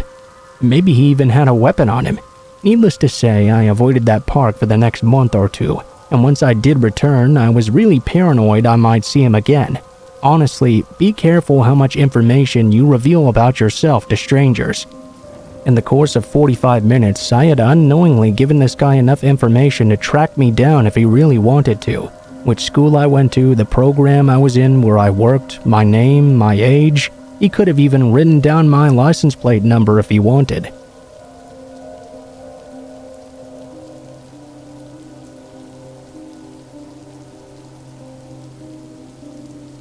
This is gonna be long, but it is worth it, I promise. I was working at a sports bar in the morning when a big dirty fella sat down in my section. He had shoulder-length wild hair and dirty torn clothing. You know, typical loony garb. I'm a good waitress though, and I didn't plan on treating him any different than anybody else. I greeted him happily and was instantly hit with the smell of garbage. I grew up neglected and abused. This is important for a few reasons, some of which will come into play later. 1. I know what it's like to be judged, so I empathize and overcompensate when I deal with someone I think has also wrongfully been judged. 2. My parents were creepy hoarders, so the smell of garbage gave me anxiety attacks. And 3. Because of the abuse and some other traumas, I have severe PTSD. This means I was always on high alert and hypersensitive to my surroundings and possible threats. Even though the smell of this man was skyrocketing my anxiety, I tried to treat him well. I figured he must be down on his luck. He came in on all-you-can-eat taco bar day and stayed for about 5 hours. I figured he must have not eaten much lately, which struck a personal chord with me. Our parents didn't really feed us when we were kids, and often we went days without any food. I felt so sorry for him, so I went above and beyond when serving him. Obviously, he appreciated it quite a bit. He left, and nothing seemed unusual. When he returned the next week, he specifically requested me. This time, he'd brought some emails he printed out between him and his ex, and asked me if I could read them and explain some of the things his ex had said, since I was a girl and would probably understand more. I told him I would do it when I wasn't working. I really had no intention of doing so, though. I took them and shoved them somewhere random in my purse. From a glimpse, though, I could see his name seemed to be Steve. He later asked what days and shifts I worked, and I lied through my teeth. He began to ask other personal questions, too. I was all too used to this. I waited tables for 8 years at this point, and dealt with my fair share of creepers. Because of this, I had this whole entire fabricated life story on deck designed to deter any funny business. I remembered that the only true thing I ever told him was that my sister worked at a Subway, and I accidentally mentioned her name as well. I remember vividly because I had a very strong gut feeling afterward that I shouldn't have said that. I wish I had listened to that feeling. A week later, during one of my night shifts, Steve came in and he was pissed. He demanded to know why I wasn't working when I said I was. I said I'd traded a lot of shifts recently. He got in super close and told me I'd better be here next time. Then he left in an angry storm. The cook told me he had seen that guy sleeping in his car in the parking lot that morning. He had seen that same car parked in the lot several times at night as well. He knew it was the same one because it was absolutely filled with trash. Steve came back in after last call and told me he wanted to place an order. I told him it was too late, so he went to the bathroom. I watched and waited for him to leave, but he never did. At this point, I felt a panic attack building. I told the bartender what was going on, and he and the bouncer found the man standing on the toilet in the stall. They dragged him out and told him he could never come back. I told my boyfriend as well, so when he picked me up, he brought 2 friends with him. I even discreetly hid my face and disguised myself as I left, checking the mirrors to make sure we weren't being followed. Steve never came back after, and I ended up quitting shortly after anyway. Eventually, my boyfriend and I broke up. I kept our apartment though and had my sister move in. A few months later, things took a turn for the worst. I had started dating my now girlfriend, who was from a small town. She wanted to take a weekend trip back home. When we got back, one of the window panes was busted in. I asked my sister what had happened. She hadn't even noticed. She hadn't left the house all weekend, and she hadn't heard glass breaking or anything suspicious during that time. Because of this, it did not feel like a break-in attempt. The more we thought about it, the scarier it became. 1, we were dead broke. There's nothing you could get any money from inside. It was evident no matter what window you looked in from. 2, the window pane was pried out, not busted in, meaning they knew someone was home and they hadn't wanted to be heard. And 3, it was the only night in over a year that I had actually left town. I hadn't shared it on Facebook or told any friends or anything. Neither my sister or I have cars either, so you couldn't look in the driveway and just see who was home. The next night we heard the neighbor's dogs barking and growling, and we heard footsteps in the yard as well. I grabbed our gun, went to the living room next to the yard, and listened real hard. I tried to think to myself, is this 2 feet or 4? An animal, perhaps. The second I realized it was someone bipedal, I started flipping the lights on and off rhythmically to make the person think we were signaling our neighbor. That made them take off running.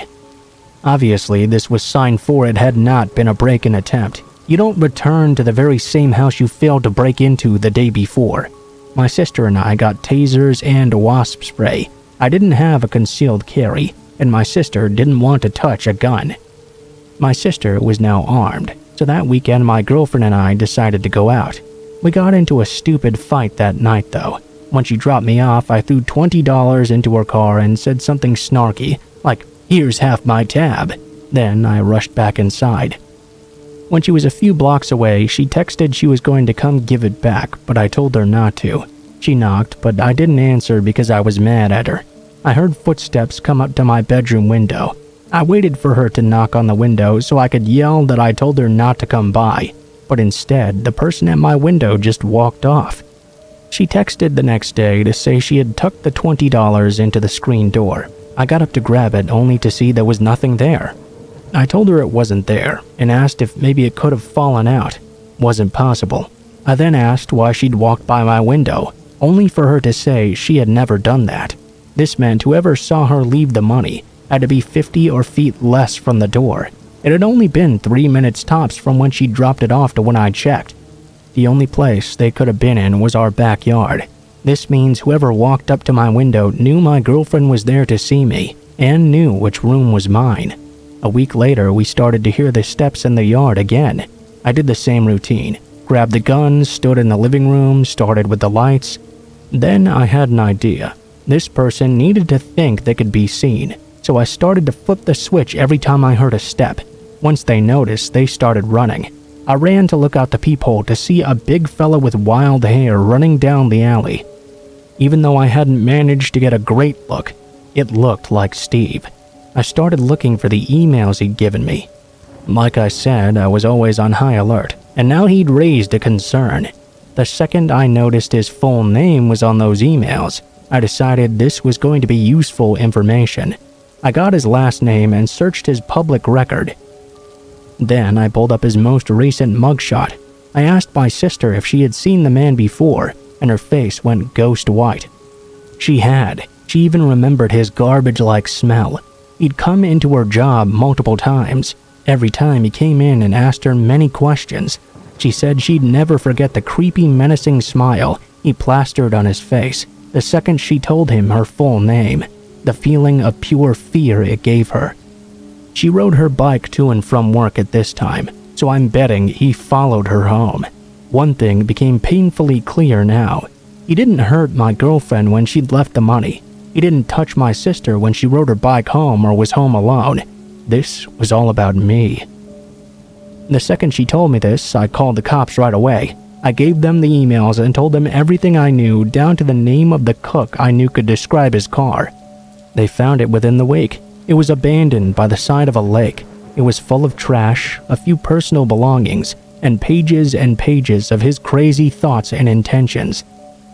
There were thousands of pages about me, what he thought he knew about me, my sister, a checklist of all the subways he'd checked just to find her, what he learned from her, the layout of our house, my girlfriend's info. Most fucked up, his very sexually charged plan to kidnap me, keep me alive, and cut me up and eat me piece by piece. His plan had been to break in, murder my sister, wait for me to come home, then cut off a piece of me each day and make me watch while he ate it and jerked off. In less than 24 hours, the police had found his body in the lake. I had PTSD before this happened. So did my sister. This event made it so much worse for us. My sister can't work either now. We're both in the disability process. I decided this was a story worth telling. I'll never get over it if I keep avoiding it. And maybe, hopefully, this will help save someone else's life. Thanks for listening.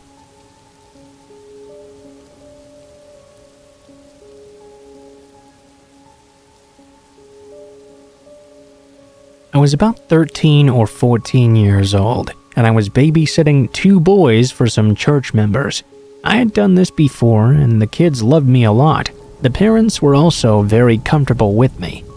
This was a night where they were going to be gone pretty much until about 2:30 in the morning.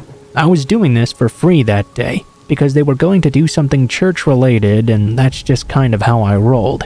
Anyway, the house they lived in was an apartment complex. You know, one of those small ones that had 2 floors and 4 places in each spot. They were on the bottom floor with 2 bedrooms on either side of the apartment, the kitchen on the left and the living room on the right, with a sliding glass door to a small patio and a public bathroom next to the front door. It was around 1:30 or so, and I knew they would be arriving back home soon. The kids were knocked out, obviously after practically begging and 3 bedtime stories. I had finished my homework now. They didn't have cable. They only had a couple of DVDs and VHSs to watch. I grabbed Land Before Time to make the night go by quicker. I was already very tired and had nodded off a couple of times. Around 2 in the morning, though, I could hear a knocking on the front door. Knowing the parents had a key with them, I did nothing but sit there in the dark with the TV glowing on my face. Being a paranoid person who watches and reads enough horror already, I snatched up the baseball bat that was next to the couch. What I heard next will haunt me forever. I heard a small voice calling out, almost like a young woman's. Oh dear, that won't help you at all. My heart stopped. I realized the patio door did not have the blinds shut. My eyes shifted slowly to the door, only to see someone out on the patio, staring inside. I couldn't make out anything other than they were very short and wide. I screamed and ran to the kids' room. Thankfully, they were still asleep. Sadly, this was before I had a cell phone, and there were no cordless phones at the time. I pushed the dresser in front of the door and stared at the one window of the room. It suddenly became dark as a shadow loomed over the window.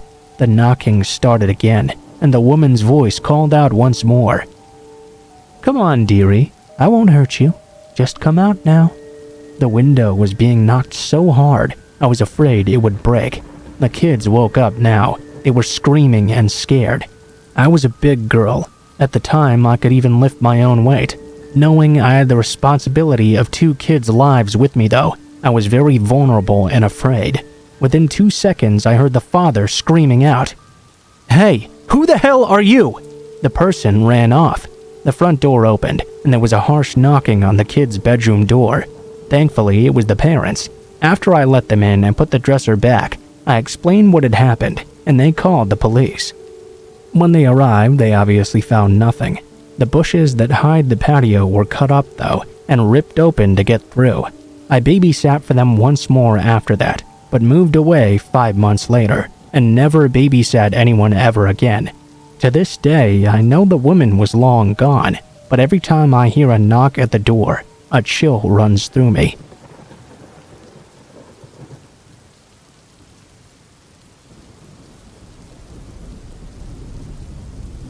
This is going to be a pretty tame story compared to some others you might have heard, but since it happened to me, I think it's pretty spooky.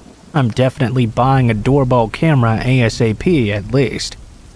I'm writing this down only a few hours after everything happened, now that I've calmed down a bit and the sun is coming up and I feel somewhat safer. Last night I was laying down in bed, reading a little bit before going to sleep. I think it's important to clarify that I live on the outskirts of my town. Still in town technically, but definitely right on the edge, just off the highway that leads out of town and into a 15-mile-long stretch of lots of country. Woods, fields, a few residences, but it's mostly open highway. So other than the other tenants of my actual apartment building, it's normally a very quiet area.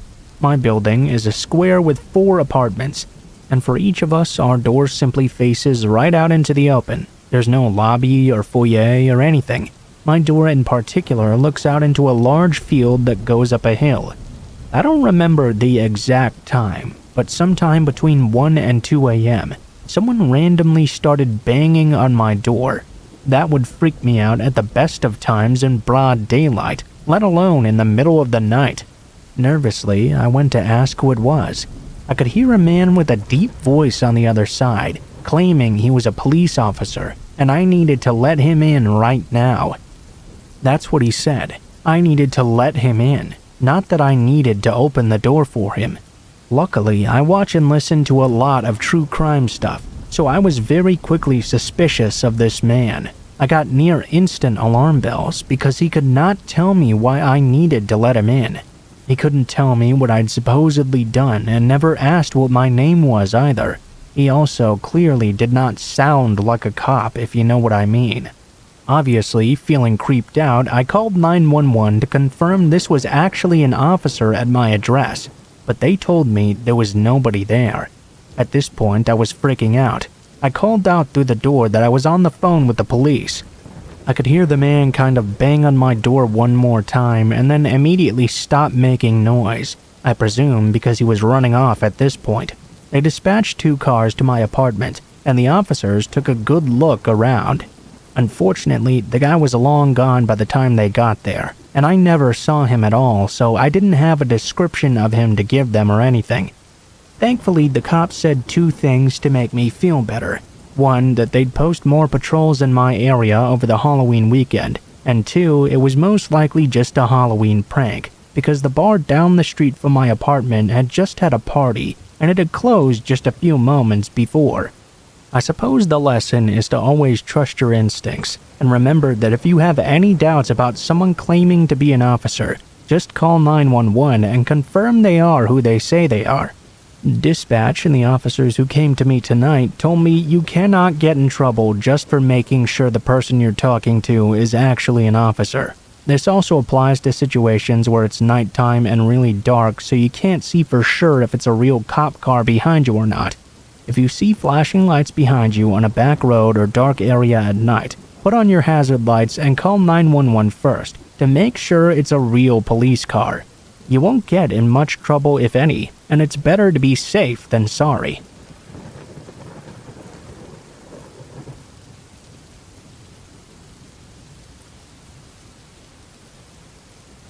So this only happened yesterday, and it's been driving me absolutely crazy.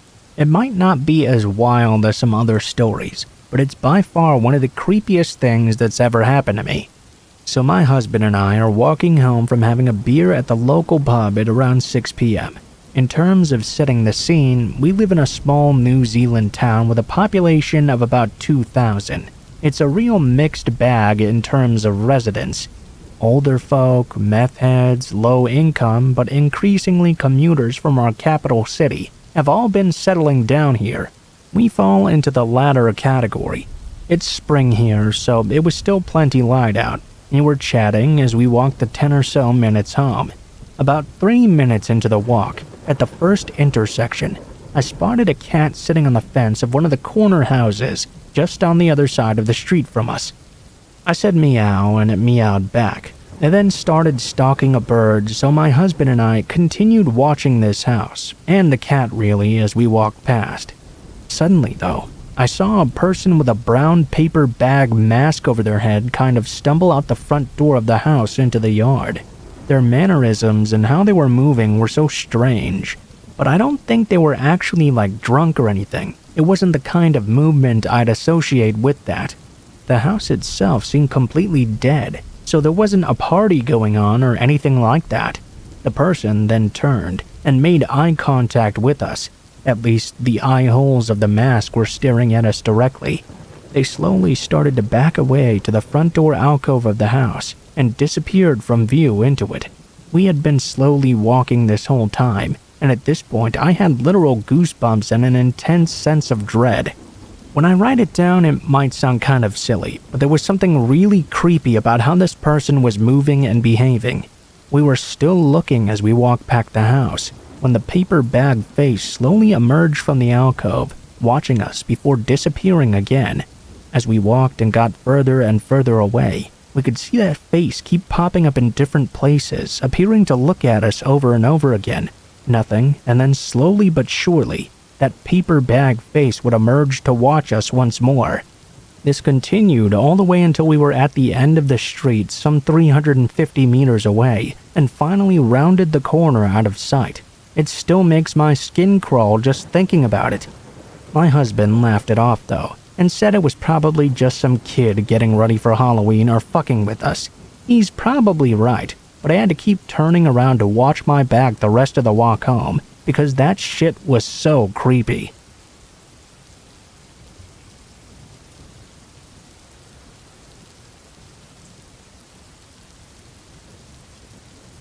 So after reading a few posts on here, I've decided to add one of the creepier, still unexplained events that happened to me and a group of friends within the past 5 years.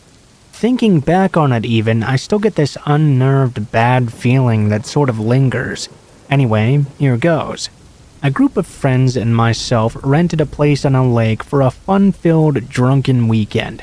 We were all in our young to mid-20s, and it was supposed to be just a big party. For the most part, that's actually what it was.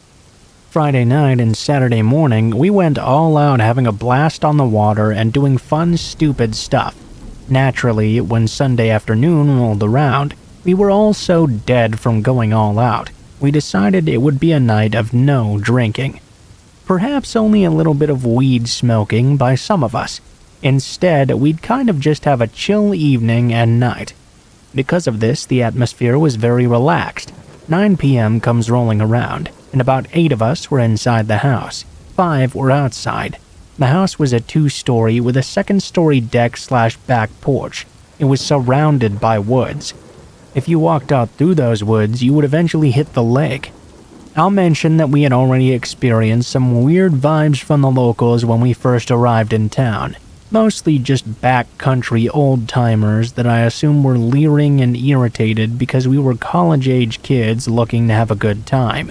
The town and the lake were so large though, so it's not like anyone knew exactly where we were staying at. Anyway, 3 of my friends were on the upstairs back porch, and my other friend and I were downstairs outside just talking on this little old table near the woods. I mean, it was otherwise just a really nice night. My friend and I were getting lost in conversation when all of a sudden there was this weird feeling that suddenly encompassed us. It was like an unnerving physical experience that came from the woods behind us. It was so strong we both quieted down immediately. Out of nowhere, this loud chanting abruptly started to come from the woods. I had no idea how far away it was. Because of the way the lake was set up, I'm pretty sure the voices carried up and out through the forest. It sounded like a cult chanting away, and all of the voices seemed to be male. I mean, they were very loud and perfectly in sync.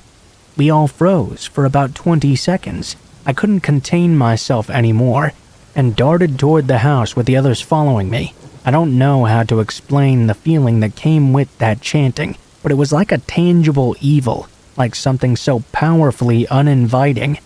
I was shaking by the time we got up to the second story, and ran out onto the balcony with the other 3 friends. One of them was my brother. By the time we got up there, the chanting had stopped. Naturally, I asked, "Did you guys hear that?" in the most shaky, freaked-out voice possible. They had, in fact, all heard it, and not seconds later after asking, the chanting began once again. The 5 of us are all out there peering into the forest, listening to this strange chanting. Sometimes it would sound really far away, then it would get closer and closer until it was relatively close by. All male voices, in the weirdest language I'd ever heard. I don't even know if it was a real language, to be honest. It sounded like some strange, extreme church chanting. Suddenly, we heard a loud bang, like someone had just struck a huge metal object. Then the worst part came, a man wailing. Like an extreme pain wailing. All of my hair stood up. It was the freakiest experience ever. My brother and I stared at each other in a mixture of scared excitement and horror. The wailing stopped abruptly. Then it went back to the chanting, which eventually died out altogether. I was so freaked out. I wanted to call the cops right away because whoever screamed surely must have been in a lot of pain. That mixed with the weird chanting made me think some terrible sacrifice was going on in these woods. One of my friends tried to say it had to be some drunk guys just messing around, singing and being weird, but I know there was no way that was coming from some drunk guys. They were all perfectly in sync, and that wail of pain, it was way too real. All of a sudden, it was like all that weird tension and energy just dissipated altogether. I didn't call the cops in the end. I wish I would have, but honestly the forest was so large anyway, and since the lake house was looking down at the woods and lake, it could have carried out from just about anywhere. It definitely wasn't in our close proximity, but it was close enough to be carried out by the shape of the landscape. We went in and grabbed some of the others, but by the time they came out, everything had stopped and didn't continue from then on. Someone wanted to go explore and find where it had been coming from, but obviously that was a very stupid idea and we didn't do that. After that, I was so ready to go home. I can't explain the relief of driving away from there the next morning. Even now, just thinking about it gives me the worst feeling. Whatever that was, it felt wrong and evil. I'll never forget that moment.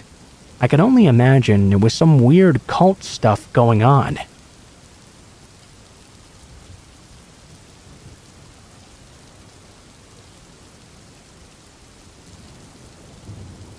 This happened earlier this week, and it still freaks me out. I work at a hotel in my town, and was driving my husband's truck into work. He was taking mine into the shop this day to get it serviced.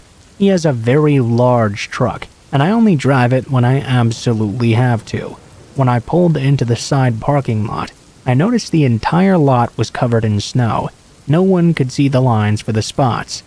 So of course I began like a moron to try and park in what I hoped was an actual spot, backing up and moving forward several times. When I finally did manage to park, I got out of the truck and grabbed my backpack. All of a sudden though, I could hear someone yelling from the sidewalk from behind the parking lot. "Hey, you need to learn how to fucking park." I was embarrassed, but just closed the truck, locked it, and began to walk to the front of the building. Now, the hotel had a side entrance for employees only. It took a code though, and I have a really shitty memory. Usually, I would just walk around to the front and go in through the main entrance. All of a sudden, I could hear the guy yelling again. "Did you hear me, bitch?" I walked faster and took a peek behind me. I could see the man was now following me. I kept walking but called back. "Please leave me alone, sir. I need to get to work now." Before I could reach the corner of the building and make my way to the entrance, though, the man sprinted to me and gripped my arm and spun me around. I'll never forget what this guy looked like for as long as I live. He wore dark clothes with a torn-up winter coat. His eyes were extremely bloodshot, and he smelled like a combination of cigarettes and whiskey. I guessed he must have been drunk, but he didn't slur at all when speaking. "You're coming with me now." The man began to drag me back to the truck, and I tried to pull away from him. "Give me the keys, we're taking a drive." I began to scream for help, and his grip on my arm got even tighter. I'm a 26-year-old woman and not skinny at all, but I was a lot smaller than this guy. He was dragging me away so easily, and the snow on the ground just made my feet slide along. I screamed out for help, but no one was around to hear us. I kept fighting to get away from this guy. I prayed there would be any guests that could possibly hear me. But it was our slow season, so most likely there would be no one in the rooms on that side of the building. The guy turned back to glare at me. "Shut the fuck up and give me the damn keys." Now, I was carrying my backpack on one shoulder. It was big and bulky from my uniform and shoes. I quickly slipped the strap down my arm, grabbed it, and swung it right into his face. The guy let go of me, and I ran for my life to the front doors. I could hear the man screaming behind me, but I ignored him. I was way too scared to look back now. I ran inside and all the way to the employee locker rooms. When I finally calmed down enough, I went to the front desk to talk to security. Sadly, there were no cameras on that side of the building, so none of this was recorded. They called the cops, and I did make a report though. The cops informed the general manager of the hotel that they needed to seriously consider security cameras on that side of the building, as drunks and druggies were known to be in this area. They got the description of the man, and said they would keep an eye out for him. The manager apologized like crazy about the incident, but I told him it wasn't really his fault. He was a really good guy. I did ask security to follow me out so I could check on the truck though. Thankfully, it was fine. After that, the security guard promised to make more rounds outside, especially in the early morning. And that was about it in the end.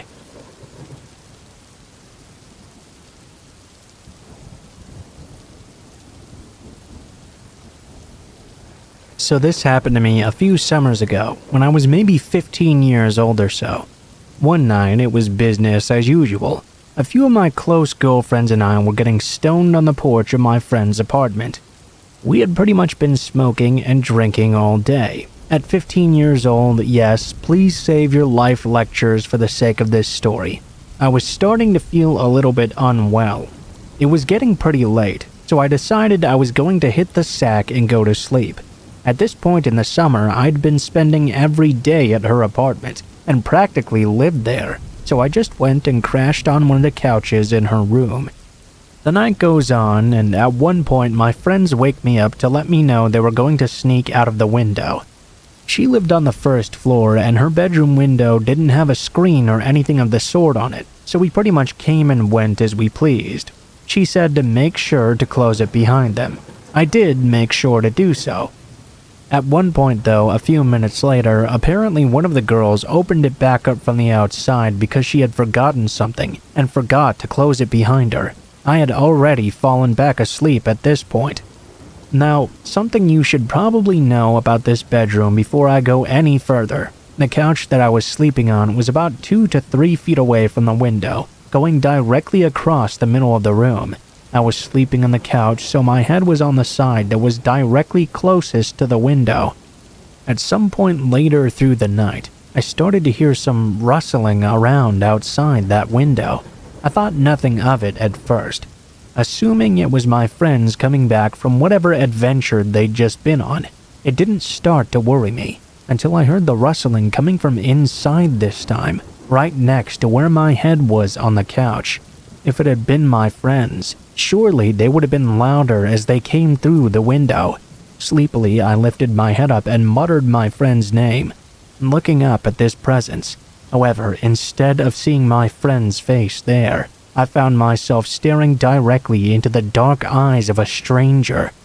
This man had a beanie hanging low on his head, covering his eyebrows, and a scarf that fully covered his mouth and nose. He had his arms through the window and had been feeling around on the floor. At this point, his body was halfway through already. His face was inches away from mine. We stared at each other for a brief moment. I'm sure I must have startled him as well because he didn't seem to be expecting someone there on the couch. I started screaming. The man quickly drew himself out of the window and hesitated, as if he was about to run away. Instead, he reached for his belt to grab something. I started screaming even louder. I wear glasses to see and have extremely terrible eyesight, but because I had just been sleeping, I was not wearing them.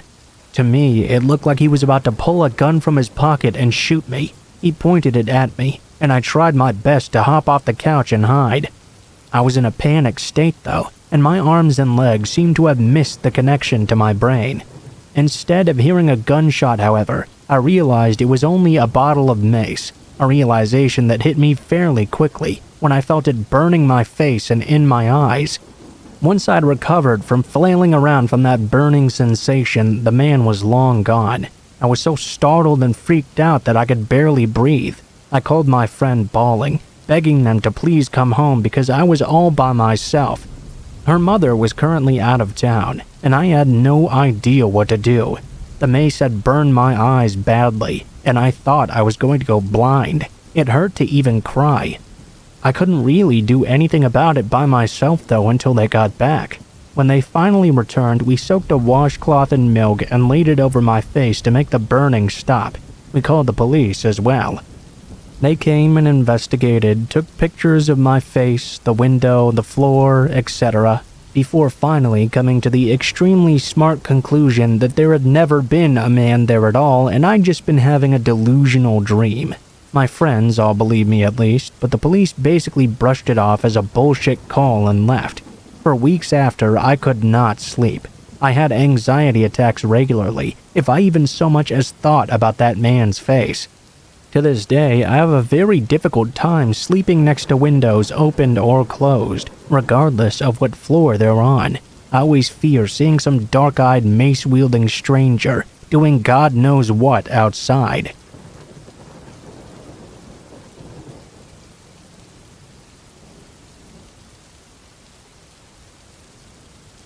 For some context, I'm a 19-year-old college student, and earlier this past year, I decided to create a Grindr profile, because why the hell not? After all, I'm single, so I may as well be a dumb college student while I'm a dumb college student, right?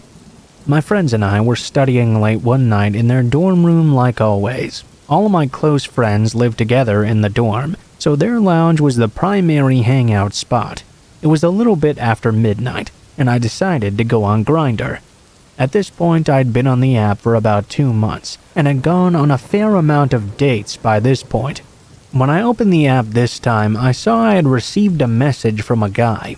I don't really remember what his name was, so I'll just continue to refer to him as the guy. I clicked on his profile, and he was a pretty cute dude.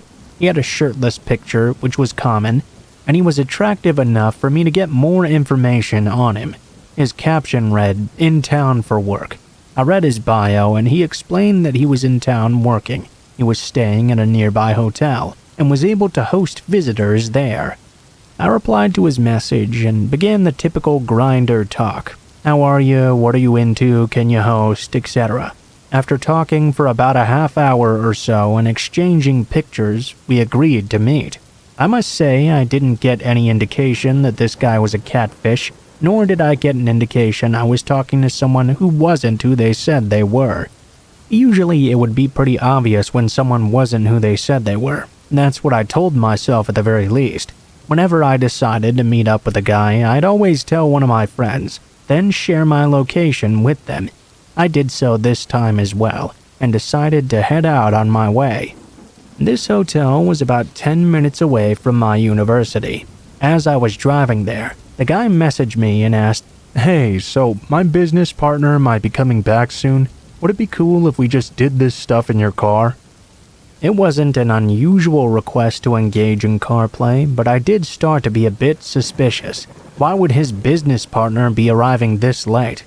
Then again though, I was out this late, so I brushed it off and continued making my way over there. I arrived at the hotel, I would say at about 1 a.m. at this point. I looked at my phone again. I had received another message from that guy. "Hey, can you pull around to the back of the hotel?" I drove into the parking lot and made my way to the back past the pool. This is when things started to get really weird. As I pulled into the back of this hotel parking lot, I noticed a guy in a red hoodie in between some cars. I assumed it was the guy I had been messaging. I pulled into one of the spots beneath a light post, about 20 feet in front of a dumpster that sat in the corner of the parking lot. By this point, the guy in the red hoodie had gone out of my sight. Instinctively, I clicked on the button to lock my doors. I checked the app and received another message from that guy. "Yeah, pull back next to the dumpster." I assumed that since I was underneath the light, he was worried we'd be caught if a guest or hotel staff saw us or something. At this point, I was starting to get sketched out though. Maybe it was just my anxiety getting the best of me. I put my car into reverse and pulled back to the dumpster and put my car in park. At this point, I was scanning the lot for this guy, but I didn't see anyone. No sight of that guy in the red hoodie either. I felt my heart rate increase, and I began to get cold sweats. I remember thinking to myself, man, maybe I shouldn't have driven out here. I checked the app again, only to see I'd received another message. "Okay, now turn your car off and get into the back seat." That was the point where my fight or flight response kicked in. Without thinking, I turned my car on and hauled ass out of there. I sped out of that parking lot as fast as my poor 04 car could go. I didn't even stop to check for oncoming traffic when I pulled out of the lot and onto the main road. I drove about 2 miles up the road, away from the hotel, and pulled into a Mickey D's parking lot. At this point, I was trembling. Maybe, though, I just overreacted. I decided to check the app again to see if the man had messaged me anything further. You know, maybe a "what the fuck, why did you leave?" or something like that. But I saw the messages from that guy were gone. I assumed he blocked me, and when I checked, I couldn't find his account anywhere, so I don't really know. This leads me to believe that whatever he had planned was not good at all. Was he trying to jump me, steal my car, or maybe something even worse? Needless to say, I deleted the app after this incident. To anyone who uses any sort of dating app, be careful who you meet, where you meet, and be sure to take precautions. Our parents told us to never talk to strangers for a reason after all.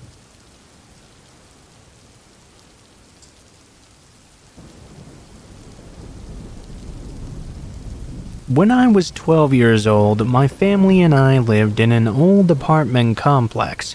I say old because it's been standing for well over 50 years by the time we moved in. Some of the residents have even claimed to have lived there their entire lives. Anyway, one particular thing that stuck out to me was that there was a strict no pets policy. The landlord actually elaborated on this, stating that a copious number of pets seemed to go missing around the area, so now they restricted them in hopes that it would end the problem there. As a child, I kept pretty much to myself. As for my brothers, who are 2 to 3 years older than me, they spoke and played with every kid that lived in the apartments and surrounding areas. Every day after school, they'd beg our mother for some change so they could go visit the Candy Lady. She was a local resident in the apartments who held a mini-mart in her apartment. Basically, she'd buy snacks in bulk ranging from gummy snacks to chips so she could resell it to the neighborhood kids. I'd never been at that point, but of course I was very curious. I asked my brothers if I could join them, but they declined. So I stole, $1 from my mom's purse and followed my brothers and their friends so I could find out where she lived. Upon stalking them, I finally found her apartment location. Though they stayed inside for a while, I figured I'd just go the next day. The next day after school, I took my hard-won stolen dollar and headed out to the Candy Lady's apartment. She opened the door. She was an older Caucasian lady with a very welcoming demeanor. She let me in and asked for my name. When I gave it to her, I asked for hers. She said to just call her the Candy Lady. She seemed very sweet and thoughtful, asking me about school and if I lived in the area. You know, kids don't usually come here alone. Where are your friends? She asked me. I explained I didn't really have any, and that I just preferred to observe. She seemed to sympathize with me a bit, because then she told me to take anything I wanted free of charge. As a child, I indulged in taking as much as I could carry. While thanking her on my way out, she said to me, "Come back anytime, my friend." I felt pretty jolly at that point. 1, I got some free snacks, and 2, I'd made a new friend. When I got home, I hid all my snacks in my drawers, returned my mother's stolen dollar, and felt pretty great overall. That is, until I went back. I returned maybe 3 or 4 days after the first time. When I knocked, she answered the door very frantically. I kind of got scared, so I told her I could just come back later. After realizing it was me, though, she told me no worries and insisted I come in. When I did, she asked if I'd come back for some more free snacks. I gleefully told her yes, but she said the first time was just a kind gesture. From now on, though, I'd have to help her with a few things to earn my free snacks.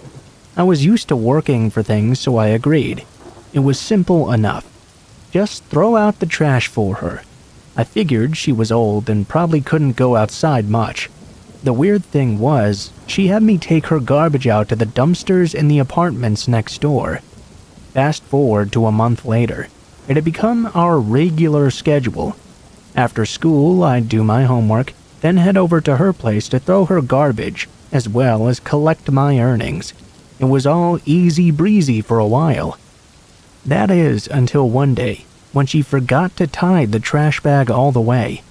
I had walked all the way down to the dumpsters next door, but before I threw it in, I decided I'd tie it up for her first.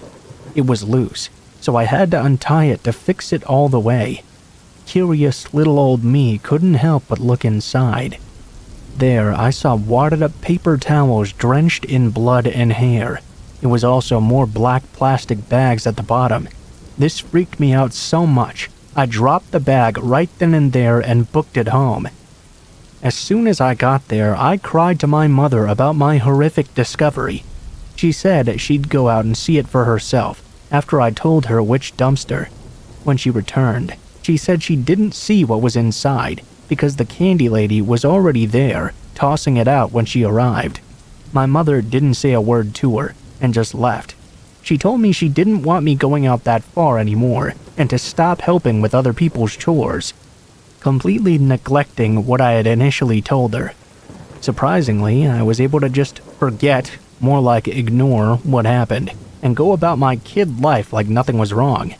Then my brothers came rushing back one day. They anxiously explained to my mom, who was as nosy as ever regarding neighbors, that the candy lady had just been taken away by the police. My mother dismissed it and told us to mind our business. My brothers were bummed out though because of their lack of future snacks. As a child at this point in time, I really didn't understand the concept of police all that well, so I was pretty much clueless about what happened. About a month ago, I had dinner with my mom. I'm now 22 years old, by the way. My mother and I got to reminiscing, and we started talking about those old apartments. After discussing how old and broke down they were, I asked her if she remembered what I told her I saw. At first, she didn't. Then I mentioned that she was actually arrested by the police. I could see the shock of realization hit her. She said she remembered, and that she actually asked the landlord about it shortly after she was taken away. Apparently, the landlord told her that the candy lady was actually killing and skinning animals she found nearby, so she's the reason why pets weren't allowed. She was fucking killing them and doing God knows what with the skin, and I'm the dumbass little kid who got rid of the evidence for her. For those of you wondering, the management of the apartments next to ours, the one with the dumpsters we used to dispose of the evidence, caught wind of the horrible smell reeking from them, and from there they were able to catch the candy lady. All I know is I'm glad I never went back once I realized what were in those bags of trash she had me take out multiple times. P.S. If you're the candy lady reading this, I refuse to believe you were my first friend.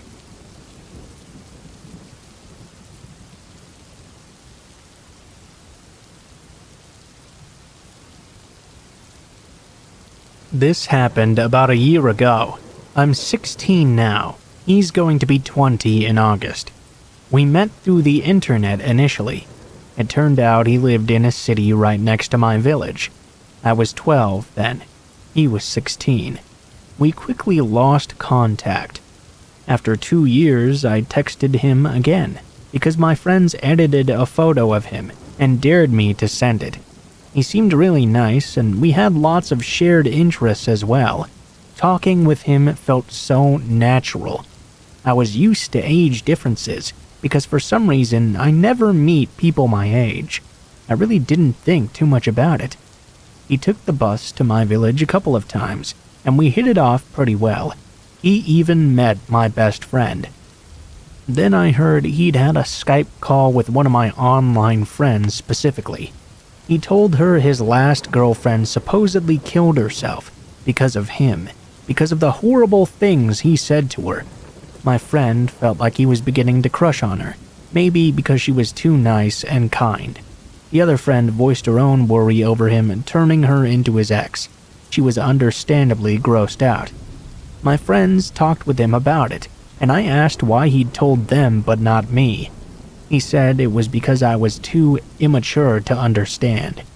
I was upset.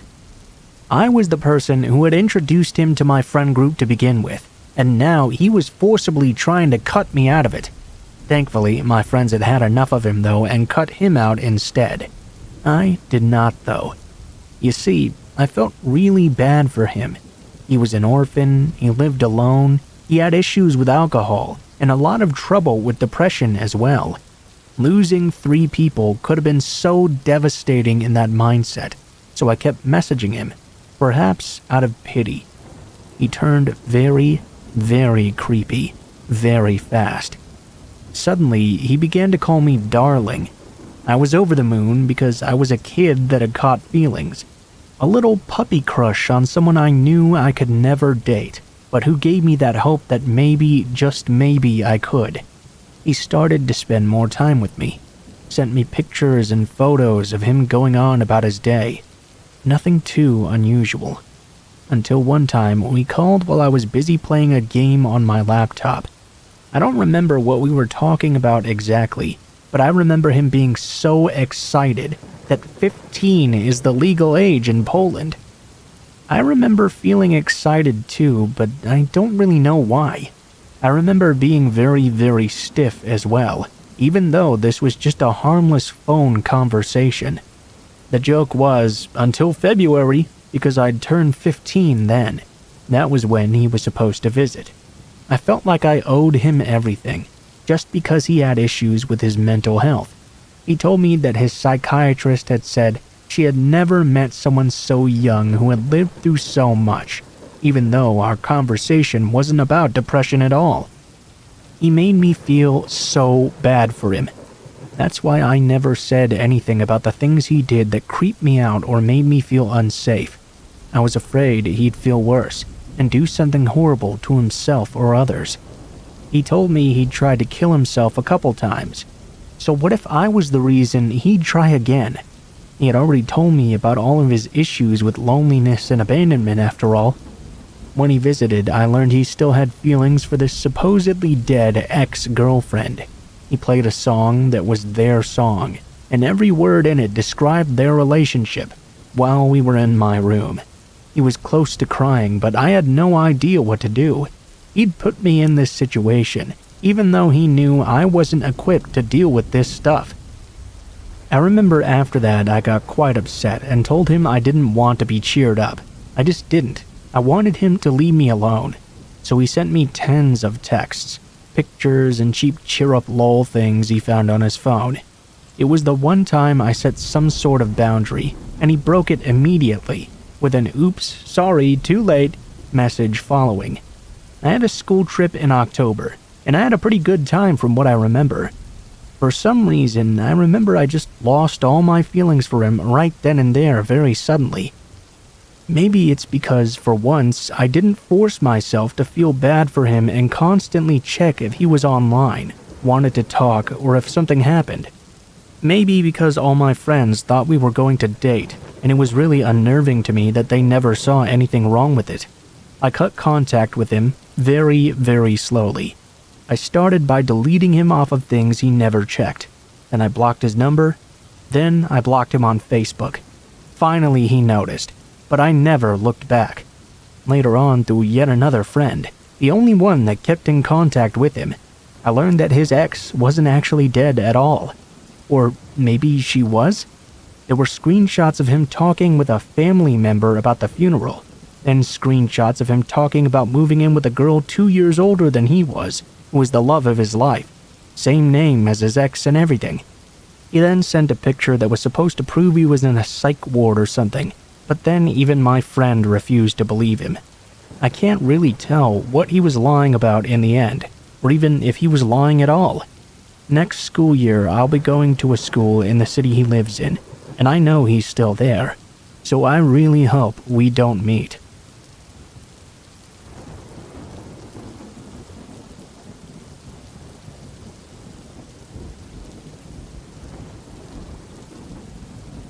I was reminded of him just last week. After almost 5 years of not hearing from him, I saw him again. I'll try my best to summarize this nightmare. Some things to note which are important to the story. 1. It happened in 2017, and during that time we went a whole year without having neighbors on either side. So basically, we were crammed in between 2 empty houses. 2. The streetlight in our lot had broken, and despite multiple reports to the council to fix it, nobody ever did. One evening, my family went out for groceries. I was left behind home alone. The gate was still wide open when they left because the water pipe was located outside. I used it all the time back then because I had rabbits, so I used that water to fill their water bowls. That day was no different. The sun was already setting by the time I went out to fill the bowls, feed the rabbits, and then lock the gate. It was literally 5 minutes after I locked it that someone was outside. Since the sun was already low on the horizon, and with the street light broken, I could barely make out his face. The man was outside with a van, yelling for my attention. He said something about his company sending him over to do some property surveillance. It was suspicious, all right, so I ignored him and went inside. Later on, when the night got dark, my family still had not returned yet. I was inside watching Chicken Little when I suddenly heard some commotion outside. I didn't directly look at it, but I stole some glances. I could make out a figure outside, literally in front of my gate. He was shouting for my attention once again, and guess who it was? Yep, the same guy from before. I recognized his voice again. I paid him no attention. After a seemingly long few minutes, it got quiet outside. I took another peek out only to see, holy shit, he was attempting to climb into my house. I was so shocked I couldn't move. Luckily, that time we had a dog named Buck, who passed away not long after, unfortunately. He was probably napping in one of his hiding spots and sensed the man's presence. As soon as the guy saw Buck coming at him, he stopped climbing and rode away on his bike. No more van. And that was that. Ever since then, though, I kept seeing him around. How do I know it was him when I couldn't even see the face in the first place? Well, because after that particular incident, every now and then there was always this person hanging literally outside our gate with his bike. He was always making this weird sound, too, like when you purse and smack your lips. Every time I tried to report it to my dad, the guy would just ride away as soon as he saw my dad checking. One time I was at the backyard collecting my laundry. If you stand on the left side of my gate but facing in, you can see the area in our backyard where we wash and dry out the clothes. I saw him standing right there, making those weird sounds again, which drew my attention. I yelled out for my dad, and once again he saw my dad and booked it immediately out of there. This had been going on now for almost a month. While he hadn't actually posed a physical threat, it was enough for me to feel uncomfortable and unsafe to even want to go out at night by myself. Oh, but it got worse. My room is on the outer side of the house, so basically I have a window that faces the front. My room is situated on the right side, so my direct view is the overgrown bushes covering the fence. If I peek my head out that window and look to the right, I can clearly see the gate. One night I was in my room doing some work on my desk, I think. The window was to my left. I'd left it open, as I always liked the night breeze coming in. I don't remember exactly how long I was working for, but all of a sudden I felt a strong feeling of dread washing over me. It was like I wasn't safe in the comfort of my own room anymore, like I was being watched. I looked out the window and tried to see in the dark. I could barely make it out, but there he was. I knew it was him. Somehow he'd managed to squeeze in between the bushes and was hanging on to the fence. He saw me, and I could feel a smile come over his face. He made those awful lip-smacking sounds again. I booked it the fuck out of there like a bolt of lightning. Again, I reported it to my dad, but again he'd somehow made it out of there before we could catch him in the act. Because of his amazing disappearing act, my dad and sister sometimes thought that some of the incidents were just imagined. Whenever they turned their eyes outside, they would see nothing, but I was the one who saw him every time. I know for a fact that it was real though, that he was real, and it was the same person every time. This continued on for another month or so 2 months in total. He'd come and taunt me with his lip-smacking skill, and rode away before my dad or sister could ever get a good look at him. Then one day he just stopped coming. I didn't see or hear his stupid lip-smacking sounds anymore. That is, until last week. I was home alone again. My sister was caught up at work, and my dad had left to pick up my brother from his workplace. I was sitting in the living room watching the TV when I heard that awfully familiar lip-smacking sound. At this point, our streetlight was still broken. We'd installed some fence lights though. Somehow though, this guy figured it out and hid in the dark where the light was too faint to reach. I could see he was out there with his bike again, only this time I heard him giggle. I've never heard him giggle before, and this wasn't the cute kind. It sounded malicious. I tried my hardest to ignore him, to not pay any attention, but he was out there making all sorts of noises. Over a year ago, we got a new dog, Gibbs. He was a rescued stray. He must have heard the man too.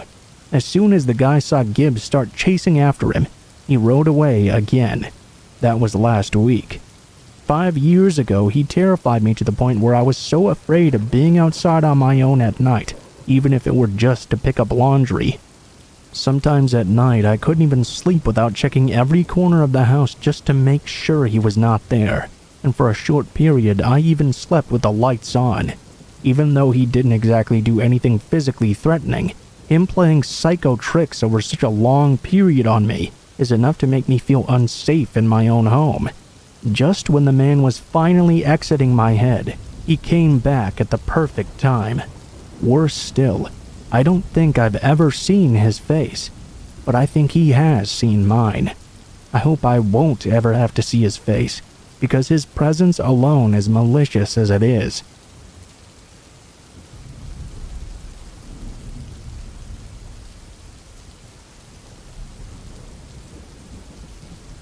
So to give some context, I'm a small-statured girl, about 5'1". I guess that makes me look easily preyed on, I don't know. One night at around 9:30 p.m. I realized I had no more pads and needed to go get some. Walgreens closed at 10, but it wasn't that far away, so I decided to head there right away. The Walgreens I headed to wasn't exactly in the best area. It was one of those neighborhoods that wasn't too safe, but was surrounded by other safe neighborhoods, so it wasn't exactly the worst either. I parked my car directly behind the door so I could see it from the entrance. There were spots in front of me that were closer to the door, but they were there in complete darkness. I would rather have to walk a little further from a well-lit spot than be hidden in the darkness. I was the only car in the parking lot too. I was on FaceTime with a friend, and I started walking toward the doors. I realized my car may still have been on. It's a push start, so sometimes I forget if I turned it off or not, but I always lock it regardless. I turned around to go check if it was still on. As I locked my car door and started walking away, a car came pulling in super quick. I immediately felt uneasy. I'm really paranoid by nature, so I just hurried up and walked inside. As I went inside, my friend had to leave from the FaceTime. I made my way to the aisle and couldn't seem to find the pads at all. I was in the adult diaper area trying to find some. I suddenly had that feeling that someone was following me, as I heard footsteps and just felt weird. There was only me and the employee in the store though. Maybe they thought I was stealing, as it was about to close.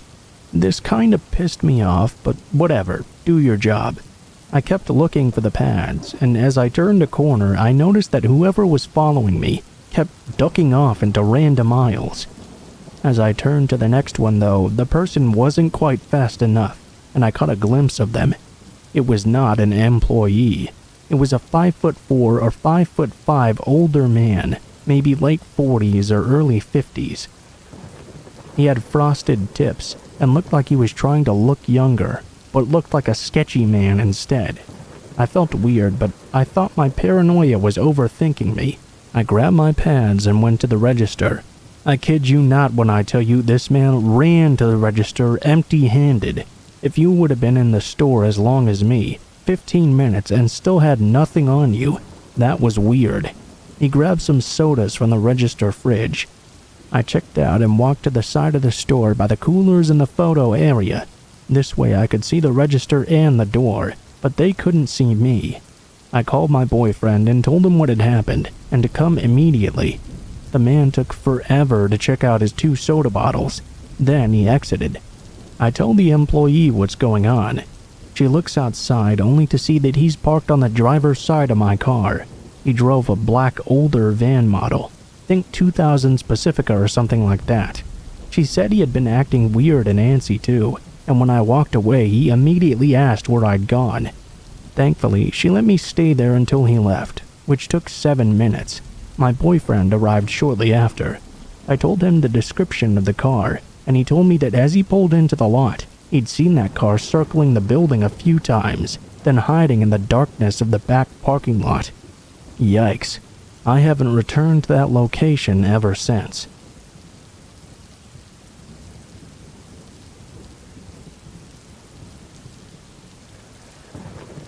This story didn't happen to me, but to a very close male friend of 7 years.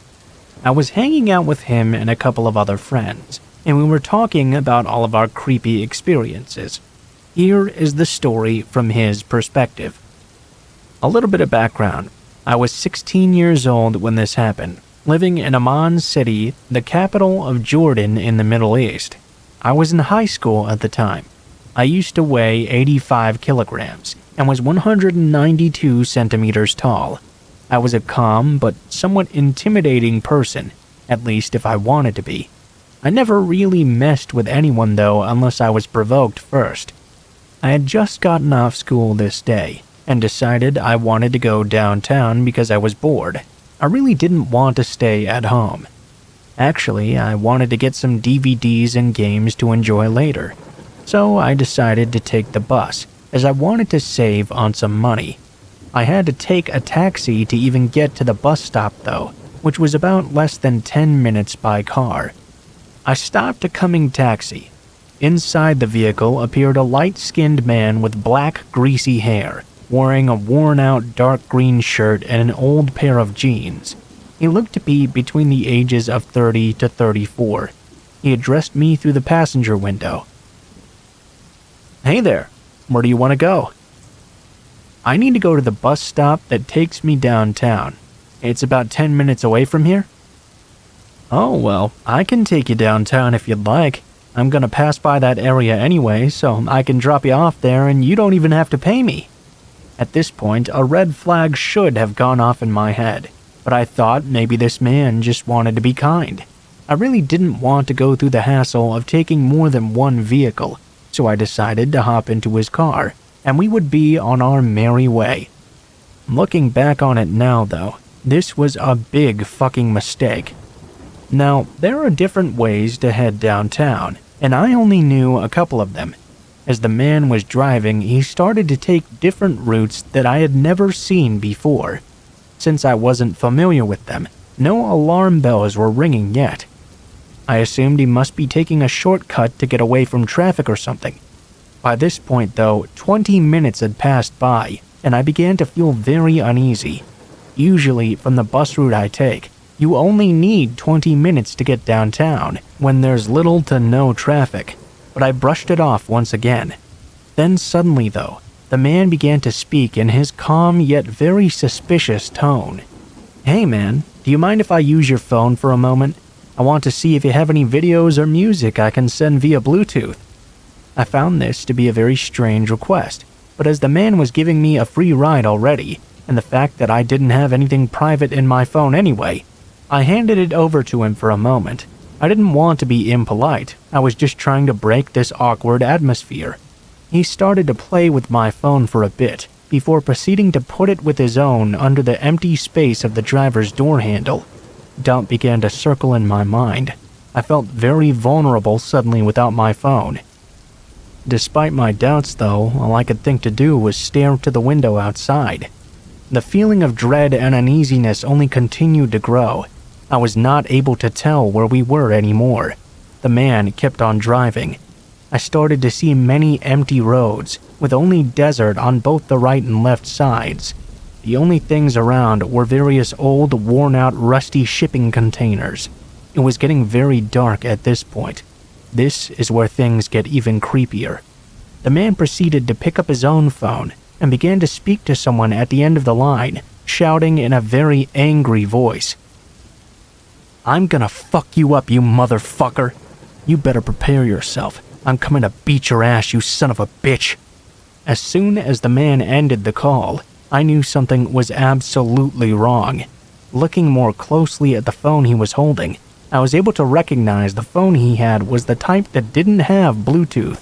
Alarm bells started ringing very loudly in my head. That whole call had just come out of nowhere, and I could feel a bunch of dread. My fear was absolutely real. I asked him for my phone back, growing very nervous and impatient with each word escaping my mouth. He looked at me with this kind of funny look and said, "I just wanted to see what you've got on your phone, you know." By this point, I had enough. I sternly told him to give it back. The anger and fear was barely contained in my voice. He hesitantly obliged after muttering to himself for a while. I knew at this point I had to get out of this taxi. Feeling a rush of adrenaline, I decided to pretend I was talking to my parents and created a scenario where there was an emergency and I had to get back right now. I began telling the man that someone was waiting for me and needed me immediately. I told him to drop me off right here and right now. I was seeing an upcoming traffic light and then nothing from then on. I knew this was my only chance of escape. I was not sticking around any longer to know where this man was taking me to.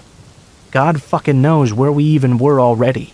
As soon as the man stopped at the light, I spoke to him in my most intimidating voice and told him to open the passenger door. Luckily, there were also a couple of cars stopped right next to us. Thank God the man just responded with a menacing look and pressed the unlock button. I sprinted out of that car faster than you could even say, "Fuck this shit, I'm out."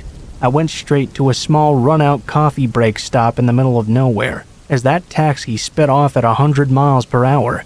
I went outside and asked the server if downtown was close by. Completely out of breath and with sweat dripping from my forehead, the server looked at me with a confused and irritated face. "You know you're far out of the capital, right? Heading to the city of Zarka?" Shit, I thought. Holy shit. I proceeded to call my parents to come pick me up from this middle of nowhere. God knows I'm not taking the taxi to get back home after this, or anytime soon. Thinking about it after a while, it's clear the man had planned on kidnapping me from the start, trying to take away my phone so I wouldn't be able to call for help, and proceeding to pretend he was having a fight with someone on the phone to secretly message his buddies that he was close by with me.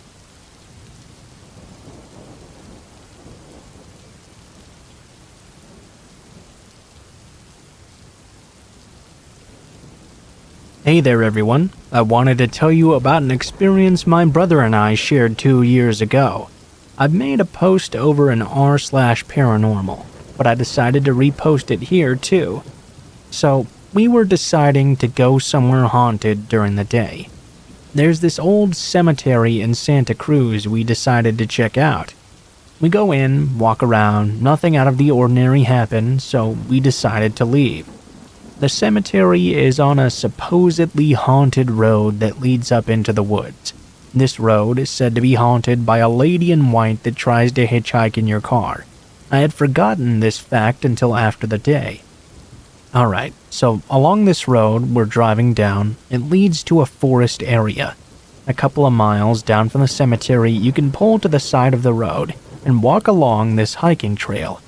We decide to hike this very same trail. I'd completely forgotten the road was supposed to be haunted as well, so I wasn't even looking for anything paranormal at all. Anyway, we start hiking this trail in the afternoon. 10 minutes in, we stumble along some abandoned train tracks and a barely standing bridge for the train that used to run along those tracks. It looked really cool, so we decided to head down to investigate this hill right by the bridge that lets you go underneath the dilapidated area. We go down there and start to mess around, looking at all the cool architecture. After we had had our view, we started back up the little hill that led back to the trail. When we finally managed to get to the top, we were a little bit exhausted because the hill was kind of steep. You also had to use the trees around you as leverage to climb back up. We're standing around back on the trail when we both notice something out of the ordinary. We can both hear a voice, almost like a grown man's, shouting and screaming very angrily. When I say angry, I mean absolutely furious. The voice sounded like the rage of a man that wanted to murder someone. We quieted down. We could tell the voice was still very far away. It almost sounded like it was coming from the mountains around us, more than 500 feet away for sure. We both looked at each other. What the fuck is that? We stood around listening for 15 seconds. Next thing we know, the voice had suddenly come down the trail from what sounded like hundreds of feet away to being right down at the very end of it.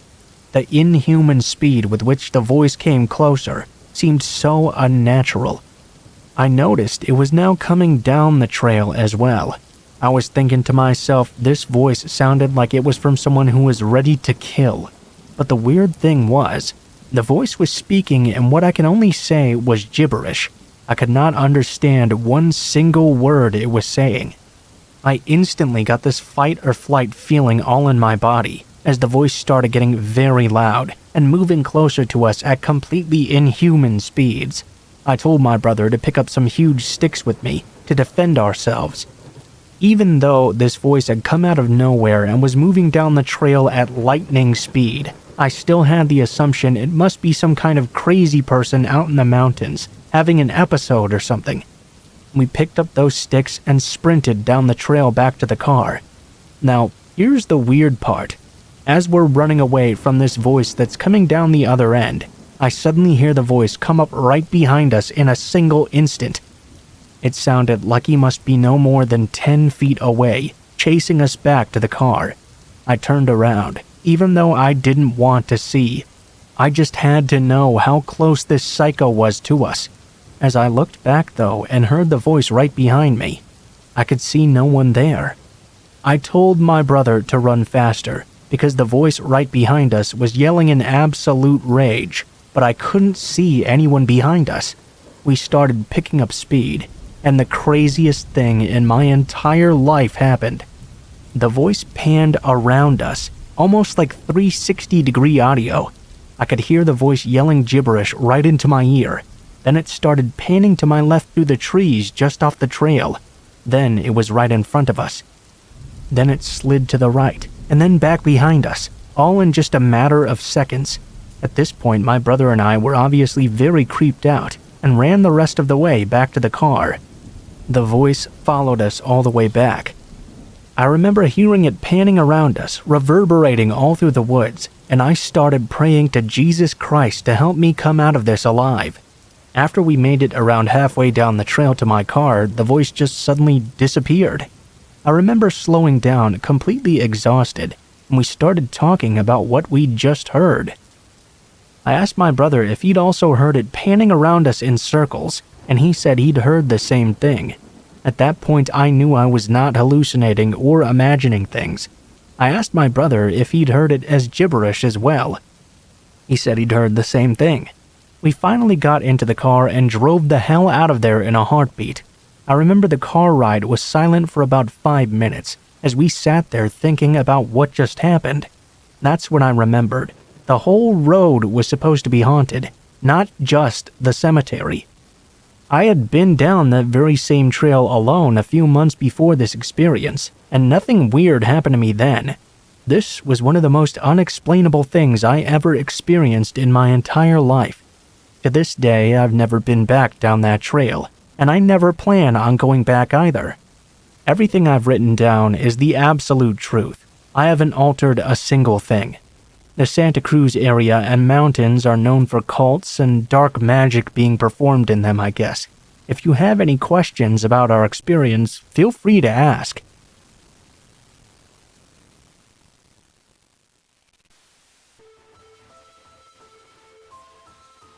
What is up, guys? Blue Spooky here. Thank you guys so much for watching, especially if you made it this far to the end of the video. If you liked the video, please be sure to like, share, comment, and subscribe if you feel so inclined.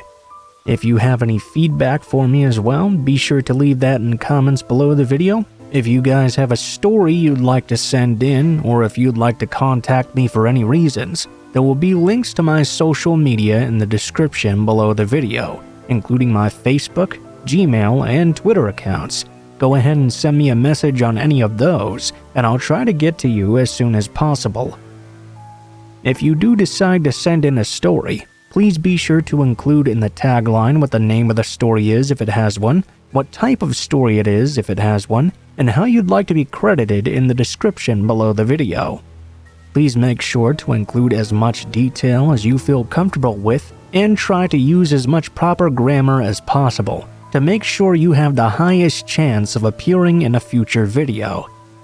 Overall, I think that's pretty much it for now, guys, so thank you so much for watching, and I hope you guys have a great day.